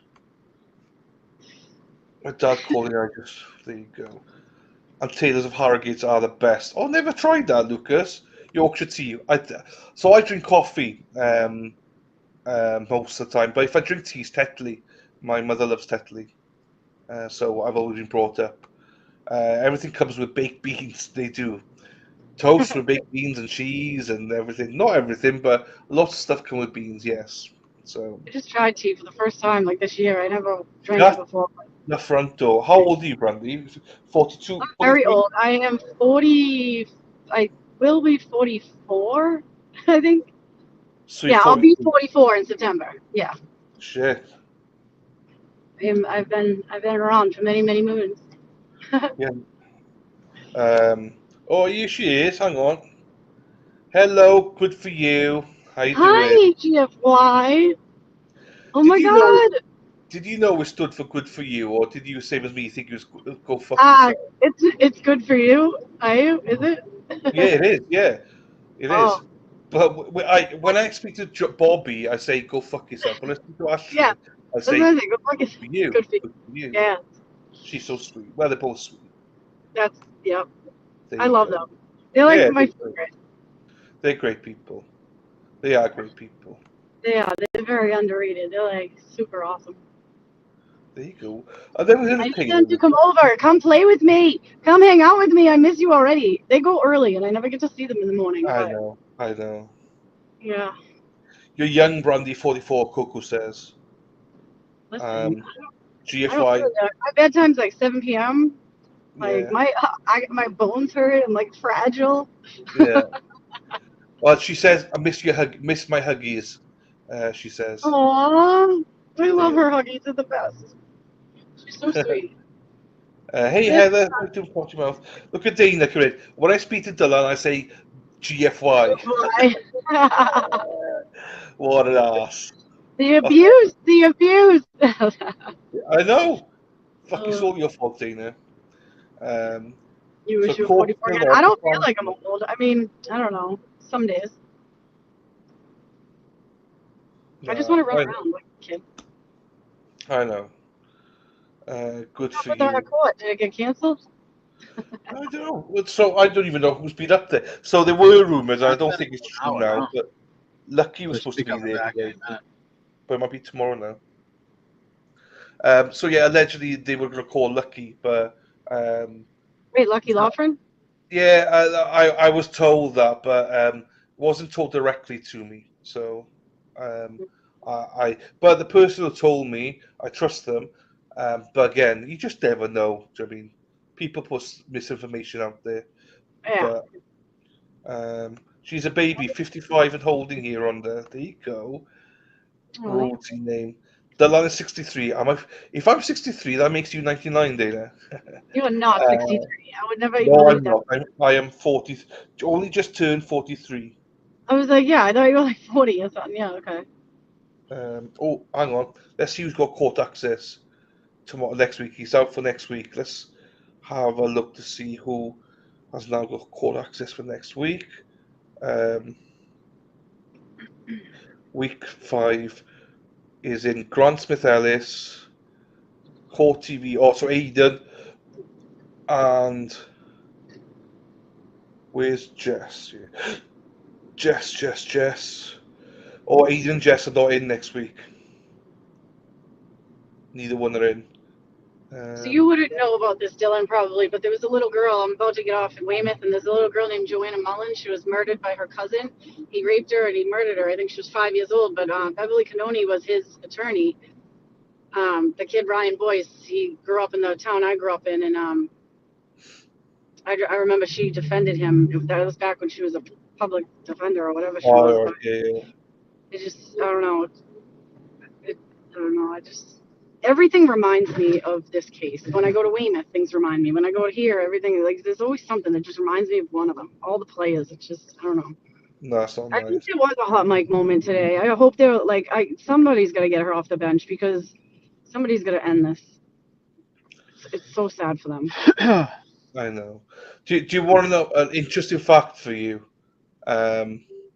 So Grant Smith Ellis he's won the lottery 100% of the time to get into court. Aiden 40% of the time, and Jess Massaggio is 20% of the time. That is John That's crazy. DePietro is 80% of the time. Like the people who don't, oh my God, they tell me that's not, like, I don't trust any of it. I don't trust any of the lottery. I don't trust, I don't know. No, I don't blame you. I know. It's all questionable, at least questionable. I mean, it's not live. It's No, and I Jessica Shadow, like, she's just reports everything as fact, like within the couple seconds, minutes. You know, she's very, credible, and she doesn't get in and Grant and DePetro. Like it just doesn't make sense. Like the credentials, I don't know. I met Grant today. Oh, for the did you? first time. Yeah. He How said did that to me, go? he said to me, "You're a much nicer person in person than online." I was like, "Well, He's better in person than he is online too, though. yeah." To be fair, he is a much nicer person in person. He is. And yeah, we shook hands. I was like, I don't agree with everything he says and does and stuff like that. But as he said, he probably doesn't agree with me as well. So Yeah, no. Every time I go to feel bad for him, and like, because he seems like a nice kid, and I do feel bad for him. And then all of a sudden he'll post something like Aiden's twisted and this and that, and like he just, and then I'm like, that reminds me why I fucking think he's an idiot. Just like, oh my god. I know, Lucas. Look, I just take everything with a face value, as if people are polite to me, I'm polite back, and then I also don't agree with some of the stuff he does. So I just take everything with a pinch of salt. So He is. He just. Yes. He's one of those people that you can't trust with nothing. No. He's a good reporter. He should be. If he could just learn like human behavior but I mean, people tend to give him a little leeway because of who his mother is, and the apple doesn't fall far from the tree. Yeah. You tend to believe in what your parents believe in until you get slapped with some reality. But I agree. I mean, God, I fucking grew up a Democrat my whole life because my mother was like diehard, and my stepfather, and he used to freaking go on the trail thing with Warren and shit, and I can't even believe it. Like I'm the total opposite of what I was raised to be. It's just you can't really trust. Everyone has to scream and fight for transparency because I hate that everyone has the ability to be behind the scenes and make these secret deals and these little the whole discretion thing just drives me batty. You know what I mean? And it's too much power. You shouldn't give that much power to one person. You shouldn't do it. You should, if they're in charge of hundreds of thousands of people's lives or whatever, however many people are in the state or whatever, you shouldn't have that much power on that. So Sally has heard the hot mic moment on Twitter. I said, Oh, Bev really? called Yannetti an arsehole. Shit, she did? If she did that, that's... Why does everybody hate Yannetti? Like, Proctor? Did anyone ever find out what his reason for hating? I truly hate that man. Like, why? Why, though? He must have dealt with him before as, like, a lawyer. Oh, they dealt with each other several times. Maybe that's why. What, But, like, they're calling him an asshole. Yeah, we're on Twitter. I can't find anything yet. So hang on, let me just see. And if she has negativity about him, that's bias. Get off the bench. You're there to play devil's advocate, and you're not supposed to take sides. And you're calling what the defense names. That's you should be penalized for that right now, immediately. Don't say sorry to the jury. Somebody hold her accountable. Oh, I agree. I'm just trying to find if I could see the clip anywhere. I can't at the minute.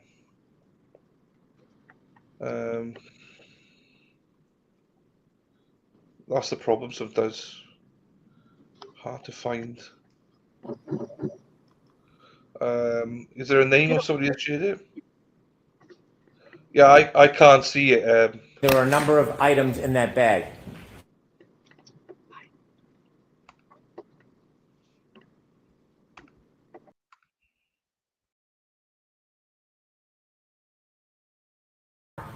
Is it common for them to be transferred to other locations other than your evidence locker? I'm sorry, can you rephrase that Sure. information? When that you question? store a piece of evidence in an evidence bag and you put it in the evidence locker for safekeeping, does the evidence sometimes travel to other places? Yes. If it's tested for other types of information, maybe DNA or biological fluids, can that item be transferred to another department? Yes. Is sometimes that item brought back and forth to court for other proceedings? Yes. And do you know if this item has been on different travels over time? I do know that it went into several different units within the laboratory, yes. When you opened up the bag and you said the housing was in that bag, the other items that were in the bag, do you know when they were put in there? No, I do not. Do they appear to be pieces that are consistent with the taillight housing? I can't testify to whether or not they're consistent. Okay. Do you, when you saw the pieces, do you know whether or not any of the pieces broke off that taillight housing? I do not know. The taillight housing, did it have any loose pieces when you first retrieved it from the Canton Police Department? No, it did not. It had missing pieces, but nothing was loose on the taillight housing itself at the time that I collected it. And the loose pieces on the bottom of that bag, they were in the bag when you opened it this morning? Yes, that's correct. The loose pieces, last time you had an opportunity to open that bag was how long ago? The only time I opened that, the packaging for the taillight housing was in the laboratory when I first examined it in 2023. And do you have any indication this has passed many hands or hands since then? I do know that that item went to the trace unit after I examined it. Those loose pieces in the bottom of the bag, I'm going to ask you to keep them with the taillight housing. Okay. And I'm going to move that piece of evidence. Evidence, I may have one moment. Okay. Okay.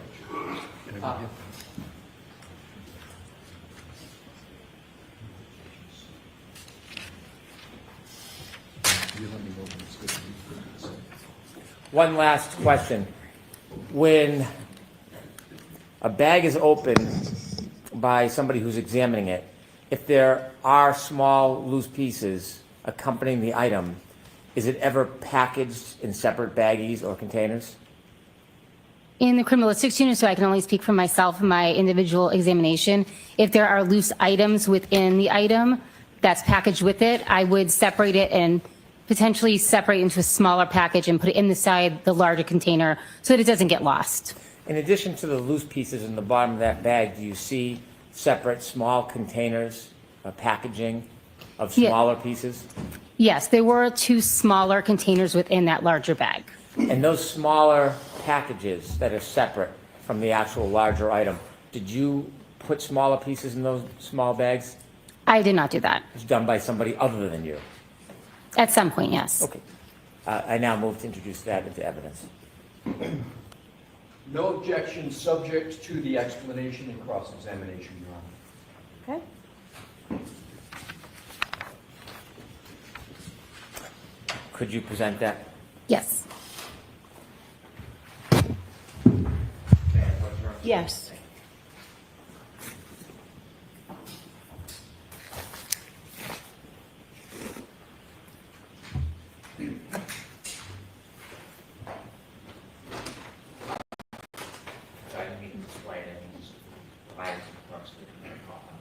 The whole bag? Yes.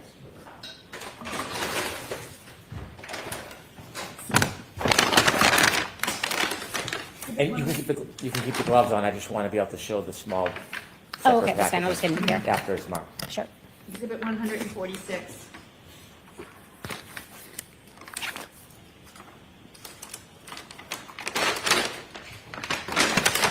You've already showed us the housing. Can you show us some of the small pieces in the bottom of the bag and also the small separate packaging that you did not package? Yes. Thank you.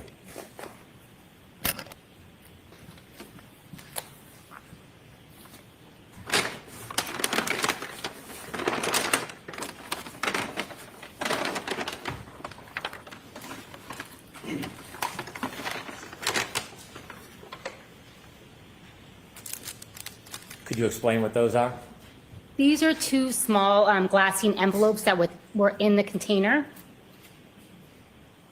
Any markings on those envelopes? Yes. Would you like me to read them? Please. Some of it is illegible to me. I didn't write it. I'm sorry.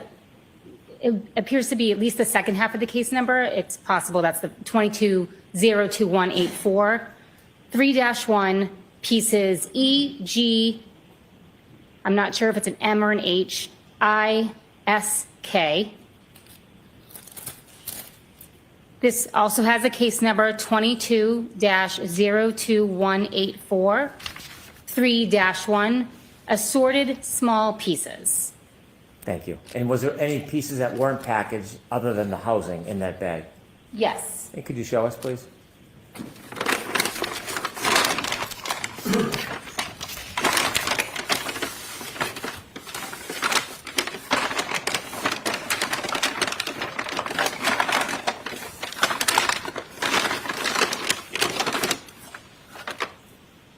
This item was also located in the bag.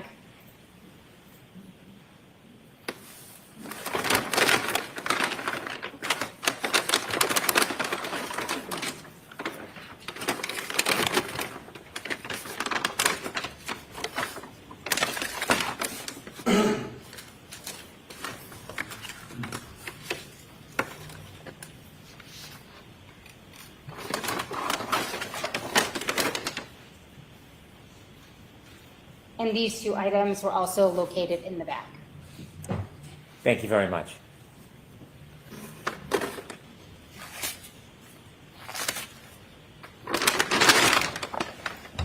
May I approach? Yes. I'll take that.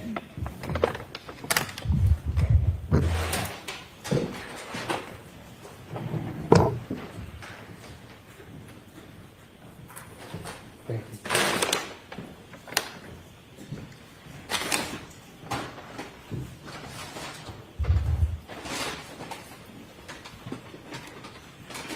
When you brought the taillight housing back to the lab, did you take it out of the bag and do anything with it? Yes, during my examination, I did remove it from the bag to look at it. When you, after you looked at it or during your observations, did you take any samples from it? Yes, I did. Explain to us what you did. I took a polyester swab, I moistened it with sterile water, and then I applied that swab to the external front areas of the taillight. Why did you do that? My goal was to collect any potential biological material that was present on the exterior of the taillight. Did you engage in that procedure pursuant to your training and experience? Yes, I did.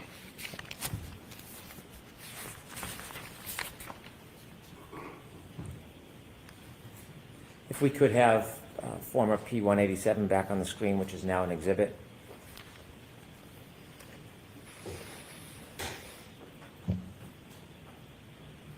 Could you use the pointer and the television to your right? Could you show us or show the jury where you took a swab, what areas? Yes. Thank you.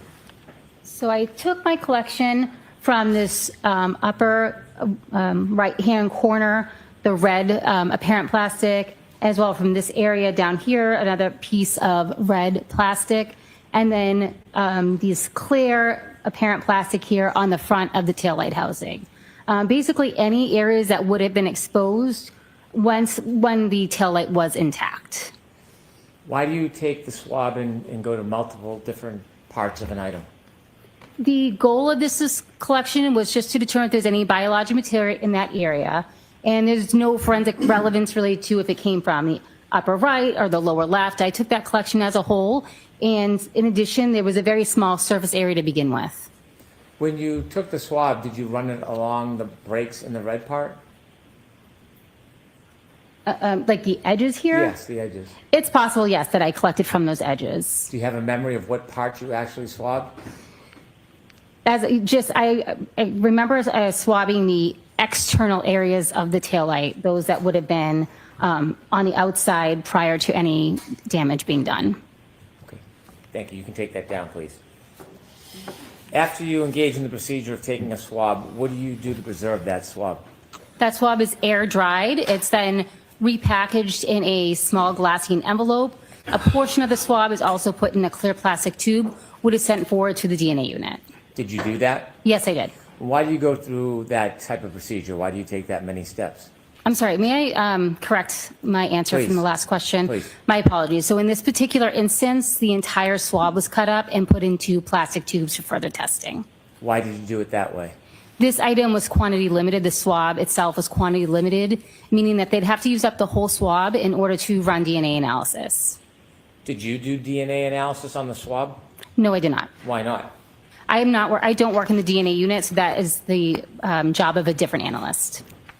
At some point, did you take that item that had been preserved and put it into evidence? Yes, I did.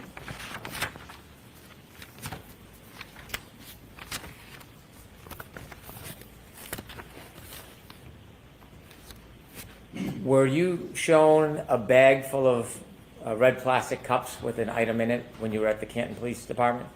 Yes, I was. Could we have Exhibit 56, please?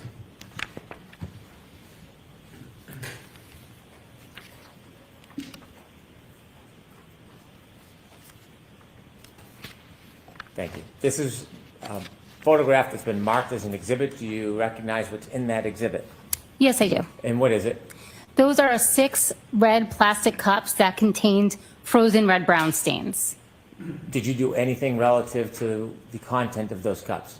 I took a collection from one of the cups using 2 sterile cotton swabs. Can you just briefly explain what that process entails? Yes. I allowed the frozen red-brown stains to thaw. I applied sterile water to 2 cotton swabs, and then I applied it to one of the red-brown stained cups to collect the material from inside. How do you preserve and maintain the integrity of whatever sample you collect? That sample is then entered into a glassine envelope, a large aluminum envelope. It is then sealed with my initials and date. It is given an independent item number and stored within the proper unit within the lab. You take that down. Thank you. At some point, did you look at clothing? Yes, I did. Where did you look at clothing? I examined the clothing from this case at the Massachusetts State Police Crime Laboratory. Was the items brought to the crime laboratory? Yes, they were. Did you have a chance to unpackage them? Yes, I did. When you received them, how were they stored? They were stored in brown paper bags and potentially boxes. I don't remember off the top of my head. And did you look at a number of different items of clothing? Yes, I did. May I approach, Your Honor? Yes.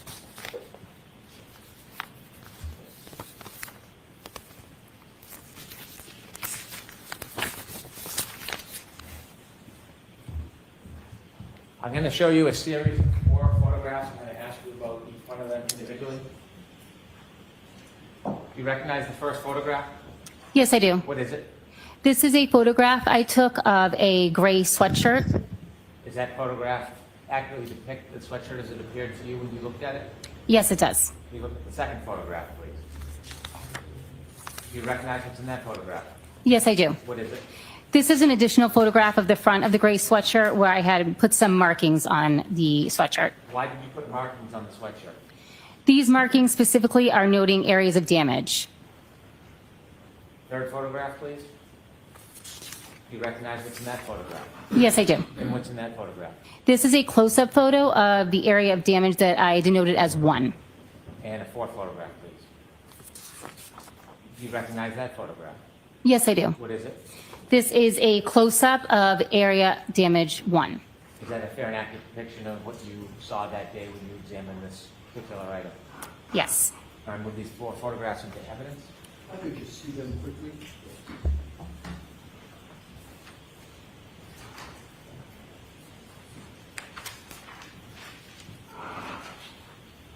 Thank you, Mr. Brennan. No objection, Your Honor. So let's mark them 1 exhibit A, B, C, D, please.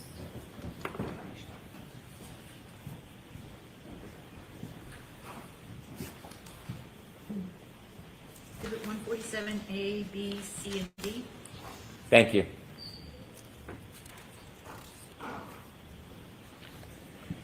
With the court's permission, could we please show former P-190 to the jury? Yes.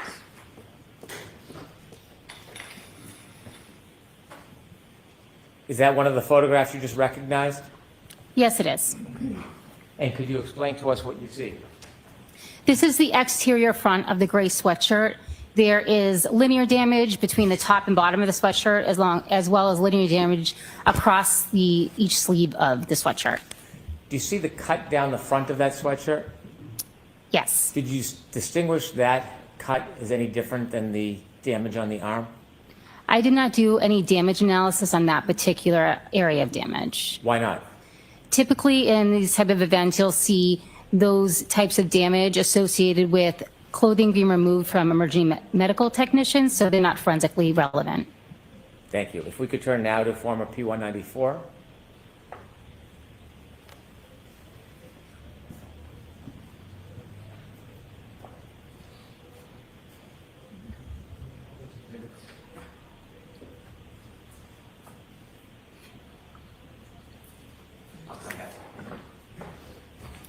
Is this the same sweatshirt?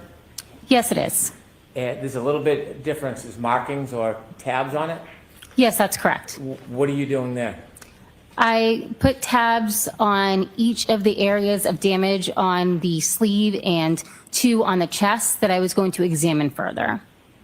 When you put the tabs on, do you write a report or mark it in any way to memorialize it in case the tabs fall off? Yes, in this case, they were marked tabs 1 through 9. Those are not permanent on the sweatshirt. They're actually just pieces of filter paper that I used to mark it. Could we, Ms. Gilman, zoom in on that right arm, please? Thank you, sir. Thank you very much. What is written on those tabs? Each tab has a number on it that corresponds with an area of damage that I examined. And when you write a report, when you memorialize it, is that keep an accounting of each? Yes, that's correct. If we could turn now to form a P196, which is 147C. What does that depict, ma'am? That is a close-up of the area of damage 1 that I did further examination on. Could we zoom in a little bit on the, yes, the circle part? Is that a fair and accurate depiction of what it looked like when you examined it? Yes, it is. And finally, if we could have P197, which is Exhibit 147D. What are you doing there? That's a close-up photo of that same area of damage 1 with a scale included. We just saw a close-up of one of the holes that was marked number 1. Did you do the same analysis for each and every one of those areas that you marked?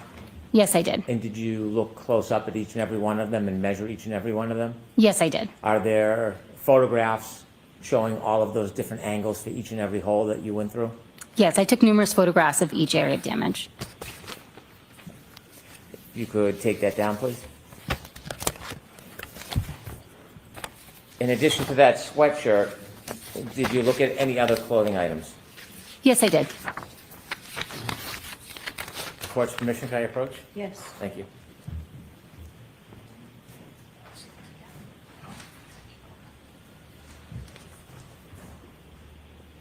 I'm showing you 2 photographs. If you could look at the first one, do you recognize what's in that photograph? Yes, I do. What is it? This is item 7-17. It's an orange T-shirt. Is it a fair? Should I write? Thank you. Is that a fair and accurate depiction of the T-shirt when you examined it? Yes, it is. And the second photograph, please, take a look. Yes. Do you recognize what's in that? Yes, I do. What is it? This is the other side of the orange T-shirt. Is that a fair and accurate depiction of the T-shirt when you examined it? Yes, it is. All right, move these 2 photographs of evidence, please. No objection, Your Honor. Right, thank you.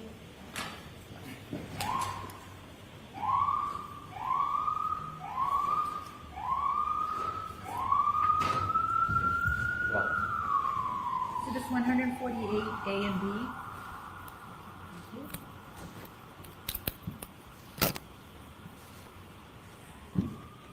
With the court's permission, I'd like to show P232 to the jury.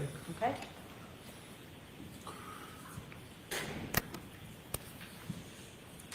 Could you tell us what you see? That is a photograph of item 7-17. Is the back of the orange T-shirt. Could we zoom a little in on the numbers on the bottom, Ms. Gilman? What's that on the bottom? That is the case number, the individual item number for that T-shirt, my initials, and the date that I examined it, or the date that I took the photo. So you had obtained this item on that date, or this is when you examined it and already had it? That is the date that I opened it up, examined it, and took the photo. And on the left, what's that ruler used for? That's a scale just to show the size of the item. Could we zoom back out and get a full look at that? Thank you. If you could turn next to P233, Ms. Gilman. What is that a photograph of? That is a photograph of the front of the orange T-shirt, item 7-17. Ms. Gilman, can we first see the bottom left-hand corner, zoomed in a little bit? Thank you. Why did you place a marker there? I used markers on this item to note areas of staining that I was going to do further analysis on. Did you do further analysis of that stain area? Yes, I did. And how did you do that? Any different than the swab you talked about before? This I screened for blood, and I'd have to check my notes for any further testing I did on it. When you screened it for blood, was it positive or negative result? That was positive. Do you know if you did anything further with it? May I check my notes? With the Yes. court's permission? Thank you. Can you turn the lights up, please? Thank you.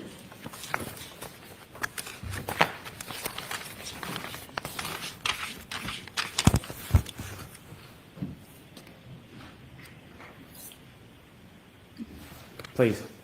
Yes, I also performed a confirmatory test for blood on that stain. So what's the difference between a preliminary and a confirmatory test? A screening test, other types of materials may cause a positive reaction. For the confirmatory test, it is confirmatory for blood, as well as it indicates human blood, although you might get a positive reaction from primate blood or ferret blood. Could we now turn to the top right and zoom in, if you would? We see 3 tabs there. What are you looking for in those areas? Those are 3 additional red-brown stains that I performed further testing on. And do you have the results of that testing? So I performed a screening test on each of those tests, and each of those screening tests was positive. I performed a confirmatory test on stains A and C, which were also positive. I did not perform that test on stain B due to its small size. If you could zoom out just a little bit, please. Similar to the sweatshirt, there's long cuts through the front of that T-shirt. Is your analysis and opinion any different than the similar cuts that you saw on the sweatshirt? Yes, I did not perform any additional analysis on those area of damage due to the fact that they're most likely attributed to the emergency medical technicians or medical personnel removing that item of clothing. Thank you. You could take that down, please, Ms. Gilman. And for the final piece of clothing, did you have a chance to look at pants? I did look at a pair of jeans, yes. May I approach, Your Honor? Yes.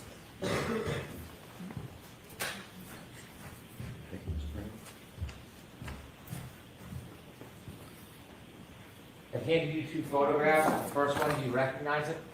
Yes, I do. And what is it? This is a photograph of the front of the pair of jeans, item 7-1. Could you look at the second photograph, please? Do you recognize what's in that? Yes, I do. What is it? This is a photograph of the back of the pair of jeans, item 7-1. Do both of those photographs fairly depict what you saw when you examined the clothing? Yes, they do. I'd move these 2 into evidence, please. No objection, Your Honor. Okay. Thank you. Exhibits 149A and B.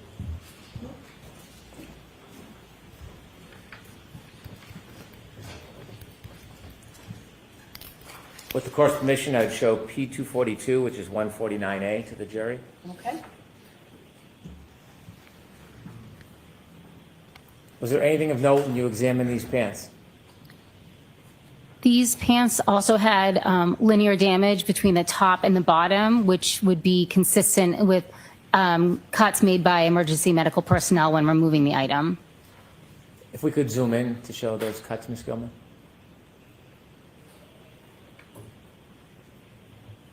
And could we scroll down, please? Thank you. If we could next show P243, which is 149B.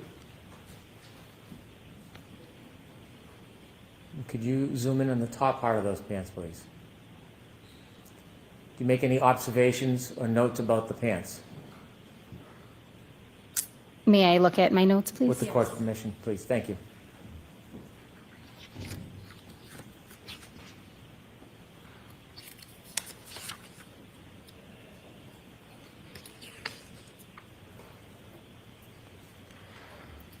I noted numerous red-brown stains on the clothing, as well as dirt and debris on the clothing. What part of the pants did you note the dirt and debris? It was just a general observation. I didn't specifically denote where it was. Ms. Gilman, could you scroll from the top to the bottom of the pants, please?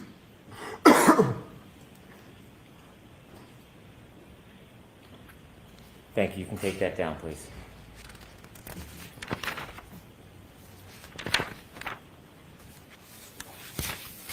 Did you perform any additional testing relative to the clothing that you examined, that being the sweatshirt, the T-shirt, and the pants? I performed numerous tests on each of the red-brown stains on the items that I marked. After you completed examining the red and brown stains, did you do any other type of testing or evidence collection relative to the clothing? Yes, I did. Could you share with the jury what you did as far as further evidence collection relative to the clothing? Can we take it item by item? How would you sure prefer can. to do it? Let's start with the sweatshirt. Okay. So in addition to testing the red-brown stains, I collected any stain that was positive or confirmatory for blood. After performing that collection, I also performed a collection around the tears on the right sleeve of the item. That's using 2 cotton swabs moistened with sterile water, which I vigorously rubbed around the areas of the teared areas on the sleeve. I also performed an additional scraping and swabbing of the unstained area of the sweatshirt for any potential skin cell recovery. In addition, I performed a debris collection from the sweatshirt. I want to stop you there. I want you to explain to us in some detail what is a debris collection and how do you undergo a debris collection? After I've completed all the testing that I'm going to do on the item, I remove any large items that may be present on the item, such as apparent hairs or fibers, anything that I can pick off, I can visibly see with a pair of tweezers. Once that is done, I will do a general debris collection where I took a large metal spatula-shaped object and scraped the clothing, or in this particular case, the sweatshirt. And any debris that came off the sweatshirt was put into a glassine fold and preserved. Before you tried to scrape off any debris that was on the sweatshirt, could you, to your own eye, see any debris in the sweatshirt? May I check my notes? Yes.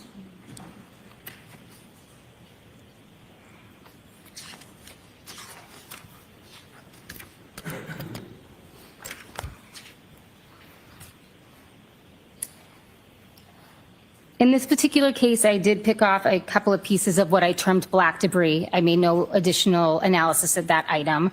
I packaged that separately, and then the scrapings themselves, I did not make any observations of anything contained in those scrapings. So there was nothing of note that I could have put in my notes to further classify them. When you do the scraping, is there a table or a desk that you would see small pieces or difficult pieces? How do you contain what you're scraping from an item? I lay out a piece of glassine paper, which is approximately 6 inches by 6 inches, and I scrape the debris into that glassine, and then I fold it up and put it in an additional envelope to prevent anything from falling out. So if there's any debris, you would fold it in the glassine and then put that in a separate envelope? Yes, that's correct. And did you continue to study and scrape the other pieces of clothing? Yes, I performed that same type of scraping on the orange t-shirt. That scraping was combined with the scrapings from the sweatshirt. I performed the same scraping on the jeans as well as the boxer shorts. In that scraping process, did you acquire debris? Yes, there was some visible debris. How small were the pieces? I did not make any measurements of it. Why not? That's done by a different analysis unit, so I didn't do any type of analysis on that debris. How small or large were the pieces of debris that you scraped from the clothing? I did not take any measurements of them. How did you store the debris that you scraped from the clothing? It was put into a glassine fold, given a separate item number, and then put into a larger glassine fold so that it could be tracked throughout the laboratory. Do you have that item number? Yes, I do. So the debris from the sweatshirt and t-shirt was item 7-18.18. I'm going to ask you one more time for that number. 7-18.18. And that's the debris that you scraped from the shirt and the sweatshirt? Correct. Did you do any debris scrapings from the pants? Yes, I did. Was any debris produced from the pants? Yes. Was it similarly packaged? Yes, that's correct. Was there a different item number given for the pants? Yes. And what was that item number? May I check my notes? Yes. Thank you.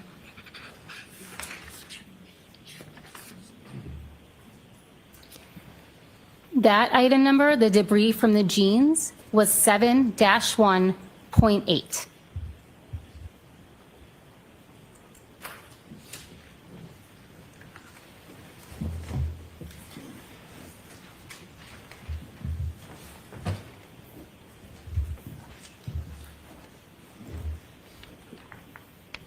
Those two items, the debris that you acquired from those clothing items, did you send them anywhere? I put those in our secured storage unit, and they were later forwarded on to the trace unit for analysis. They later went to the trace unit? Yes, that's correct. When you arrived at Canton on February 1st, 2022, do you recall what the weather was like outside? I don't recall. I just know that it was winter. You said when you first get to a scene, you have a conversation about the investigators' information to help your assessment. And I don't want you to discuss what that conversation may have been, but did you have a similar conversation? Yes, I did. When you're looking at an item that's been stored, like in this case, a car, does the weather conditions, ice, cold, snow, ever preserve or maintain evidence on an item longer than it otherwise would stay? I'm sorry, can you ask that one more time, please? Does ice or snow or the weather ever maintain evidence longer than otherwise would stay? For example, I don't have any data or information to that. have you ever had an opportunity to view videos of the Lexus when it was first stored and the condition of snow and ice on it and the thawing process of that? I don't believe that's the part of the video I saw, no. You saw a video after the snow had already melted? I don't know if the snow had melted. When I saw the vehicle, it did not have snow on it. Okay. Thank you. I have no further questions. Okay.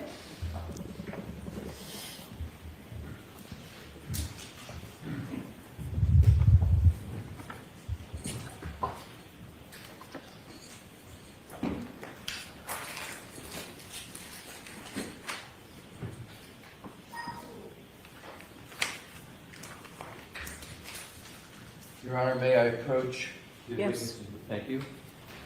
Your Honor, Show pursuant Mr. Brennan what you did. Okay.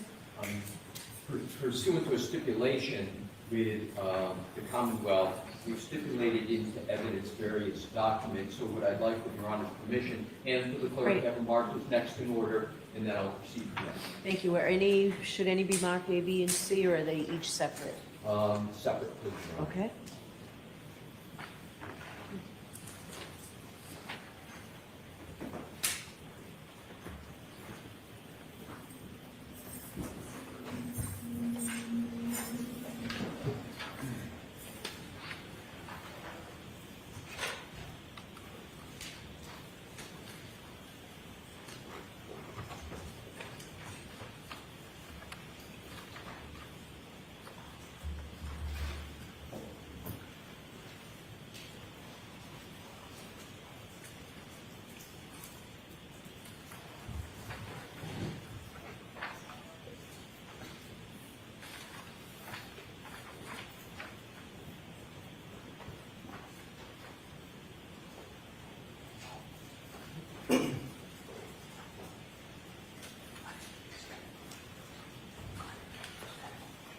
Exhibits 150 through 153.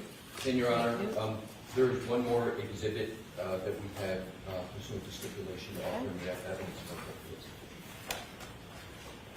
Next in order.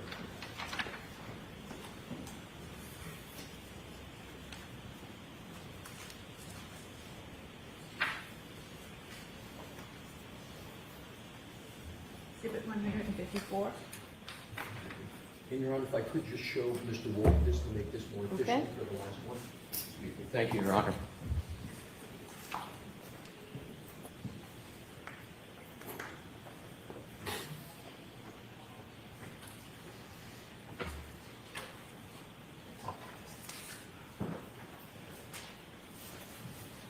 Thank you for that opportunity, Your Honor. And if I could, please, I'll leave these here. These are all going to be published with Your Honor's permission, but obviously the witness is going to need that. So you can put them right on the witness. Thank you, Your Honor.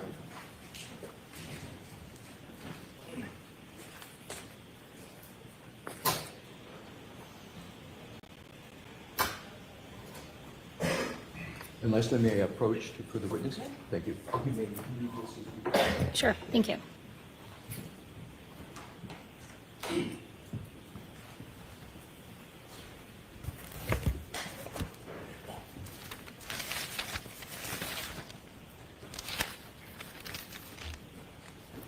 Good afternoon, Ms. Hartman. Good afternoon. Is it acceptable to you for me to refer to you as Ms. Hartnett? Yes, that's fine. Thank you. You were dispatched to the Sallyport at the Canton Police Department on February 1st, 2022 by former Massachusetts State Trooper Michael Proctor, correct? Yes, that's correct. You understood at that time that Michael Proctor was the lead detective, the person who was in control of the investigation? Yes, that's what I was informed of when I arrived.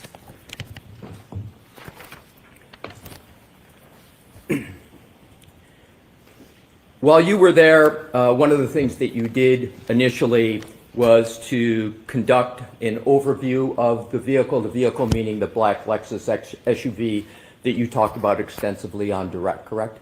Yes, that's correct. That was important to you, given the limited information that you had at the time about what was contended to be a potential motor vehicle pedestrian incident, correct? That is something that I would do in any type of exam where I'm looking at a vehicle. I look at the overall vehicle. So you were looking for anything possible that would rise to the level of investigative concern regarding that vehicle, correct?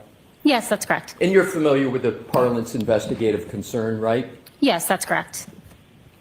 And that's why you noted various items, for example, scratches on the vehicle? Yes.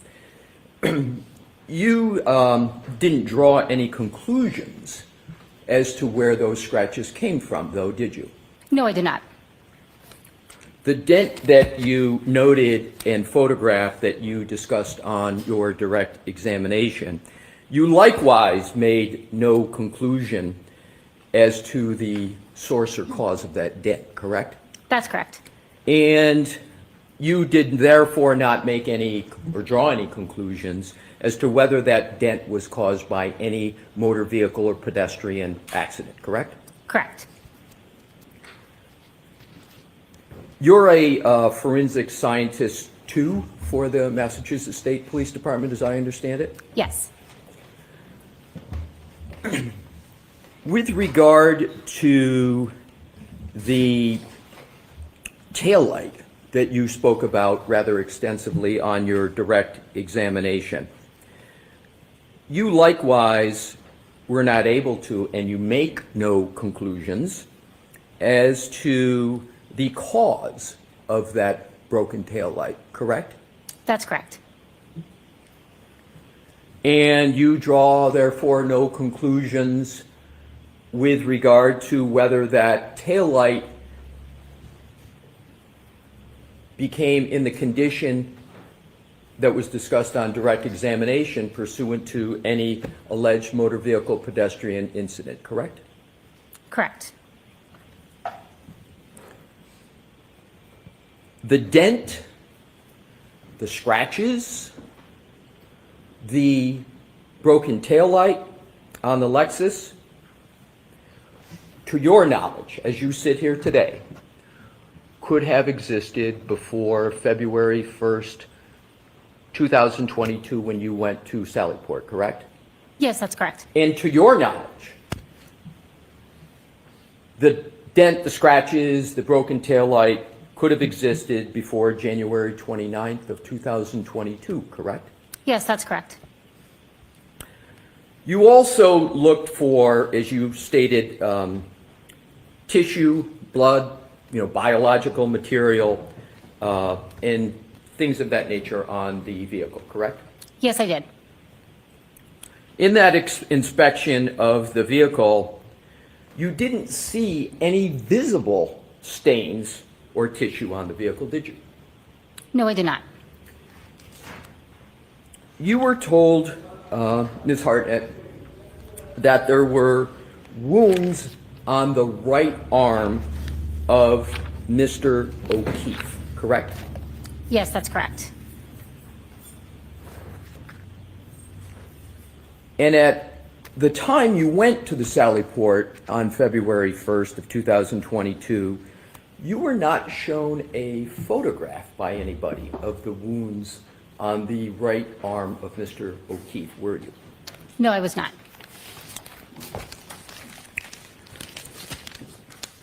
However, you've seen since then a photograph of the right arm of Mr. O'Keefe and the wounds on that right arm, correct? Yes, I have. With Your Honor's permission, if I could publish Exhibit 1 in evidence? Okay. Thank you. Mr. Wolf?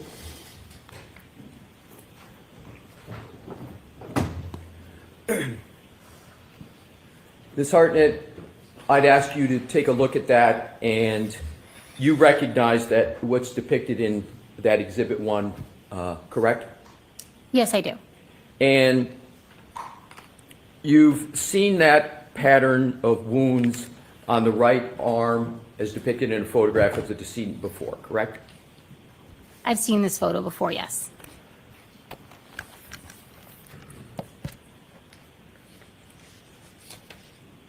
You cannot state whether the wounds on the right arm as depicted in Exhibit 1 are from a motor vehicle, can you? That would be on the scope of my expertise. I don't make any conclusions on injuries on a person. So the answer is you cannot and do not make any conclusions with regard to the source of the wounds on the right arm as Mr. O'Keefe as depicted in that Exhibit 1, correct? That's correct.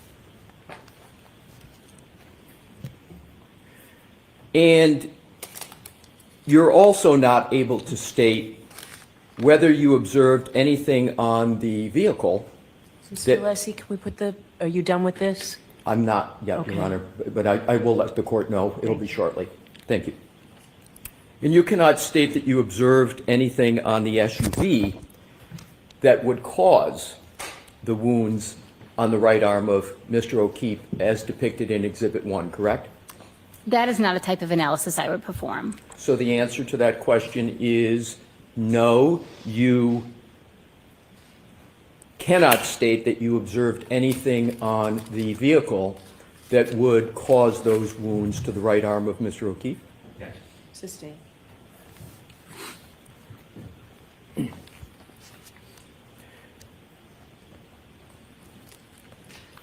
We can now take that down, Your Honor. Thank you.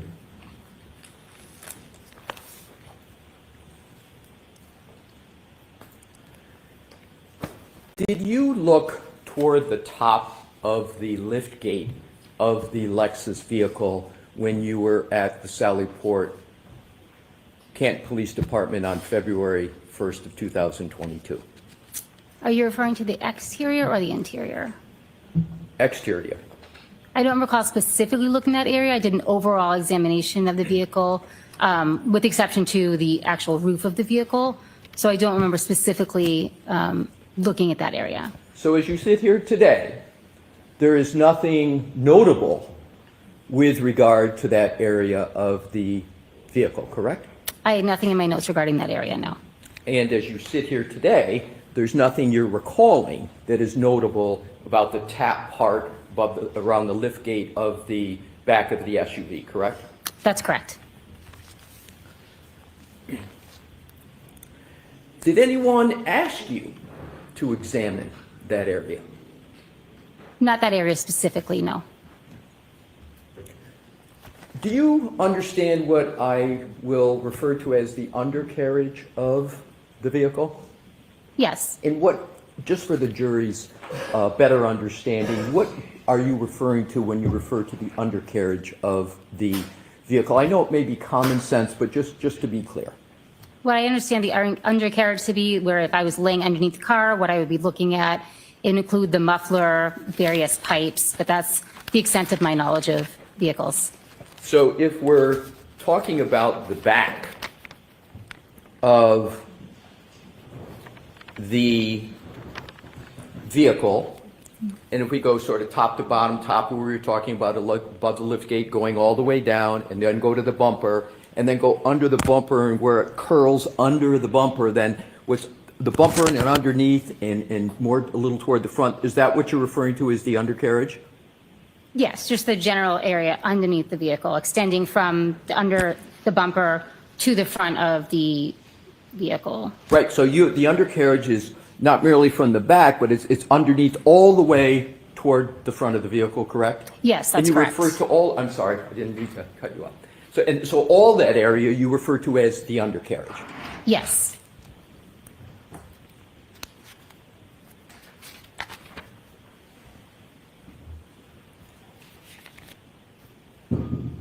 Did you notice anything of note in the undercarriage, as you just described it, of the vehicle? No, I did not.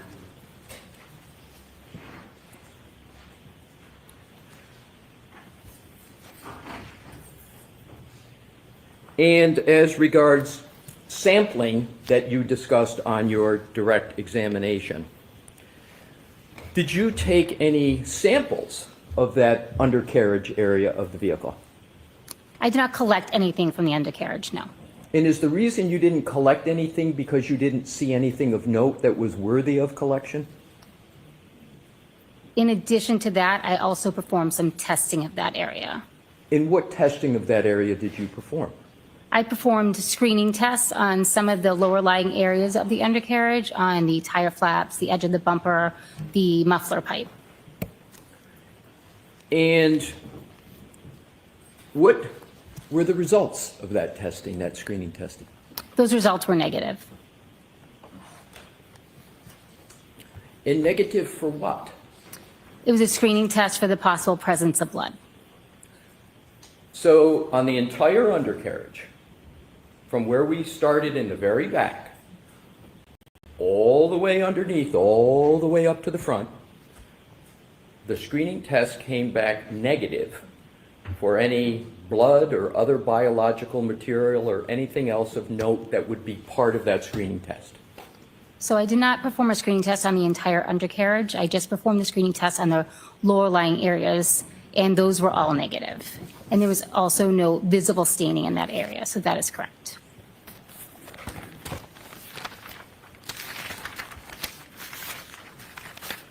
What I'd like to do now is to talk about sort of overall what we just discussed. So you discussed certain damage to the vehicle. You had no way on February 1st, and you have no way today of knowing whether any or all of that damage was pre-existing before January 29th of 2022, correct? That's correct.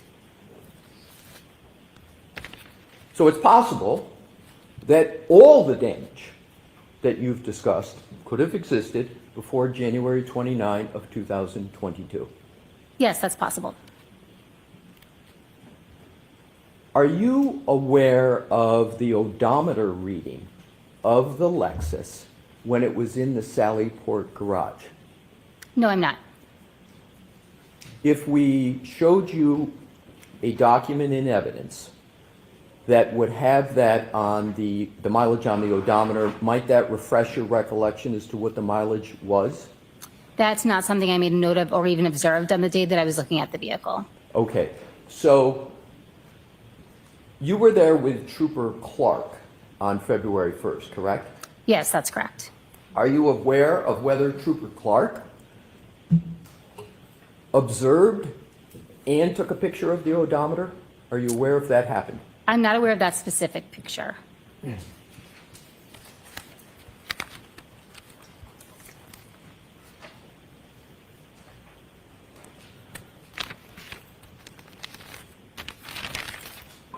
The mileage on the vehicle was of no interest to you in your inspection as a forensic scientist too? So my role as a forensic scientist too is to look for potential biological fluids and trace materials on an item. The mileage would not be something that I have ever made note of in any of my examinations of the vehicle. So but you do analyze damage, correct? I perform damage analysis on textiles and softer materials, not on vehicles. But you performed a damage analysis on this vehicle, correct? No, that's not correct. So you observed damage on this vehicle, correct? Yes. But although you observed damage for your role, your position is that the mileage is of not of interest regarding your role. If I got that correct? Correct. Thank you.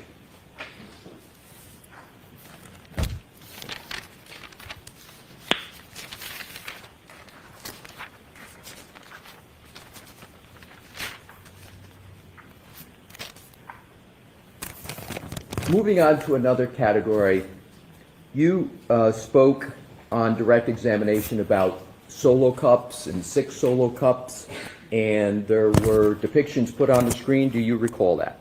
Yes, I do. So on February 1st, in addition to taking some swabs from the vehicle, you also mentioned that you took swabs of, as I recall it, frozen red-brown stains located inside the red solo cups? Yes, that's correct. Other than in this case, did you ever have to take swabs of red stain material from solo cups that people usually use for other purposes? I've never performed a collection like that, no. So this is the first time you ever performed a collection like that, correct? I mean, the collection process itself is standard, applying the sterile water to the swabs and putting it in a potential stain of interest. However, no, I've never collected a sample from a red solo cup before. Have you ever taken a sample from a red solo cup since that February 1st? No, I've not.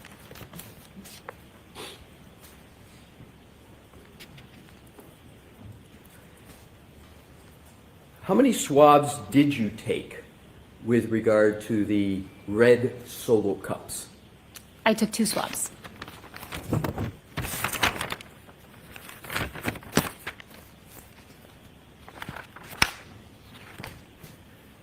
How did you choose which of the 6 solo cups that you were going to take?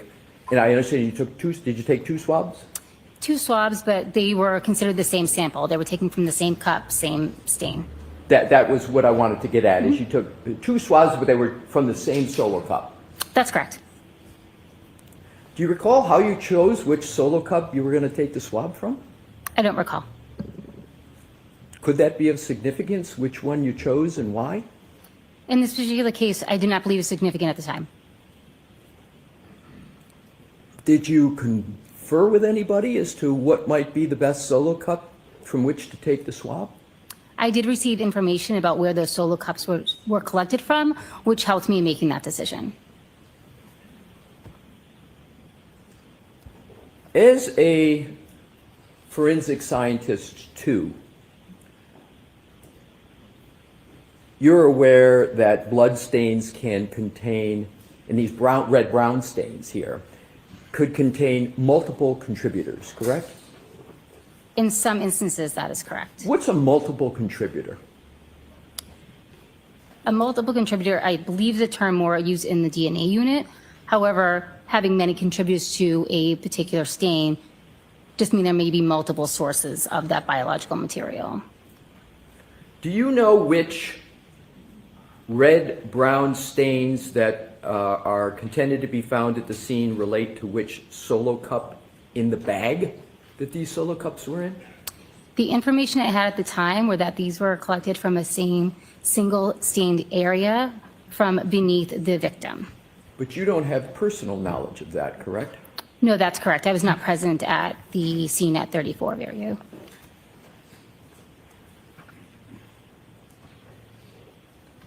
If the swabs were taken from multiple stains, you would have no way of knowing whether the swabs were taken from the same stain, correct? Can you rephrase that, please? Sure. If the swabs were taken from multiple stains, you wouldn't know where the swabs in particular came from? So are you speaking of the swabs that I took? Yes. So the swabs that I took, I know came from one of those 6 cups. And I was informed that those 6 cups of red-brown stains came from a single stained area underneath the victim. That information you just spoke about, was it put in any note that you read? It was something that I had in my notes. Did anybody else convey that information to you at the Sally Port? I got that from an officer on scene at the Sally Port, but I do not recall which officer relayed that to me. So it was verbal information you got from that That is correct. person? Did that person show you any note or chain of custody or other document to support his or her statement in that regard? No, they did not. Ultimately, once you did take those swabs from a single solo cup, what did you do with the rest of the evidence in the cup? That evidence was left with the Canton PD. So you left the rest of the brown stained blood evidence from the solo cups with the Canton PD. You didn't take it back with you to your officer lab. Correct. DNA testing was not done on those swabs, was it? I don't believe it was. No, no testing was done on those swabs.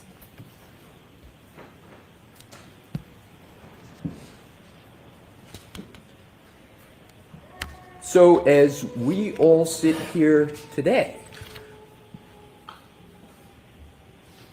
there has been no confirmation of whose blood those swabs relate to, correct? At this time, those were not tested for blood at all, so I couldn't confirm that they were blood, and no additional testing was done. That is correct. So therefore, we don't know any person or persons they might relate to. That is correct. And thus, we don't know if there were multiple contributors to those stains. Okay. Oh, Sustained.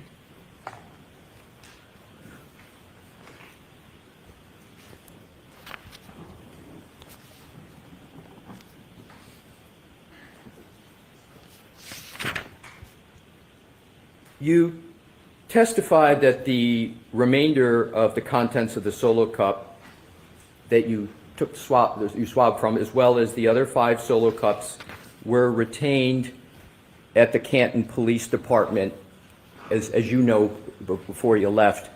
And that investigation, as you said at the time, was being headed up by former Trooper Proctor, correct?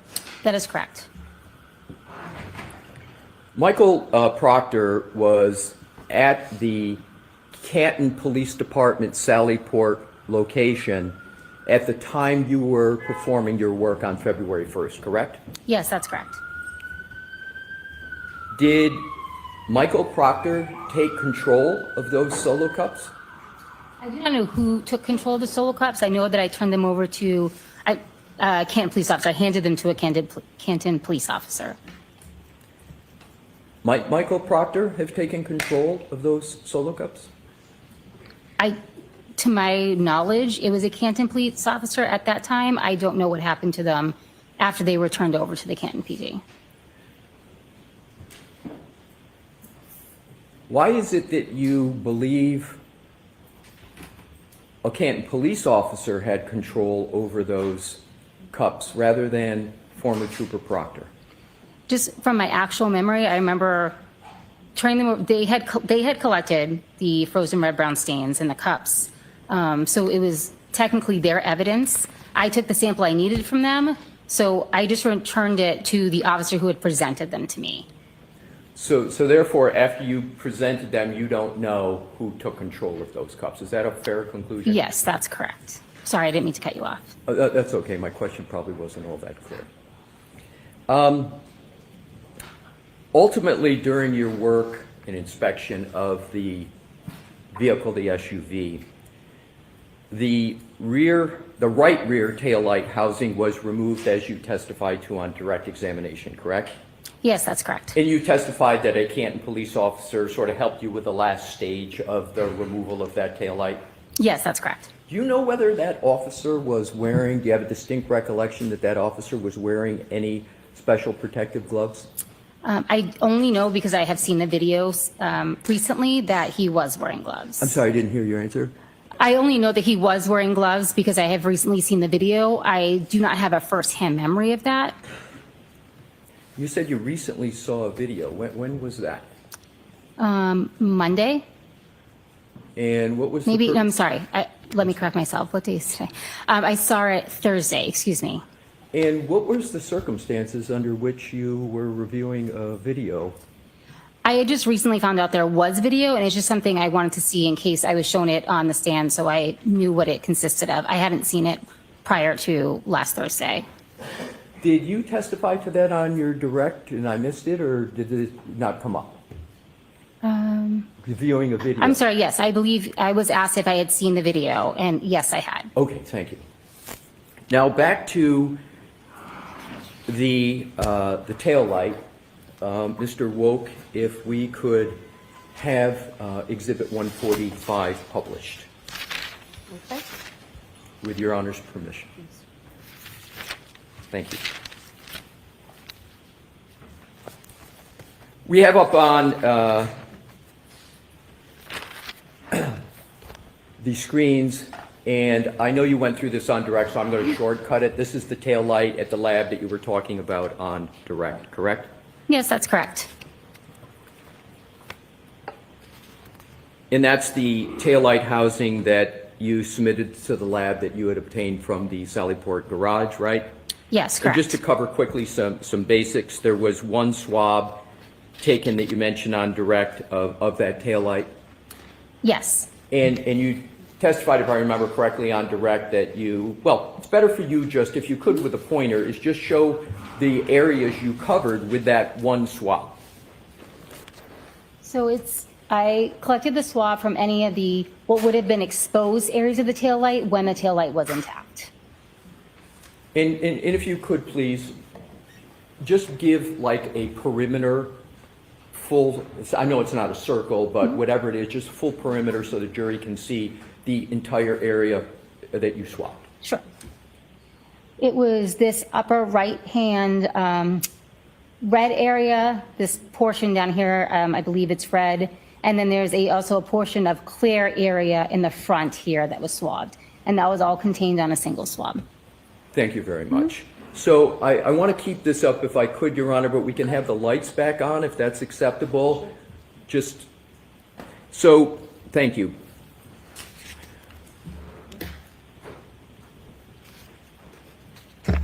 In terms of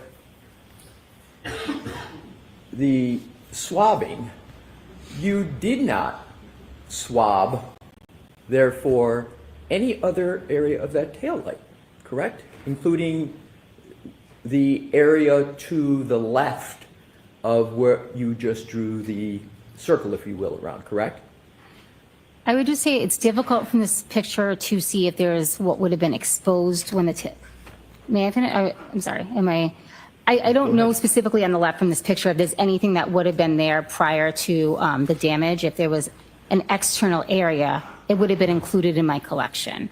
So I just didn't include any of the internal components of the taillight. So if I'm missing a piece over there that would have been on the exterior, then I apologize. I just can't see it in the picture if it's there. Let's just assume my discussion and my questions. You don't have to assume this. My questions are just with regard to the inside of the taillight, because you've very nicely governed and talked about the outside of the taillight as you described it, where you swab. Now I want to go to the areas that you didn't swab. Okay. Whatever you best can do to describe the areas of the taillight that you did not swab. Okay. And if you could use the laser pointer, if that Sure. helps you. So I did not swab the internal areas of the taillight. So here where the light bulb would have been, or down here where it's gray. And focusing on the more, is it okay to call it the inside part of the taillight? Is that acceptable? Okay. So the inside of the taillight, to be clear, you didn't swab that area. No, I did not.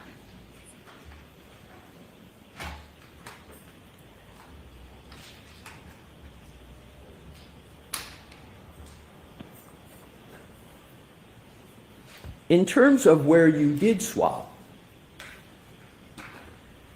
given that you swabbed with one swab the entire area, You are not able to say precisely where any DNA might have come from? Just that it would have been present, if there was DNA present on that swab, it would have come from the external exposed area of the taillight, should the taillight have been intact. But again, on the inside, because you didn't swab the inside, you had no evidence of DNA on the inside of the taillight, correct? Correct, I did not swab the inside. With regard to the, what we'll call the outside where you did swab as opposed to the inside where you didn't, you cannot define whether the DNA was to the upper right, to the outside of the taillight lens, or some other place in that area, correct? No, I wouldn't be able to narrow down where on the external portion, external front. I mean, I didn't swab anything in the back that was attached to the vehicle. So anything in the external front, I would not be able to narrow down any further where, if any biological material was present, where it was recovered from, specifically on the external area.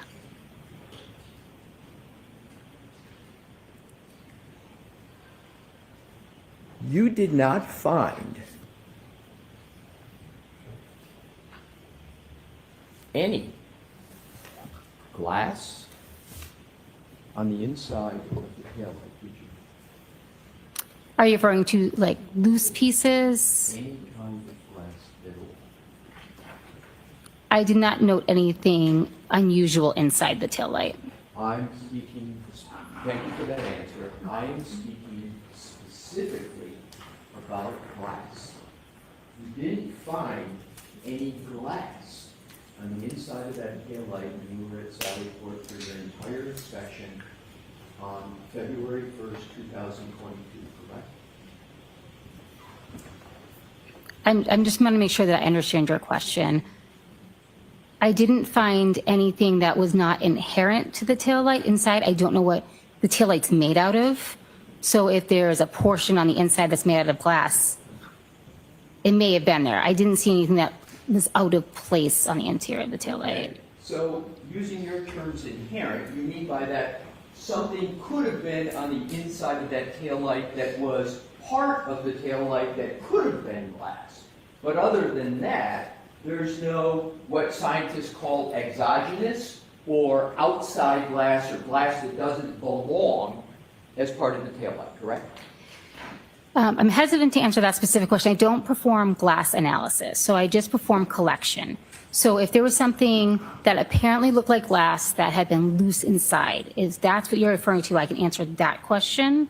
But I can't say specifically whether a material is glass. I understand. My question is a basic one. Okay. Which is, you found no glass that would not be associated. Let me strike that. Did you ever observe in this taillight any glass as part of the taillight that's part of the taillight? Anything glass that you observed? Again, I can't make the distinction on a material being glass, so I think the premise of the question I'm having difficulty answering. Okay. So last part of the questioning, you didn't make any note that said you found glass inside of that taillight, correct? I wouldn't make a note that something is glass inside a taillight because I can't draw a conclusion to what a material is, because that's just not part of the analysis I do.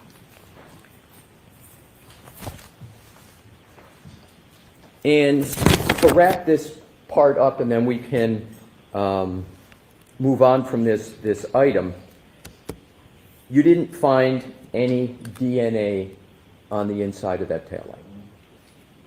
My analysis would not include DNA analysis because that is a different unit, so I can't answer that question. To your knowledge, as you sit here today, is there any information from anybody that says that there's any DNA in that taillight?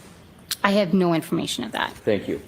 So what I want to do now is, if we can take that down, Mr. Wolk, I want to move on to what is sometimes referred to as touch DNA. I know you're familiar with that concept, right, Ms. Hartnett? Yes, that's correct. And what is, for the jurors' understanding, what is touch DNA? When skin comes into contact with an item, potentially skin cells can be left behind, which is commonly referred to as touch DNA, when in essence it's these skin cells from the person being transferred to another object or item. So is this a fair example that if I walk by the podium and brush my hand against it like that, I could very well leave touch DNA on that podium for what I just did? Okay. So standard but more foundation from this witness. Thank you, Your Honor. So is it possible for me, as I'm sitting here talking, based upon your knowledge, to leave touch DNA on this podium? Same. Yeah, thank you, Your Honor. Are you familiar with the process by which a person can leave touch DNA on the surface? Yes, I commonly defer to biological material because that is what my expertise is in. Skin cells can be transferred to an item, and skin cells can potentially provide DNA. So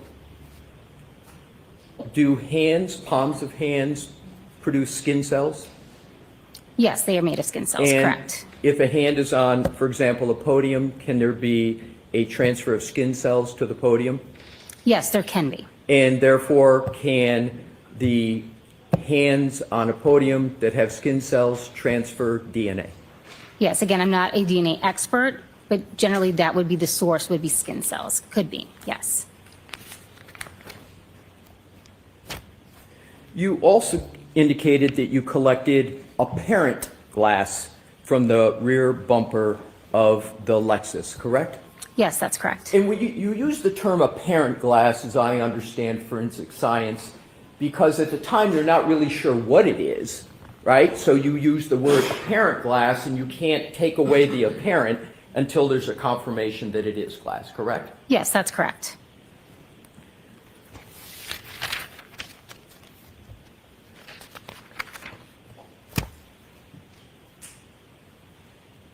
And on your direct examination, you went through a discussion, so I'm going to shortcut it a little bit, about apparent glass that you located on the rear bumper of the vehicle, correct? Yes, that's correct.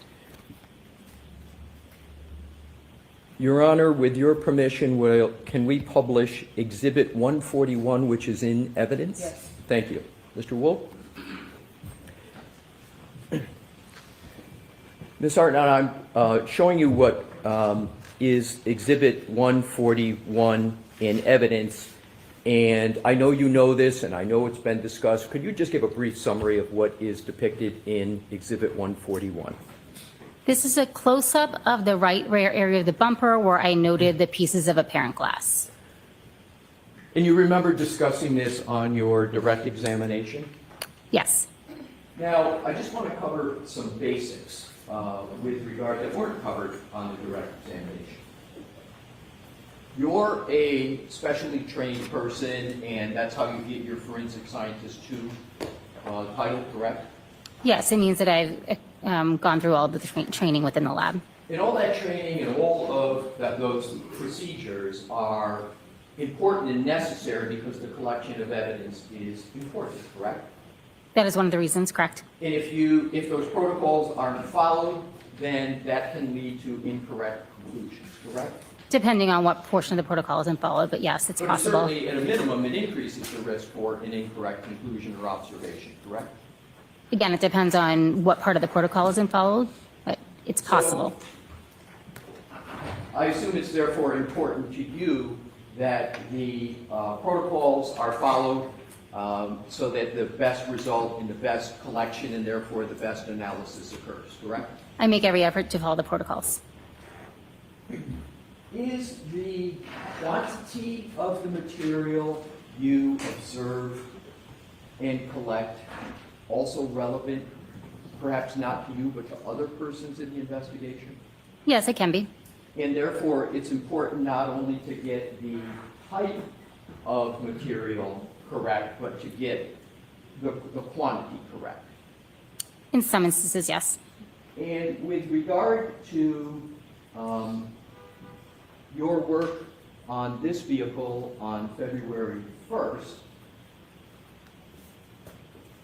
do you recall discussing the collection, the observations you made with regard to the rear bumper? Did I discuss, I'm sorry, can you ask that question again, please? On direct examination, you talked about glass on the rear bumper, correct? Yes, apparent glass. You talked about what you observed, you talked about what you put a sticker on, you talked about what you collected, you talked about the transport of it, correct? That is correct. And you put it in your notes, and you talked about it on direct examination, I assume because it was an important part of the work that you did. Yes, it was a piece of evidence that I collected, correct. And therefore, it's important for you to have made correct observations and to make correct collection, correct? Correct.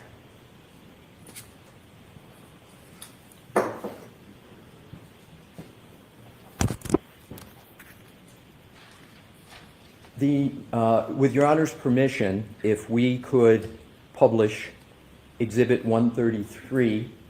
Okay. If I could have a moment with Mr. Woke just to do this efficiently, Your Honor? Thank you.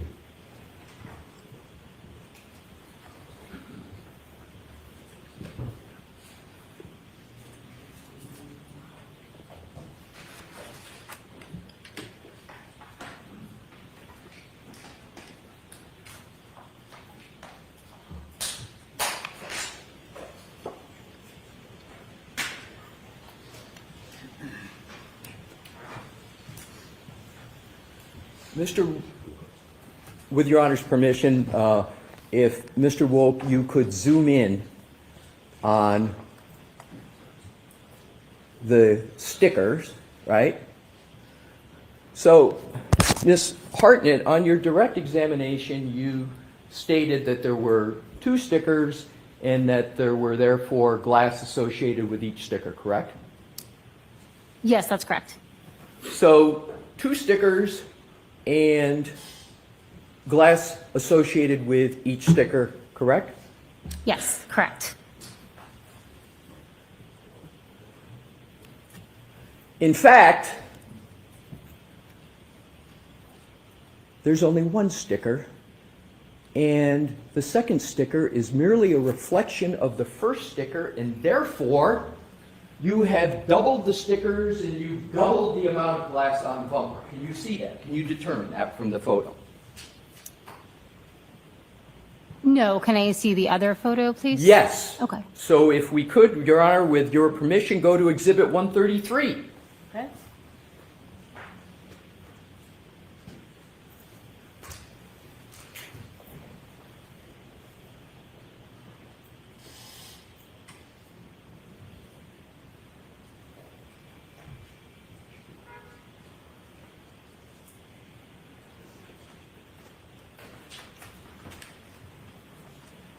You asked to see this one. Can you now make a determination, having seen both of them, whether there is in fact just 1 sticker and therefore 1 volume of glass associated with it? No, I cannot. You're saying this is a reflection? I can't testify, Okay. so I'm asking you.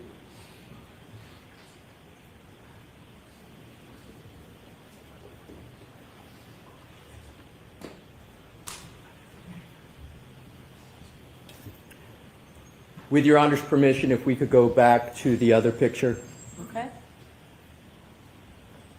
and if you could zoom in. Do you see a reverse B in that picture?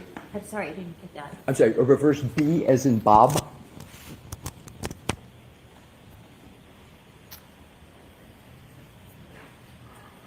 No, could you zoom in on each of the stickers for me, please? We'll do whatever you would like to do to answer the question, so. Sure. Okay.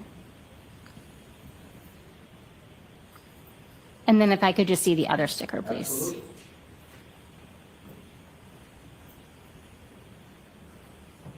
Yes, I believe that is a reverse B, correct?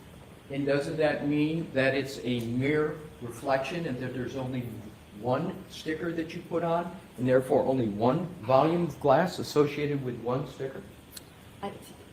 Can you say that question again? I can't hear you too well. I'm sorry, I will stay by the microphone. Is this microphone Yeah. picking up? So therefore, can you now conclude, because of the reflection and because of the reverse B, that there is only, in actuality, and there was only in actuality, one sticker and one B, and therefore one volume of glass associated with this bumper?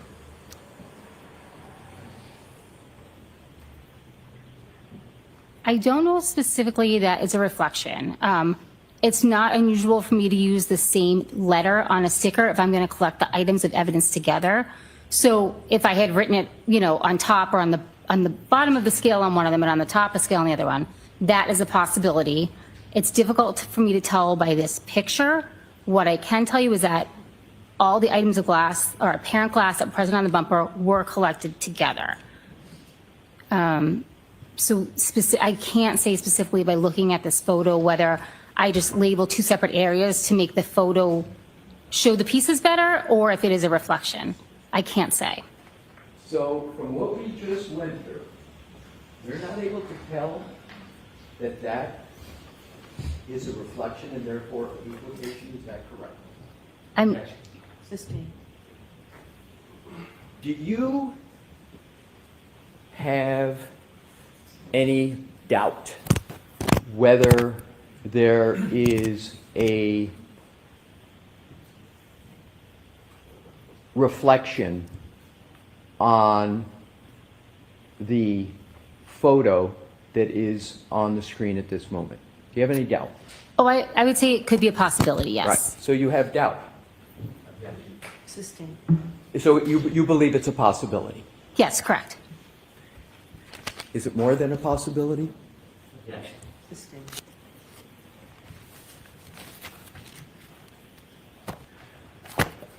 You would agree that it's important to have the accurate answer to that question, correct? I think that, yes, obviously understanding and knowing exactly what I'm looking at is important, but it would not change what I would have collected and how I would have labeled it. So with regard to what others might do and conclude from that, it could be important to them, correct? Yes. Sustained. Let's go to these, we can go back to the,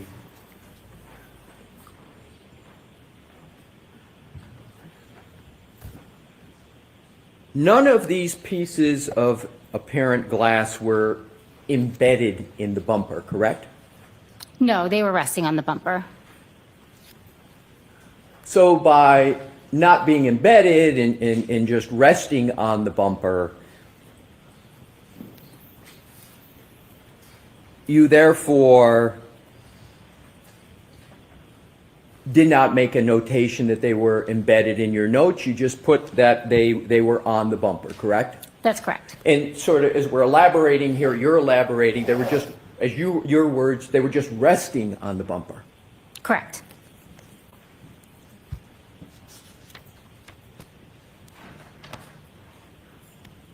If we could, if I may confer with Mr. Wolk on the video. Thank you. Do you need the lights on to do it?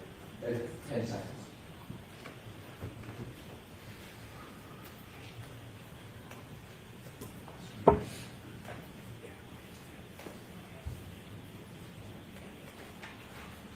Thank you for that opportunity, Your Honor. If we could go to Exhibit 124, Mr. Wolk, and with Your Honor's permission, if we could publish it. Yeah.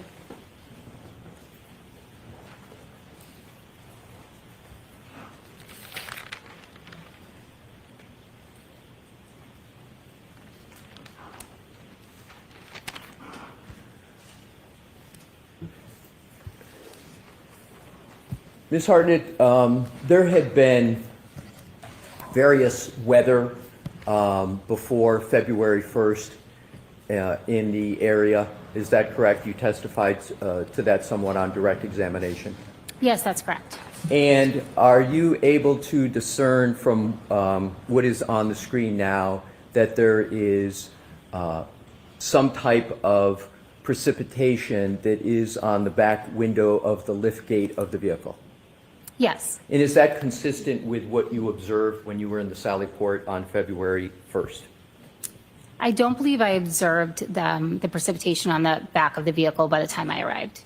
But does this refresh your recollection as to whether there was, in fact, that precipitation on the vehicle at that time?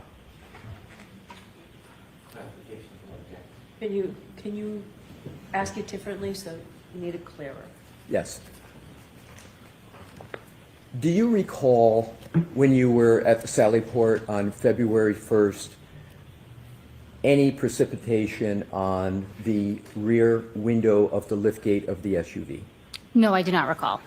And does this depiction refresh your recollection on that point? I'll allow that. Does it? No, I don't recall seeing any precipitation on the vehicle, and I don't know when that photo was taken, so that does not refresh my memory of that instance. Is there a date of January 29th, 2022 on that photo? And we can enlarge it if that would help. And again, this is in evidence. Do you see what is at the bottom of the photo? I do. Now if we could play, with Your Honor's permission, this video. And if we could stop it at certain points, Mr. Wolk, that would be helpful. May we, Your Honor? Okay. Thank you.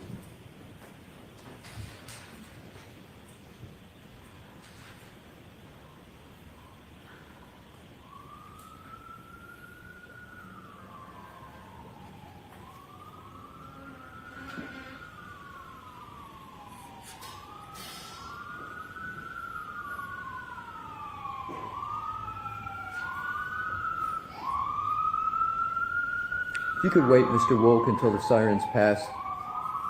Mr. Wolk, if you can go back just and wait until the sirens pass, please.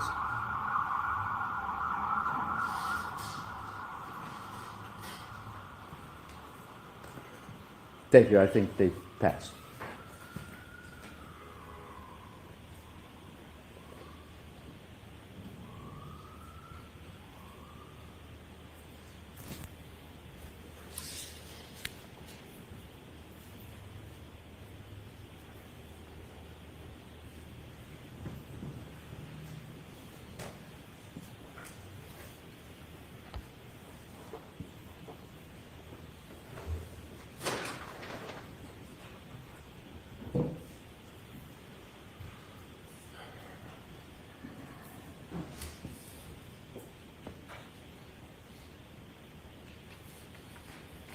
If you could accelerate it just a little bit, Mr. Wolk, without overly accelerating all that's happening.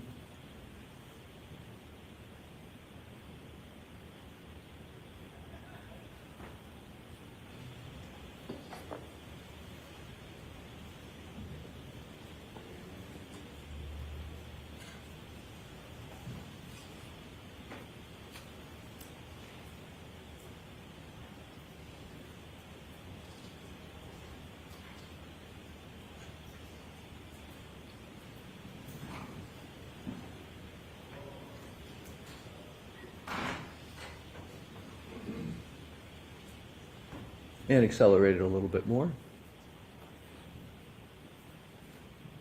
And that's good. And if you could bring, yes, thank you.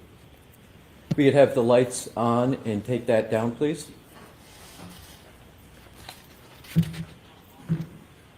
Can you describe what you just saw?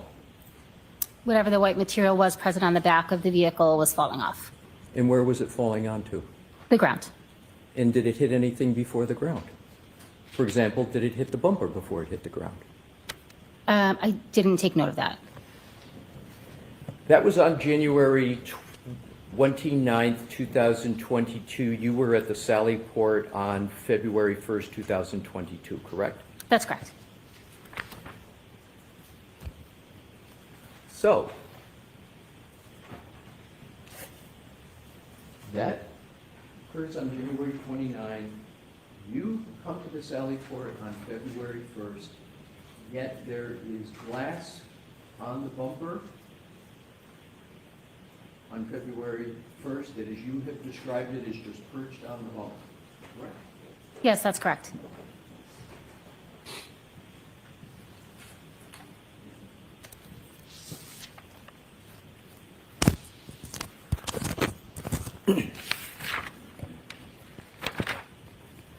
Do you know generally where Dighton, Massachusetts is? Yes. Do you know where, and you obviously know where Canton is? Yes. How far away would you say Dighton is from Canton? Time-wise, maybe 30 to 45 minutes. And therefore, roughly, if someone were to go the speed limit, around 30 minutes away? Sure. Not holding you to any exact time, just generally. Your notes indicate that the vehicle was recovered from Dighton, the one we've been talking about, the Lexus, and towed back to Canton and placed in the Sallyport garage at the Canton PD before you started your examination, correct? That's correct.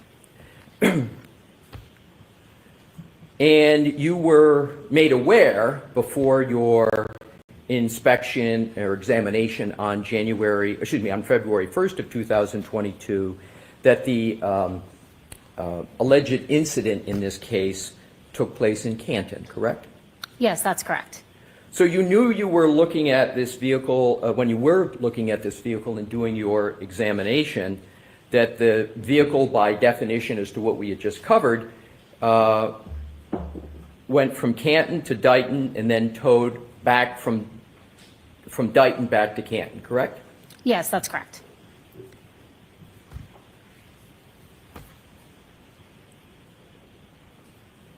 So it ends up back in Canton after that journey, correct? Yes, that's where I examined it, correct. So, as I understand your notes, the glass pieces that were just perched on the bumper would have traveled about 60 miles before you saw them? Is that what you're saying? No. Well, when do you believe the glass appeared on the bumper, if you know? I don't know when the apparent glass appeared on the bumper. So you believe it's possible that the apparent glass appeared on the bumper after January 29, 2022? Yes. Sustained. Do you know the weather conditions that were in the area? We talked about it earlier, you talked about it on direct. In the general time of January 29th of 2022? Yes, I do. Do you know when the vehicle took its journey that we talked about, Canton, Dighton, back to Canton? Do you know what day that occurred? No, I do not. Would it have, let's assume it was on January 29th, okay? Yes, okay. For purposes of my questioning. Do you know what the weather was, including wind speed, on January 29th? No, I do not. I know general weather conditions. Sorry. You knew generally, but not specifically, correct? Correct. Your Honor, with the court's permission, I'd like to publish Exhibit 60 in evidence. Okay.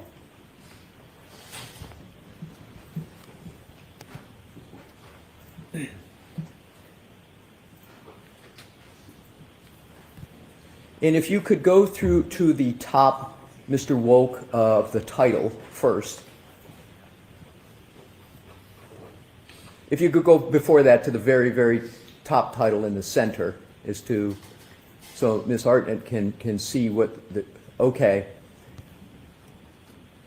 And then if you could now go down to the part of the document that would show the date, and then go from left to right for Ms. Hartnett, please, and the jury.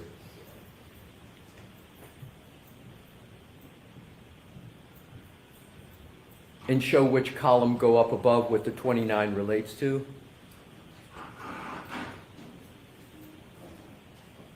And if you now then can proceed to the yellow line and go over to, and hit the relevant categories. Thank you. So we have a 15.7. If you could now go up vertically as to what that number relates to. And can you highlight what it relates to? And if you could now go down to and go up above 1, just above the average, is to yellow highlight what's above the column up above average speed. Yes. Okay, if you now can go down to the respective columns at the bottom for January 29th.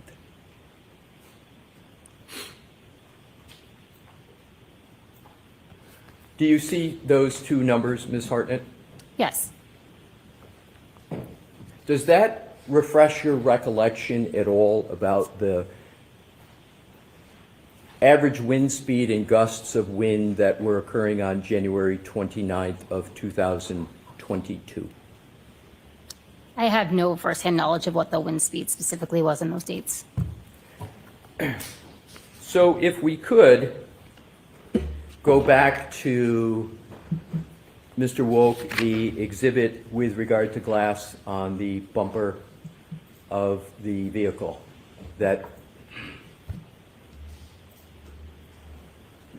So these are your observations on February 1st. And we've talked about the journey that the vehicle went on. You talked generally about the weather. So, try and ask a question without too much. I understand. Understood, Your Honor. Thank you.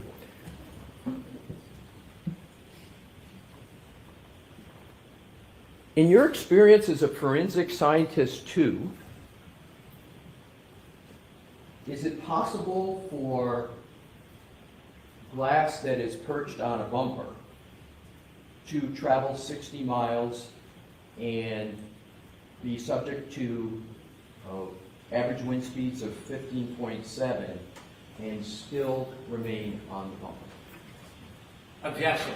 So it's sustained without a proper foundation. Understood. Have you ever had experience with analyzing glass on any surface, an outdoor surface, and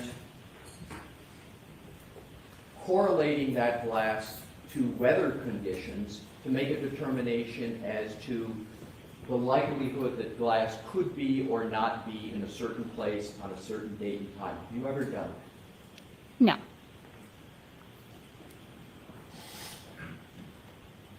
Based upon what you know about this case, just based upon what you know,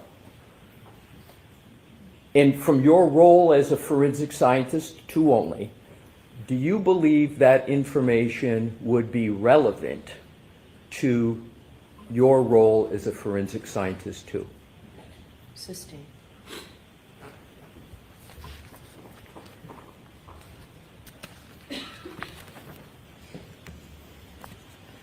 How did you recover the glass? What tool did you use to recover the glass on the bumper?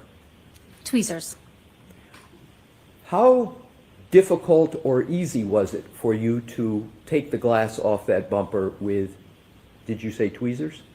Yes, that's correct. How hard or easy was it for you to remove those pieces of glass with tweezers? It was not difficult. So it was easy. Yes, correct.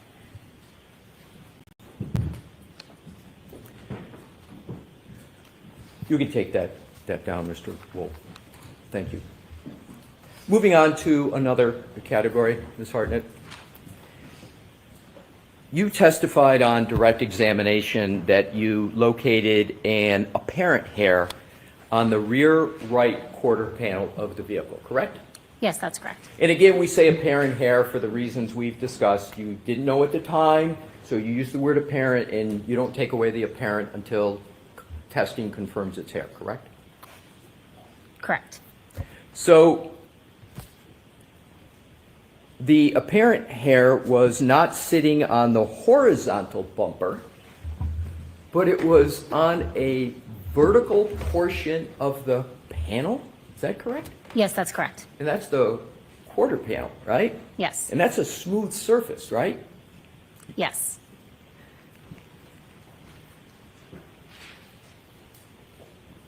That hair wasn't secured to that panel, was it? No.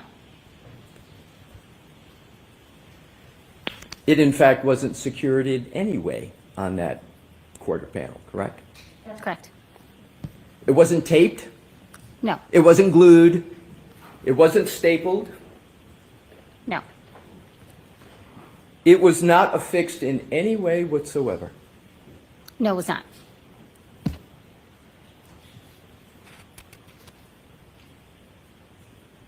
You found this apparent hair at the same time you found the glass pieces on the bumper, correct? In the same general time, yes, that's correct. When you say same general time, it was just one day you were there, correct? Yes. The range of time wasn't that broad, was it, correct? No, it was not correct. What was the range of time between finding one versus the other? I don't know specifically. I was there for approximately 2 hours, so within that time period. So within just 2 hours, you found the pieces of glass and the apparent hair, and within that time, you did your examination, you made your notes, all of that done within just 2 hours? Yes, that's correct.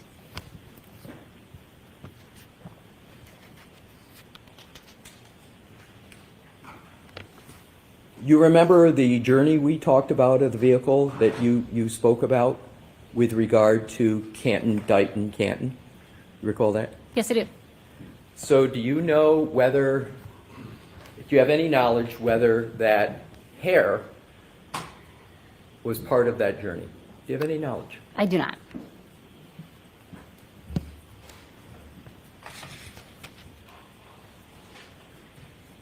Do you know when the hair was deposited on the vehicle? No.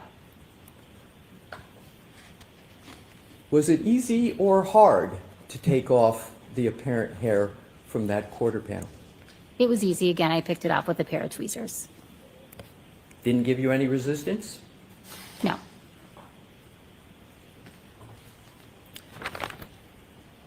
With Your Honor's permission, I would like us to look at a depiction of the hair. May I, Your Honor? What exhibit number? It is, I believe we're going to start with 144B. Okay.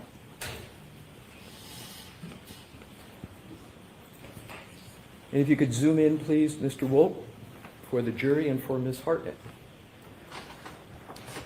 Do you still have a laser pointer, Ms. Hartnett? Yes, sir. Could you kindly use that and draw a circle around the apparent hair? Yes. Thank you. I'm going to refer to that as a J shape. Is that a fair description of it, or do you have a better description of it? I see two ends of the hair and an arch, so I'm going to say more of like a C-shaped. Okay, so you would refer to that as a C shape? Correct. And would that be a reverse C? Then if it's a C shape?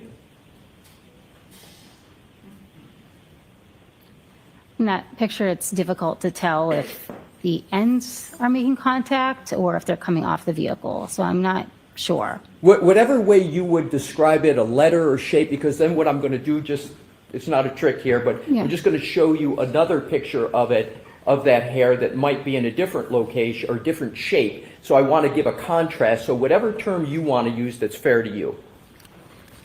So I think it looks like a C. I can't say, it could also be like a U. I'm not sure which way the ends are facing from this perspective. Can you once again, just so we're clear and the jury's clear, just draw a circle around it again, what Sure. you're talking about, and we won't give it a name, Okay. right? We'll just do the contrast. Right. Okay. So if I were to just say there looks like there might be a little hook at the top and then there's a vertical line, is that a fair description? Yes. Okay, so can we go with that? A little hook at the top and then a straight, or a line, that vertical line that comes down? Sure. And yes. that hook is orienting left, correct? Of the vertical line? It's to the left of the vertical line? Yes, I do see it from this perspective to the left. That's Okay, correct. very good. And that's the apparent hair. Yes. And you only saw or found one apparent hair, correct? Yes, that's correct. All right, if we could, Mr. Wolk, now go to Exhibit 144A. And if you could zoom in on that for Ms. Hartnett and the jury's benefit.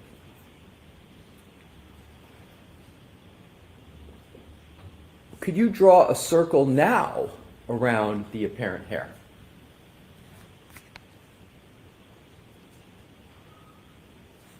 Thank you. And isn't that apparent hair now oriented almost 180 degrees, the opposite, with the hook orienting right? The photo's taken from a different angle, so do you see the hook? Are you talking about the hook at the top? Looks now, it appears to be on the right, but I can't, they're taken from different angles, sure. How do you know they were taken from different angles? Did you take the picture? No. Are you speculating that it's taken from a different angle? I mean, I'd have to see them side by side, but it's just the orientation of the, my marking. Can you put them up side by side? Absolutely. Okay. Would be helpful to you answer your questions? Happy to do it. Potentially, yes, thank you. Mr. Wolf?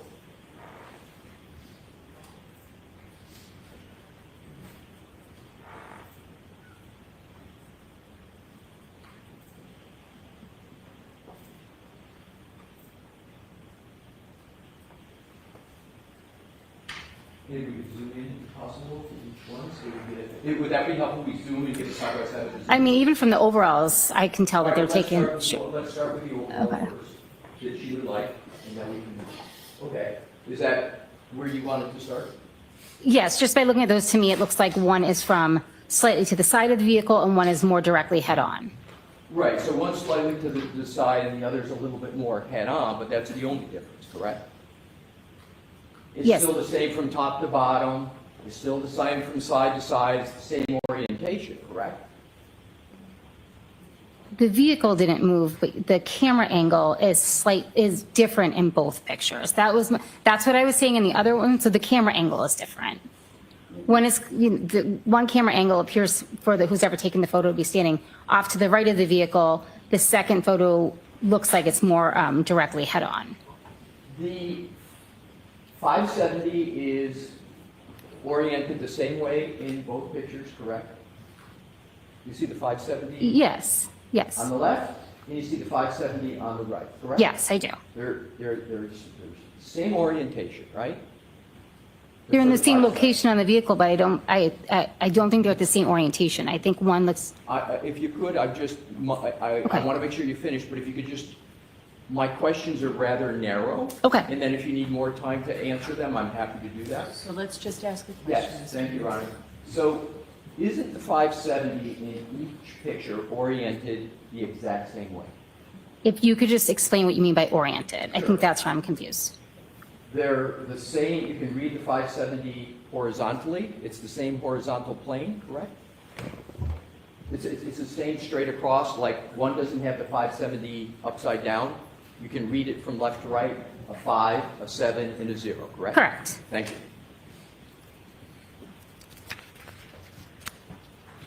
Now, if we can, Mr. Woke, now zoom in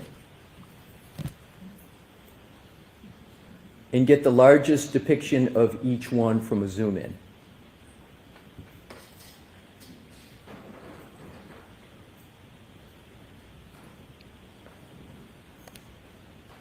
Are you saying the difference in how that hair appears is from a different camera angle?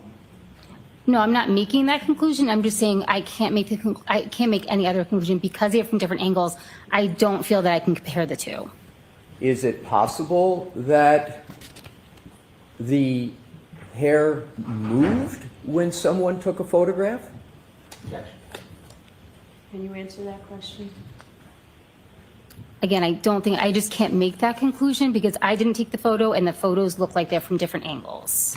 In your experience, you've taken samples many times of apparent hair, correct? Have I taken samples Yes. such as that? Yes, that's correct. Has it ever happened that when you're taking a sample, the photographer or someone breathes on it and the apparent hair moves? Does that ever happen? I'll allow that. I've never had firsthand experience with that, so that if somebody breathes on an item of evidence, that would be something I would note. Other than, and is it correct that you're speculating as to what could be causing this difference? Are you speculating? Sustained. I'd like to see counsel at sidebar for a couple of things, please.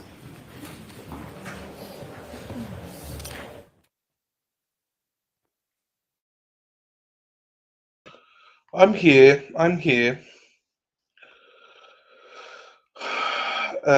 Mighty Meat says the hair is a bad argument.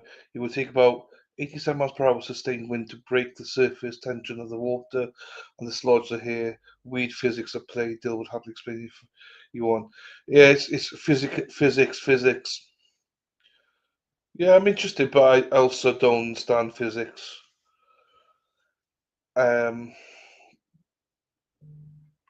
But it does look like it, you know.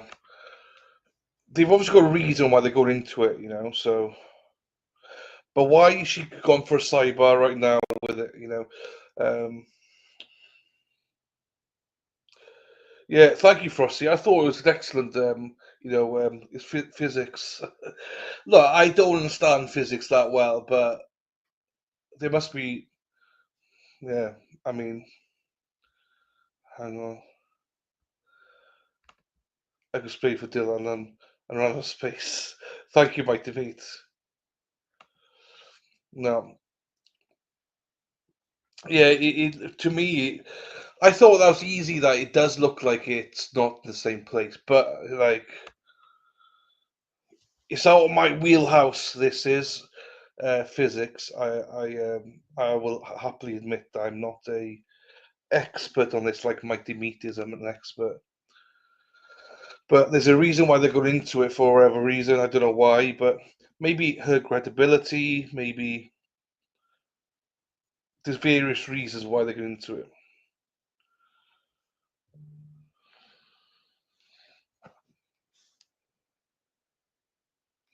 Okay. There's a lot of debate on Twitter as well about the arsehole comment.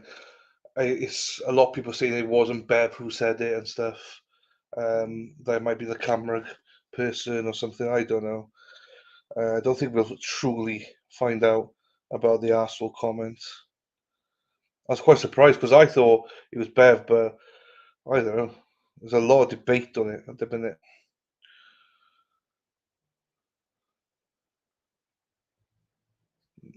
Okay, that's fine.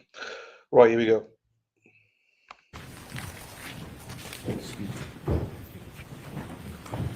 Mr. Walker? Your Honor, with the court's permission. Sure, you can put it that- back up on the screen. Thank you.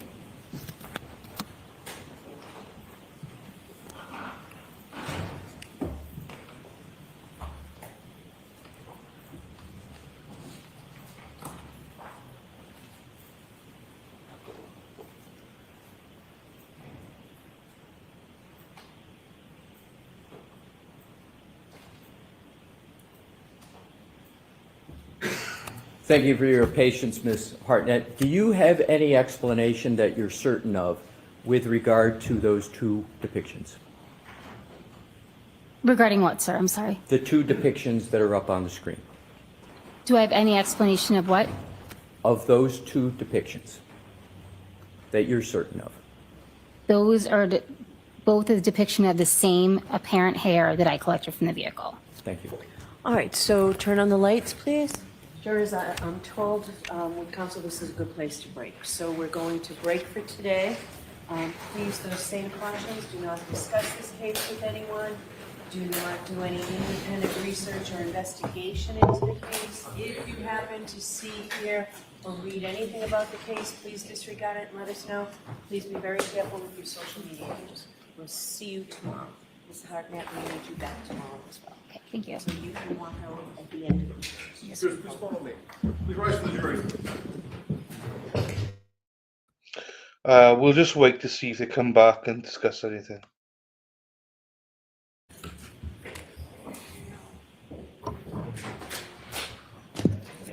Yes, can I see Councilor Tybau while the jury's filing out, please? I hate these sidebars. I wish it was all in front of court. You know, why are they hiding stuff? Why do they keep doing this? I think that I know sidebars are recorded and we get to see them afterwards, but I think they should be seen right now. CYPH, I think they should all be seen right this minute, right now.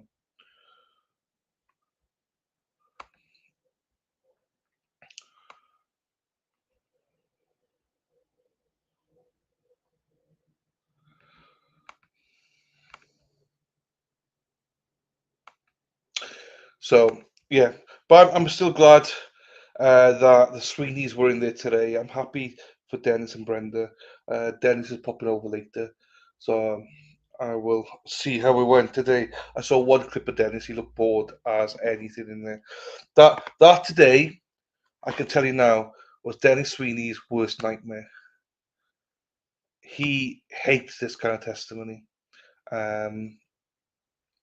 But Brenda loves this kind of testimony. So, yeah, I will be, Lisa. If my back's okay, I plan on going just in the morning tomorrow and Friday. Yes, I think I'm going to go to the $5 store, whatever it's called, five down. What did Eric Hack call it?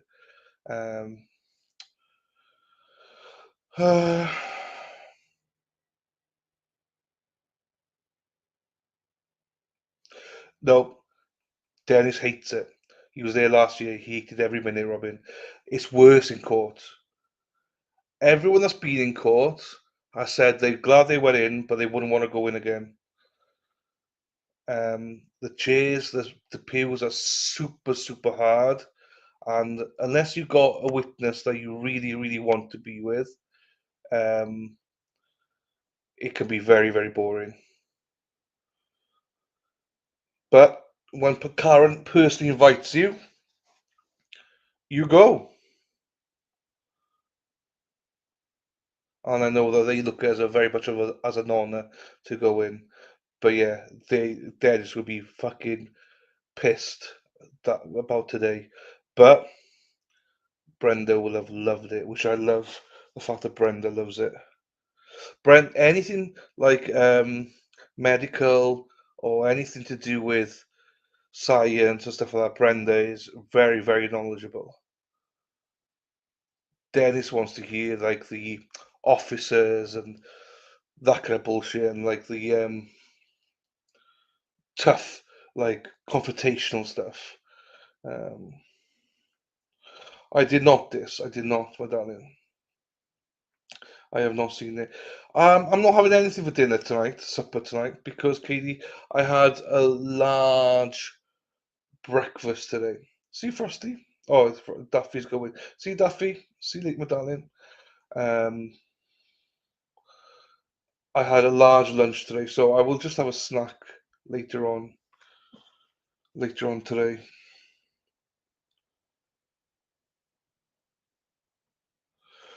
Anyway, so yeah, no, yeah, I'll have a snack, and then I'm on calling all beings 7:30, so that'll probably go on to about 9. So yeah, 9, 9:30.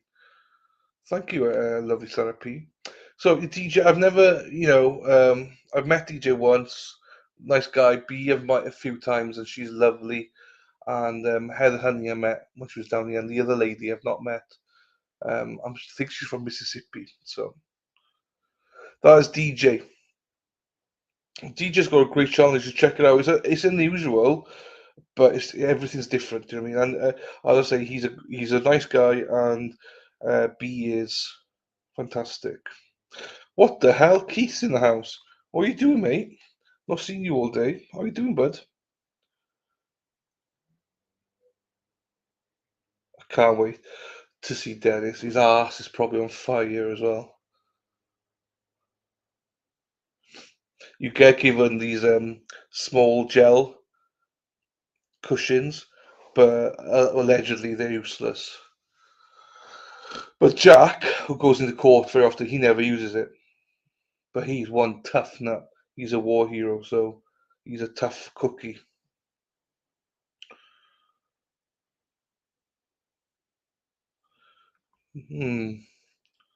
I don't think they're coming back as in, on discuss anything, but still, you never know with her. That's why I keep it going just in case. Once they're back, then. Keith's been here all day. What the fuck? I've not seen him. He must have blocked me then, because that's the first comment I've seen from him today.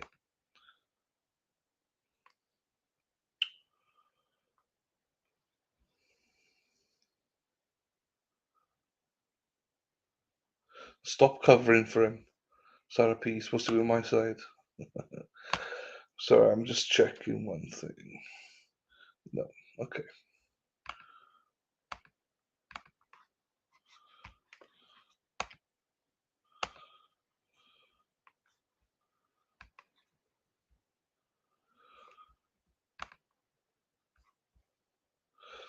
I know.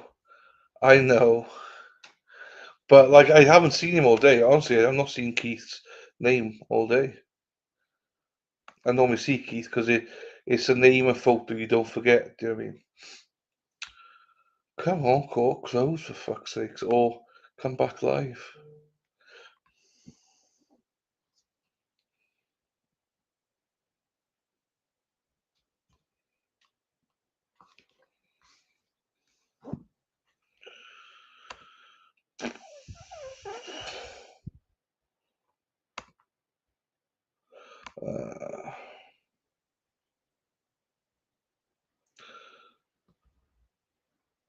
Oh, does that mean they're done? Hang on, let me go on the biggest guys. Erin Hartree drives a bus, yellow bus, yellow bus. Erin Hartree drives a bus all day long.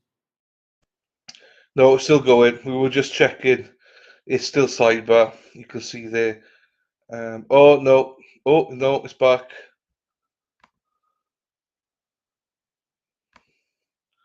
So see, it's still live.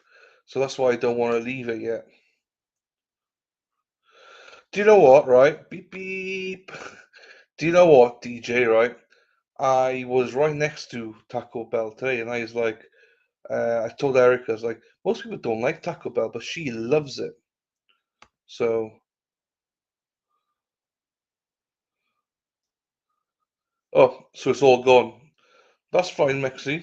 We can take that off, my darling. Oh, I hate the fucking full shot. There you go. Mexi, thank you, my darling. Becky's been very busy today, so get a Baja Blast. So, I just feel like, by Robin G, Taco Bell is a little bit like, people say to me all the time, if you have Taco Bell, you have the shits. So I don't really want to risk it. Good luck tonight with a DJ, or maybe, 7:30 tonight, Frosty. But thank you, my darling. I'm obsessed between me and my honey. It's $50 chipped. It's a drink like, well, I think I'm gonna have Wendy's, that friggin' Frosty thing, either tomorrow or Thursday. You get used to the shits.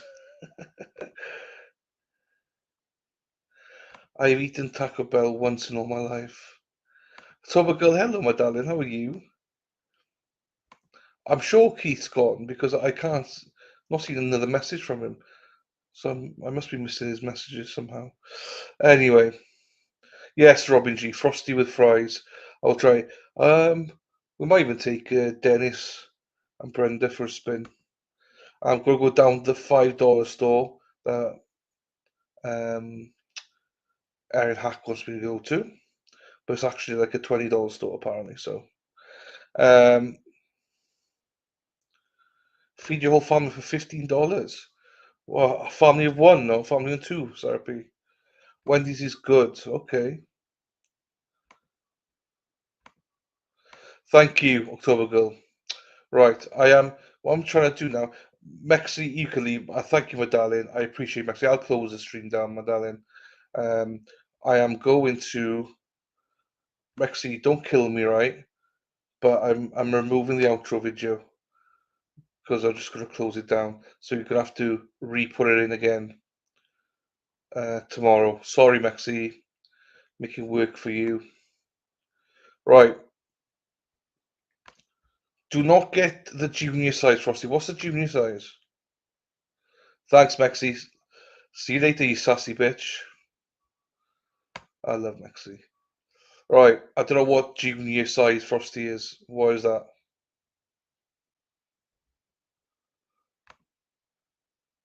She's gone. Mexi's gone.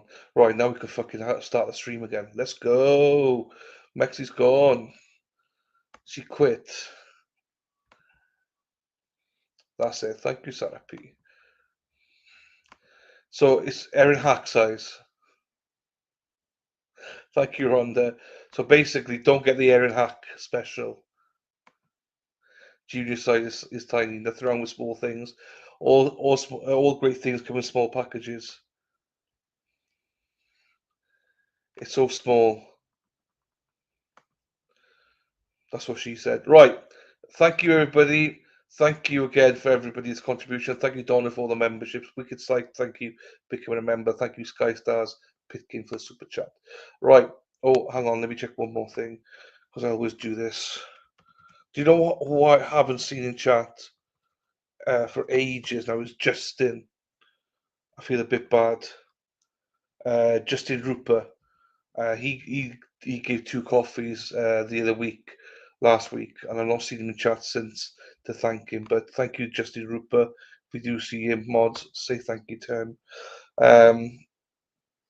Need at least a medium. I'll try a large. We'll go with it. Right. Everybody say, oh, Justin, is that you, Justin? Oh, motherfucker, you bastard. Now I know who you are. Fine, now I know who you are. You mofo. Now I know who you are. Shit. Thank you, Justin. I've been waiting to see you, to say thank you. And I didn't know you were here. He doesn't know I don't. Yeah, Trucker, thank you, my darling. Fuck. What a prick I am. I'm a plonker. I don't know. I don't. Thank you. Right. I'm ending the stream on that note. Thank you, DJ, aka Justin. I know, I got sneaky mods and now you to deal with. Anyway, we go straight offline. So, from me, from everyone, I see some of you tonight for calling on being 7:30. And if not, I'm not sure if you see me tomorrow or not. You might see me maybe at some point tomorrow. I'm not even sure what's going on tomorrow yet. So we'll see. I'm not sure who's down there tomorrow morning to go live either. So it'll be what it'll be. So everybody, stop in tomorrow, Erin Hack. We miss you. We love you. Everybody, peace out. Cheers.